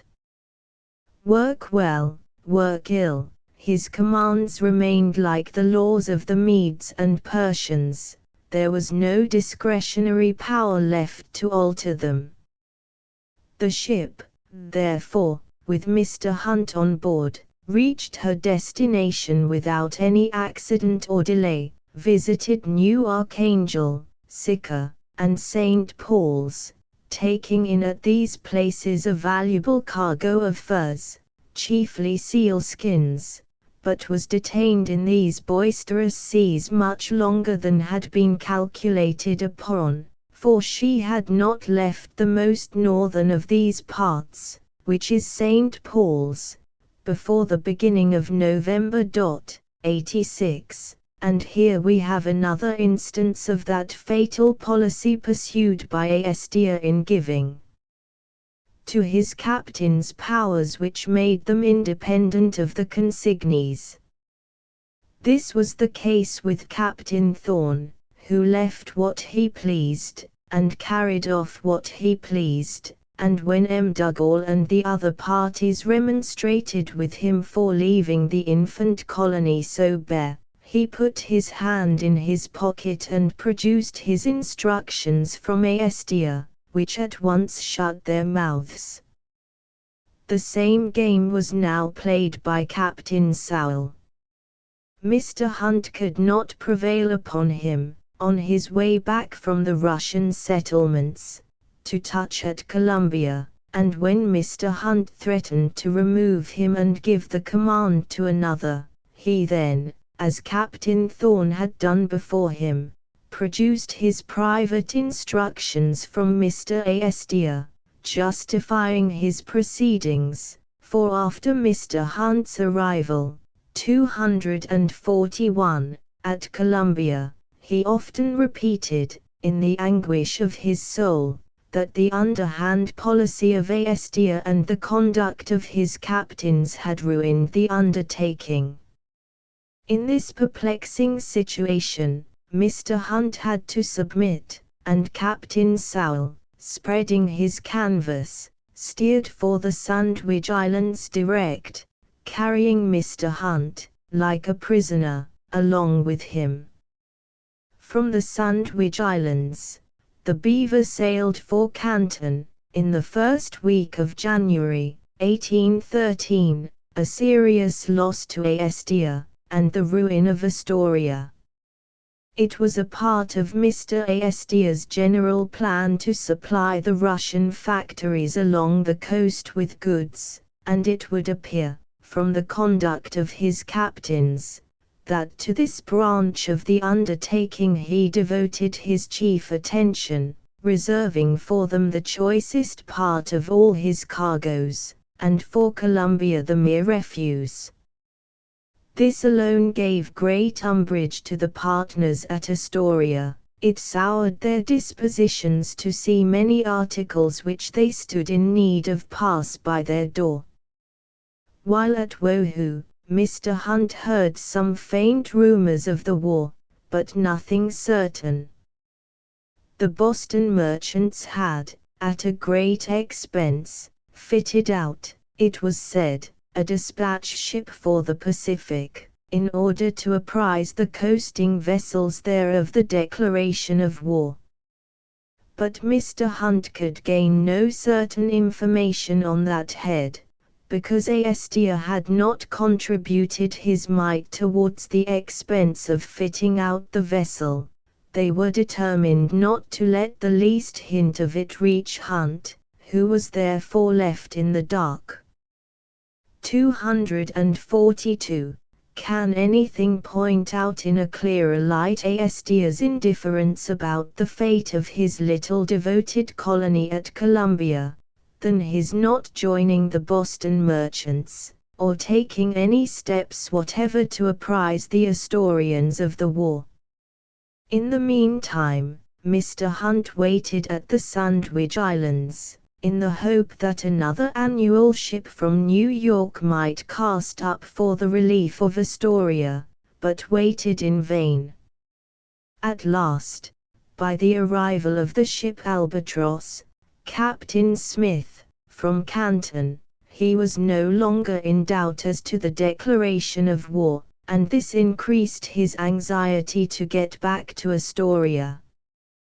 Chartering, therefore, the ship Albatross, he sailed in her, after a ruinous delay, and arrived safe at Astoria on the 20th of August. And this brings the parties once more to Astoria, and closes the transactions of the year.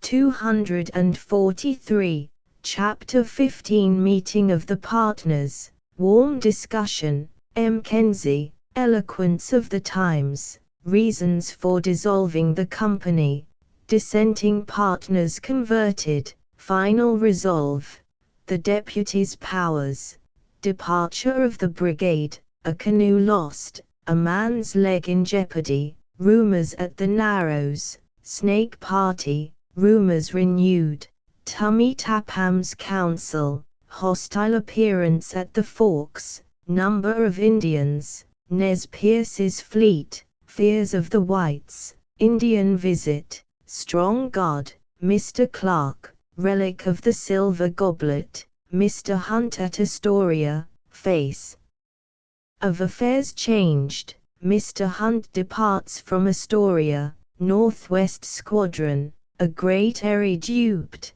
Bill of Sale, Petty Maneuvering, Rumors of Ships, The Astorians at their post, Bills signed, Astoria delivered up, Northwest Company. Astoria now became the scene of business and bustle. A council was convened, and a second meeting of the partners took place. Last year their expectations were raised to the highest pitch, and everything promised an abundant harvest of wealth and glory. The present state of affairs was somewhat clouded with reverses and cross-purposes. The resolutions of M. Dugall and M. Mackenzie last winter, to abandon the undertaking, were now discussed anew. On the one hand, M. Dougal found great, 244, fault with Clark and Stewart for not taking such steps for leaving the country as were pointed out in the resolutions alluded to. On the other hand, these gentlemen were equally displeased with M. Dougal for having acted, as they considered, prematurely and without their consent. 2 days were spent in mutual recrimination. At last Mackenzie, who had hitherto left both parties to settle the dispute the best way they could, now sided with M. Dougal, and poured forth such a torrent of persuasive eloquence, backed by facts, that the opposite party were reduced to silence. "Gentlemen," said he, "why do you hesitate so long between two opinions? Your eyes ought to have been opened before now to your own interests. In the present critical conjuncture, there is no time to be lost. Let us then, by a timely measure, save what we can, lest a British ship of war enter the river and seize all. We have been long enough the dupes of a vacillating policy, a policy which showed itself at Montreal on our first outset, in refusing to engage at once a sufficient number of able hands. At no hour that policy was equally conspicuous. Did not Astia's private missive to Mr. Hunt at that place give umbrage to all? Did not his private orders to Mr. Hunt to put his nephew, with one scratch of his pen, over the heads of all the clerks in the concern add to that umbrage? Could there be anything more impolitic and unjust? Could there be any measure more at variance with the letter and 245, the spirit of the Articles of Agreement? Did not his private instructions to his captains annihilate the power and authority of the partners? When the unfortunate Tunkin left this, what did she leave behind? Did she not, by virtue of Astia's private instructions to her captain, carry everything off that was worth carrying off? Has not the same line of policy been pursued in the case of the Beaver? And this year there is no ship at all. Has it not been obvious from the beginning, that under Astia's policy we can never prosper? And, besides, there are other untoward matters over which Mr. Astia had no control, such as the delay of the Beaver, the absence of Mr. Hunt, our formidable rivals the Northwest Company, and, to crown all, the declaration of war. Now, gentlemen, all these inauspicious circumstances taken together point out, in my opinion, the absolute necessity of abandoning the enterprise as soon as possible. We owe it to Astia, we owe it to ourselves, and our authority for adopting such a course is based on the 15th and 16th Articles of the Co-Partnership, which authorize us at any time within the period of 5 years to abandon the undertaking, should it prove impracticable or unprofitable.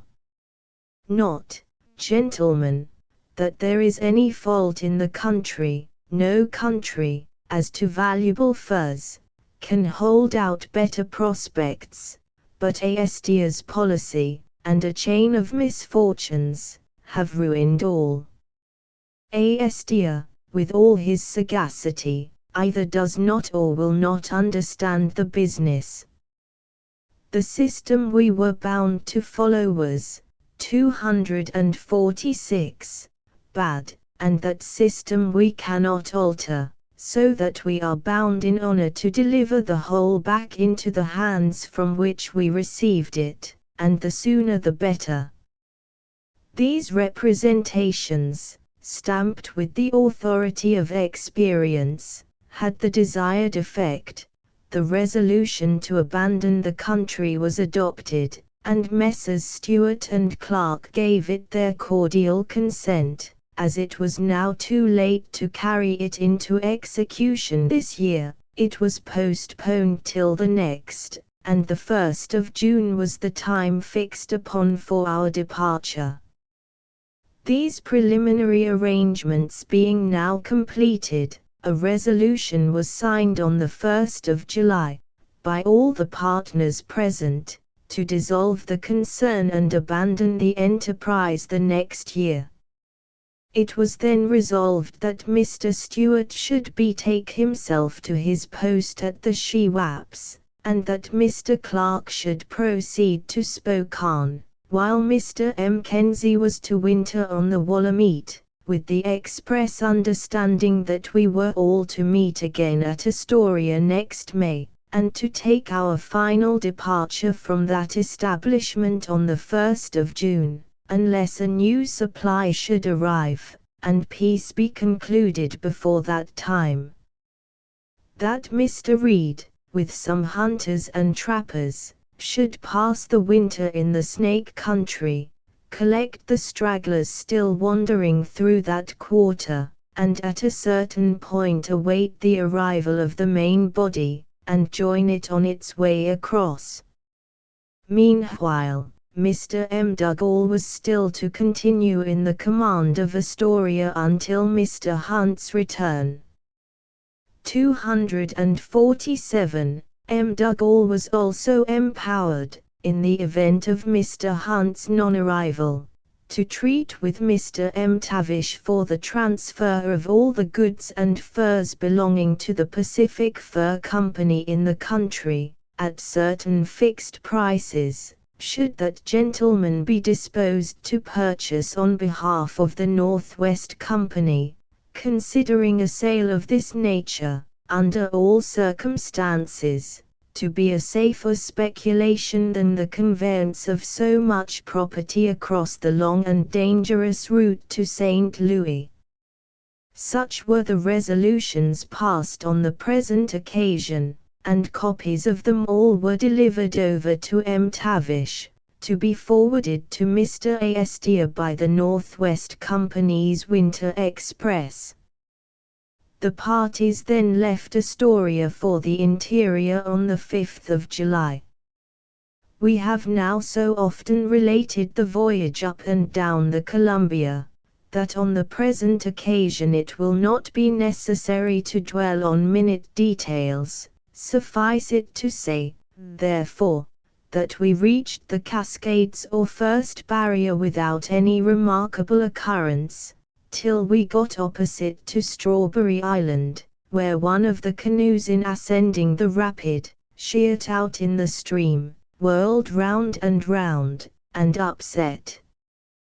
With great difficulty and danger the men were saved, but a good deal of property was irrecoverably lost, and, among other things, a box of mine, containing books and mathematical instruments, quadrant, sextant, and a valuable pair of pistols, all went to the bottom. It is a singular fact, that we have never yet once been able to pass 248. This Charybdis without paying tribute either to the natives or the whirlpools, but misfortunes seldom come alone, and to add to the confusion, as we were all running to and fro saving the men's lives and the property, Mr. Cox's gun, being held in some awkward and careless position, went off, and both balls passed through the calf of Mr. Pilot's right leg, but fortunately without breaking the bone. Proceeding onwards, we passed the Long Narrows and the Wampum Banditti, for the first time, without any trouble. It was, however, rumored here that we were to be attacked in passing the Forks, that the Indians had assembled there in hostile array. And here Mr. Clark would fain have avoided the encounter. He made several attempts, but in vain, to engage a guide to lead him through the interior by a back path. At the Umatalo, the small party bound for the Snake Country left us, and departed in the direction of the Blue Mountains. On reaching the Walla Walla, about 6 miles from the forks, Tummy Tapham made signs for us to go on shore. Here the good old Sachem appeared much agitated, and sat for some time without uttering a single word. At last he broke silence, and exclaimed, "White men, white men," then pointing to a dark cloud of dust rising near the forks, said, "There they are, there they are." Then taking up a handful of sand and throwing it in the air, exclaimed again, "They are as numerous as the grains of sand. The Indians have bad hearts, I am hoarse with speaking, 249, to them, but they will not listen to me." He advised us earnestly to turn back, but seeing us determined to ascend the river, he asked leave to embark and accompany us, but this we refused. We took him, however, to one of our boats, and showed him a brass 4-pounder, some hand grenades, and skirokits. Then giving him some tobacco to smoke, we embarked, and crossing over to the right-hand side, pushed on along shore, the Indians being all on the left bank. As we advanced, the Indians, mounted in numerous squadrons, kept flying backwards and forwards, seemingly bent on some great design. We paddled on, however, without a moment's delay, anxious to get to a certain point a little beyond the forks, but on the opposite side of the river, which is here nearly a mile broad.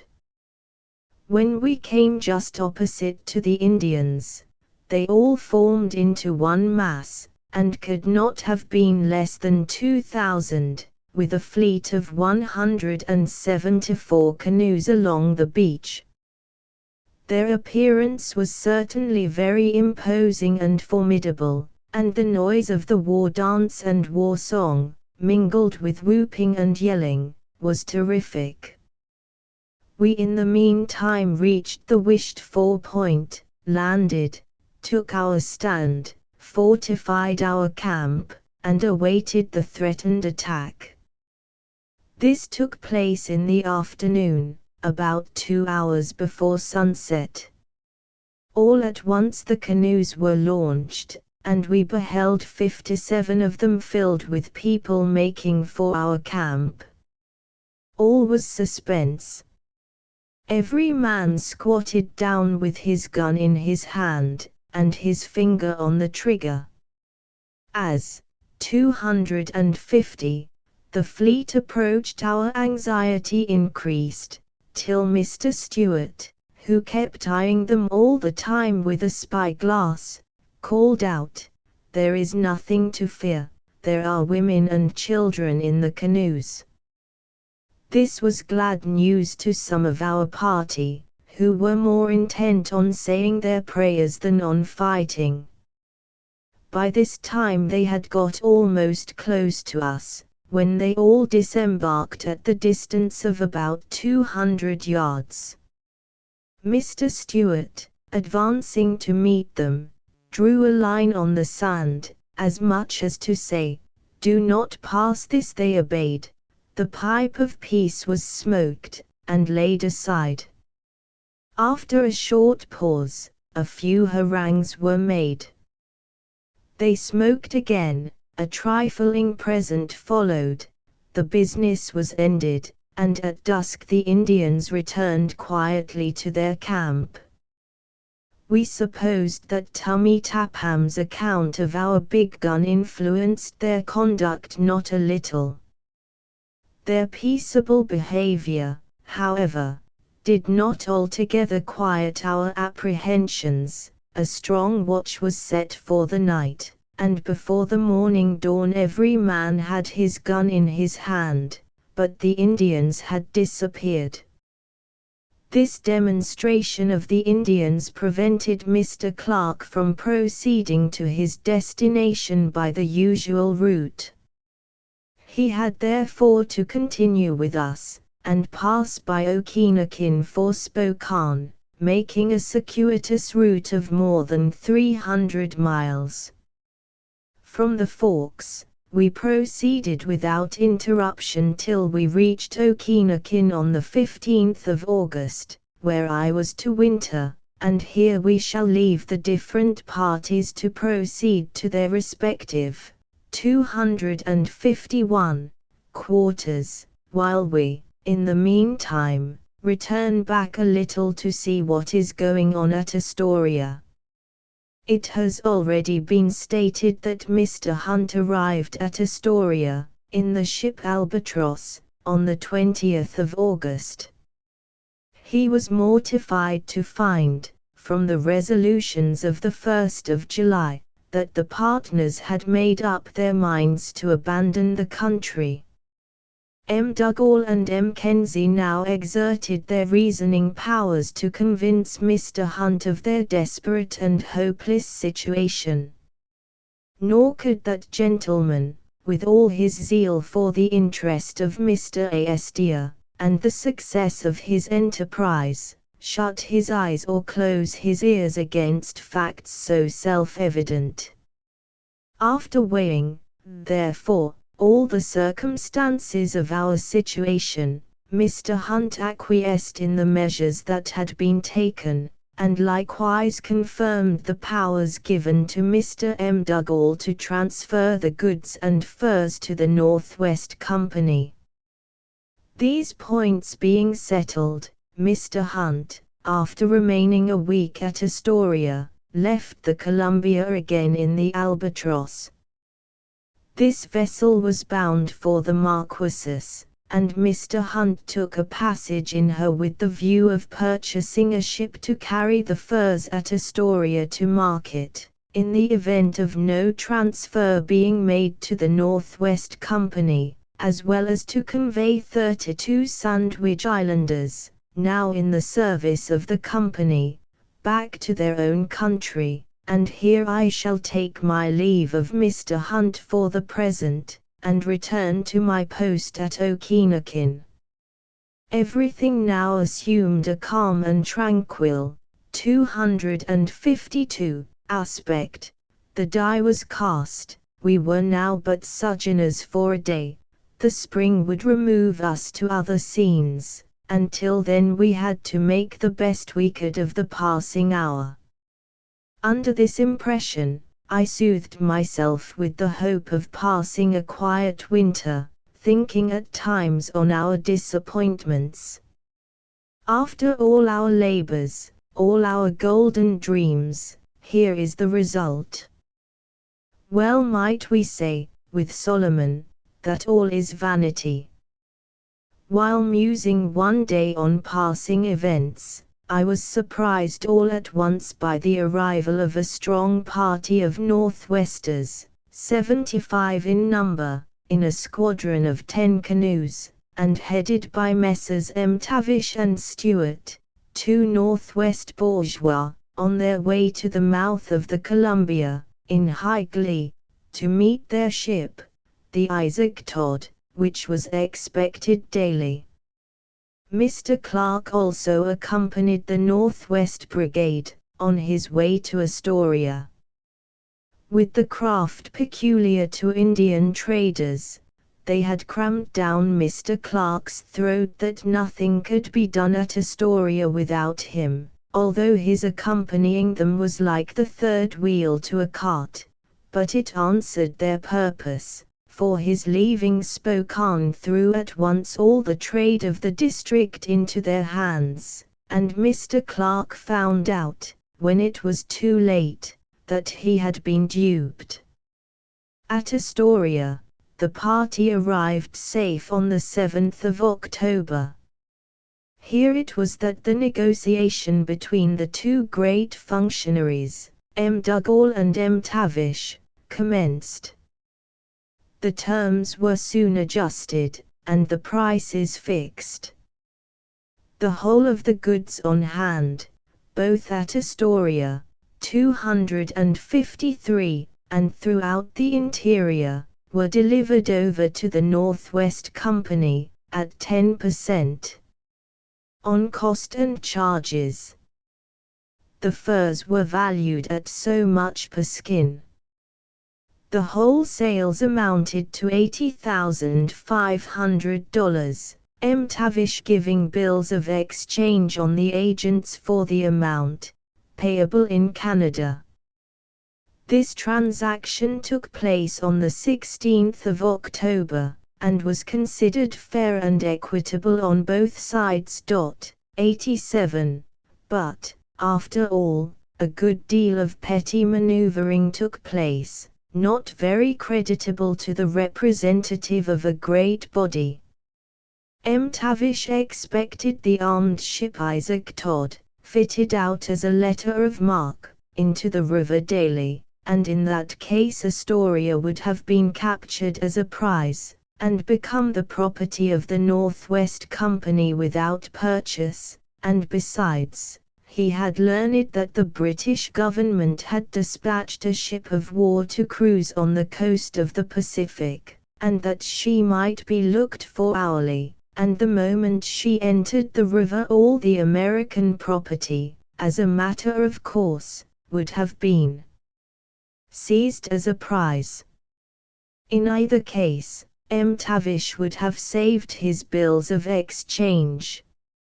Under this impression he put off from time to time, under various pretenses, the signing of the documents. Dugall and Mackenzie, however, saw through this piece of artifice, and insisted that the business should be ratified at once. Tavish, however, full of commercial wiles, tried to evade and retard every step taken. Dugall, in the meantime, had a squadron of boats in readiness, should any suspicious vessel come in, 254, sight, to transport the furs and goods up to the Willamette out of her reach. While matters were in this unsettled state, Mr. Mackenzie suggested a decisive measure, which brought the negotiation to a speedy close. Tavish and his party were encamped at the time within a few yards of the fort, and sheltered, as it were, under the protection of our guns.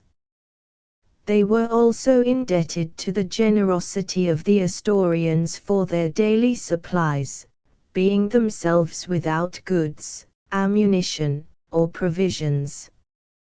One morning before daylight Messrs. Dugall and Mackenzie summoned all hands together, 72 in number, and after a brief statement of the views of the Northwest in reference to the negotiation, ordered the bastions to be manned, the guns to be loaded and pointed, and the matches lighted.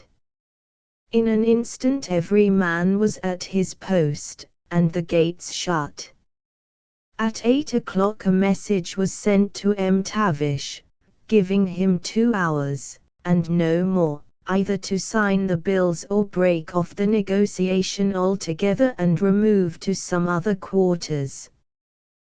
By 11 o'clock the bills were finally and formally signed, and Astoria was delivered up to the Northwest Company on the 12th of November. After nearly a month of suspense between the drawing and the signing of the bills. 255, Chapter 16 Mr. Franch, Comcomly's anxiety, his report of a sale, his attachment to the Americans, Laframboise, the interpreter, Mr. Dugall's visit, the Raccoon sloop of war, Comcomly grows partial to the British flag, Northwest partners, British officers, Astoria changed to Fort George, Captain Black's character, Mr. Hunt's voyage, Commodore Porter, Mr. Hunt leaves the Marquesas, arrival at the Sandwich Islands, rumors, the ship Lark, 8 persons perish, Colombian affairs, the property delivered. No ice, the people assembled, voyage, the Cascade Banditti, 2 northwest canoes, northwest affray at the Cascades, Mr. Stewart wounded, Mr. Keith's conduct, preparations for war, the Great Expedition, conduct of the Cathlayoch Indians, expedition fails, the effect, remarks. The fate of unfortunate Astoria being now sealed, and the place in the possession of the Northwest Company, the Astorians looked on merely as indifferent spectators.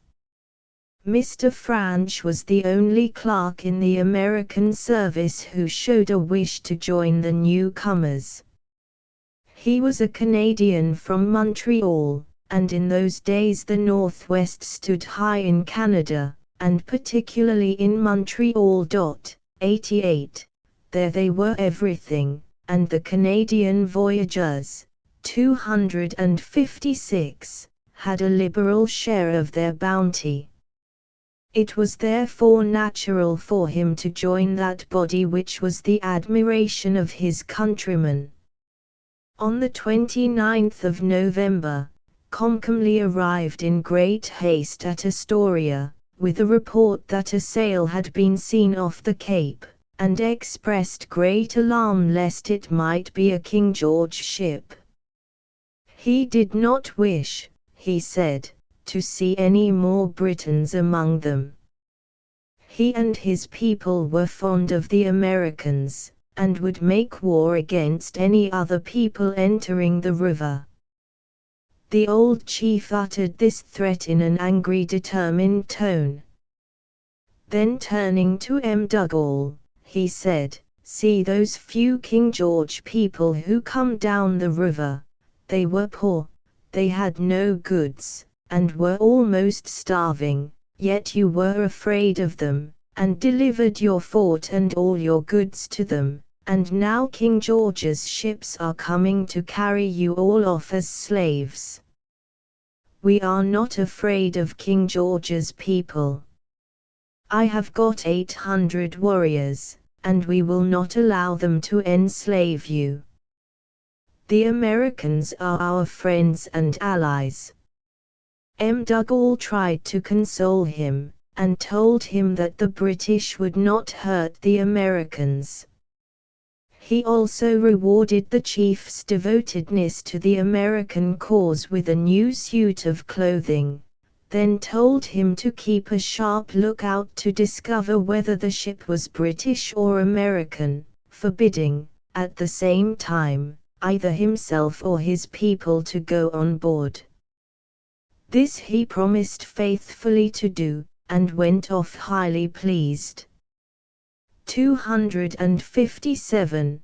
The moment Comcomly left Astoria, Laframboise, the interpreter, was called in, decked and painted in the full Chinook costume, and dispatched to Cape Disappointment to report whether a vessel was to be seen, and if so, whether British or American.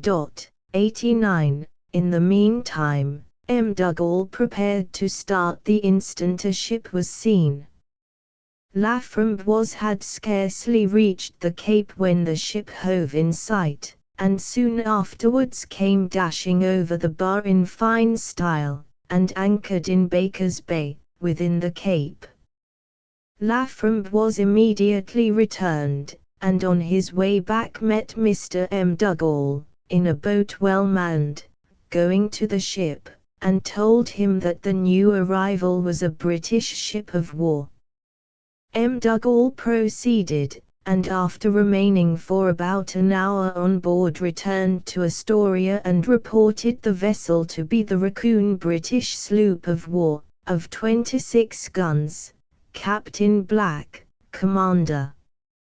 As soon as M. Dugall had left the Raccoon, his royal father-in-law, with a squad of followers, repaired to the ship to pay their homage to the British captain.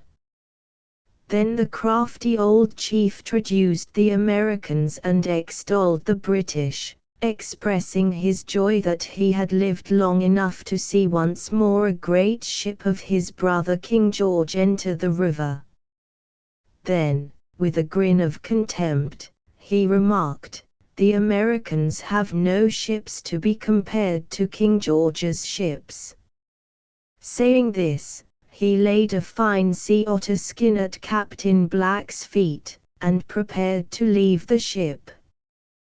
The captain called 258 him back, gave him a good bumper of wine, and in return for so much loyalty presented him with an old flag, a laced coat, cocked hat, and sword.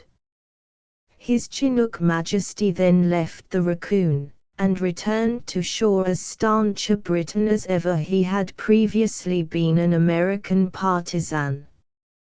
But the best part of the farce was to see Comcomly sailing across, the very next day, to Astoria in full British uniform, with the Union Jack flying at the masthead. On board of the Raccoon was Mr. M. Donald, one of the senior partners of the Northwest Company, generally known by the name of Brass Croach. 90, he assumed forthwith the direction of affairs at Astoria. Comcomly soon got into his sleeve, and before the former was 24 hours in office, the latter had a new chief's suit on. On the second day after the Raccoon came to anchor, Captain Black and his officers landed at Astoria, and found they had been balked in their expectations, the place being already in the possession of the Northwest Company by an amicable arrangement. They laughed heartily at their own disappointment, for they had made up their minds that the capture of Astoria would yield them a rich prize, but in place of a golden egg they found only an empty shell. After visiting the place, Captain Black, turning round to one of his officers, said, "The Yankees are always beforehand with us." On the 12th day of December, the death warrant, 259, of short-lived Astoria was signed. On that day, Captain Black went through the customary ceremony of taking possession, not only of Astoria, but of the whole country. What the vague term of whole country in the present case meant, I know not.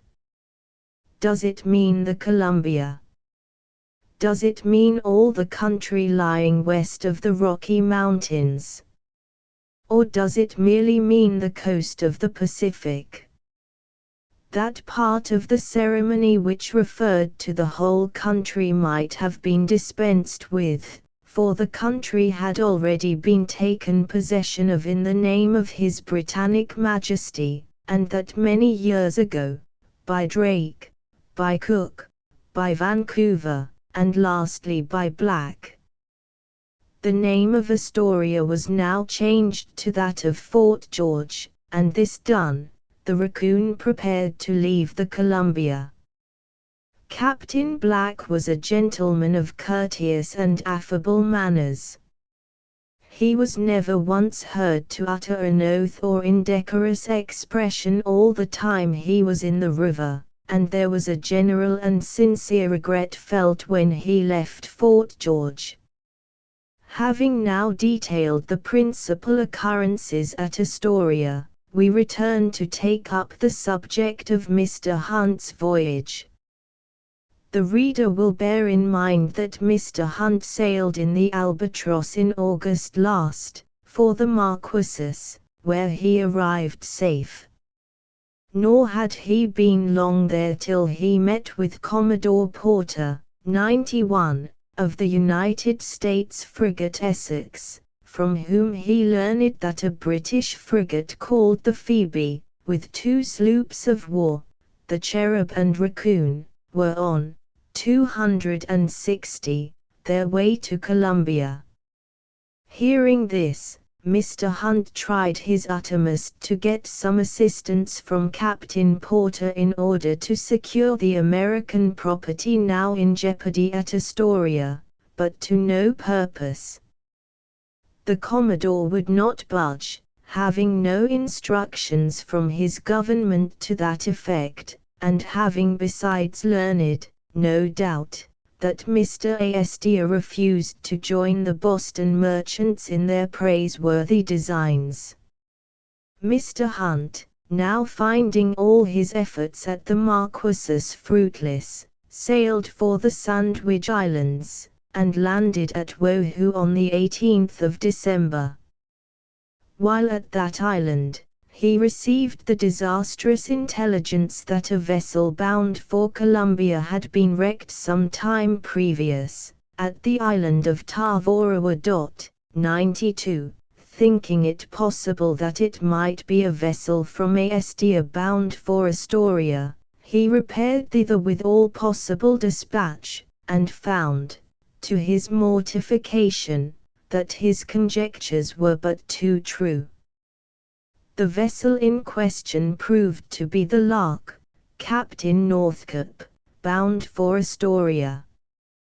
The Lark, which ought to have sailed in September, 1812, did not leave New York till the 6th of March, 1813, the very time when she was expected to arrive at the place of her destination.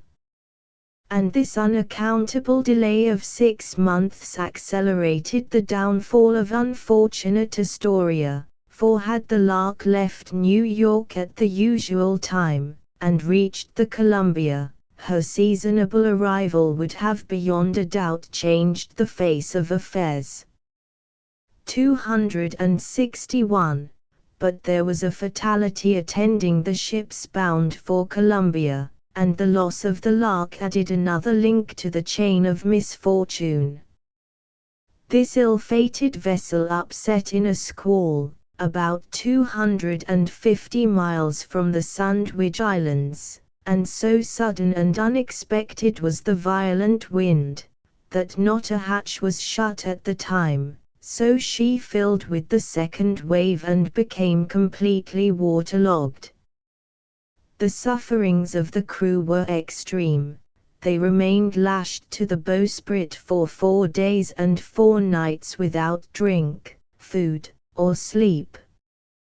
The rest of the vessel being completely under water.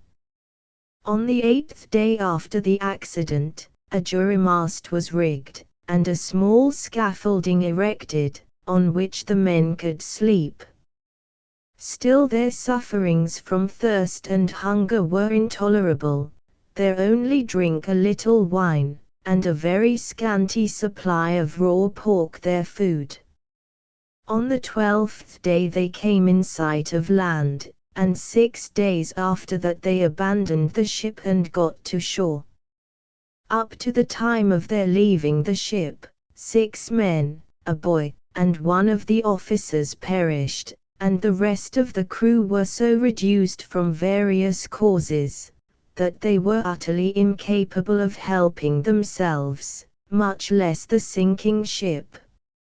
Soon after the vessel was abandoned, it neared the beach, stranded, and went to pieces. Nor could all the efforts of the captain prevent the savage horde from seizing and destroying everything that came in their way. And not only that, but they effectually prevented him or any of the crew from approaching the wreck, or touching anything the 262 waves threw on shore. Nor did the tumultuous spirit of the rabble subside till they stripped the shipwrecked men of their clothes, as well as the vessel of her cargo, so that the condition of the sufferers was very little improved by their getting to land.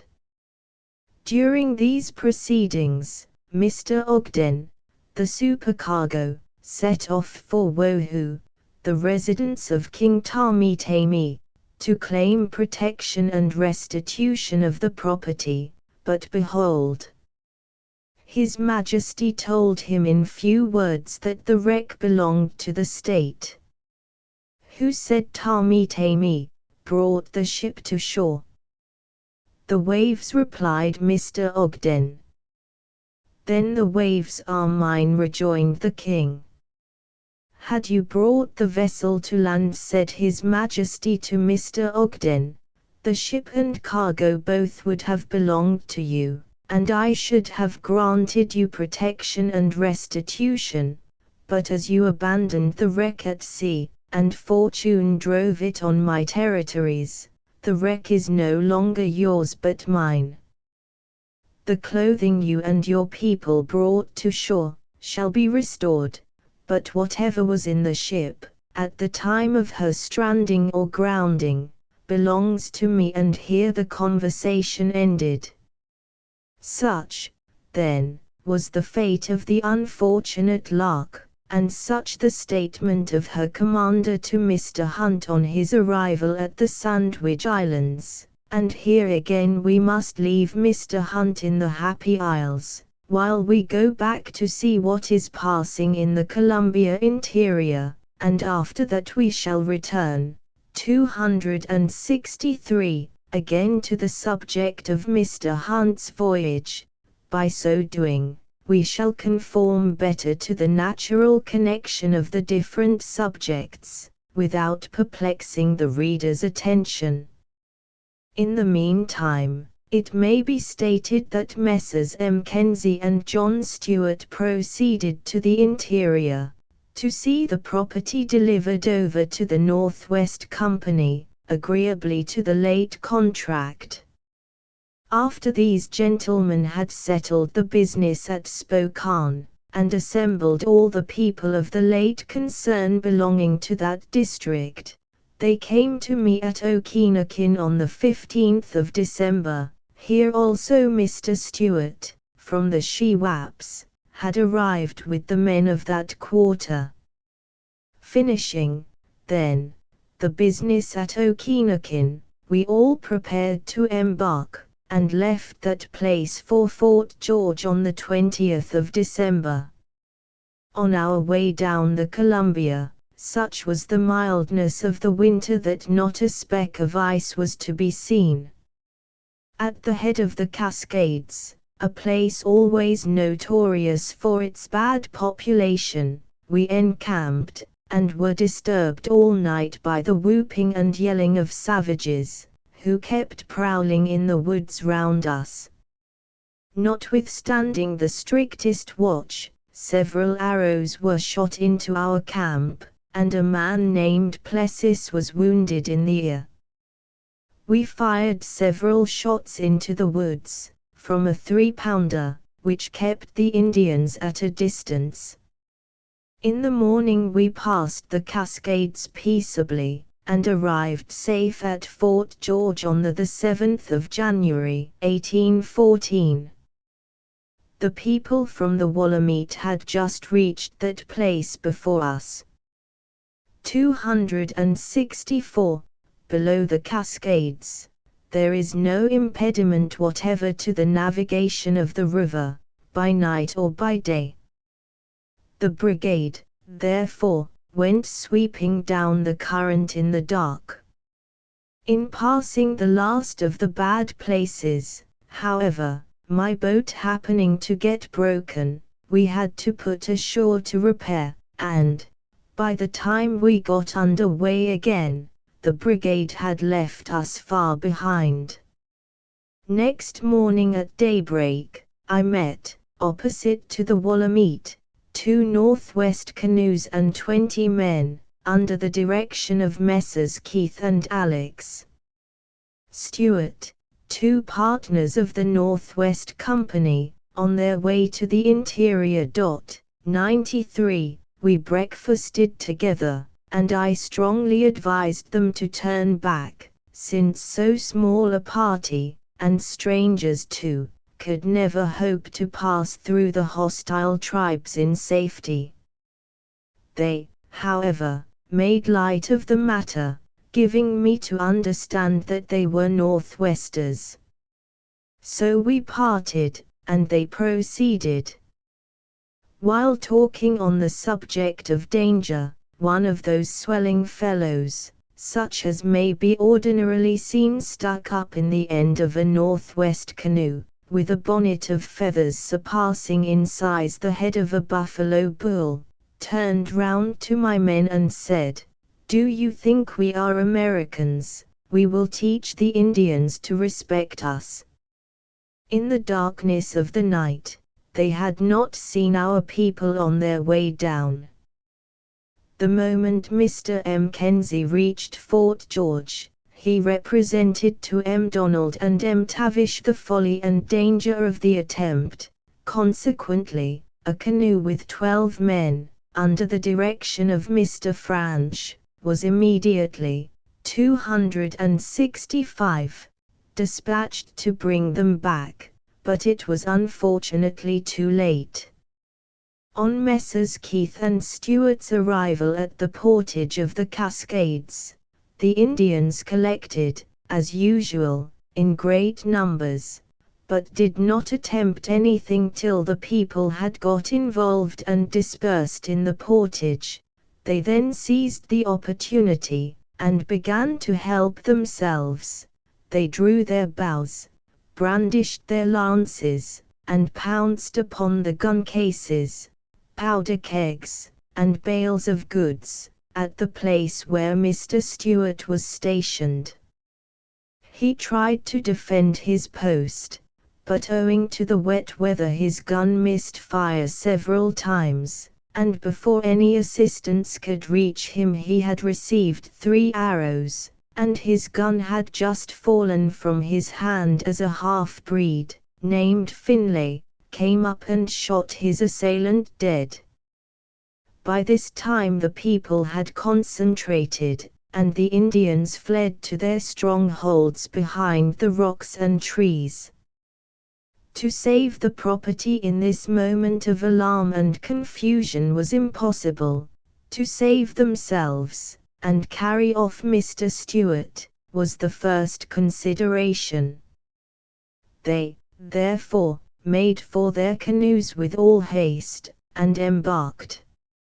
Here it was found that one man was missing, and Mr. Keith, who was still on shore, urged the party strongly to wait a little, but the people in the canoes called on Mr. Keith, in the tone of despair, to jump into the canoe or else they would push off and leave him also, but he, being a resolute man and not easily intimidated, immediately cocked his gun and threatened to shoot the first man that, 266, moved.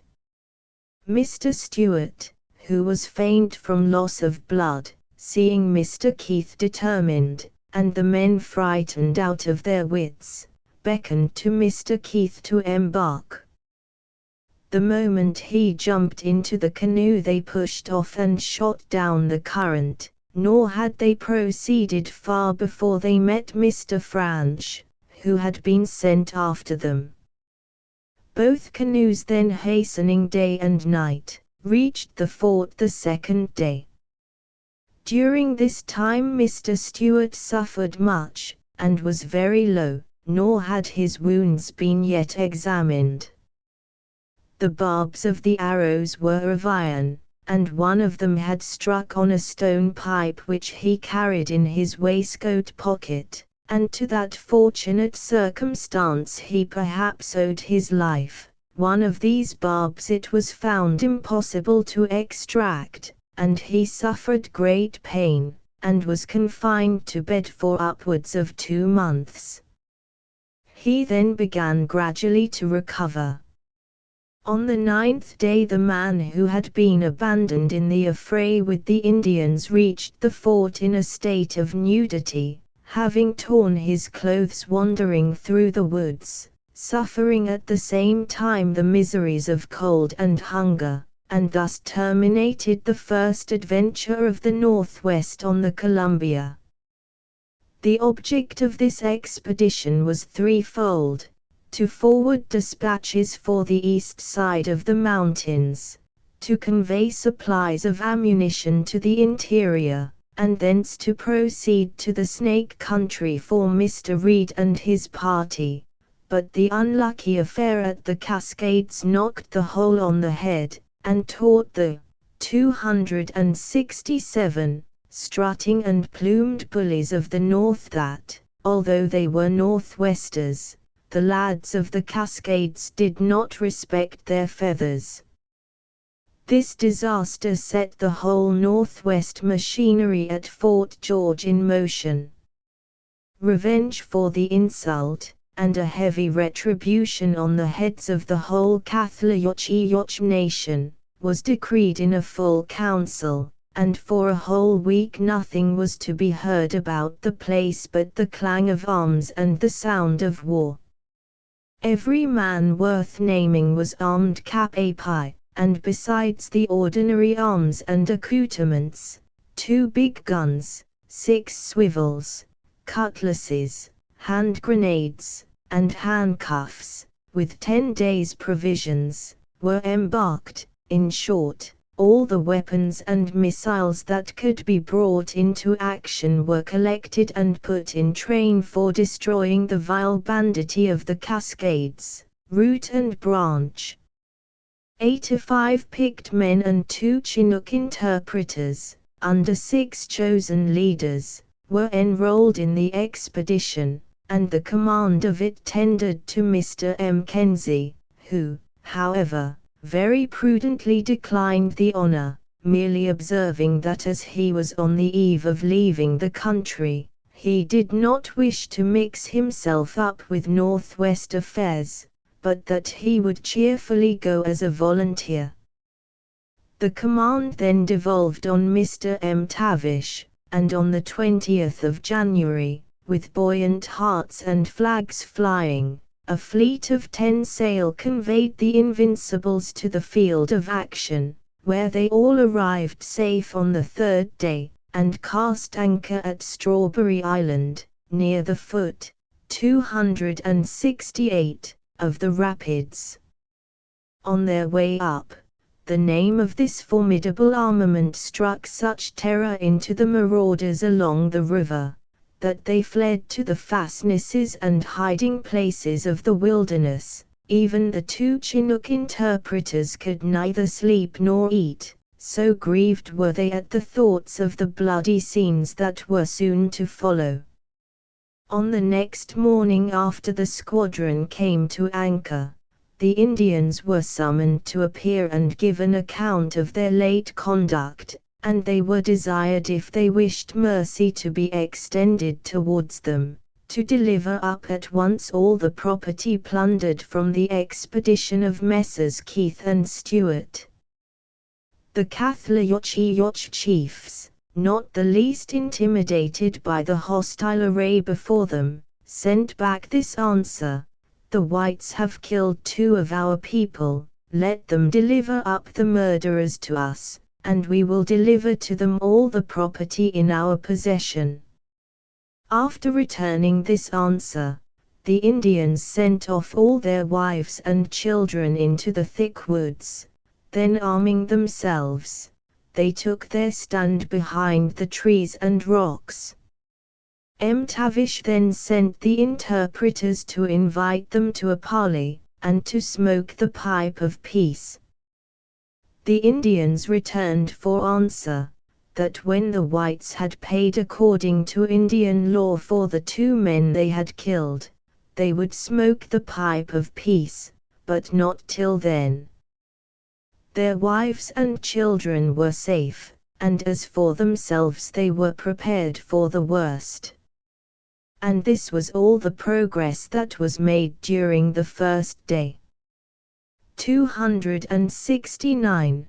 The next day the interpreters were sent to sound them again.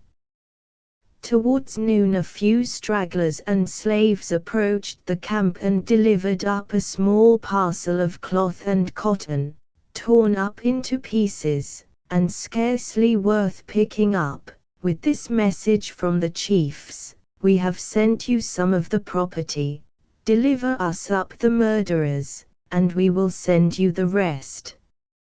Some were for hanging the Indians up at once, others for detaining them. At last, however, it was resolved to let them go, and they departed. In the evening 2 of the principal Indians surrendered themselves to Tavish, bringing also a small parcel of odds and ends, little better than the last. Being interrogated on the subject of the stolen property, they denied being present at the time, and had cunning enough to make their innocence appear, and also to convince Tavish that they were using their utmost influence to bring the Indians to terms, and deliver up the property.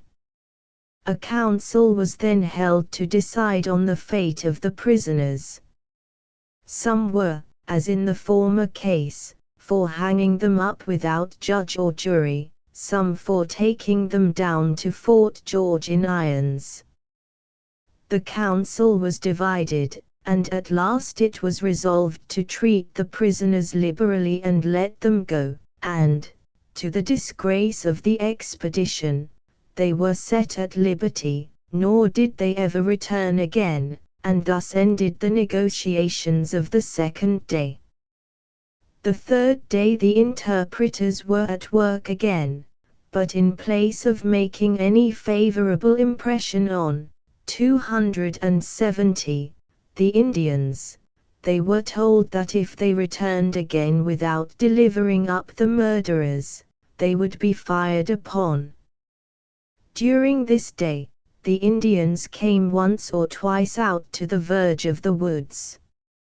Some were for firing the big guns where they were seen thickest, others, more ardent, but less calculating, were for storming their haunts, and bringing the matter to a speedy issue.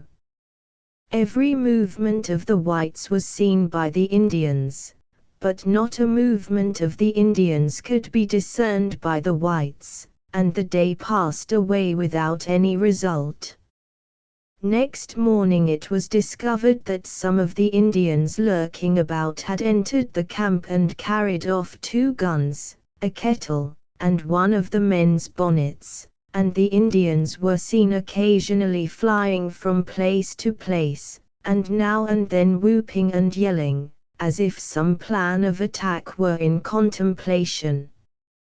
This was a new symptom, and convinced the whites that they were getting more bold and daring in proportion as their opponents were passive and undecided. These circumstances made the whites reflect on their own situation. The savages, sheltered behind the trees and rocks, might cut them all off without being seen. Besides, it was intimated by the interpreters that the Indians might all this time be increasing their numbers by foreign auxiliaries, and whether true or false, the suggestion had its effect in determining the whites that they stood upon dangerous ground, and that the sooner they left it the better. They therefore, without recovering the property, firing a gun, or securing 271, a single prisoner, sounded the retreat, and returned home on the 9th day, making the matter 10 times worse than it was before. This warlike expedition was turned into ridicule by the Cathlayochiochs, and had a very bad effect on the Indians generally, but the best of it was, on their way back, some turned off towards the Wallameet to hide their disgrace, others remained for some days at the Cowleets, and Tavish himself reached Fort George in the night, and so ended this inglorious expedition, which promised so much and did so little. Here it may be observed that the nature of the ground along the Cascades, on both sides of the river, is such as to afford no position secure from attack or surprise, and it showed a manifest want of judgment, not only in a military commander, but in an Indian trader, to expose his people in such a dangerous situation, where the Indians might have waylaid and cut them off to a man, and that without quitting their fastnesses, whereas the whole difficulty might have been easily obviated, for a very simple stratagem on the part of the whites might have quietly secured, as hostages, 3 or 4 of the principal men, and that would have soon settled effectually the whole affair, without noise or any warlike demonstration.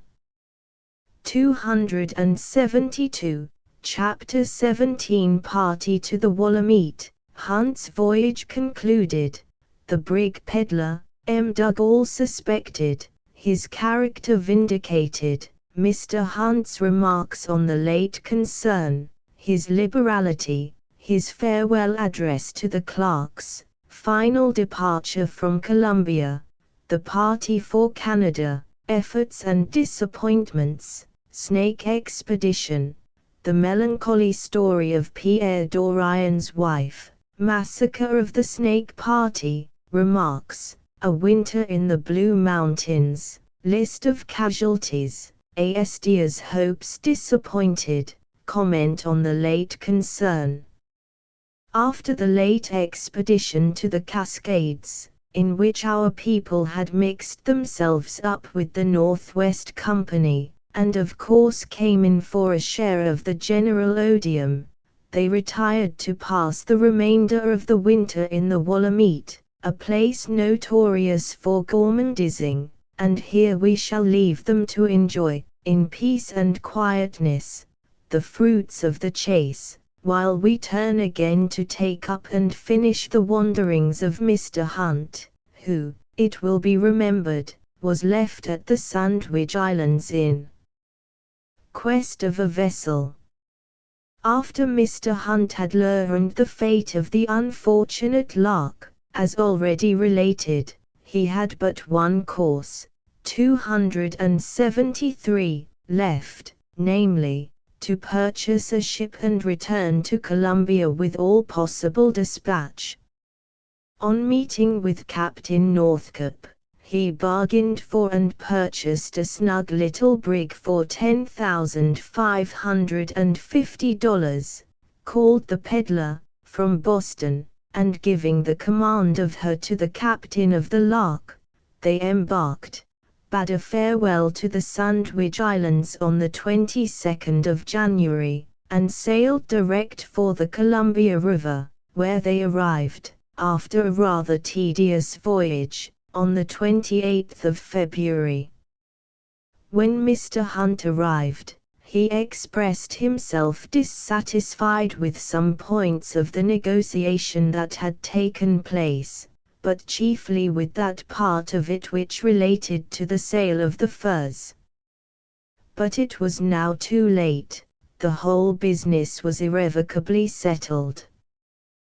To repine or find fault was therefore useless, and, under all circumstances, Mr. M. Dugall had perhaps made the best bargain he could. Nor was it likely that 2 men placed in different positions, such as Mr. Hunt at the Sandwich Islands and M. Dugall at Columbia, could view the same object in the same light. The circumstance, however, of M. Dugall having joined the Northwest Company, and having already become a partner in that concern, threw suspicion on his conduct, and this perhaps weighed more heavily on Mr. Hunt's mind than anything else, and certainly, to say the least of it, M. Dugall's conduct, in this particular, was indiscreet, and might in some degree justify imputation. At least, his enemies made a handle of it, yet there is not the least proof that he, 274, had betrayed his trust. M. Dugall always bore the character of integrity. He was a man of principle, faithful to his word, and punctual to his engagements, but at times he was overbearing, peevish, haughty, and obstinate, and this unfortunate temper had well nigh proved fatal to the undertaking in the commencement of his career at Astoria. With these slight exceptions, however, M. Dougall's conduct was fair and unimpeachable. He was not a man of fortune. He had already sacrificed 4 years of his time on the Columbia, and, besides, it was not M. Dougall that proffered his services, nor was he more than half inclined to accede to the offers made to him. This we know, but it was the Northwesters themselves who wished to secure him, being aware that he was a man of ambition, and fond of enterprise.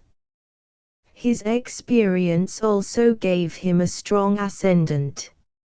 M. Dougall had been with the nabobs of the Northwest before, and did not leave them without tasting of the bitter cup of disappointment. He could, therefore, have had no predilection in their favor. Add to this, that previous to any arrangement with the Northwest Company, he had finally closed Mr. Astia's affairs, and delivered up all the papers and documents of that concern into the hands of Mr. Mackenzie. This delivery was confirmed by Mr. Hunt.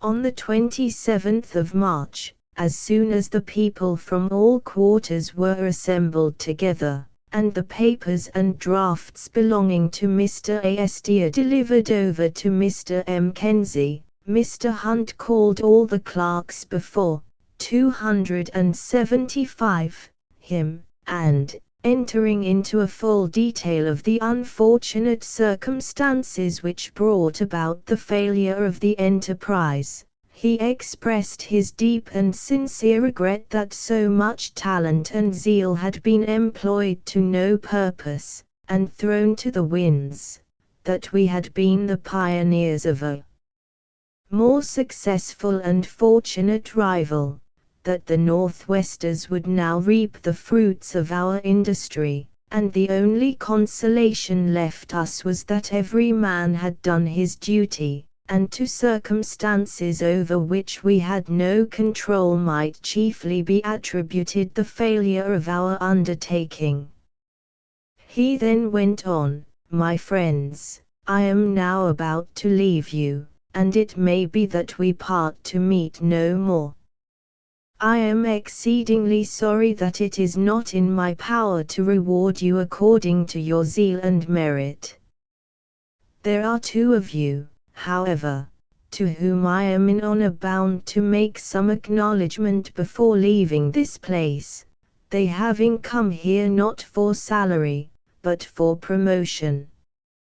As a small testimony of my regard, I have placed at their disposal $500 each, and wish it were even more for their sakes. I am to leave this place by sea, and those of you who prefer that course may embark with me, while for those who feel disposed to remain in the country, I have made such arrangements with the Northwest gentlemen as may turn to their advantage. For those that will accompany me I shall do my utmost to provide, the same I'll do for those that remain, or go home by land, if in my power." These words were, 276, not the hollow efforts of cunning or deceit, they were the genuine expressions of the heart. For Mr. Hunt was a conscientious and upright man, a friend to all, and beloved as well as respected by all. I found $500 placed to my account, and Mr. Seaton the same, we being the pair alluded to by Mr. Hunt. On the 3rd of April Mr. Hunt, accompanied by Mr. Halsey, Mr. Seaton, Mr. Clapp, and Mr. Farnham, embarked on board the Peddler at 3 o'clock in the afternoon, and took their final departure from Fort George. Mr. M. Lennon, Ross Cox, and myself, entered the Northwest Service, and I proceeded to resume my former charge at Okinakin. On the 4th of April the Northwest Brigade left Fort George for the interior, and along with it Messrs. Mackenzie, Stewart, and Clark, with all those of the late concern intending to leave the country, set out on their journey across land for Montreal, Mr. French among the number. It will be recollected that he had entered the Northwest Service, but by mutual consent he became free, and preferred accompanying the party for Canada. We shall now leave the Montreal party on their journey, and turn to another subject.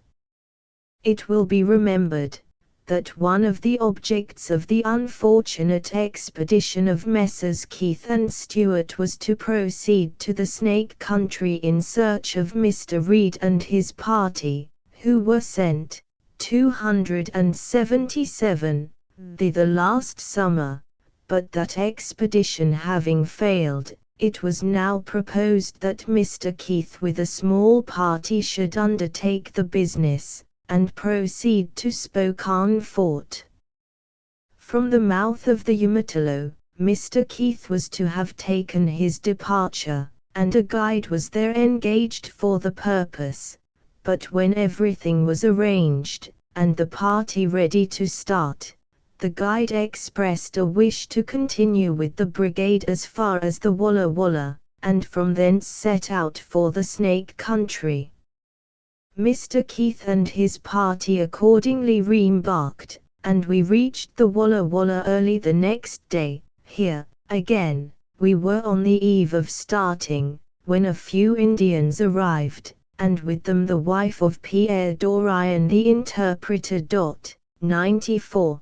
The timely arrival of this poor unfortunate woman put an end to the Snake expedition, and we shall relate her melancholy story in her own words. About the middle of August we reached the Great Snake River, and soon afterwards, following up a branch to the right hand, where there were plenty of beaver, we encamped, and there Mr. Reed built a house to winter in. After the house was built, the people spent their time in trapping beaver. About the latter end of September, Hoback, Robinson, and Resner came to us, but they were very poor, the Indians having robbed them of everything they had about 15 days before. Mr. Reed gave them some clothing and traps, and they went to 278, hunt with my husband. Landry got a fall from his horse, lingered a while, and died of it. Delaunay was killed. When trapping, my husband told me that he saw his scalp with the Indians, and knew it from the color of the hair. The Indians about the place were very friendly to us, but when strange tribes visited us, they were troublesome, and always asked Mr. Reed for guns and ammunition. On one occasion, they drove an arrow into one of our horses, and took a capote from La Chapelle. Mr. Reed not liking the place where we first built, we left it, and built farther up the river, on the other side. After the second house was built, the people went to trap as usual, sometimes coming home every night, sometimes sleeping out for several nights together at a time. Mr. Reed and one man generally stayed at the house.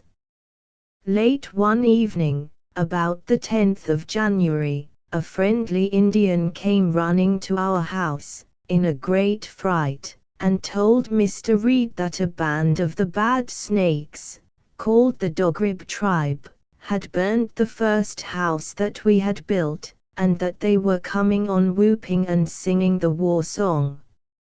After communicating this intelligence, the Indian went off immediately, and I took up my 2 children, got upon a horse, and set off to where my husband was trapping, but the night was dark, the road bad, and I lost my way.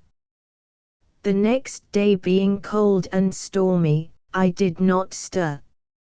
On the second day, however, 279, I set out again, but seeing a large smoke in the direction I had to go, and thinking it might proceed from Indians, I got into the bushes again and hid myself. On the third day, late in the evening, I got in sight of the hut, where my husband and the other men were hunting, but just as I was approaching the place, I observed a man coming from the opposite side, and staggering as if unwell. I stopped where I was till he came to me.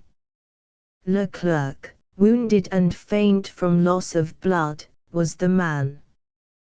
He told me that La Chapelle, Resna, and my husband had been robbed and murdered that morning.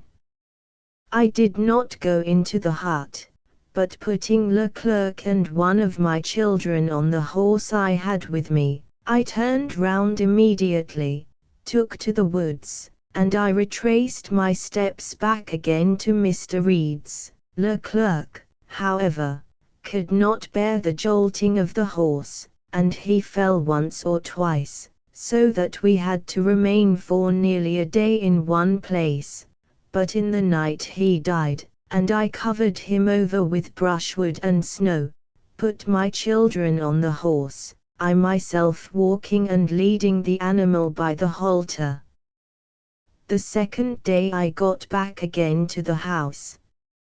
But sad was the sight. Mr. Reed and the men were all murdered, scalped, and cut to pieces. Desolation and horror stared me in the face. I turned from the shocking sight in agony and despair, took to the woods with my children and horse, and passed the cold and lonely night without food or fire. I was now at a 280 loss what to do. The snow was deep, the weather cold, and we had nothing to eat. To undertake a long journey under such circumstances was inevitable death. Had I been alone I would have run all risks and proceeded, but the thought of my children perishing with hunger distracted me. At this moment a sad alternative crossed my mind. Should I venture to the house among the dead to seek food for the living? I knew there was a good stock of fish there, but it might have been destroyed or carried off by the murderers, and besides, they might be still lurking about and see me, yet I thought of my children. Next morning, after a sleepless night, I wrapped my children in my robe, tied my horse in a thicket, and then went to a rising ground, that overlooked the house, to see if I could observe anything stirring about the place.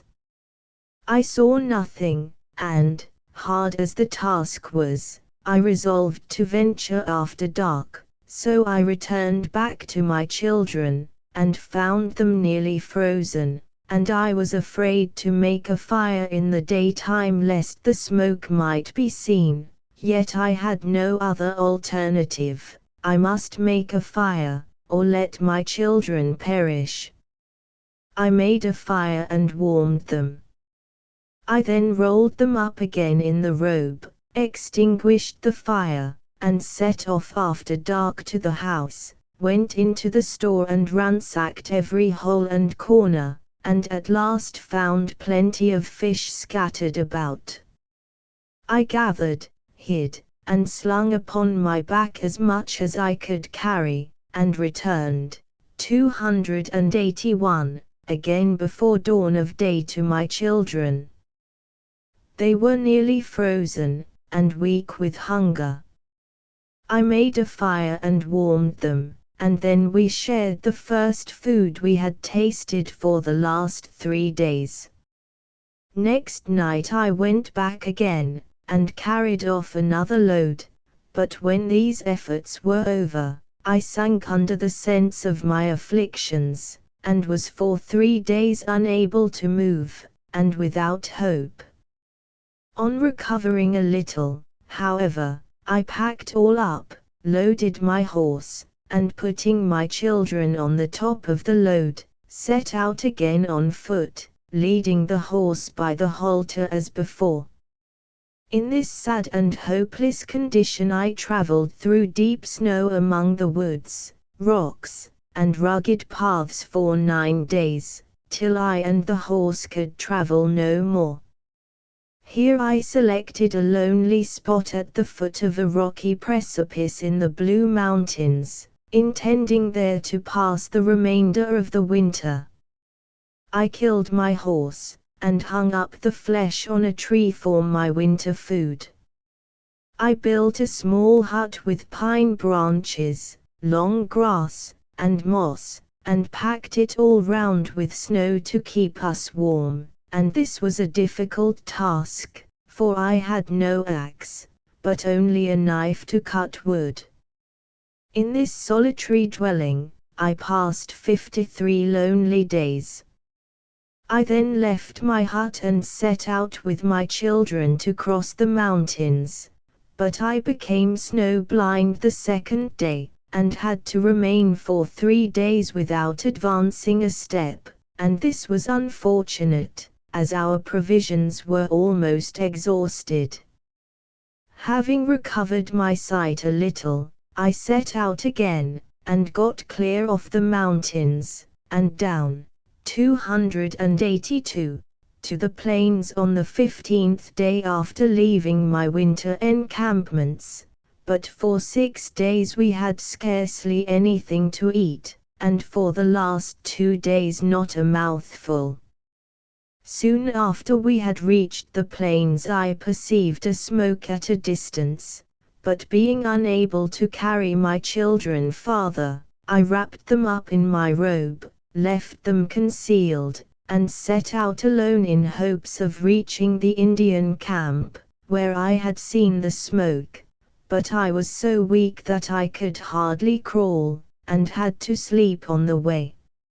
Next day, at noon, I got to the camp. It proved to belong to the Walla Wallas, and I was kindly treated by them.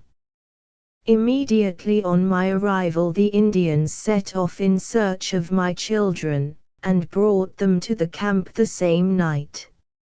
Here we stayed for 2 days, and then moved on to the river, expecting to hear something of the white people on their way either up or down.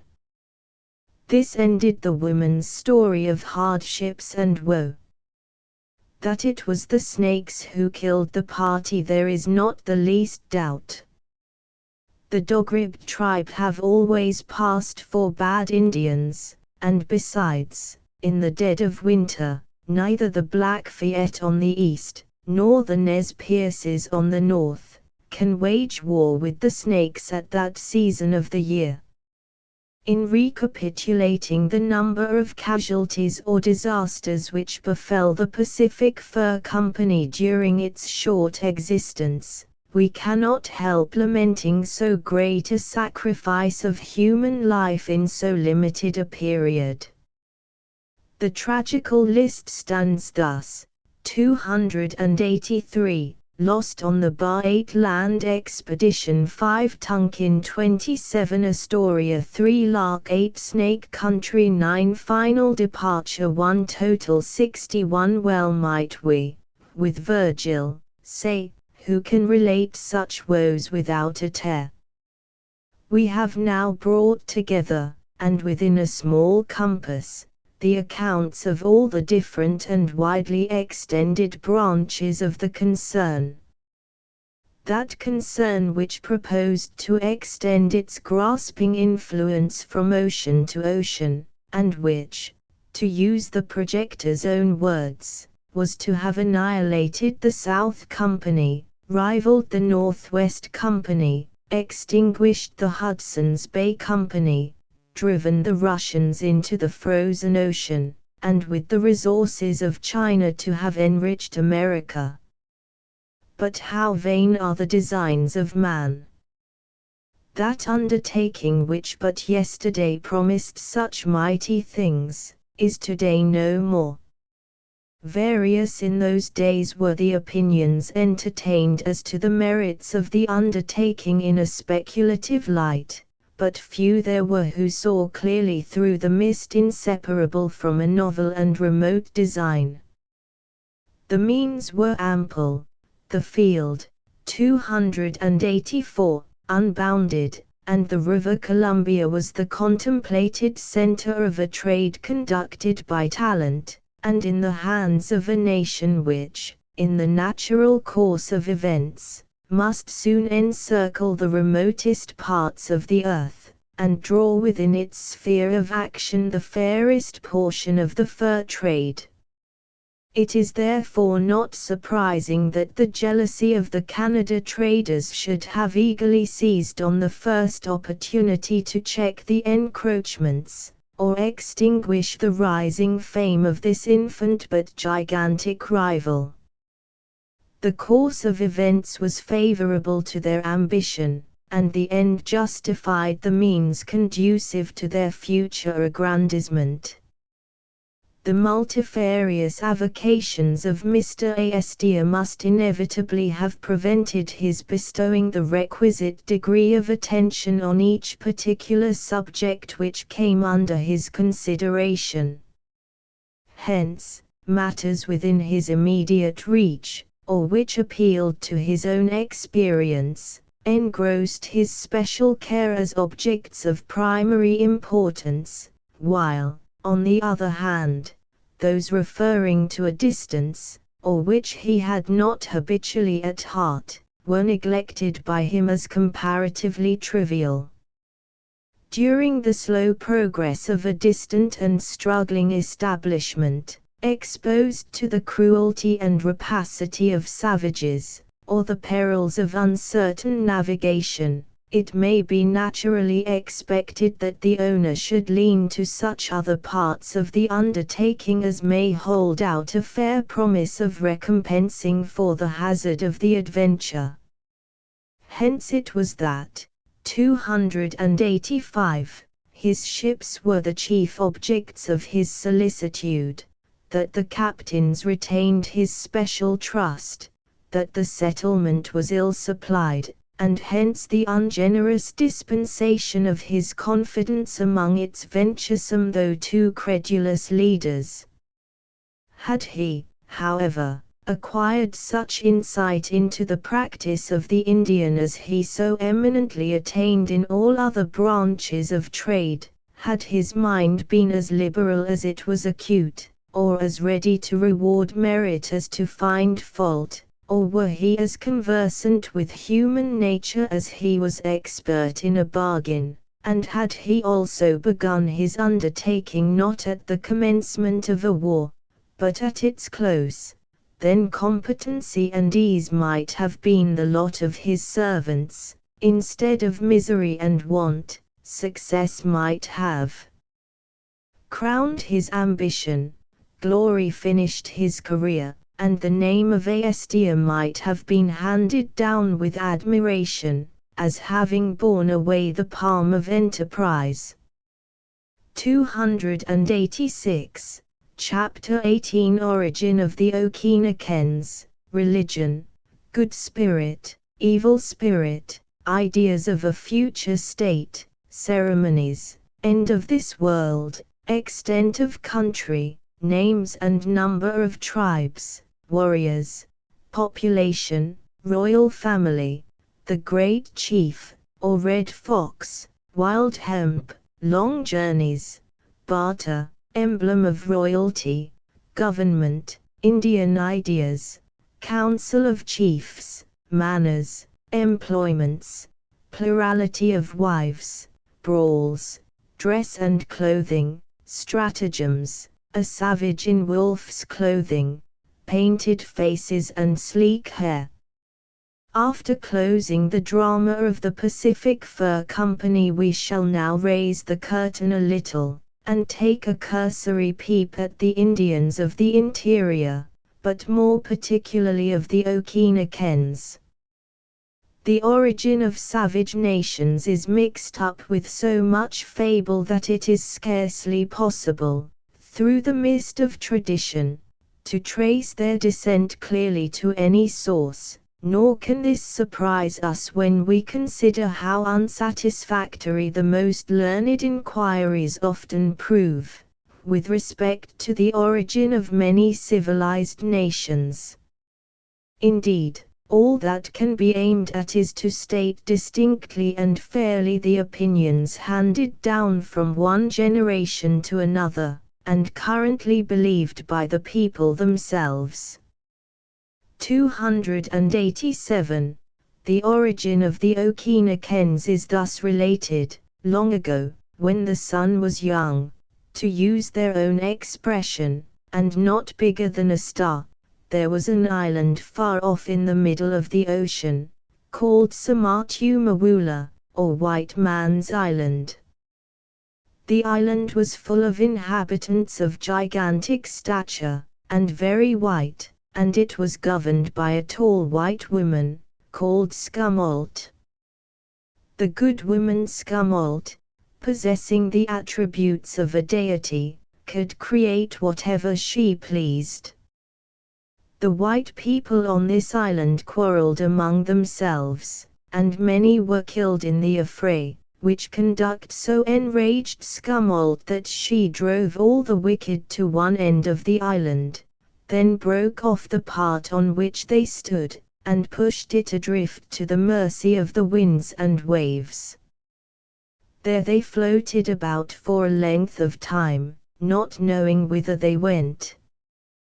They were tossed about on the face of the deep till all died but one man and woman, and this couple, finding the island beginning to sink with them, made a canoe, and paddling for many days and nights, going in a westerly direction, they came to a group of islands, and kept steering through them till they made the main land, the land which they now inhabit, but they say that it has grown much larger since that time. This couple, when first expelled from the island of their forefathers, were very white, like the other inhabitants of the island, but they suffered so much while floating on the ocean that they became dark and dingy from the exposure, and their skins, 288, have retained that color ever since.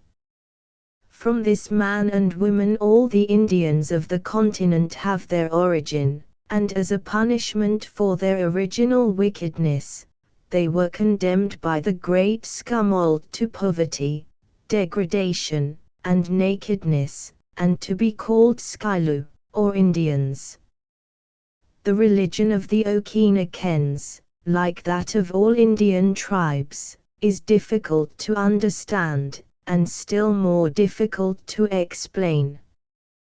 They, however, believe in a good and an evil spirit, who preside over the destinies of man, and that all good actions will be rewarded, and all evil deeds punished in a future state.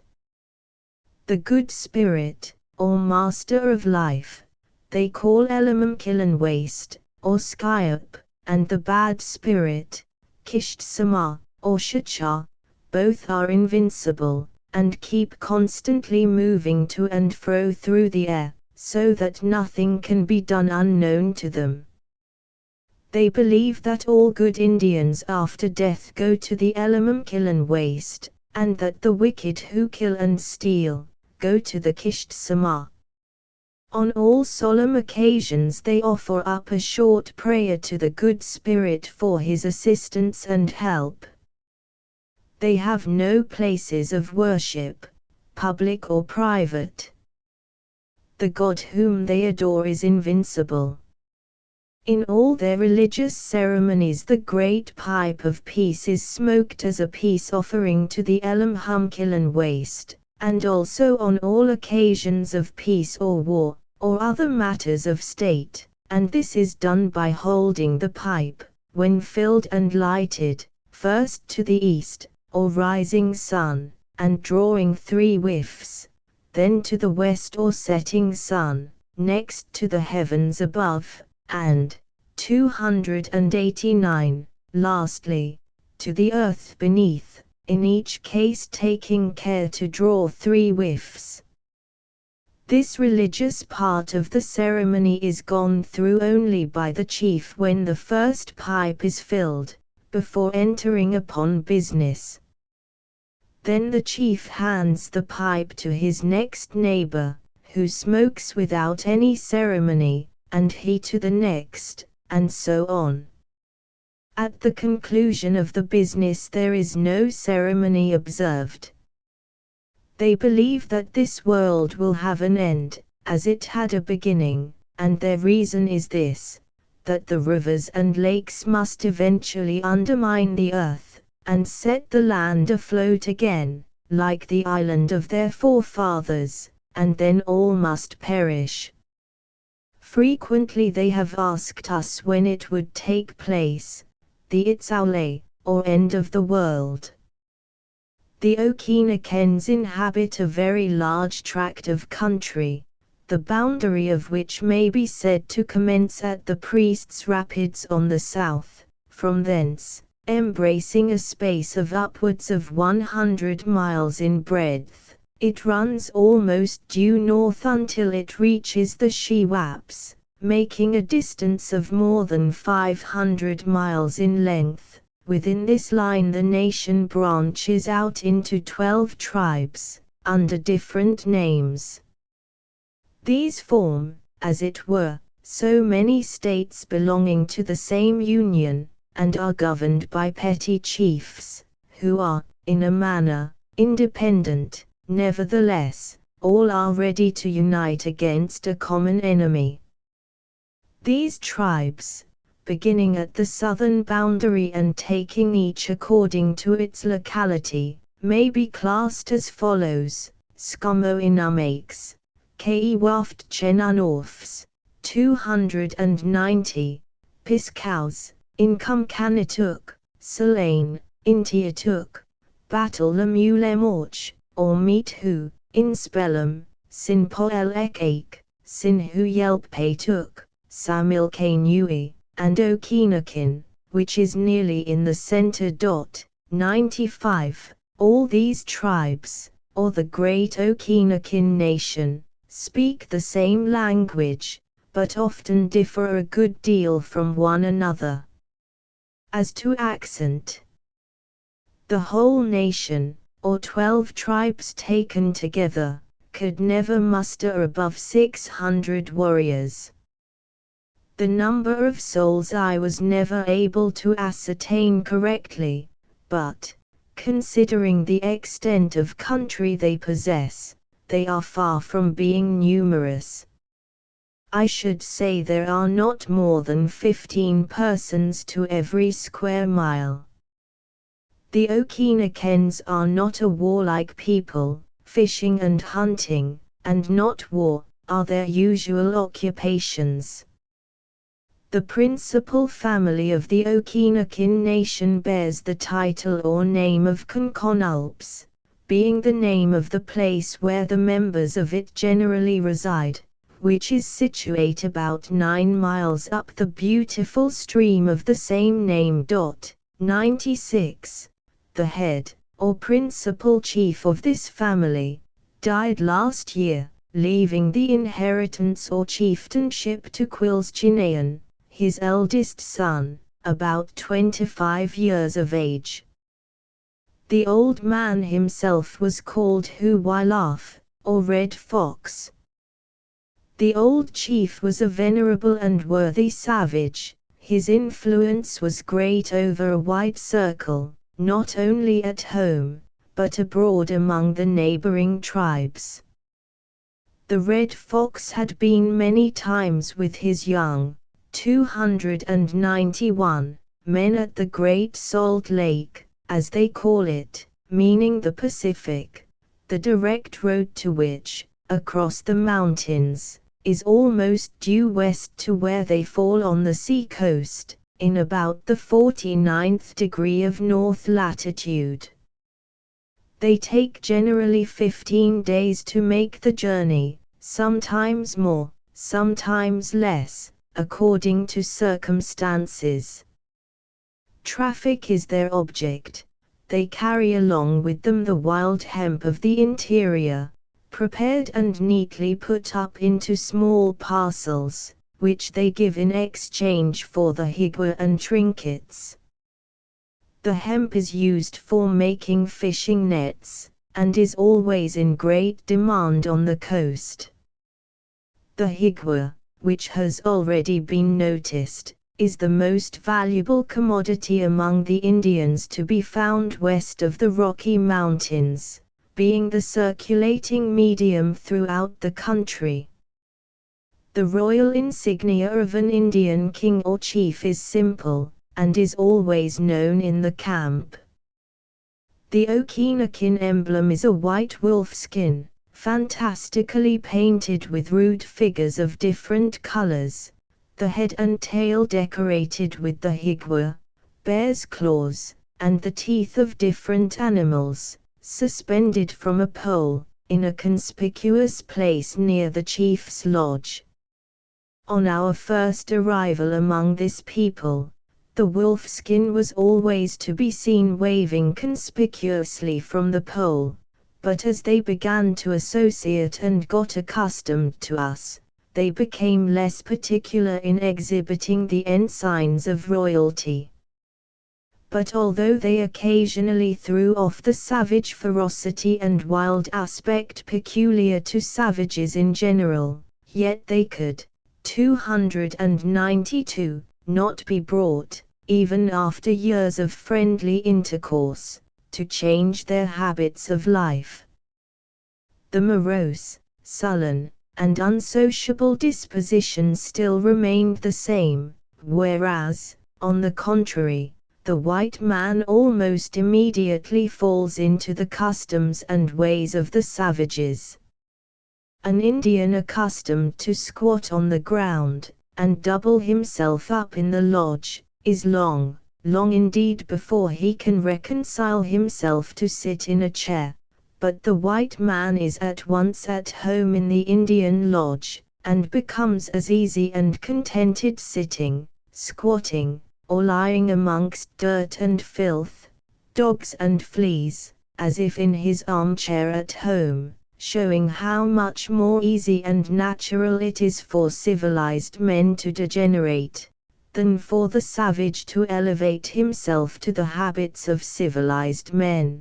But here I should observe, that the Okinakans are by no means ferocious or cruel, either in looks, habits, or dispositions, but are, on the contrary, rather an easy, mild, and agreeable people. The government, or ruling power among the Okinakans, is simple yet effective, and is little more than an ideal system of control. The chieftainship descends from father to son. It is, however, merely a nominal superiority in most cases.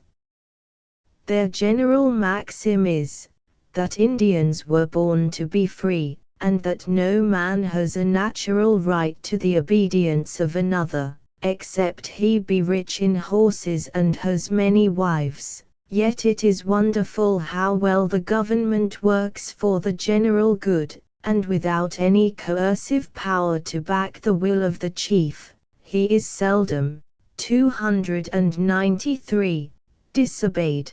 The people submit without a murmur.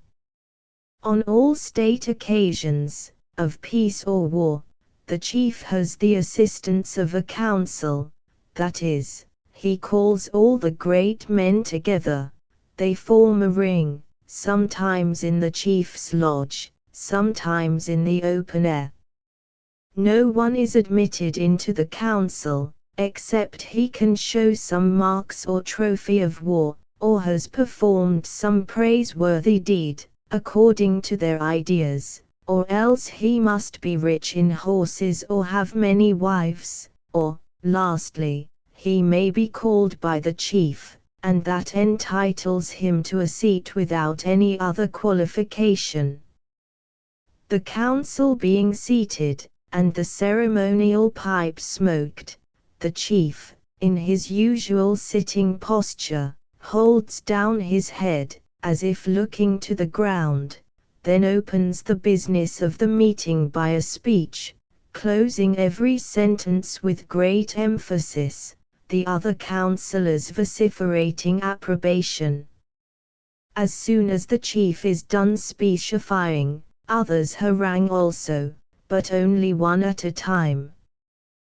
The decision of the council is sure to be zealously carried into effect, but, in all ordinary matters, the chief is not more conspicuous than any other individual, and he seldom interferes in family affairs, or the ordinary routine of daily occurrences, and this, I think, adds greatly to the dignity of his character.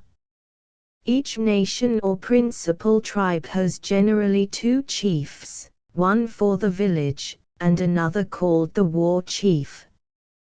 The former is the head of the tribe, and, as already observed, holds his office by lineal descent. The latter is elective, and chosen by the voice or 294 whim of the majority of the people. Every morning at the dawn of day, the head chief rides or walks round the camp or village, and harangues as he goes. The business of the day is then and there settled, but he never interferes with the affairs of families or individuals. All the movements of the camp, as a whole, as well as hunting and other matters of consequence, are settled by the chief's authority alone, and all weightier matters, of peace or war, are settled by the chief and council. The manners of the Okinakens are agreeable, easy, and unassuming, and their dispositions mild. They are at times subject to gusts of passion, but it soon blows over, and, on the whole, they are a steady, sincere, shrewd, and brave people. They are generally of the middle size, light, and well-made, and better featured and handsomer in their persons, though darker, than the Chinooks or other Indians along the sea-coast. The circumstances of climate will perhaps account for this difference of complexion. Their hair is generally jet black, long, and rather coarse. They have dark black eyes, with teeth white as ivory, well set and regular. The women wear their hair neatly clubbed on each side of the head behind the ears, and ornamented with double rows of the snowy higua, which are, among the Okinakens, called shetlarkane, but they keep it shed or divided in front. The men's hair is queued or rolled up into a knot behind the head, and ornamented like that of the women, but, 295, in front it falls or hangs down loosely before the face, covering the forehead and the eyes, which causes them every now and then to shake the head, or use the hands to uncover their eyes. The young persons of both sexes always paint their faces with red and black bars, extremely well designed. The men live an active life, between hunting, fishing, war, and making canoes and domestic implements. They are always employed and industrious. Nor are the women less busy, curing fish, drying meat, dressing leather, collecting roots and firewood, with their domestic and family affairs. Their whole time is occupied, and, indeed, they may be said to serve in the double capacity of wife and slave. They have in general an engaging sweetness, are good housewives, modest in their demeanor, affectionate and chaste, and strongly attached to their husbands and children. Each family is ruled by the joint will or authority of the husband and wife, but more particularly by the latter. At their meals, they generally eat separately and in succession, man, woman, and child. The greatest source of evil existing among this otherwise happy people is polygamy. All the chiefs and other great men have invariably a plurality of wives, for he that has not one is neither chief nor great man, according to their ideas of greatness, and is looked upon with contempt. Many have 2, 3, 4, or 5, according to their means and influence, but those wives do not at all times remain 296 together. Indeed, that would be utterly impossible, but at different camps where their relations are, so that the husband goes from camp to camp occasionally to visit them, keeping seldom more than 1 or 2 at a time with himself. The greatest favorite is of course his constant companion. Indeed, brawls and squabbles constantly ensue when several wives meet, and what is still more revolting, the husband of the eldest daughter of the family is entitled by their laws to take to wife all her sisters as they grow up, if able to maintain them. The dress or costume is nearly the same for men and women. It is simple, neat, and convenient, and serves unchanged for both winter and summer, hot and cold, wet and dry, day and night. That of the young females consists of a robe or garment of deerskin, down to their ankles, well dressed, and soft as chamois, with long, wide sleeves, fringed and ornamented with beads, and the more valuable higuas with a belt around the waist, adorned with the teeth of animals, beads, and trinkets, and is far from being unbecoming. Leggings, or Indian stockings, trimmed with all the showy ornaments of Indian fancy, shoes, and a loose rope of deerskin, thrown carelessly round the body, constitute the whole of their dress at all seasons of the year. While new, white, and clean, it has a pleasing appearance, nor does clothing of our manufacture ever become an Indian woman so well as her own 297 native dress, but as they have no change of clothing, nor any bedclothes excepting an additional skin thrown over them, their garments soon become shabby and unsightly. A new garment once put on remains until it is either worn to rags, or rotten with grease and filth on their backs. Those, however, worn by young people of a certain age, both male and female, are frequently bestowed on their elders when half worn, and replaced by another new suit, so that the younger folks of good circumstances are always well dressed and clean. The men's garments seldom descend below the knee, and in lieu of being ornamented like those of the women, with gaudy trinkets, they are wrought and garnished in a very fanciful manner with porcupine quills. During winter the men wear long detached sleeves or mittens up to their shoulders, made of the wolf or fox skins, which are united or fastened together by a string across the shoulders. While on their hunting excursions, they also wear caps made of the skins of the wolf or bear, with the ears erect, their heads being thus metamorphosed into wolves' or bears' heads. They are enabled to approach the game with greater facility. But it is not the head alone that is masked or disguised. I have seen a fellow get into a deerskin, stripped for the purpose, with the skin of the head and horns complete, walk off on all fours, and get actually among a herd of deer without their taking notice of the deception. But the wolf is the animal they, 298, seem to imitate the best. An Indian concealed in a wolf's hide, pulls the skin of the wolf's head, with the face, eyes, and nose entire, over his own head, the ears erect, and tail in its proper place, will walk, run, and frisk about on his hands and feet, so that he can scarcely be distinguished from the real animal itself. There is no bird nor beast of which they cannot imitate the voice so as to decoy it within their reach.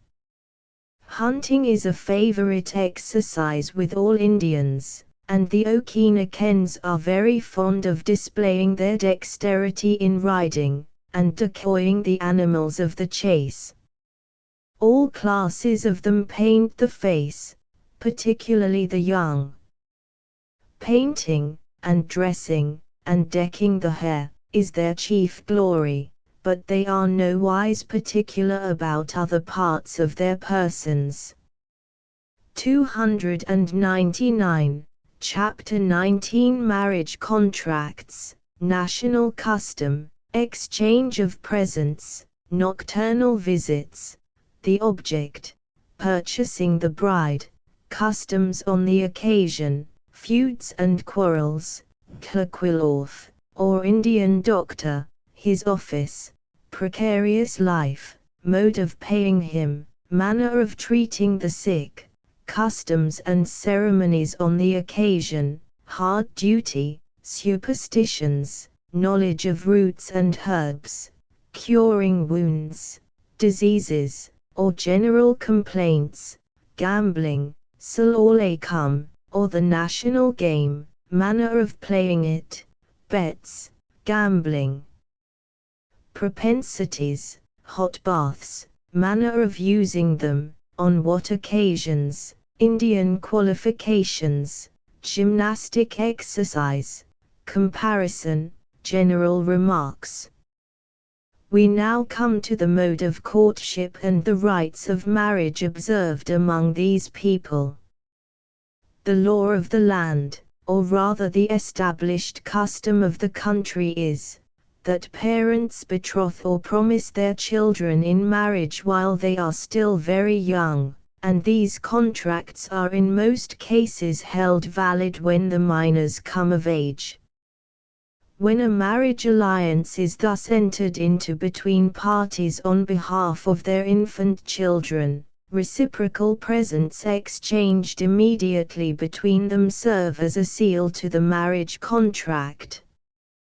These 300 presents are occasionally repeated afterwards, but not by both parties, as in the first instance.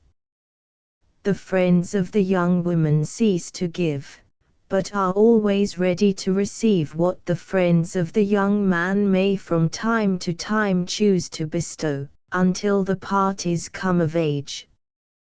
What these presents consist of is immaterial, and depends on the means of the parties.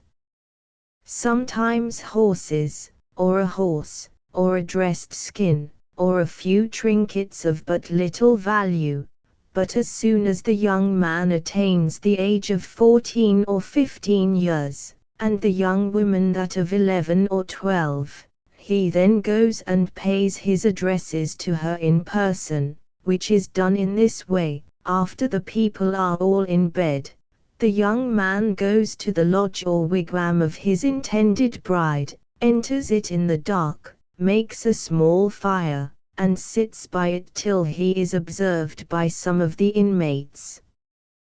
The whisper then goes round. If he be welcome, the girl's mother gets up, and without speaking to the young man herself, she awakens her daughter, who sits up with him by the fire, but the matron immediately retires to rest, leaving the young couple by themselves. During the tête-à-tête, no person in the lodge ever interrupts them. The interview is not long, the young man then departs, and the girl retires to rest again.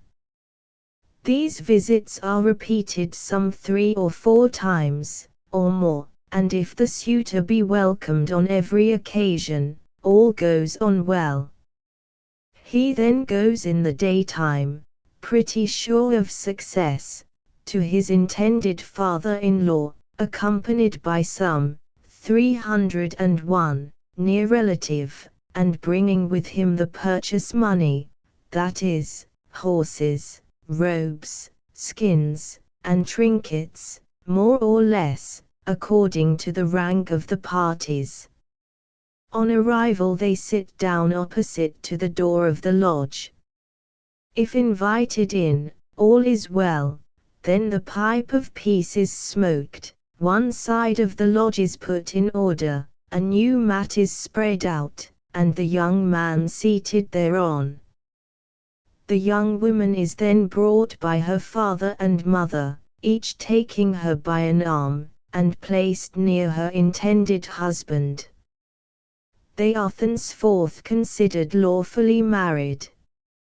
This done, the pipe of peace is again produced, and during the ceremony of smoking, the father-in-law and young man's relative expatiate on the worth of their respective families, after which the parties regale, the bridegroom's companion returns home, and the whole business is ended. Now in all cases of first marriage the wife must be purchased by her husband, for there is no greater disgrace to a family than for a parent to give his daughter away in marriage for nothing, as they call it. In this, as in many other instances, the custom here is exactly the reverse of that which prevails in civilized life. For in place of giving a portion with the daughter, the parents require a portion for her, and the nobler the family the greater must be the donation, for the quality of the bride is on all occasions measured by the price paid for her by the husband. I have seen, however, the property tendered more than once refused, nor is 302. It uncommon to increase the offer once or twice till it is accepted. We have now shown the fair and natural side of the question, and shall next turn to take a view of the reverse side.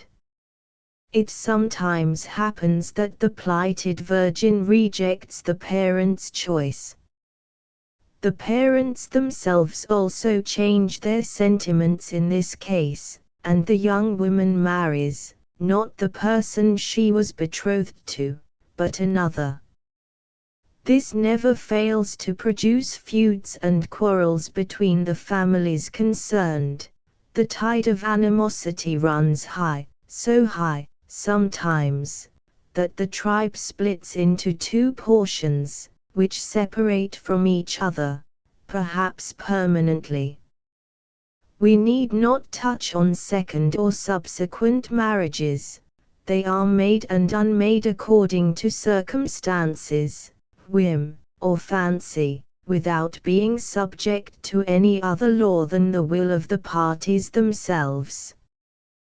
We now come to a rather mysterious part of our subject, which I could never rightly understand, and therefore we do not expect to guide the reader satisfactorily through this labyrinth of superstition and jugglery. It refers to a class of functionaries called medicine men, or priests, or perhaps, what would be nearer the true meaning, conjurers, for I know not exactly which of these terms would be the most applicable to them, as the class of men to which we allude act occasionally in all these capacities. They are called Tlaquilorphs, which signifies, in their language, men of supernatural gifts, who pretend to 303 know all things, and can kill and cure by magic whom they please. Among the whites they go by the name of doctors or jugglers. There are no acquirements, so far as I know, deemed essential to qualify a person for the office of a Tlaquilorf. In all Indian tribes there are 3 or 4 characters of this description. The Tlaquilorfs are men generally past the meridian of life, in their habits grave and sedate, with a certain shyness and cunning about them.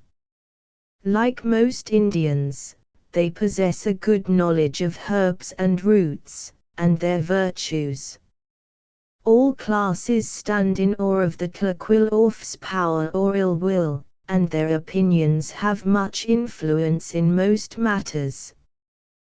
They are consulted in all cases of sickness.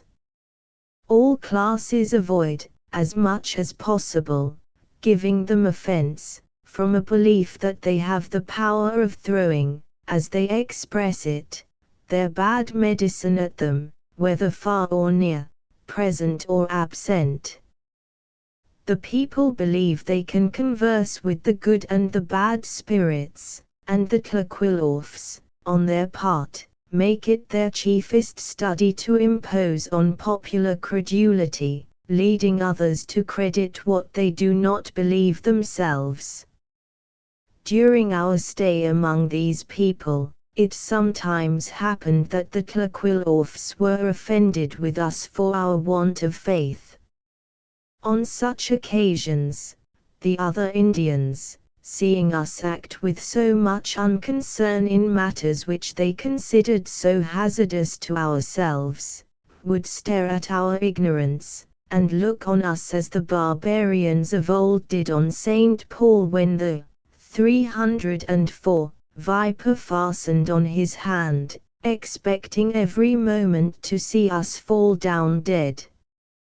From what has now been said on the subject, the reader will no doubt at once conclude that the Tlaquilorfs are of all men the most happy. Let him not, however, be deceived, but look upon them as of all men the most miserable. Every misfortune, sudden death, mishap, or unexpected disaster that happens to any of the people, is immediately attributed to some Tlaquilorf, and he, however innocent, pays with his life for the calamity. On whomsoever the imagination fixes, be he far or near, he is secretly hunted out, waylaid, and put to death, and this is generally the fate of all of them. When any person is dangerously ill, a Tlaquilorf is consulted, and the price of his services fixed, without his ever seeing the patient. As soon, therefore, as this preliminary part of the business is arranged, the price agreed upon is forthwith sent to his abode, and he repairs to the sick person and begins his operations. He is always paid beforehand, that payment being according to the quality of the sick person, and it is believed that the more is given the sooner and the better will be the case. It is no wonder, therefore, that they should be liberal on such occasions, but if the patient dies the fee is all returned again. When the Tlaquilorf enters the wigwam or lodge, he views the patient with an air of affected gravity, such as we see some of our own doctors assume on entering the dwelling of a sick person, and 305 tells the bystanders, with a shake of the head and a groan, that the case is a very bad one, and that without him the patient would have surely died.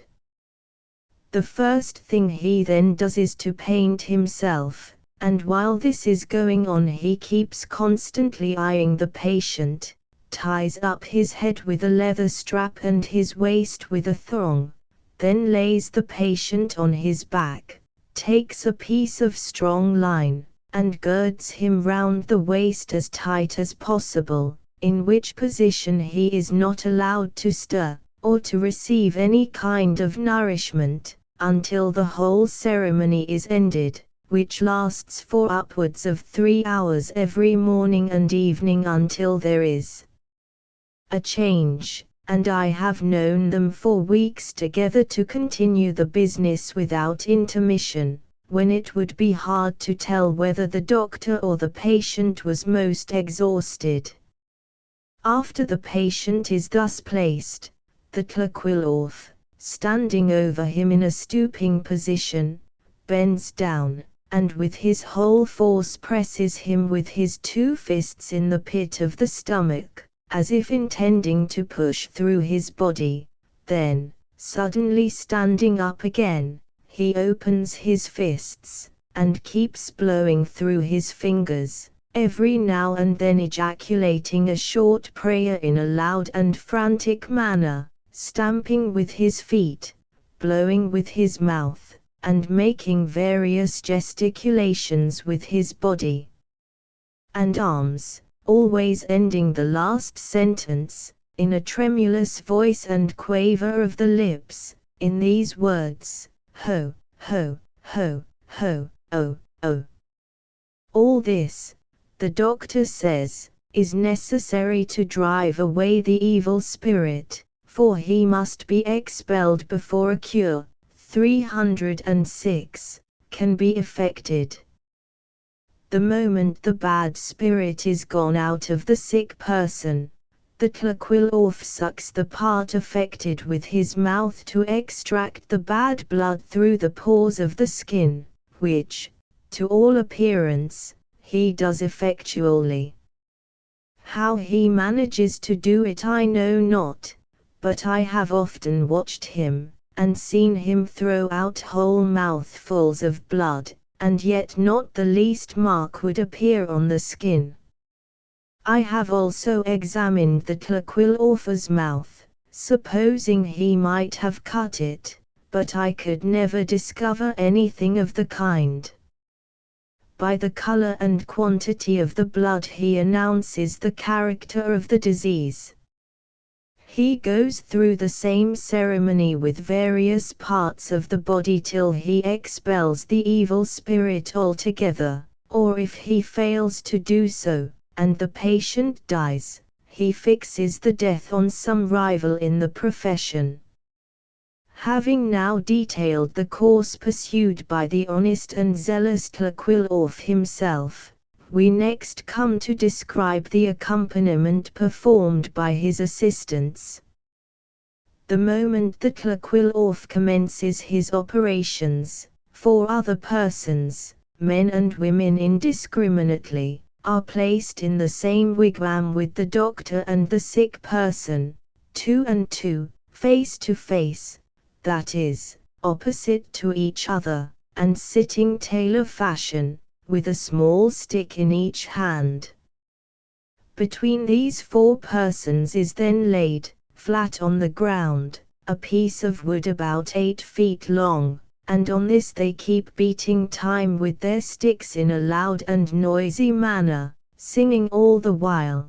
But the moment the Tlaquilorth comes to the words, 307, ho, ho, ho, the assistants who keep drumming on the piece of wood stop singing, and with their sticks beat 1, 2, 3, 4 3 successive times, by way of an amen to the doctor's invocations.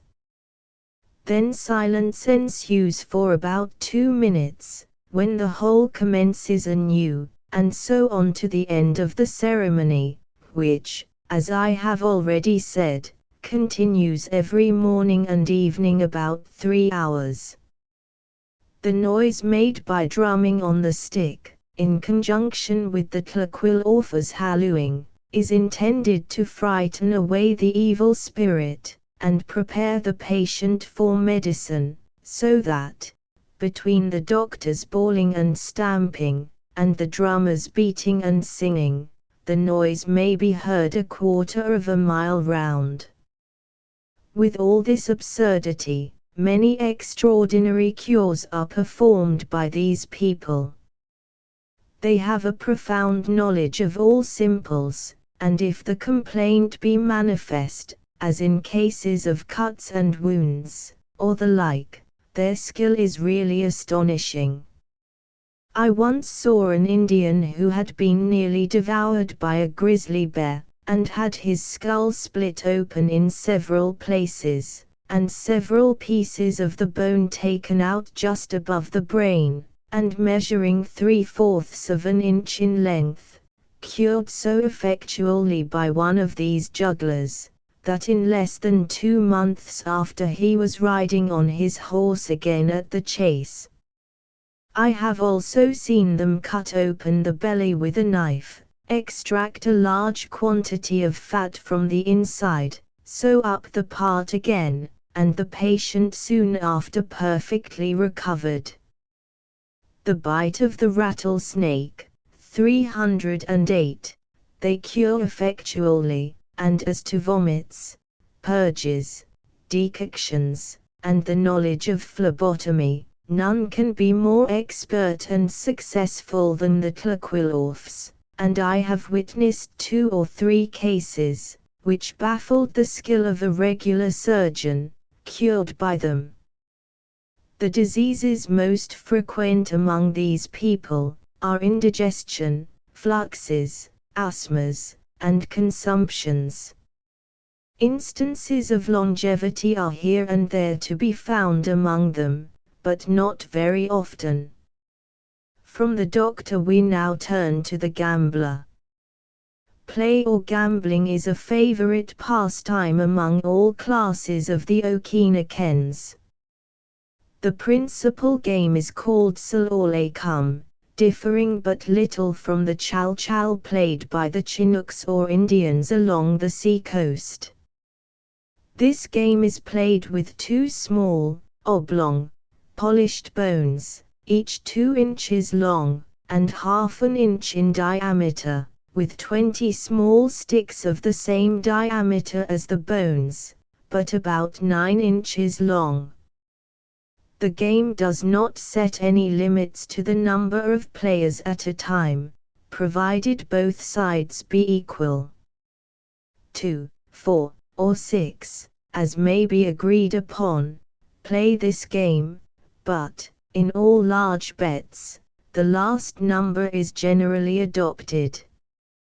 When all is ready, and the property at stake laid down on the spot, the players place themselves in the following manner: the parties kneel down, 3 on one side, and 3 on the other, face to face, and about 3 feet apart, and in this position they remain during the game. A 309 piece of wood is then placed on the ground between them. This done, each player is furnished with a small drumstick, about the size of a rule, in his right hand, which stick is used for beating time on the wood, in order to rivet attention on the game. The drumming is always accompanied with a song. The players, one and all, muffle their wrists, fists, and fingers with bits of fur or trapping, in order the better to elude and deceive their opponents. Each party then takes one of the 2 small polished bones, and 10 of the small sticks, the use of which will hereafter be more fully explained.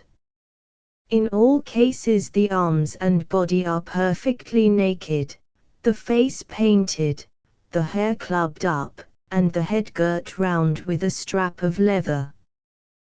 The party is now ready to begin the game, all anxious and on the alert. 3 of the players on one side strike up a song, to which all keep chorus, and this announces the commencement.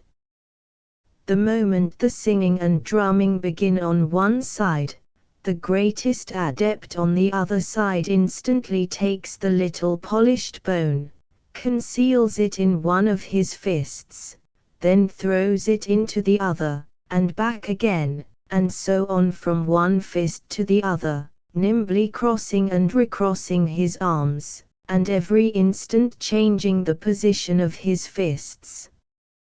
The quickness of the motions and the muffling of the fists make it almost impossible for his opponents to guess which hand holds the bone, and this is the main point. While the player is maneuvering in this manner, his three opponents eagerly watch his 310 motions with an eagle's eye, to try and discover the fist that contains the bone, and, the moment one of them thinks he has discovered where the bone is, he points to it with the quickness of lightning. The player at the same time, with equal rapidity, extends his arm and opens his fist in the presence of all. If it be empty, the player draws back his arm and continues, while the guesser throws the player one of the little sticks, which counts 1. But if the guesser hits upon the fist that contains the bone, the player throws a stick to him and ceases playing, his opponent now going through the same operation. Every miss costs a stick on either side. It is not the best of 3, but 3 times running, all the sticks must be on one side to finish the game. I have seen them for a whole week at one game, and then not conclude, and I have known the game decided in 6 hours. It sometimes happens, however, that after some days and nights are spent in the same game, neither party gains. In that case, the rules of the game provide that the number of players be either increased or diminished, or, if all the parties be agreed, the game is relinquished, each party taking up what it put down. But so intent are they on this favorite mode of passing their time, that it seldom happens that they separate before the game is finished, and while it is in progress every other consideration is sacrificed to it, and some there are who devote all their time and means solely to gambling, and when 311, all is lost, which is often the case, the loser seldom gives way to grief. They are a happy people, never repining at what cannot be remedied. Various other games and amusements occupy their time, among which, the females have several that are innocent and amusing, but singing and dancing are their delight, and in these they often indulge to excess. Next we come to the description of their hot baths, or rather fiery trial. To construct one of these baths a good deal of trouble and labor is required.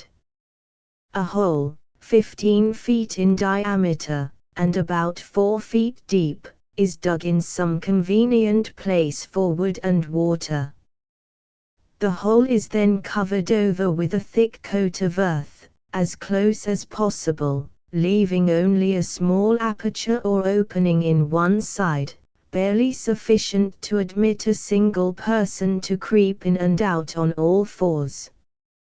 This done, a pile of wood, with a considerable number of stones laid thereon, is set on fire in the center, and when the wood is consumed, and the stones red hot, water is thrown over them, causing a dense vapor and intense heat. Yet in the midst of this suffocating cloud, where one would suppose a salamander itself could hardly live, the Indians enter stark naked, and no sooner in than the aperture or hole is closed upon them. Here they keep singing and recounting their war adventures, and invoking the good spirit to aid them again, rolling and groaning all the time in this infernal cell for nearly an hour, when all at once they bound out one by one, like so many, 312, subterranean spectres issuing from the infernal regions.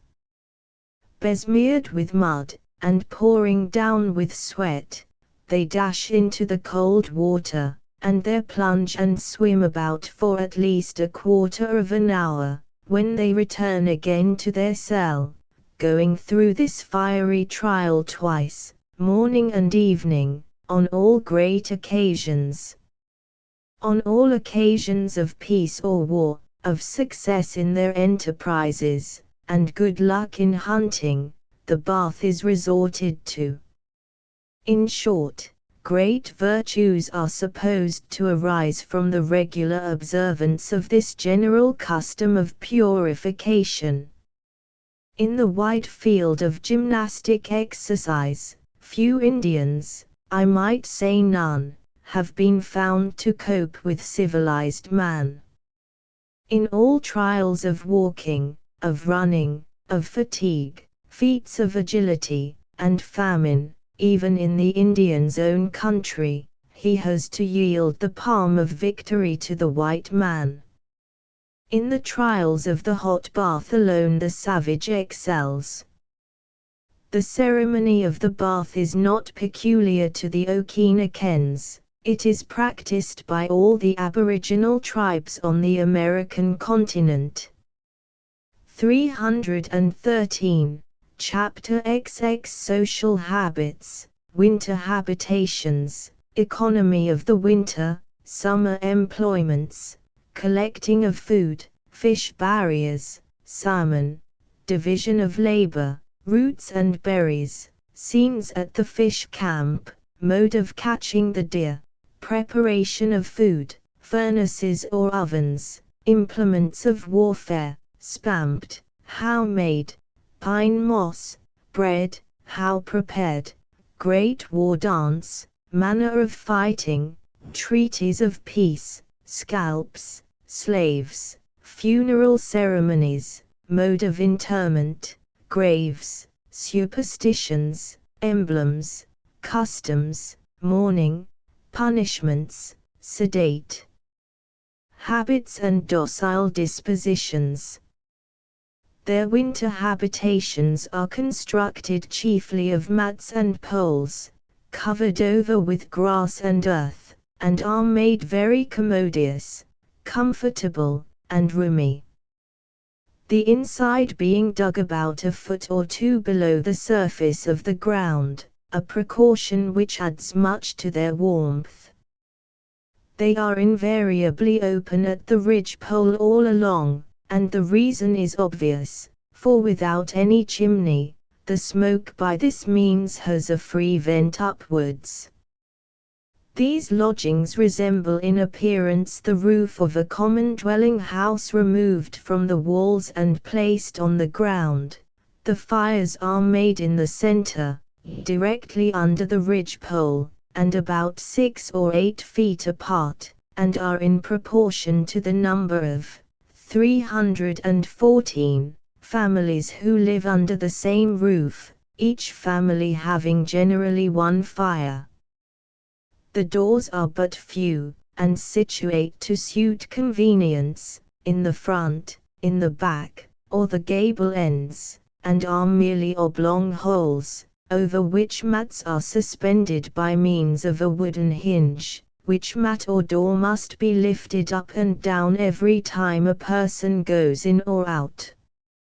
Although these dwellings have neither partition nor division in any of them, yet the property of each individual, the privacy of each family, and the place each occupies, are so well secured and ascertained as to afford to a rude people all the advantages, and even conveniences of a more complicated building. These dwellings are generally long and narrow, and contain each from 1 to 5 or 6 families, whose winter supplies of provisions are considered as one common stock, and as such are served out in winter by each family in turn, until the whole is consumed. We must now relate the manner in which these people pass the summer season, and provide food for the winter. As soon as the snow begins to disappear in the spring, the winter camps break up, and the whole tribe disperse here and there into small parties or families, and in this unsettled manner they wander about till the middle of June, when they all assemble again in large bands on the banks of the different rivers, for the purpose of fishing during the summer season. Here, then, their fish barriers are constructed, by the united labor of the whole village or camp assembled in one place. The salmon being then in the utmost abundance, no sooner are the barriers finished than 315, or more of the principal men are appointed, by general consent, to superintend each.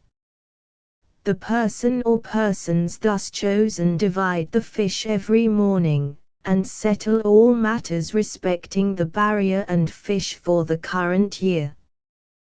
Their authority is law in all those matters till the end of the fishing season, which is generally about the beginning of October. During the season the camp is divided into 4 parties, for the various purposes of daily life, and of laying in a stock of food for the approaching winter. The men are divided into 2 parties, one for hunting, and the other for fishing, and of the women also, one party cure the fish, another collect roots and berries.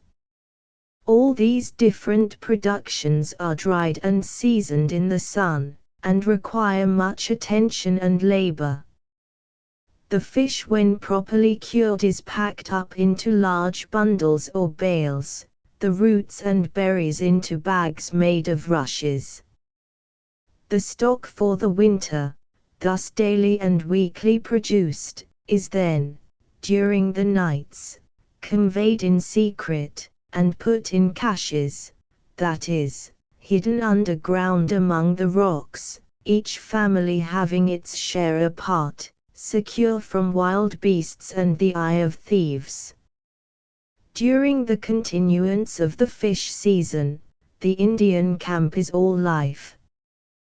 Gambling, dancing, horse racing, and frolicking, in all its varied forms, are continued without intermission, and few there are, even the most dull and phlegmatic, who do not feel, after enjoying so much hilarity, a deep regret on leaving the piscatory camp on these occasions.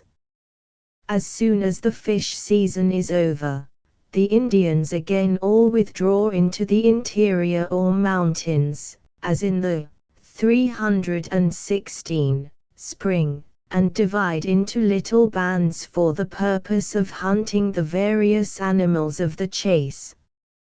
In their mode of ensnaring the deer and other animals, they are generally very successful. Exclusive of hunting these animals with their guns, bows, and arrows, and running them down with their horses, which latter practice is a favorite amusement, they frequently select a valley or favorable spot of ground between 2 mountains, having a narrow outlet or pass at one end, and the better to decoy the unwary game into it, bushes are planted on each side of the pass, contracting, as it were, the passage as it advances into the form of a funnel, until, at the outlet, it becomes quite narrow. Here the animals, being pressed forward by their pursuers, fall an easy prey to those who in ambush await their arrival, and by whom they are generally all killed while struggling to extricate themselves from the snare. The Indians, after passing a month or 6 weeks in this roving state, congregate again into large bands for the purpose of passing the winter on the banks of small rivers, where wood is convenient and plentiful. During this season they remain in their habitations, constructed as already described, nor do they break up their winter camps till about the 1st of February. During this cold and tedious period, they chiefly subsist on the stock laid in during the summer season, and in severe winters, when little can be obtained from the chase, they are reduced to great extremes before the snow disappears, or the spring invites them to rove about again.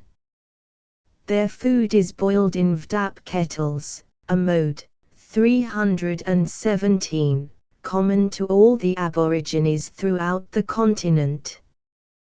The process is simple, and similar to that practiced by the Chinooks and other tribes along the Pacific.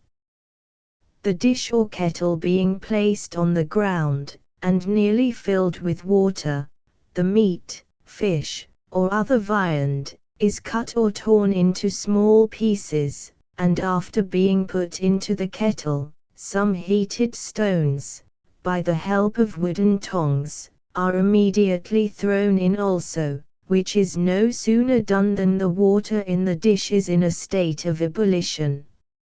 After a few minutes boiling, the stones are taken out and instantly replaced by others, also red hot, which second set generally suffices to complete the process. The contents are then served up, and each individual receives his portion on a piece of bark or mat. The broth, in which the food is boiled, is likewise carefully dealt round with a wooden ladle into bark or wooden dishes, and is, with all the ashes and dirt incident to the process, considered as the most delicious part of the repast. Their culinary vessels are seldom washed or cleaned. The dog's tongue is the only dishcloth known. Roots and vegetables of every description are cooked during the summer by means of furnaces in the open air.